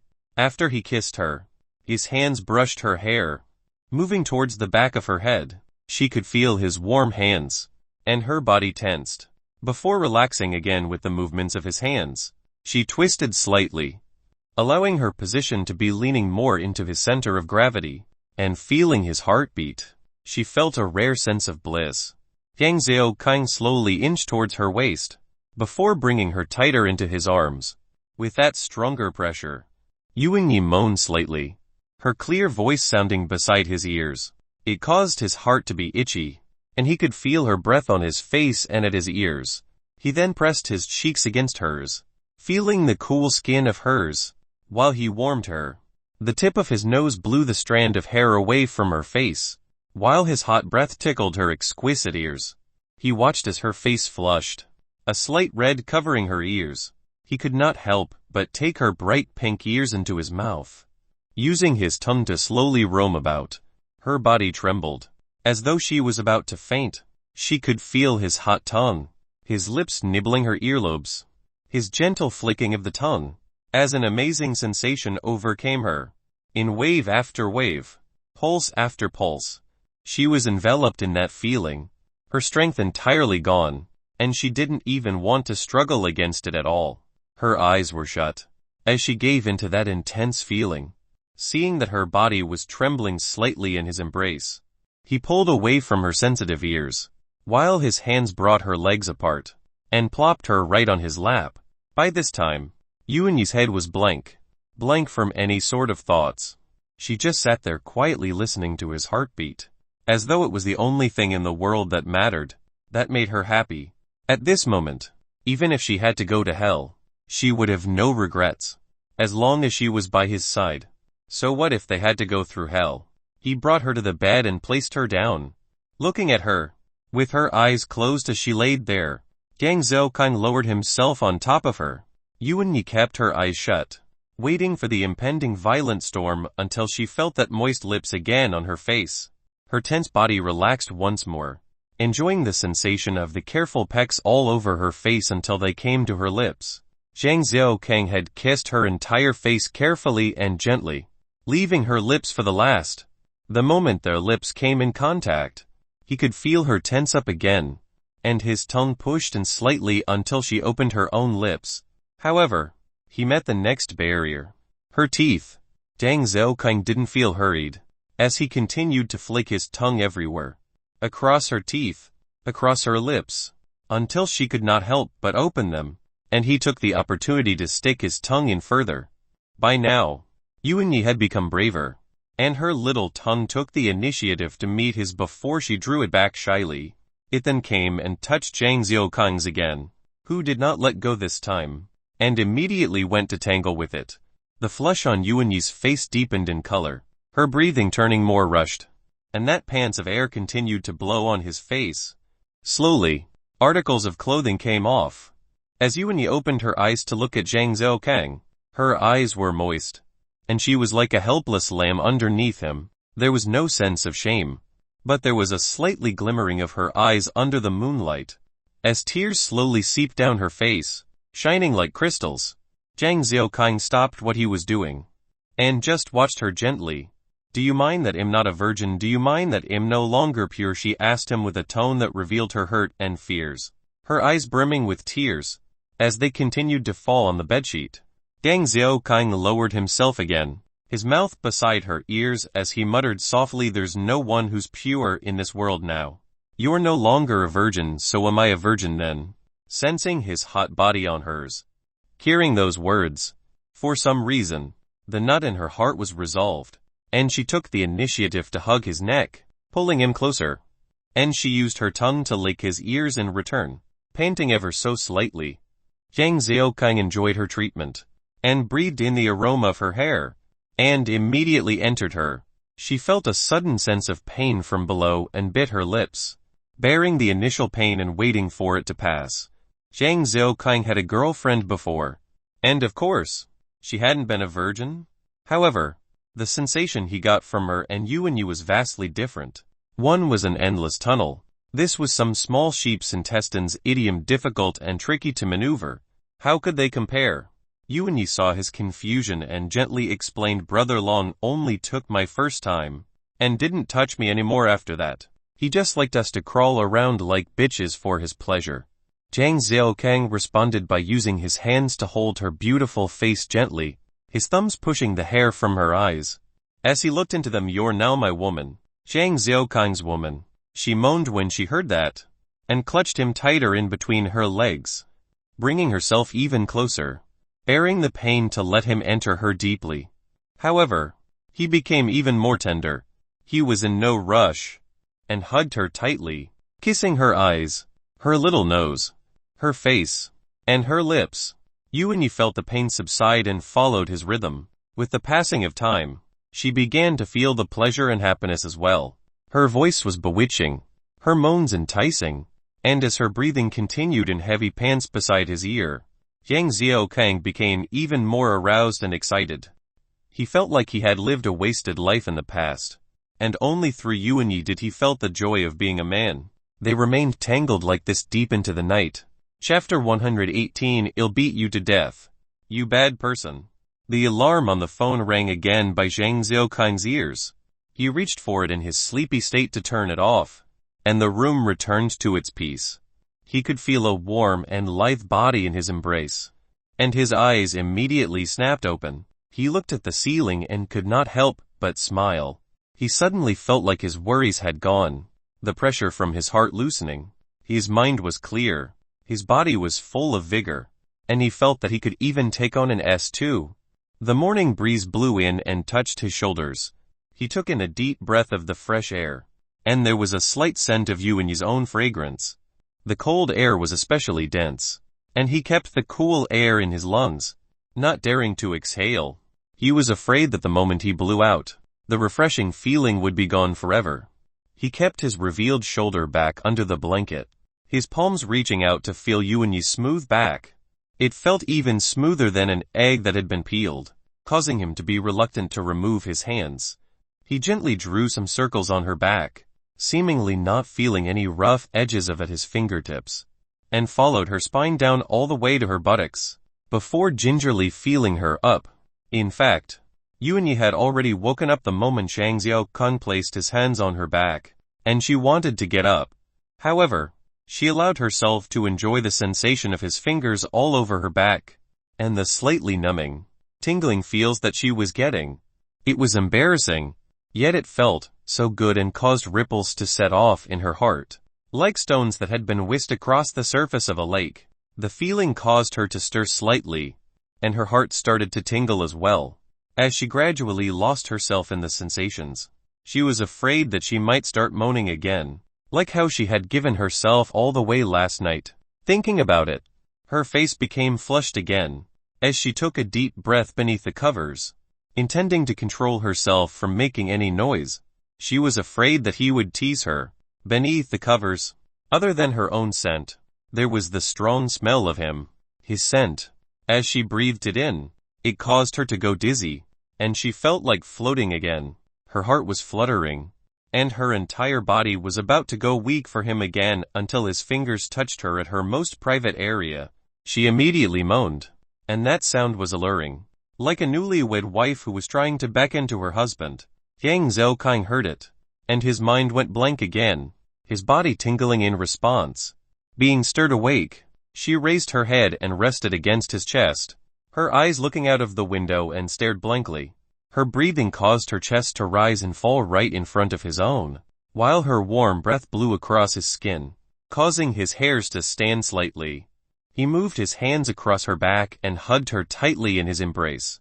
As he looked up at the ceiling and its design, his heart was at peace. He had done it with such a great beauty. Although she wasn't as beautiful or sexy as compared to Shang Yu and Kyo Yun, he was extremely contented.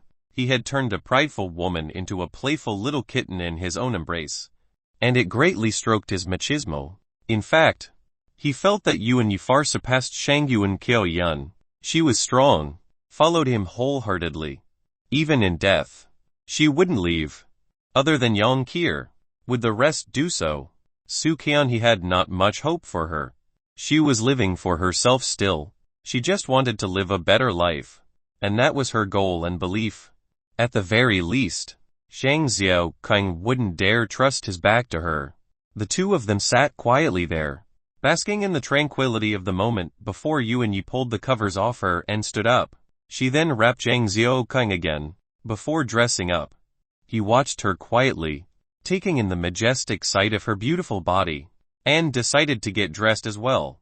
Her warm hand stopped his, as she looked into her eyes and said, "Lie for a while more. Let me go get some water." This was the first time she had requested something of him.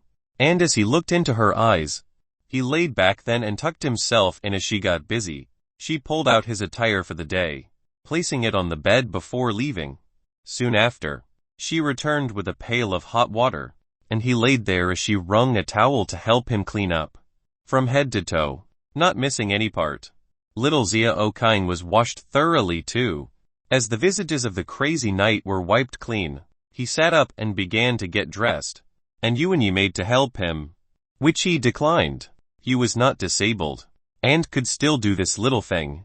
By the time he walked out in high spirits with Yuan Yi, Yang Kier and Su Qian were already waiting on the field.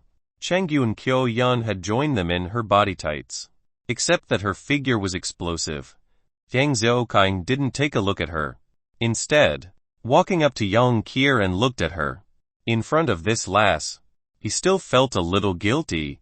After all, her feelings for him were real.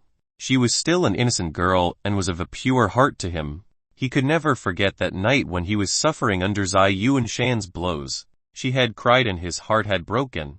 He could even hear it when he thought about it. It was too bad he couldn't bring himself to do anything with her, thanks to that washboard figure. She saw him walking towards her, and snorted coldly, turning her head the other way. Gang Xiao Kang saw the back of her head and was slightly helpless, although sometimes he had used some fallacies to temporarily address her concerns. This time, while it was a little embarrassing, to tell the truth, he couldn't afford to. Her tantrum still caused him to be slightly moved. Seeing her ear exposed to the wind, he walked up to her and embraced her, as she began to struggle. Of course, it was just for a show. Otherwise, with her monstrous strength, he would most likely have been flung all the way to the chicken coop. She turned around to face him and started battering his chest lightly. Although it was supposed to be light, each blow was like a hammer to him. He gritted his teeth and withstood her temper, as she continued to mutter, "I'll beat you to death. You bad person, couldn't you just have waited a few more years? Couldn't you just hold yourself? After all, she should be after me." He held her then, and spoke to her gently, "Yuan Yi doesn't have your fragrance." She stopped then, her eyes wide, her clean and clear face looking like a flower. Her mouth then pouted, before she started to sniff herself in suspicion. He hurriedly replied, "Only I can detect it. You can't." She then heaved a sigh of relief. Her jealousy simmered. Her gaze towards Yuan Yi was still antagonistic. But she didn't pursue the matter. He saw how she had been distracted again, and gulped his saliva down, hoping that they would not come to blows. He slowly let her go, and when she noticed that Zhang Xiaokan was not hugging her anymore, she felt a little reluctant. But she knew his temperament, and no, the matter had ended. It was also what he liked about her. Chapter 119. A Woman's Heart. The entire group began to run their rounds. The initial group of 4 turned into 5. Gang Xiaokang did not deny Shangyu and Kyo Yun from joining and didn't say anything about her running at the back. He continued to run in front, with Yang Kier slightly behind. Yuan Yi followed them tightly, while both Suqian and Shangyu and Kyo Yun were the last. After 4 rounds, Yang Xiaokang felt his body warming up, and his forehead perspiring. Yang Kier continued onwards, her load thrice of his. Yuanyi prepared to follow after her. And it was of her own volition for the first time. Zhang Zhaoqing stopped her. As she came up to him with a confused look, he had seen her running posture to be slightly unnatural. Although it wasn't her first time last night, it wasn't too far off. Yang Zhaoqing would usually treat his own people better than others, and of course wanted her to take a slight break. There's no need for you to continue running today. Practice some combat with me. Teach me some moves too. Yang Zhaoqing badly wanted to pick up some close-quarter combat skills. Only today, he had finally managed to find an excuse. Yuanyi did not suspect anything and just nodded her agreement. After that, she began to guide him in the different movements. Chinese martial arts focused on the fundamentals. Yuanyi made sure to go through the basic motions with him, but since he had no time to even go through motions like the horse dance, and his body was above average, they decided to spar. Su Qian was still running, and Shangu and Qiao Yun was running beside her. Su Qian did not like her particular, and she knew that Shangu and Qiao Yun had been rejected by Zhang Zhaoqing. She despised those who made use of their own bodies to make a living. Even though she had been a call girl before, however, she didn't force herself into that life. Instead, climbing up from the bottom again, in her heart, it was for a righteous reason, and she would never accept that she was worse off than anyone. Even so, she knew how to get into character in front of Chen Yi and Zhang Zhaoqing. At the beginning, she had been of the same status as Yuanyi, but she looked down on her inwardly. She had always felt that Zhang Zhaoqing had allowed Yuanyi to stay because she, Su Qian, had asked him to. Until Yuanyi had surpassed her, she began to envy her. Someone who she despised had actually gotten ahead of her. Therefore, she took the initiative to make the request to kill some zombies. But by the time she started, Yuanyi had gone far ahead. Su Qian was prideful. Even if she had been a call girl once, she had the pride in her bones. She looked down on those colleagues that spent their days lifelessly. Although she had been part of the most frowned upon profession, her spirit was still held high. She had gritted her teeth and bare with the ridicule from her neighbors, only shedding tears inwardly, believing that she would succeed. It was all because of her own pride and confidence. Those who were due to make it big would never hold it against the chatterings of these lowly sparrows. How could they hope to soar like the eagle? From the time she worked as a lowly worker all the way to a manager, she had believed that she had earned it all through her hard work and wits. She had that belief in her noble spirit, and it was destined to be a lonely path. Hence she didn't need friends. She just wanted to live well, and to make her parents proud. Those who had that ego usually did not take others into account. It was the same for Su Qian. She disliked Yuanyi sitting on equal terms with Zhang Zhaoqing, and it made her uncomfortable. She hated and envied her. And when Yuanyi had spent last night in Zhang Zhaoqing's room, her hatred and jealousy had grown. She knew both Yuanyi and herself were like vines around Zhang Zhaoqing, and whoever managed to wrap tighter around him would get more benefits. It was not like she had not entertained the thought of climbing into his bed herself, but there was no chance to in the past. And when Zhang Zhaoqing had sent even the great beauty Shangyu and Qiao Yun back, she had lost confidence in herself. However, Yuanyi had done it. She was afraid of being abandoned by Zhang Zhaoqing and knew that he followed an interest-based doctrine. He would not abandon those of use to him. How can an abandoned woman survive in this cruel world, especially since she had witnessed the cannibalism case? She'd been tormented by nightmares ever since. In her nightmares, she would be the one lying naked on that simple wooden bed.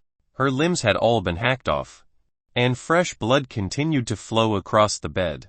As the blood dripped onto the floor, the sounds of the droplets were constant. Her wounds hurt so much that she wanted to scream, but whenever she tried to, she would realize her tongue was chopped off. Her face would then contort in fear. But the men surrounding her just stood quietly by the bedside. She even recognized some of them. There was the taxi driver who knocked her father down. There was the old man who bought her virginity. There was the insane doctor, you who had eaten flesh. And finally, Chen Yi. Each of them was holding a limb of hers and digging into them, their mouths making satiated groans. It was not just once. Sometimes, Su Qian wished that she didn't have to fall asleep. When she saw that Zhang Zhaoqing had allowed Yuanyi to stop, She could feel her sore legs. Her heart felt extremely sour, so much that she wanted to scream out loud. However, she dared not. She shot Yuanyi a hateful gaze again, as she gritted her teeth to continue her rounds. So tiring. I really want to rest. When was the last time I was this tired? Shangyuan Qiuyun continued to run as she thought. Yang Xiaokang's rejection had caused her to despair, her entire world turning dark without any light or hope. She had almost grabbed the chance of freedom. Who would be willing to be a dog if given a chance to be human? However, when she had felt extremely confident in her abilities to seduce him, he had rejected her. He had actually turned down her amazing body. She felt full of hurt, as she hated to go back to Brother Long and to live that sort of life. She wanted to die so badly, and when she pulled out Zhang Xiaokang's knife, she had not hesitated to try and drive it into her heart. She had even felt a sense of relief. She hadn't felt like that for a long time. The previous time was when she became top in school. She had run excitedly to tell her mother then, and seeing her mother's proud smile, she had felt great. When she made the decision to sell herself to the highest bidder in life, she had changed then. For the sake of reaching her goals, she had given up on everything else. Her dreams, her life, her happiness. There was no more of the emotions that came with a first love. She could remember the time she fell while walking with a dictionary on her head. The first time she had doused herself in cold winter water. Yet she had not screamed then, for fear of worrying her mother. She just bit the bullet and braved through it all. In the end, she succeeded. She had married that lecherous playboy, and in order to secure his heart, she spent every day thinking of ways to deal with her husband's past flings. When she came in front of her mother, the look of disappointment caused her to be unable to relax. Her mother had hoped for her to amount to something more. Not too big, but at the very least, something that she could be proud of. However, since her daughter had chosen this path, she could not say anything, and just kept her words in her heart. All these only served to carve deeper scars in Shangyuan Qiuyun's heart. She was exhausted, extremely so. When she had the chance to end her life, she had felt so much relief for the first time, and was prepared to drop everything and just die. He had grabbed her right hand that held the knife then until he had retrieved it. He had foiled her plans. So what she had already given up, it was just death. Then, he gave her the chance. That chance that everyone sought to have. She had to grab hold of it and had to make sure that she had better well be deserving of it. She mustered her strength and continued to run. As for Zhang Xiaokang, he was being tormented badly. He laid on the ground, his body sore, looking up at the sky and clouds. As his breathing came in ragged pants, Yuanyi had truly not gone easy on him. Short of breaking his bones, she had allowed him to truly experience the profoundness of Chinese martial arts. He had always felt that he was strong, and could handle an S2. But he was faring so badly against the weaker Yuanyi, he was not one to give up either. In the past, maybe, but ever since the apocalypse began, he had thoroughly transformed. He shrugged off the pain, regulated his breathing, and stood up once more to face Yuanyi. She didn't move, until the very last moment, sweeping him off his feet. Looking at him in his sorry state, she couldn't help but chuckle. It was not the type that was mocking. It was a natural and happy laugh, that she was enjoying herself. But of course, this was only for him. With his body full of pain, he brought Yang Qier and Yuanyi towards the dining area. As for Su Qian, she was still lacking. Over the meal, Brother Long began to ask in earnest about the granary and the preparations required. Chapter 120. Look at what I found. Yang Xiaokang had to settle his own base before anything else first. As for Brother Long, he had to wait. After breakfast, Dang Xiaokang brought the women towards the secret base. He would not take Shangyuan Qiuyun. He still had not acknowledged her. Furthermore, she was an ambitious woman. What if she rat on him with some benefits from Brother Long? That would mean trouble. When they reached the entrance to the garage, the huge dump truck was parked outside. They then tore off the oil sheet covering the goods, revealing the neatly stacked items. This time, Yang Xiaokang did not slack off, joining them in the moving. When Yang Qier saw Zhang Xiaoqing doing his share honestly, she proceeded as well without complaint. They had good chemistry amongst them. As the goods on the dump truck were slowly reducing in number, as the goods by the roadside increased, at the end, Yang Qier managed to move the bulky drilling machine with the help of some ropes. Seeing it, Zhang Xiaoqing remembered about drilling a well into the secret base. He told Yuanyi and Su Qian to use the Hummer to move the goods to the garden, while he and Yang Qier moved the machine underground. With the sound of the generator roaring to life, light illuminated the underground base. Deng Xiaoqing placed the drill at the corner of the area and hooked it up to the generator. Soon, the machine began to drill up dark, black soil.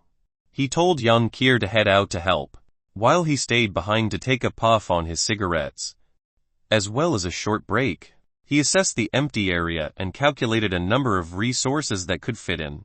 He had to consider a few beds, as well as fuel. Fuel wouldn't be too hard, as the garage nearby was full of it. Suddenly, he felt his feet drenched. The well had been excavated before, but it was sealed previously.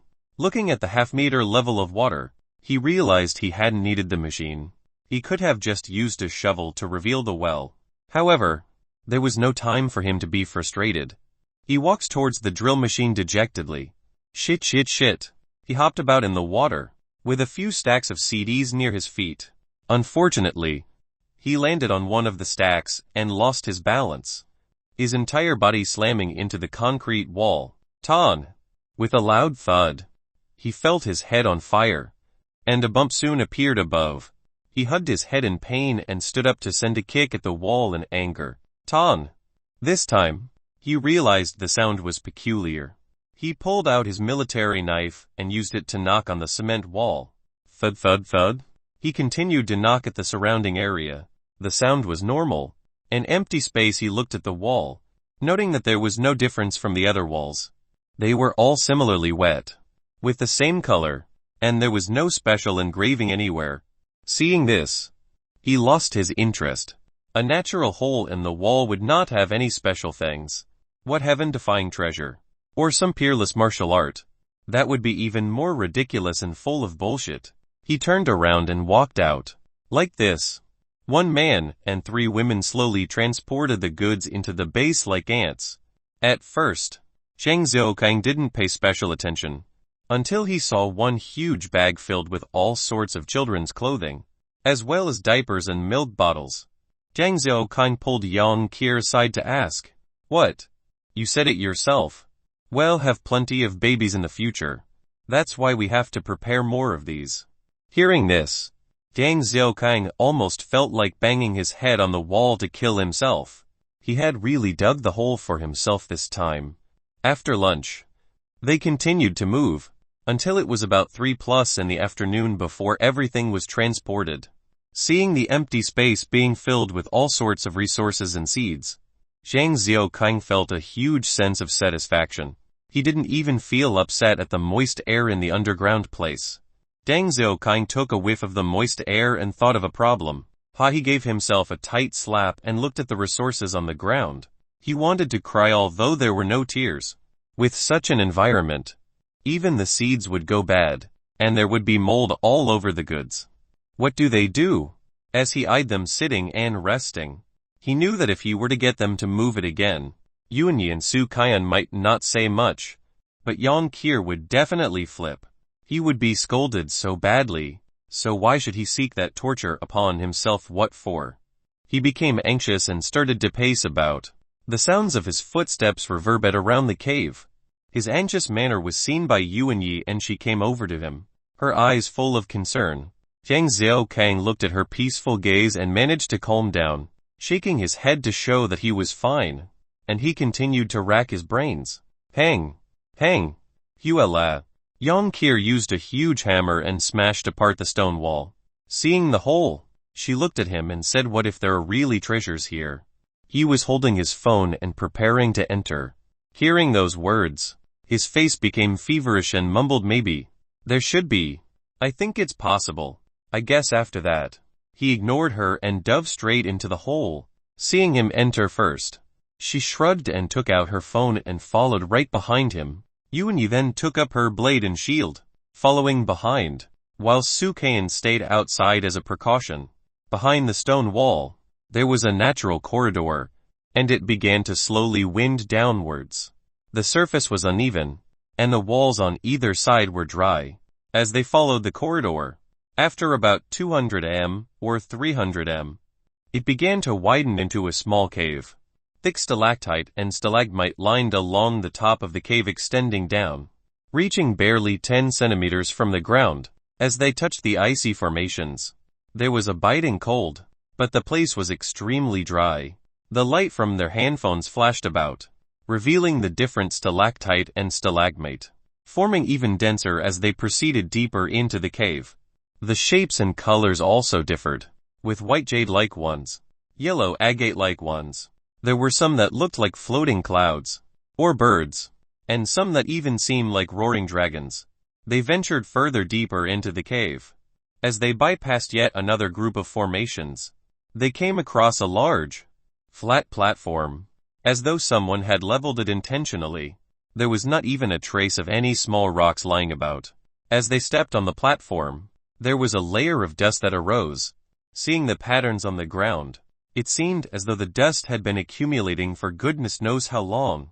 They walked carefully, taking care not to stir up too much dust. On the platform, as they looked out at the huge cavern, Zhang Xiaoqing felt like he was an actor on stage, with the stalactite and stalagmite as the audience, staring silently, waiting for his performance. Yuanyi stood there in shock, taking in the beauty of the surroundings. She had never been on a cave exploration before, and seeing the natural wonder and beauty of the place, her breath was taken away. She had never imagined there to be such a beautiful world under the ground.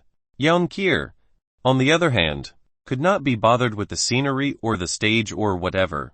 Her mind was full of the treasure that Zhang Xiaoqing had mentioned in passing, and she walked further away until she arrived at a place behind a large stalactite wall. By the time Zhang Xiaoqing came to his senses, he realized he couldn't find Yang Qier anywhere. He shook Yuanyi from her blank state, and they began searching for the lass. Fortunately, there were traces of her footprints in the dust. They followed it to a small path where the ground seemed uneven again, and after passing the stalactite wall that Yang Qier had seen earlier, they saw a small corridor. It was definitely man-made, as any stalactite had been smashed cleanly, and there was no crushed stone on the ground. The cleanup had been meticulous, and as they walked through the corridor, they came to some mysterious area.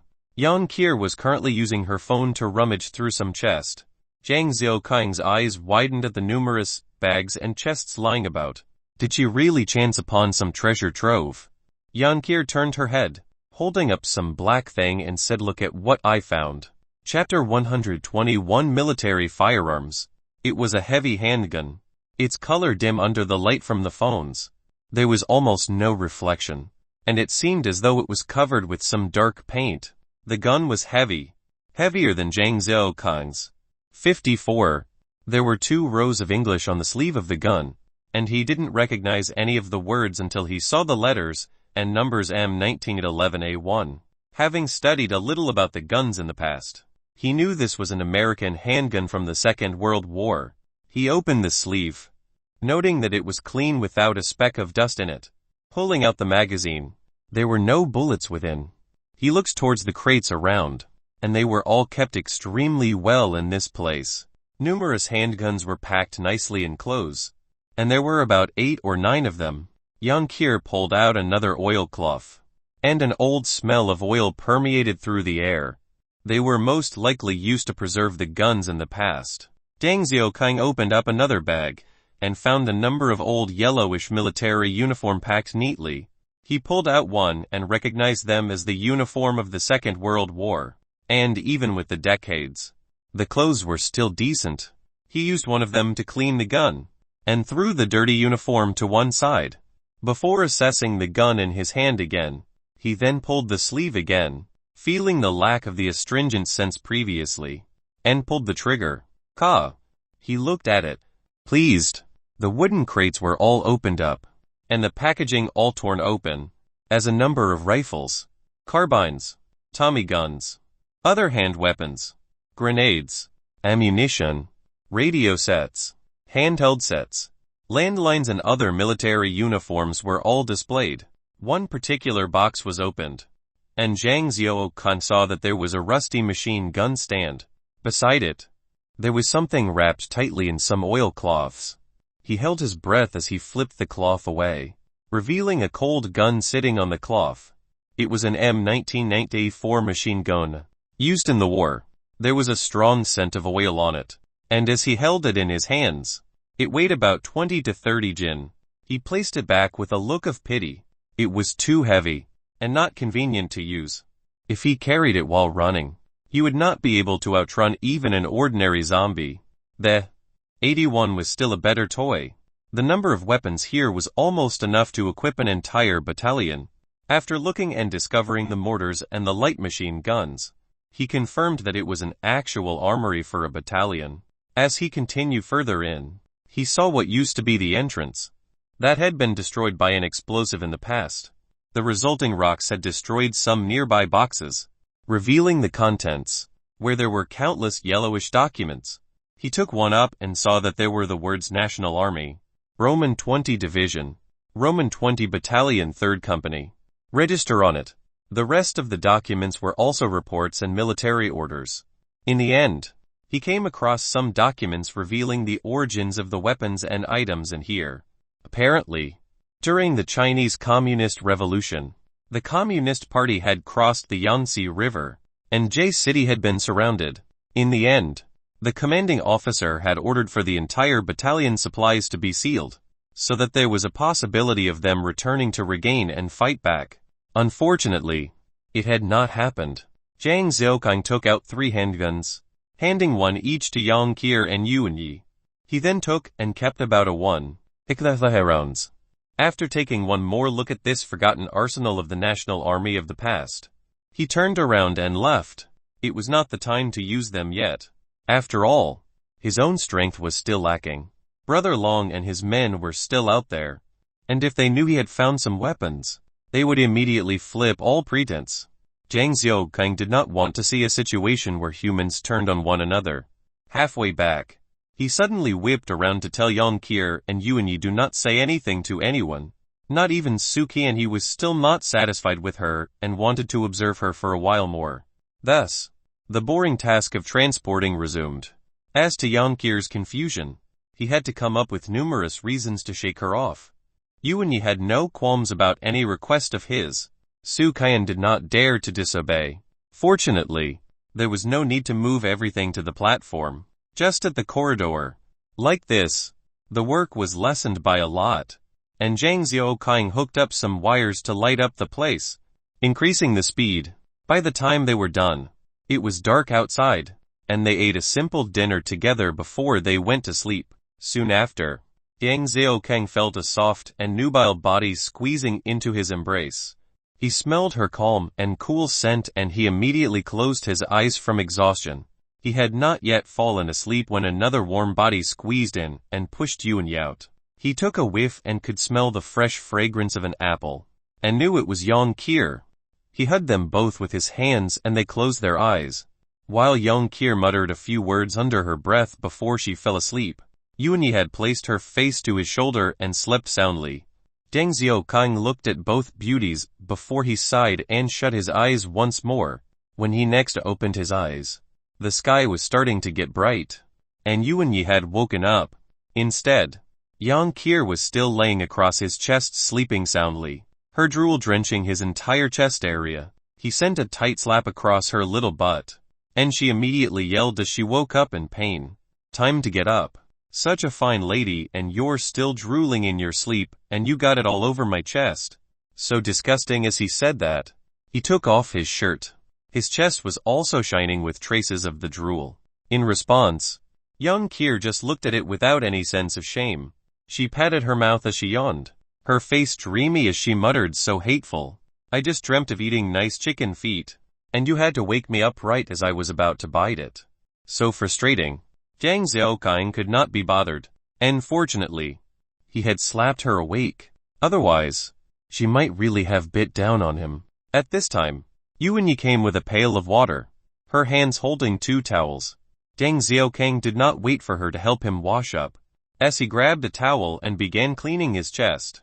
Yang Qir sat on the edge of the bed and shut her eyes, her body swaying once more. It seemed as though she was about to fall back asleep. Yuanyi opened up the remaining towel and began to help Yang Qir clean her face. The little girl just sat there not moving and groaned a little. Yuanyi immediately lessened her strength, and Yang Qir sighed in satisfaction like a little piglet. Su Kan had already started preparing breakfast, and Zhang Xiaokang brought Yuanyi and Yang Qir to the open area to practice some moves. They practiced until breakfast was done, and after that, the group made their way back to the chicken farm. He wanted to check on the progress of the weapons. They didn't lack firearms now that they had chanced upon that stash. However, melee weapons were still good to rely on, and Zhang Xiaokang did not feel that he would be accurate with the firearms anyway. When they reached the chicken farm, the sun wasn't fully up yet. Deng Xiaokang saw that Shangu and Qiu Yun was hard at work, running around the chicken farm. He had no reaction to her efforts. Although she was his in name, she still had her own plans. Hence she had nothing to do with him since they will part when the time comes. Chapter 122 How heavy is this toy? Zhang Xiaokang got the women to run a few rounds as training, while he went to the workshop. The moment he entered, he saw a few burly men. They were He Wenbin and his subordinates, whom Zhang Xiaokang had not met for a few days. He Wenbin immediately nodded and bowed slightly to greet him. He pulled out a packet of Huanhelu cigarettes and lit one for Zhang Xiaokang. He took a deep breath before asking, "It's been a few days. What are you busy with?" "Haha, it's the same old thing. I found some survivors yesterday. These three wanted to eat their fill, so I brought them to get some weapons made." He Wenbin pointed to the men behind him as he explained. They were all in their 20s or 30s. One even looked extremely fierce. He had some bumps on his face and was most likely taken care of by He Wenbin before he was brought here. Seeing Zhang Xiaokang looking over, he also followed He Wenbin's example and bowed. However, he seemed awkward, evidently having never done it before. To them, since this person even got Brother He to be so polite, they had better do the same. "Oh yes, Brother Cockroach. I found 3 women yesterday. One of them's not too bad. Shall I send her to your room later?" He Wenbin wanted to send Zhang Xiaokang a woman as a means of gratitude for saving his life. Deng Xiaokang immediately observed He Wenbin, who found himself slightly troubled with Zhang Xiaokang's scrutiny. Zhang Xiaokang had never expected this He Wenbin to actually think of him first before Brother Long and Brother Yi. It seemed like this fellow knew how to repay his favors. Such people were rare in this world, not to mention, even before the apocalypse. He was a true man of honor. He didn't say anything, and pulled out an M19 at 11 and threw it to him. He Wenbin looked at the gun in his hands, his mind blank, unsure what Zhang Xiaokang was driving at. "I appreciate you. This gun is for you. Live well."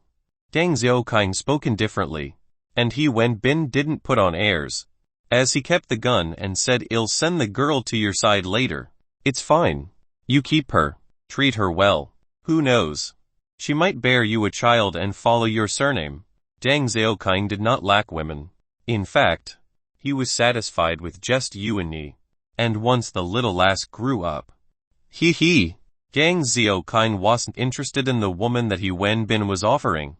He was even able to turn down Shangyu and Qiu Yun. Someone so beautiful.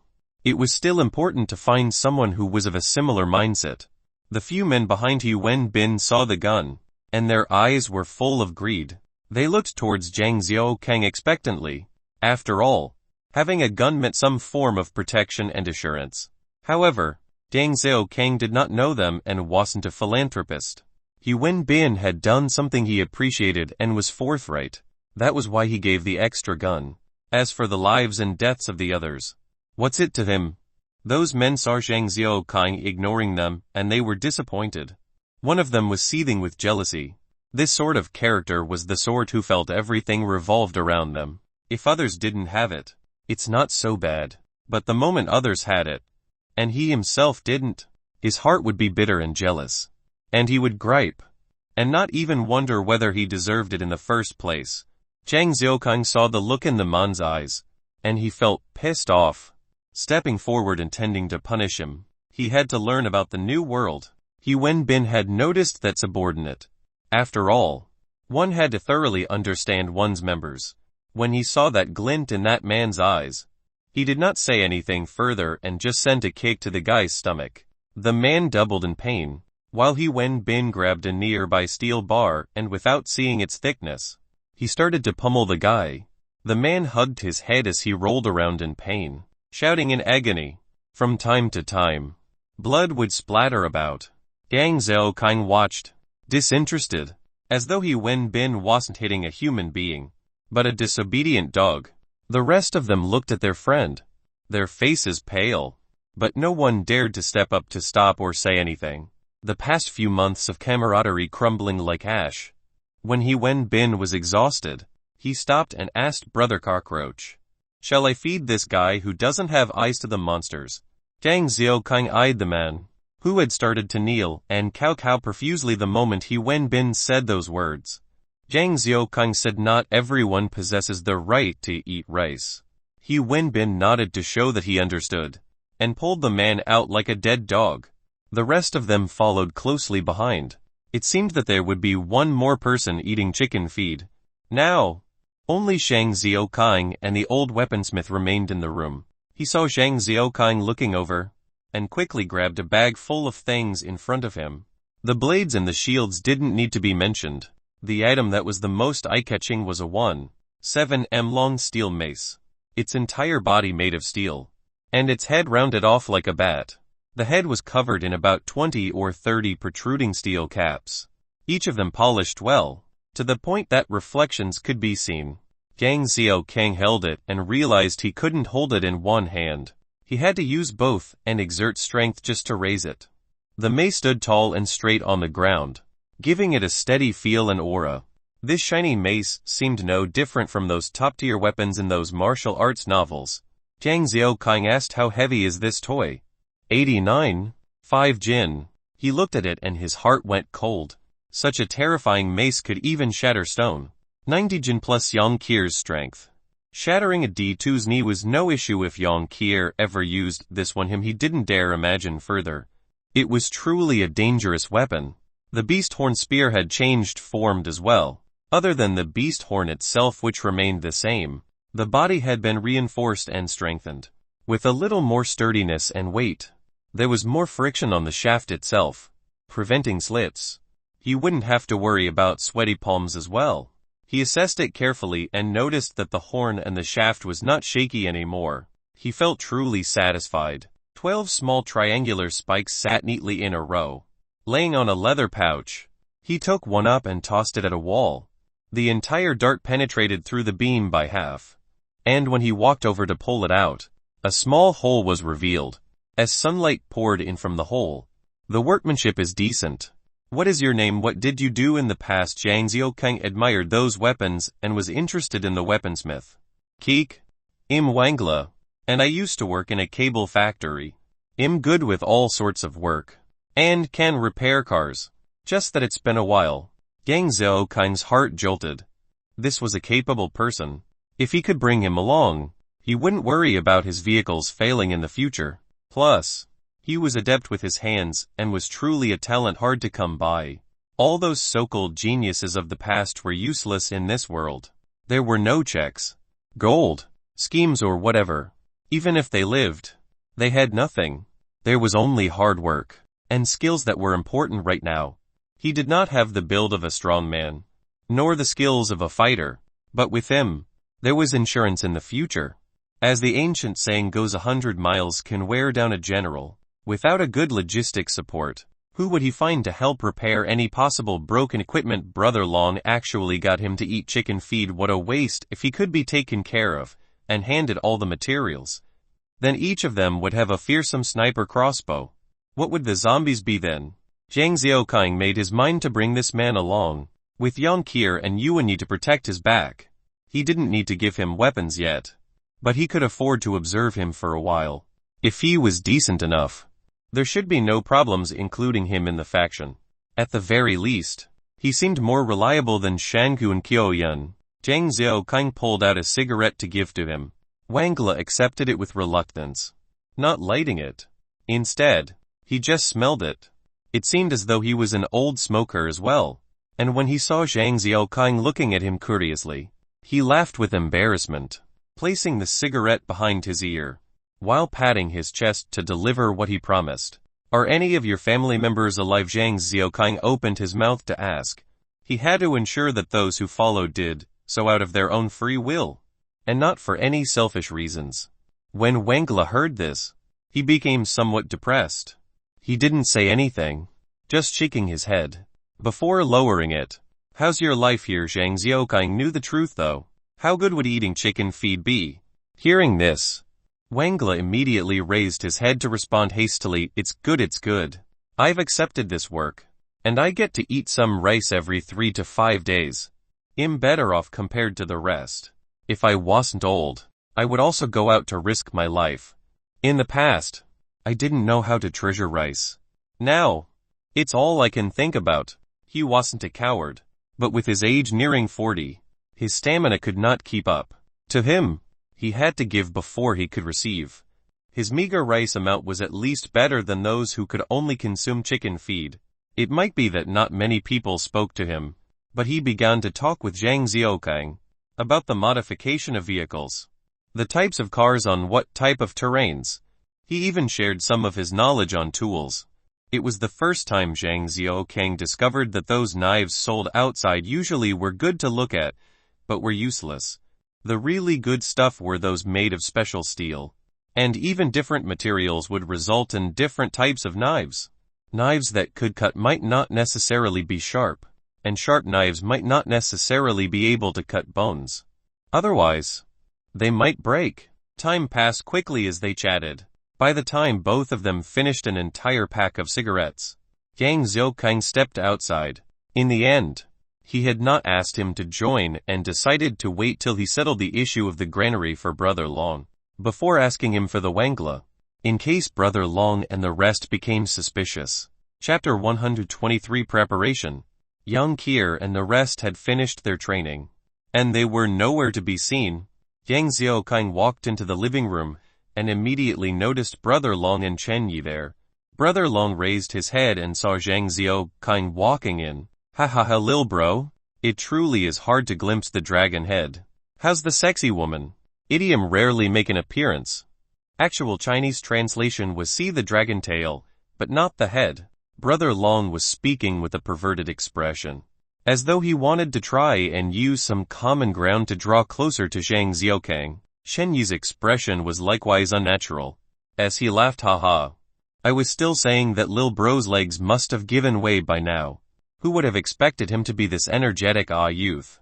Zhang Xiaokang's expression was extremely rigid, his smile forced. He thought to himself, can't you just get to the point? Why do you have to try and squeeze some useless words in? Brother Long saw Zhang Xiaokang's forced smile and assumed it to be embarrassment, and urged on, hey, that lady was one of my favorites. You see, your brother I even gave you my chick. When will lil bro settle the granary issue? Brother Long finally got to his point, and Chen Yi kept quiet, his gaze still on Zhang Xiaokang. He wanted to know as well. They had already given the woman and gun to him, but there was no sign of the granary yet, and they were getting anxious. When he heard the word granary, he pondered a while and felt that it was still better to delay a little while. He still had not yet finalized his preparations, especially modifying the Hummer. He had to learn some moves from Yuan Yi as well. It had only been 2 days. After a few days, once the granary was settled, it would be time for them to move on. He had also gotten his thoughts clear. The end goal was still WH. Even if the road was blocked by a D2, it was not like there was no chance to deal with it. After all, he had already dealt with 2 D2s and 1 S2s. He was slightly less afraid.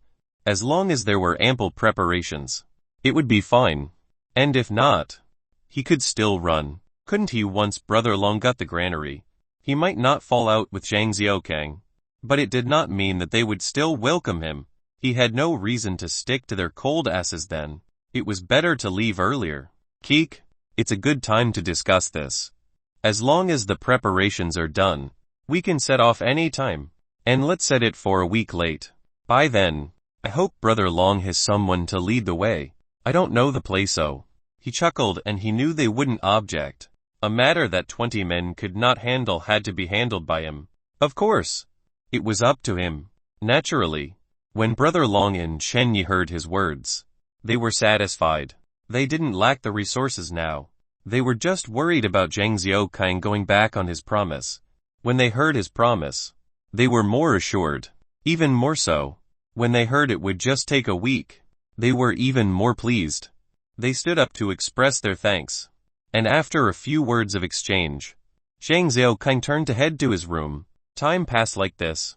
And after an entire week, Zhang Xiaokang looked at the Hummer in front of him and was pleased. The front bumper had been removed and replaced with an inverted V-horn. The steel corners had been sharpened into serrated edges.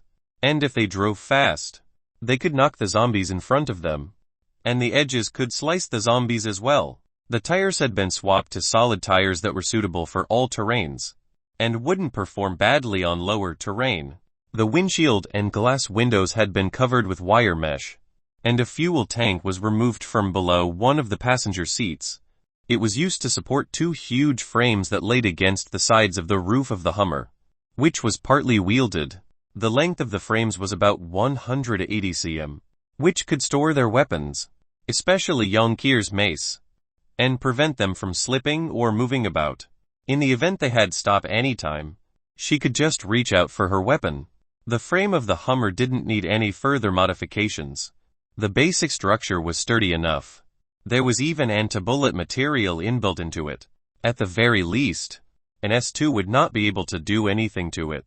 There might be some trouble against a D2, but as long as the D2 was not too close, they could still make a run for it.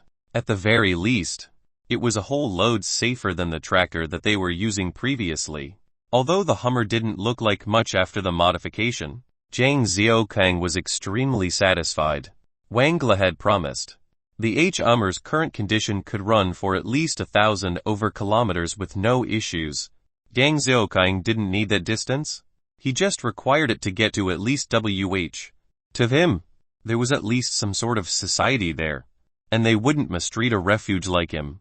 Yang Qir hoisted her beloved mace and walked to the Hummer, assessing it for a little while, before blurting out ugly after that. She flung her weapon into the frame on top of the roof, before opening the door and sat in. She then switched on her notebook to watch some film. Yuanyu walked up to Zhang Xiaokang, her hands holding his steel beast horn spear. She was currently extremely cool, her hair tied up in a ponytail, every strand of hair tucked in neatly. She had an aura of a highly trained soldier as she wore the dark green leather jacket, stripped of all decorations, together with her tight black jeans. A shield hung on her back, nested in a holster, while her large machete knife hung by her waist, revealed for all to see. She could easily whisk out the weapon to deal with any threat in a second. She stood like that with a look full of killing intent, exuding the aura. Her eyes were slightly bloodshot, and she stood like a straight spear. It was as though she was the epitome of frostbite. As Zhang Xiaokang looked at her, he found it hard to reconcile the image of this femme fatale with the moaning and sexy lover under him that night. Zhang Xiaokang received the beast horn spear from her and placed it on the roof.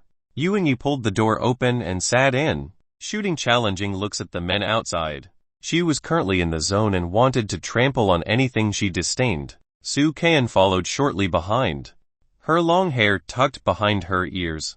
Her ears were bright red under the sun, and the bright sunlight seemed to shine through her skin, revealing the little nerves and blood vessels. She wore a tight red leather shirt, hugging her figure tightly. Her blade was kept in a scabbard hanging from her waist as well.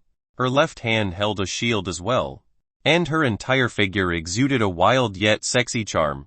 And all the men watched and drooled. She walked past Zhang Xiaokang and looked at him. Seeing that he didn't say anything, she went to open the door and placed her shield by her feet, her hands placed on the steering wheel as she looked ahead. Chapter 124 Shangwang Keo Yun's dedication. Zhang Xiaokang was preparing to get in the car when a beautiful figure ran out in front of him. When that figure appeared, All the men present were agape with shock. The woman in front of them was as beautiful as the fairies of legends. Even their breathing became harsh. Some of them held their breaths until they couldn't hold it in any more and panted. The panting broke the silence that had permeated the area, and every single man shot daggers at Zhang Xiaokang, because this woman was actually staring at him pitifully, her eyes pleading. This beauty was precisely Shangyuan Qiuyun, and she had been practicing and training together with the rest these past few days. She was truly formidable, having convinced Yang Qier and mesmerized her in just a few sentences. Other than the things that Zhang Xiaokang specifically said not to mention, Yang Qier had spilled everything out like an innocent little girl. Shangyuan Qiuyun got to know Zhang Xiaokang's character and knew he was perverted, but he had his principles, and would not force women, nor would he just randomly have sex with a woman he didn't know or understand. Even if it were a beauty like her, the more she got to know him, the more she was surprised. She could not believe that such a man still existed. On the surface, he was all macho and had the machismo thinking, but deep down, he actually respected women. Yang Qier had revealed how they got to know each other, and Shangyuan Qiuyun could not believe that Zhang Xiaokang had actually brought along a dirty and soiled little girl whose appearance hadn't been clear to roam the wilderness. Along the way to WH, he had never once taken advantage of the girl. Did the world truly still have such an upright gentleman? For Shangyuan Qiuyun, ever since she escaped from the city, she had met a bunch of survivors. Being with them, her eyes were open to the type of men that existed. All the young women had been thoroughly humiliated, raped, or tormented, a fate worse than death. Whereas those that were older or not as good-looking were forced out of the team to save water and food. She was beautiful, and hence, the men were thoroughly hooked on her charm. Each of the men wanted to possess her. None of them could make a move. She wasn't raped. Instead, she was taken care of so well. Not that they didn't harbor any thoughts. One night, one of the men crawled beside her, intending to smell her. He was caught by the rest and pummeled to death. As she watched on, she had been fearful, and tried her best to get on good terms with everybody, but not overly so. Like this, she had led a life like a queen, where all the males tried to get into her good books, living for her, until she met Brother Long. Now, she was officially Zhang Xiaokang's person, having left the depraved Brother Long, and had always thought Zhang Xiaokang to be a stepping stone for her. She would use her pride and capabilities to live like a queen again, except, this time, she was truly mistaken. The distance between hell and heaven had been so close, and when she was plunged into despair, and had thought to kill herself, he had stopped her, and given her some sort of a promise. Although it was harsh, it was a sort of a rope for her to cling on while she was drowning. Thus, she decided to grab hold of it tightly. She knew he had been harsh with Yuanyi and Su Kaiyan, and understood the meaning behind his actions. She was intelligent and knew that he wanted them to have the strength to continue living in this cruel world. Even in the event they left him, they would be able to fend for themselves. As long as they could live, there would be hope. She had thus mustered her determination from that year, where she had gone all out to marry into that rich man's family. Every day, she had practiced while gritting her teeth, to the point she could not walk properly. She had gone all out because she had seen the hope of not relying on someone so that she could live on still. That was why she had thrown her pride away to beg Zhang Xiaokang. She hoped that he would bring her, and help her gain the courage to face those mane-eating monsters. It was a chance she had to grab thoroughly. She stood silently in front of him, her long hair tied up in a braid. Her slightly blonde hair looked golden under the sunlight, and the radiance of it caused Zhang Xiaokang to squint slightly. Those eyes that were even more attractive than the most beautiful gemstones were currently looking at him and pleading. There was a stubborn strength behind those eyes, a resolution even clearer than the purest milk. Under the bright sunlight, there was a slight crimson look, and it was that crimson look that would cause most men to be unable to hold back, to reach out for her and to caress her face. Under her cute nose, her lips were redder than the lushest rose and looked even more inviting than the finest wine. There was no need to go up to have a taste. Just looking at it and admiring her lips would bring a sort of serenity to one's heart.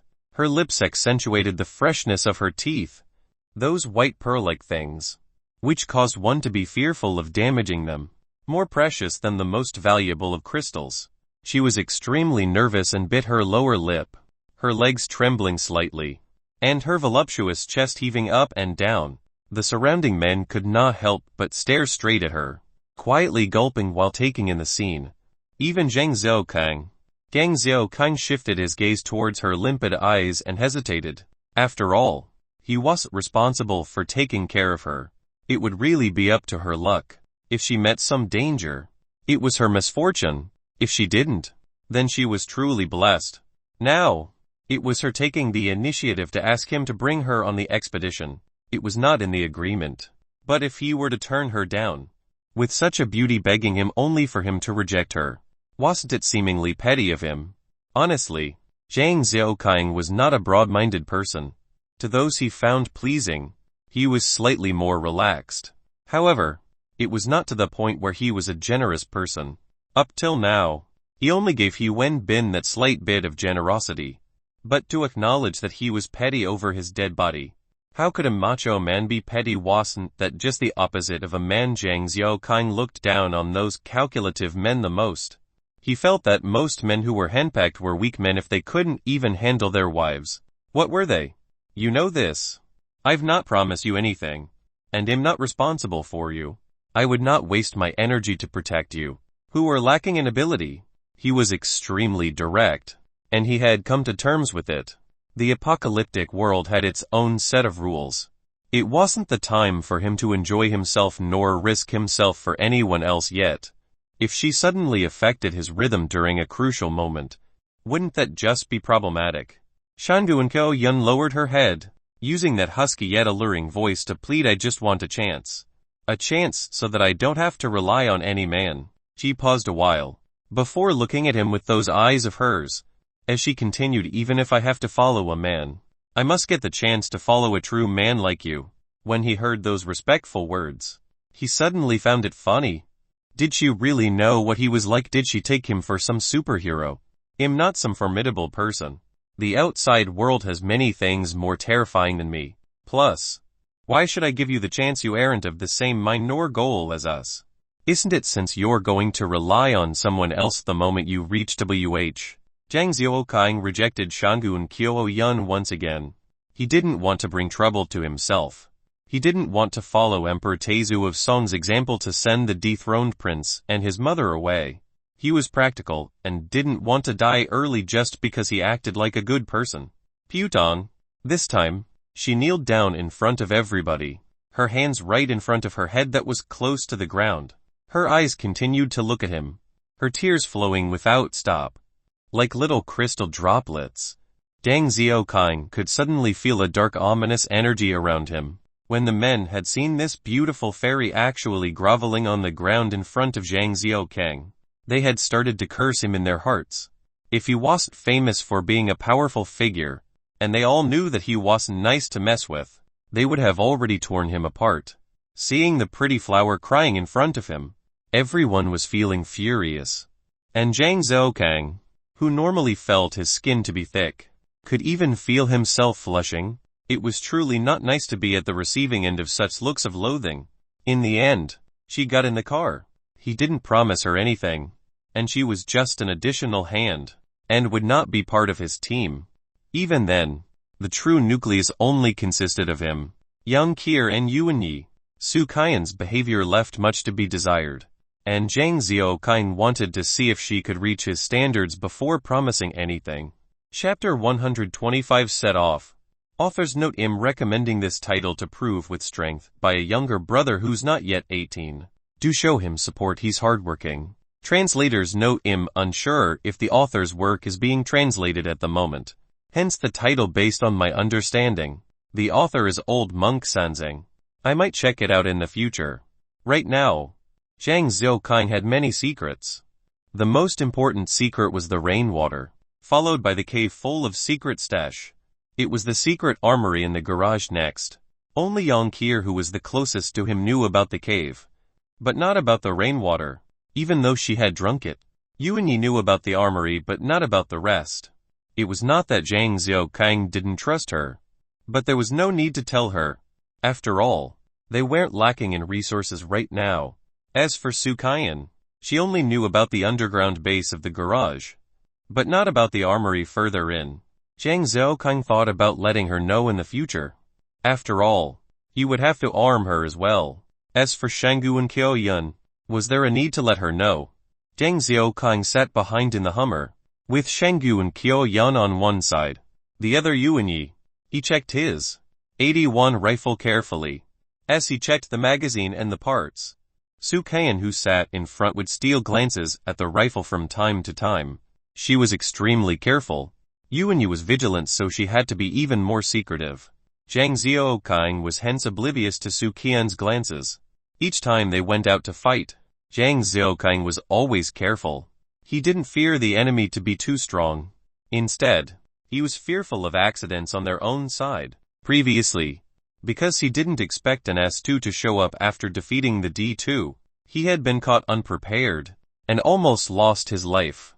He really hated to leave things to fate, and would rather try to control his own destiny. Shangyu and Qiaoyun was slightly nervous, her face lacking the charm and allure that she usually had. Her rose-like lips were dry, her legs tightly pressed together as she sat extremely straight. Her hands were clutched underneath her thighs, and she trembled, unsure if it was from anxiety or fear. Zhang Xiaokang sat in the car and awaited Brother Long and Chen Yi's appearance. Last night, Zhang Xiaokang had told Brother Long he would set off today, and Brother Long had immediately raised a ruckus, promising to bring Chen Yi, as they led their men to follow Zhang Xiaokang on the expedition. Right now, all his men were gathered outside, wielding weapons as they waited for the two big bosses. By the third time he checked his weapon, Brother Long and Chen Yi finally came out the main door, with Yuan Bin, Old 3 and some others behind. Old Frank continued to look after the place. Brother Long and Chen Yi had spruced themselves, their attire smart. As they walked, there was an awe-inspiring aura. Both Brother Long and Chen Yi had holsters at their waist, with their handguns kept there. They had their 81 rifles slung across their backs, while 6 magazines lined up in their pouches across their chest. Seeing them fully armed, Zhang Xiaokang cursed silently in his heart. If they had given all these to him, he could already clear the storage place a number of times. Brother Long stood at the door and he swept his gaze fiercely across his men. No one dared to look him straight in the eye as they lowered their heads.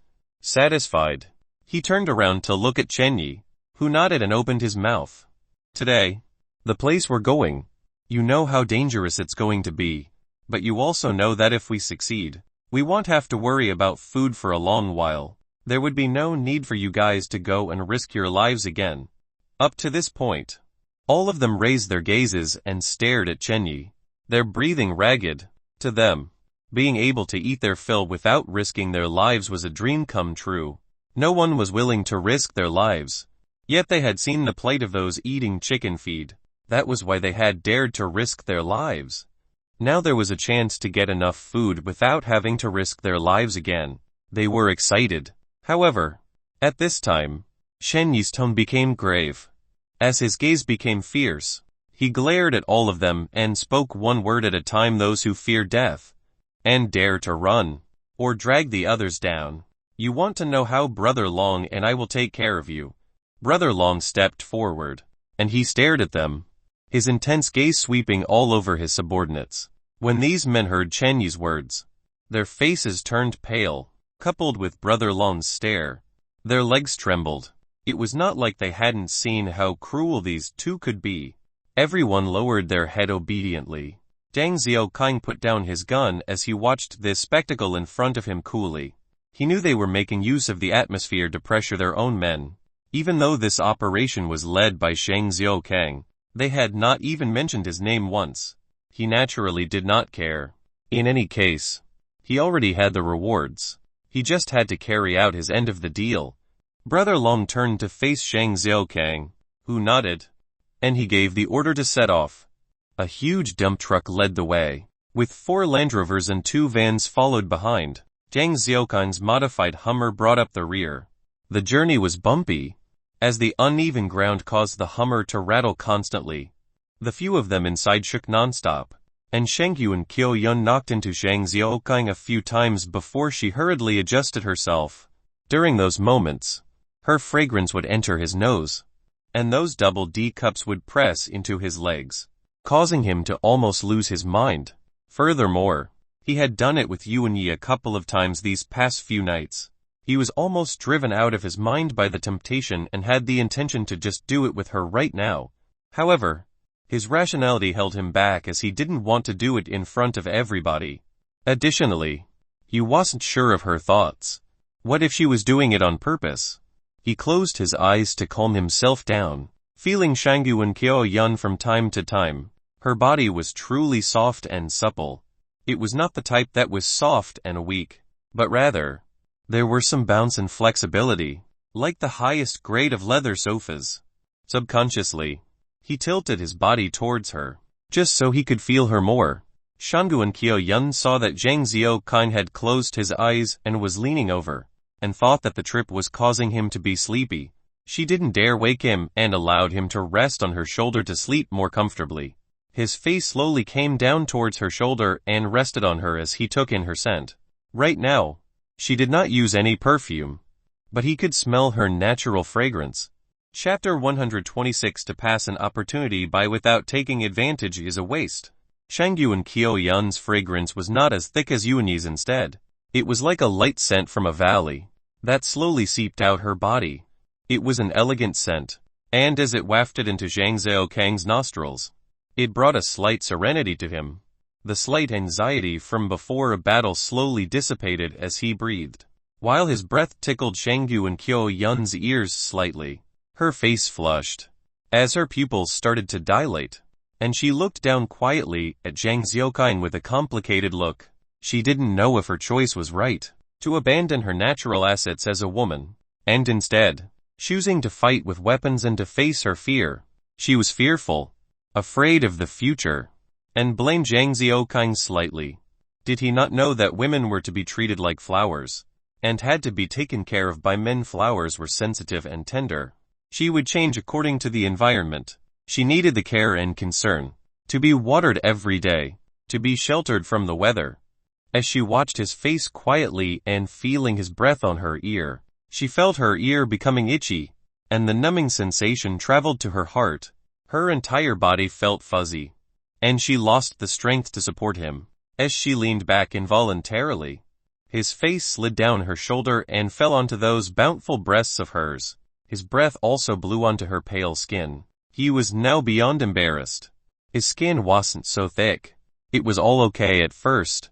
He had leaned lightly on her shoulder and didn't dare to exert too much force. The majority of his weight was still supported by himself. He just wanted to take a slight advantage of her. After all, it was a habit of most men. To pass an opportunity by without taking advantage is a waste. Her shoulder had been locked in place, and as he took in her scent, he had become slightly lost and was lost in his thoughts when her body just turned soft, and before he could stop it, his head had fallen onto her boobs. His entire face was buried like that in between her impressive peaks. His nose and lips in contact with that milky white skin and that deep heavenly ravine. The light scent from her had become thicker, and he didn't dare breathe in too deep, afraid that he might lose the scent. When he regained his senses, his face was lodged deep in her soft cleavage, and he was at a loss. He was thinking if he should pretend to wake up from his nap and lift himself off. A pair of slender arms wrapped around his head, securing his head in place. A hand caressed the back of his head gently, and with her motions, a sense of calm overcame him, and his heart also became fuzzy. As he finally decided to pretend to be asleep, his face was wedged between her breasts, and he took in her elegant scent, listening to the rhythm of her heartbeat. Brother Long, Chenyi, D2, S2, mutant beasts, zombies. They were all thrown to the back of his mind. He just felt that time passed too fast. He wanted to be in this moment and not think, to not do anything. He just wanted to lay here and listen to her heartbeat, to feel her warmth. He suddenly felt that she wasn't as detestable. Although the current position was slightly off, to a macho man like him, it was embarrassing, but he couldn't care anymore. He felt that it was extremely familiar, as though it was a memory hidden deep within the recess of his mind. It was like he had returned to his childhood, where his mother was holding him gently and carefully, as he listened to her heartbeat, and fell into his reminiscence. When Zhang Xiaokang's head had fallen into her bosom, Changguan Qiuyun had been shocked. She felt at a loss. And to her, he had been extremely old-fashioned and stubborn, not easy to get close. He had always maintained this strong image in front of her, and even when she had been naked and stood in front of him, it didn't change a thing. He was proud and showed his pride when they faced each other. Even when she had been begging him in front of the others earlier, he couldn't put down the pride and ego in his heart. Yet now, he was in her embrace, and her heartbeat quickened, as though she was a little rabbit, seeing his tightless shut eyes, and laying there quietly like a child. She suddenly felt a sort of peace. Where it came from, she wasn't sure, but she stretched her hands out subconsciously, wrapping around his head like how her mother had done for her in her past. She caressed his head gently, helping him to sleep better. Seeing him sleep, the corners of her mouth lifted slightly. It was not at him, but at herself. And it had come suddenly. She suddenly felt satisfied. It was a strange feeling, but it was comforting. His body weight became heavier on Changguan Qiuyun's shoulders and she felt her arms becoming numb. She lightly transferred his head towards her legs and started stroking his face. When Zhang Xiaokang felt his face being lifted from her chest, he felt a sense of regret. Not because he couldn't be close to those heavenly peaks. Rather, it was the disconnect from that unfamiliar yet comfortable heartbeat. Suddenly, his head was transferred to her legs, and as he laid there and breathed her scent in, before a sense of panic could set in, a small, cool hand reached to stroke his face. He was once again soothed into a comforting peace. His heart felt warm and fuzzy, and the security helped him doze off fast. He was lying in a boat quietly, and the boat was rocking gently, as the light breeze blew across the lake, causing slight ripples. The ripples turned to waves and started to move the various lotuses on the surface towards him. He could smell their refreshing scent and he opened his eyes with a slight smile to look up at the clear blue sky. It was extremely beautiful, and he had not looked at the sky like this for a long time. He looked on greedily, hoping that it would be possible to keep the sky in his little pocket. As the warm sunlight shone on his face, it gave him a warmth, one that he had not felt for a long time. He stretched out lazily on the boat, his entire body extremely comfortable. He watched the sky quietly, soaking in the sun, smelling the flowers, and feeling the light rocking of the boat. There was nothing that was calmer in this world at this moment in time. Suddenly, a huge gust of wind blew past, and the ripples turned into powerful waves. They rocked the boat, threatening to turn it over. As he tried his best to jump from the boat, his eyes fluttered open, and he saw the slender jawline of Changguan Qiuyun above him. He felt that the Hummer had come to a stop, and reached out to sit himself up. As he sat up, his hands felt a soft place and out of the corner of his eyes, he saw that it was her thigh, and he didn't feel too embarrassed. He had even laid on her, so what if he touched her? And part 2.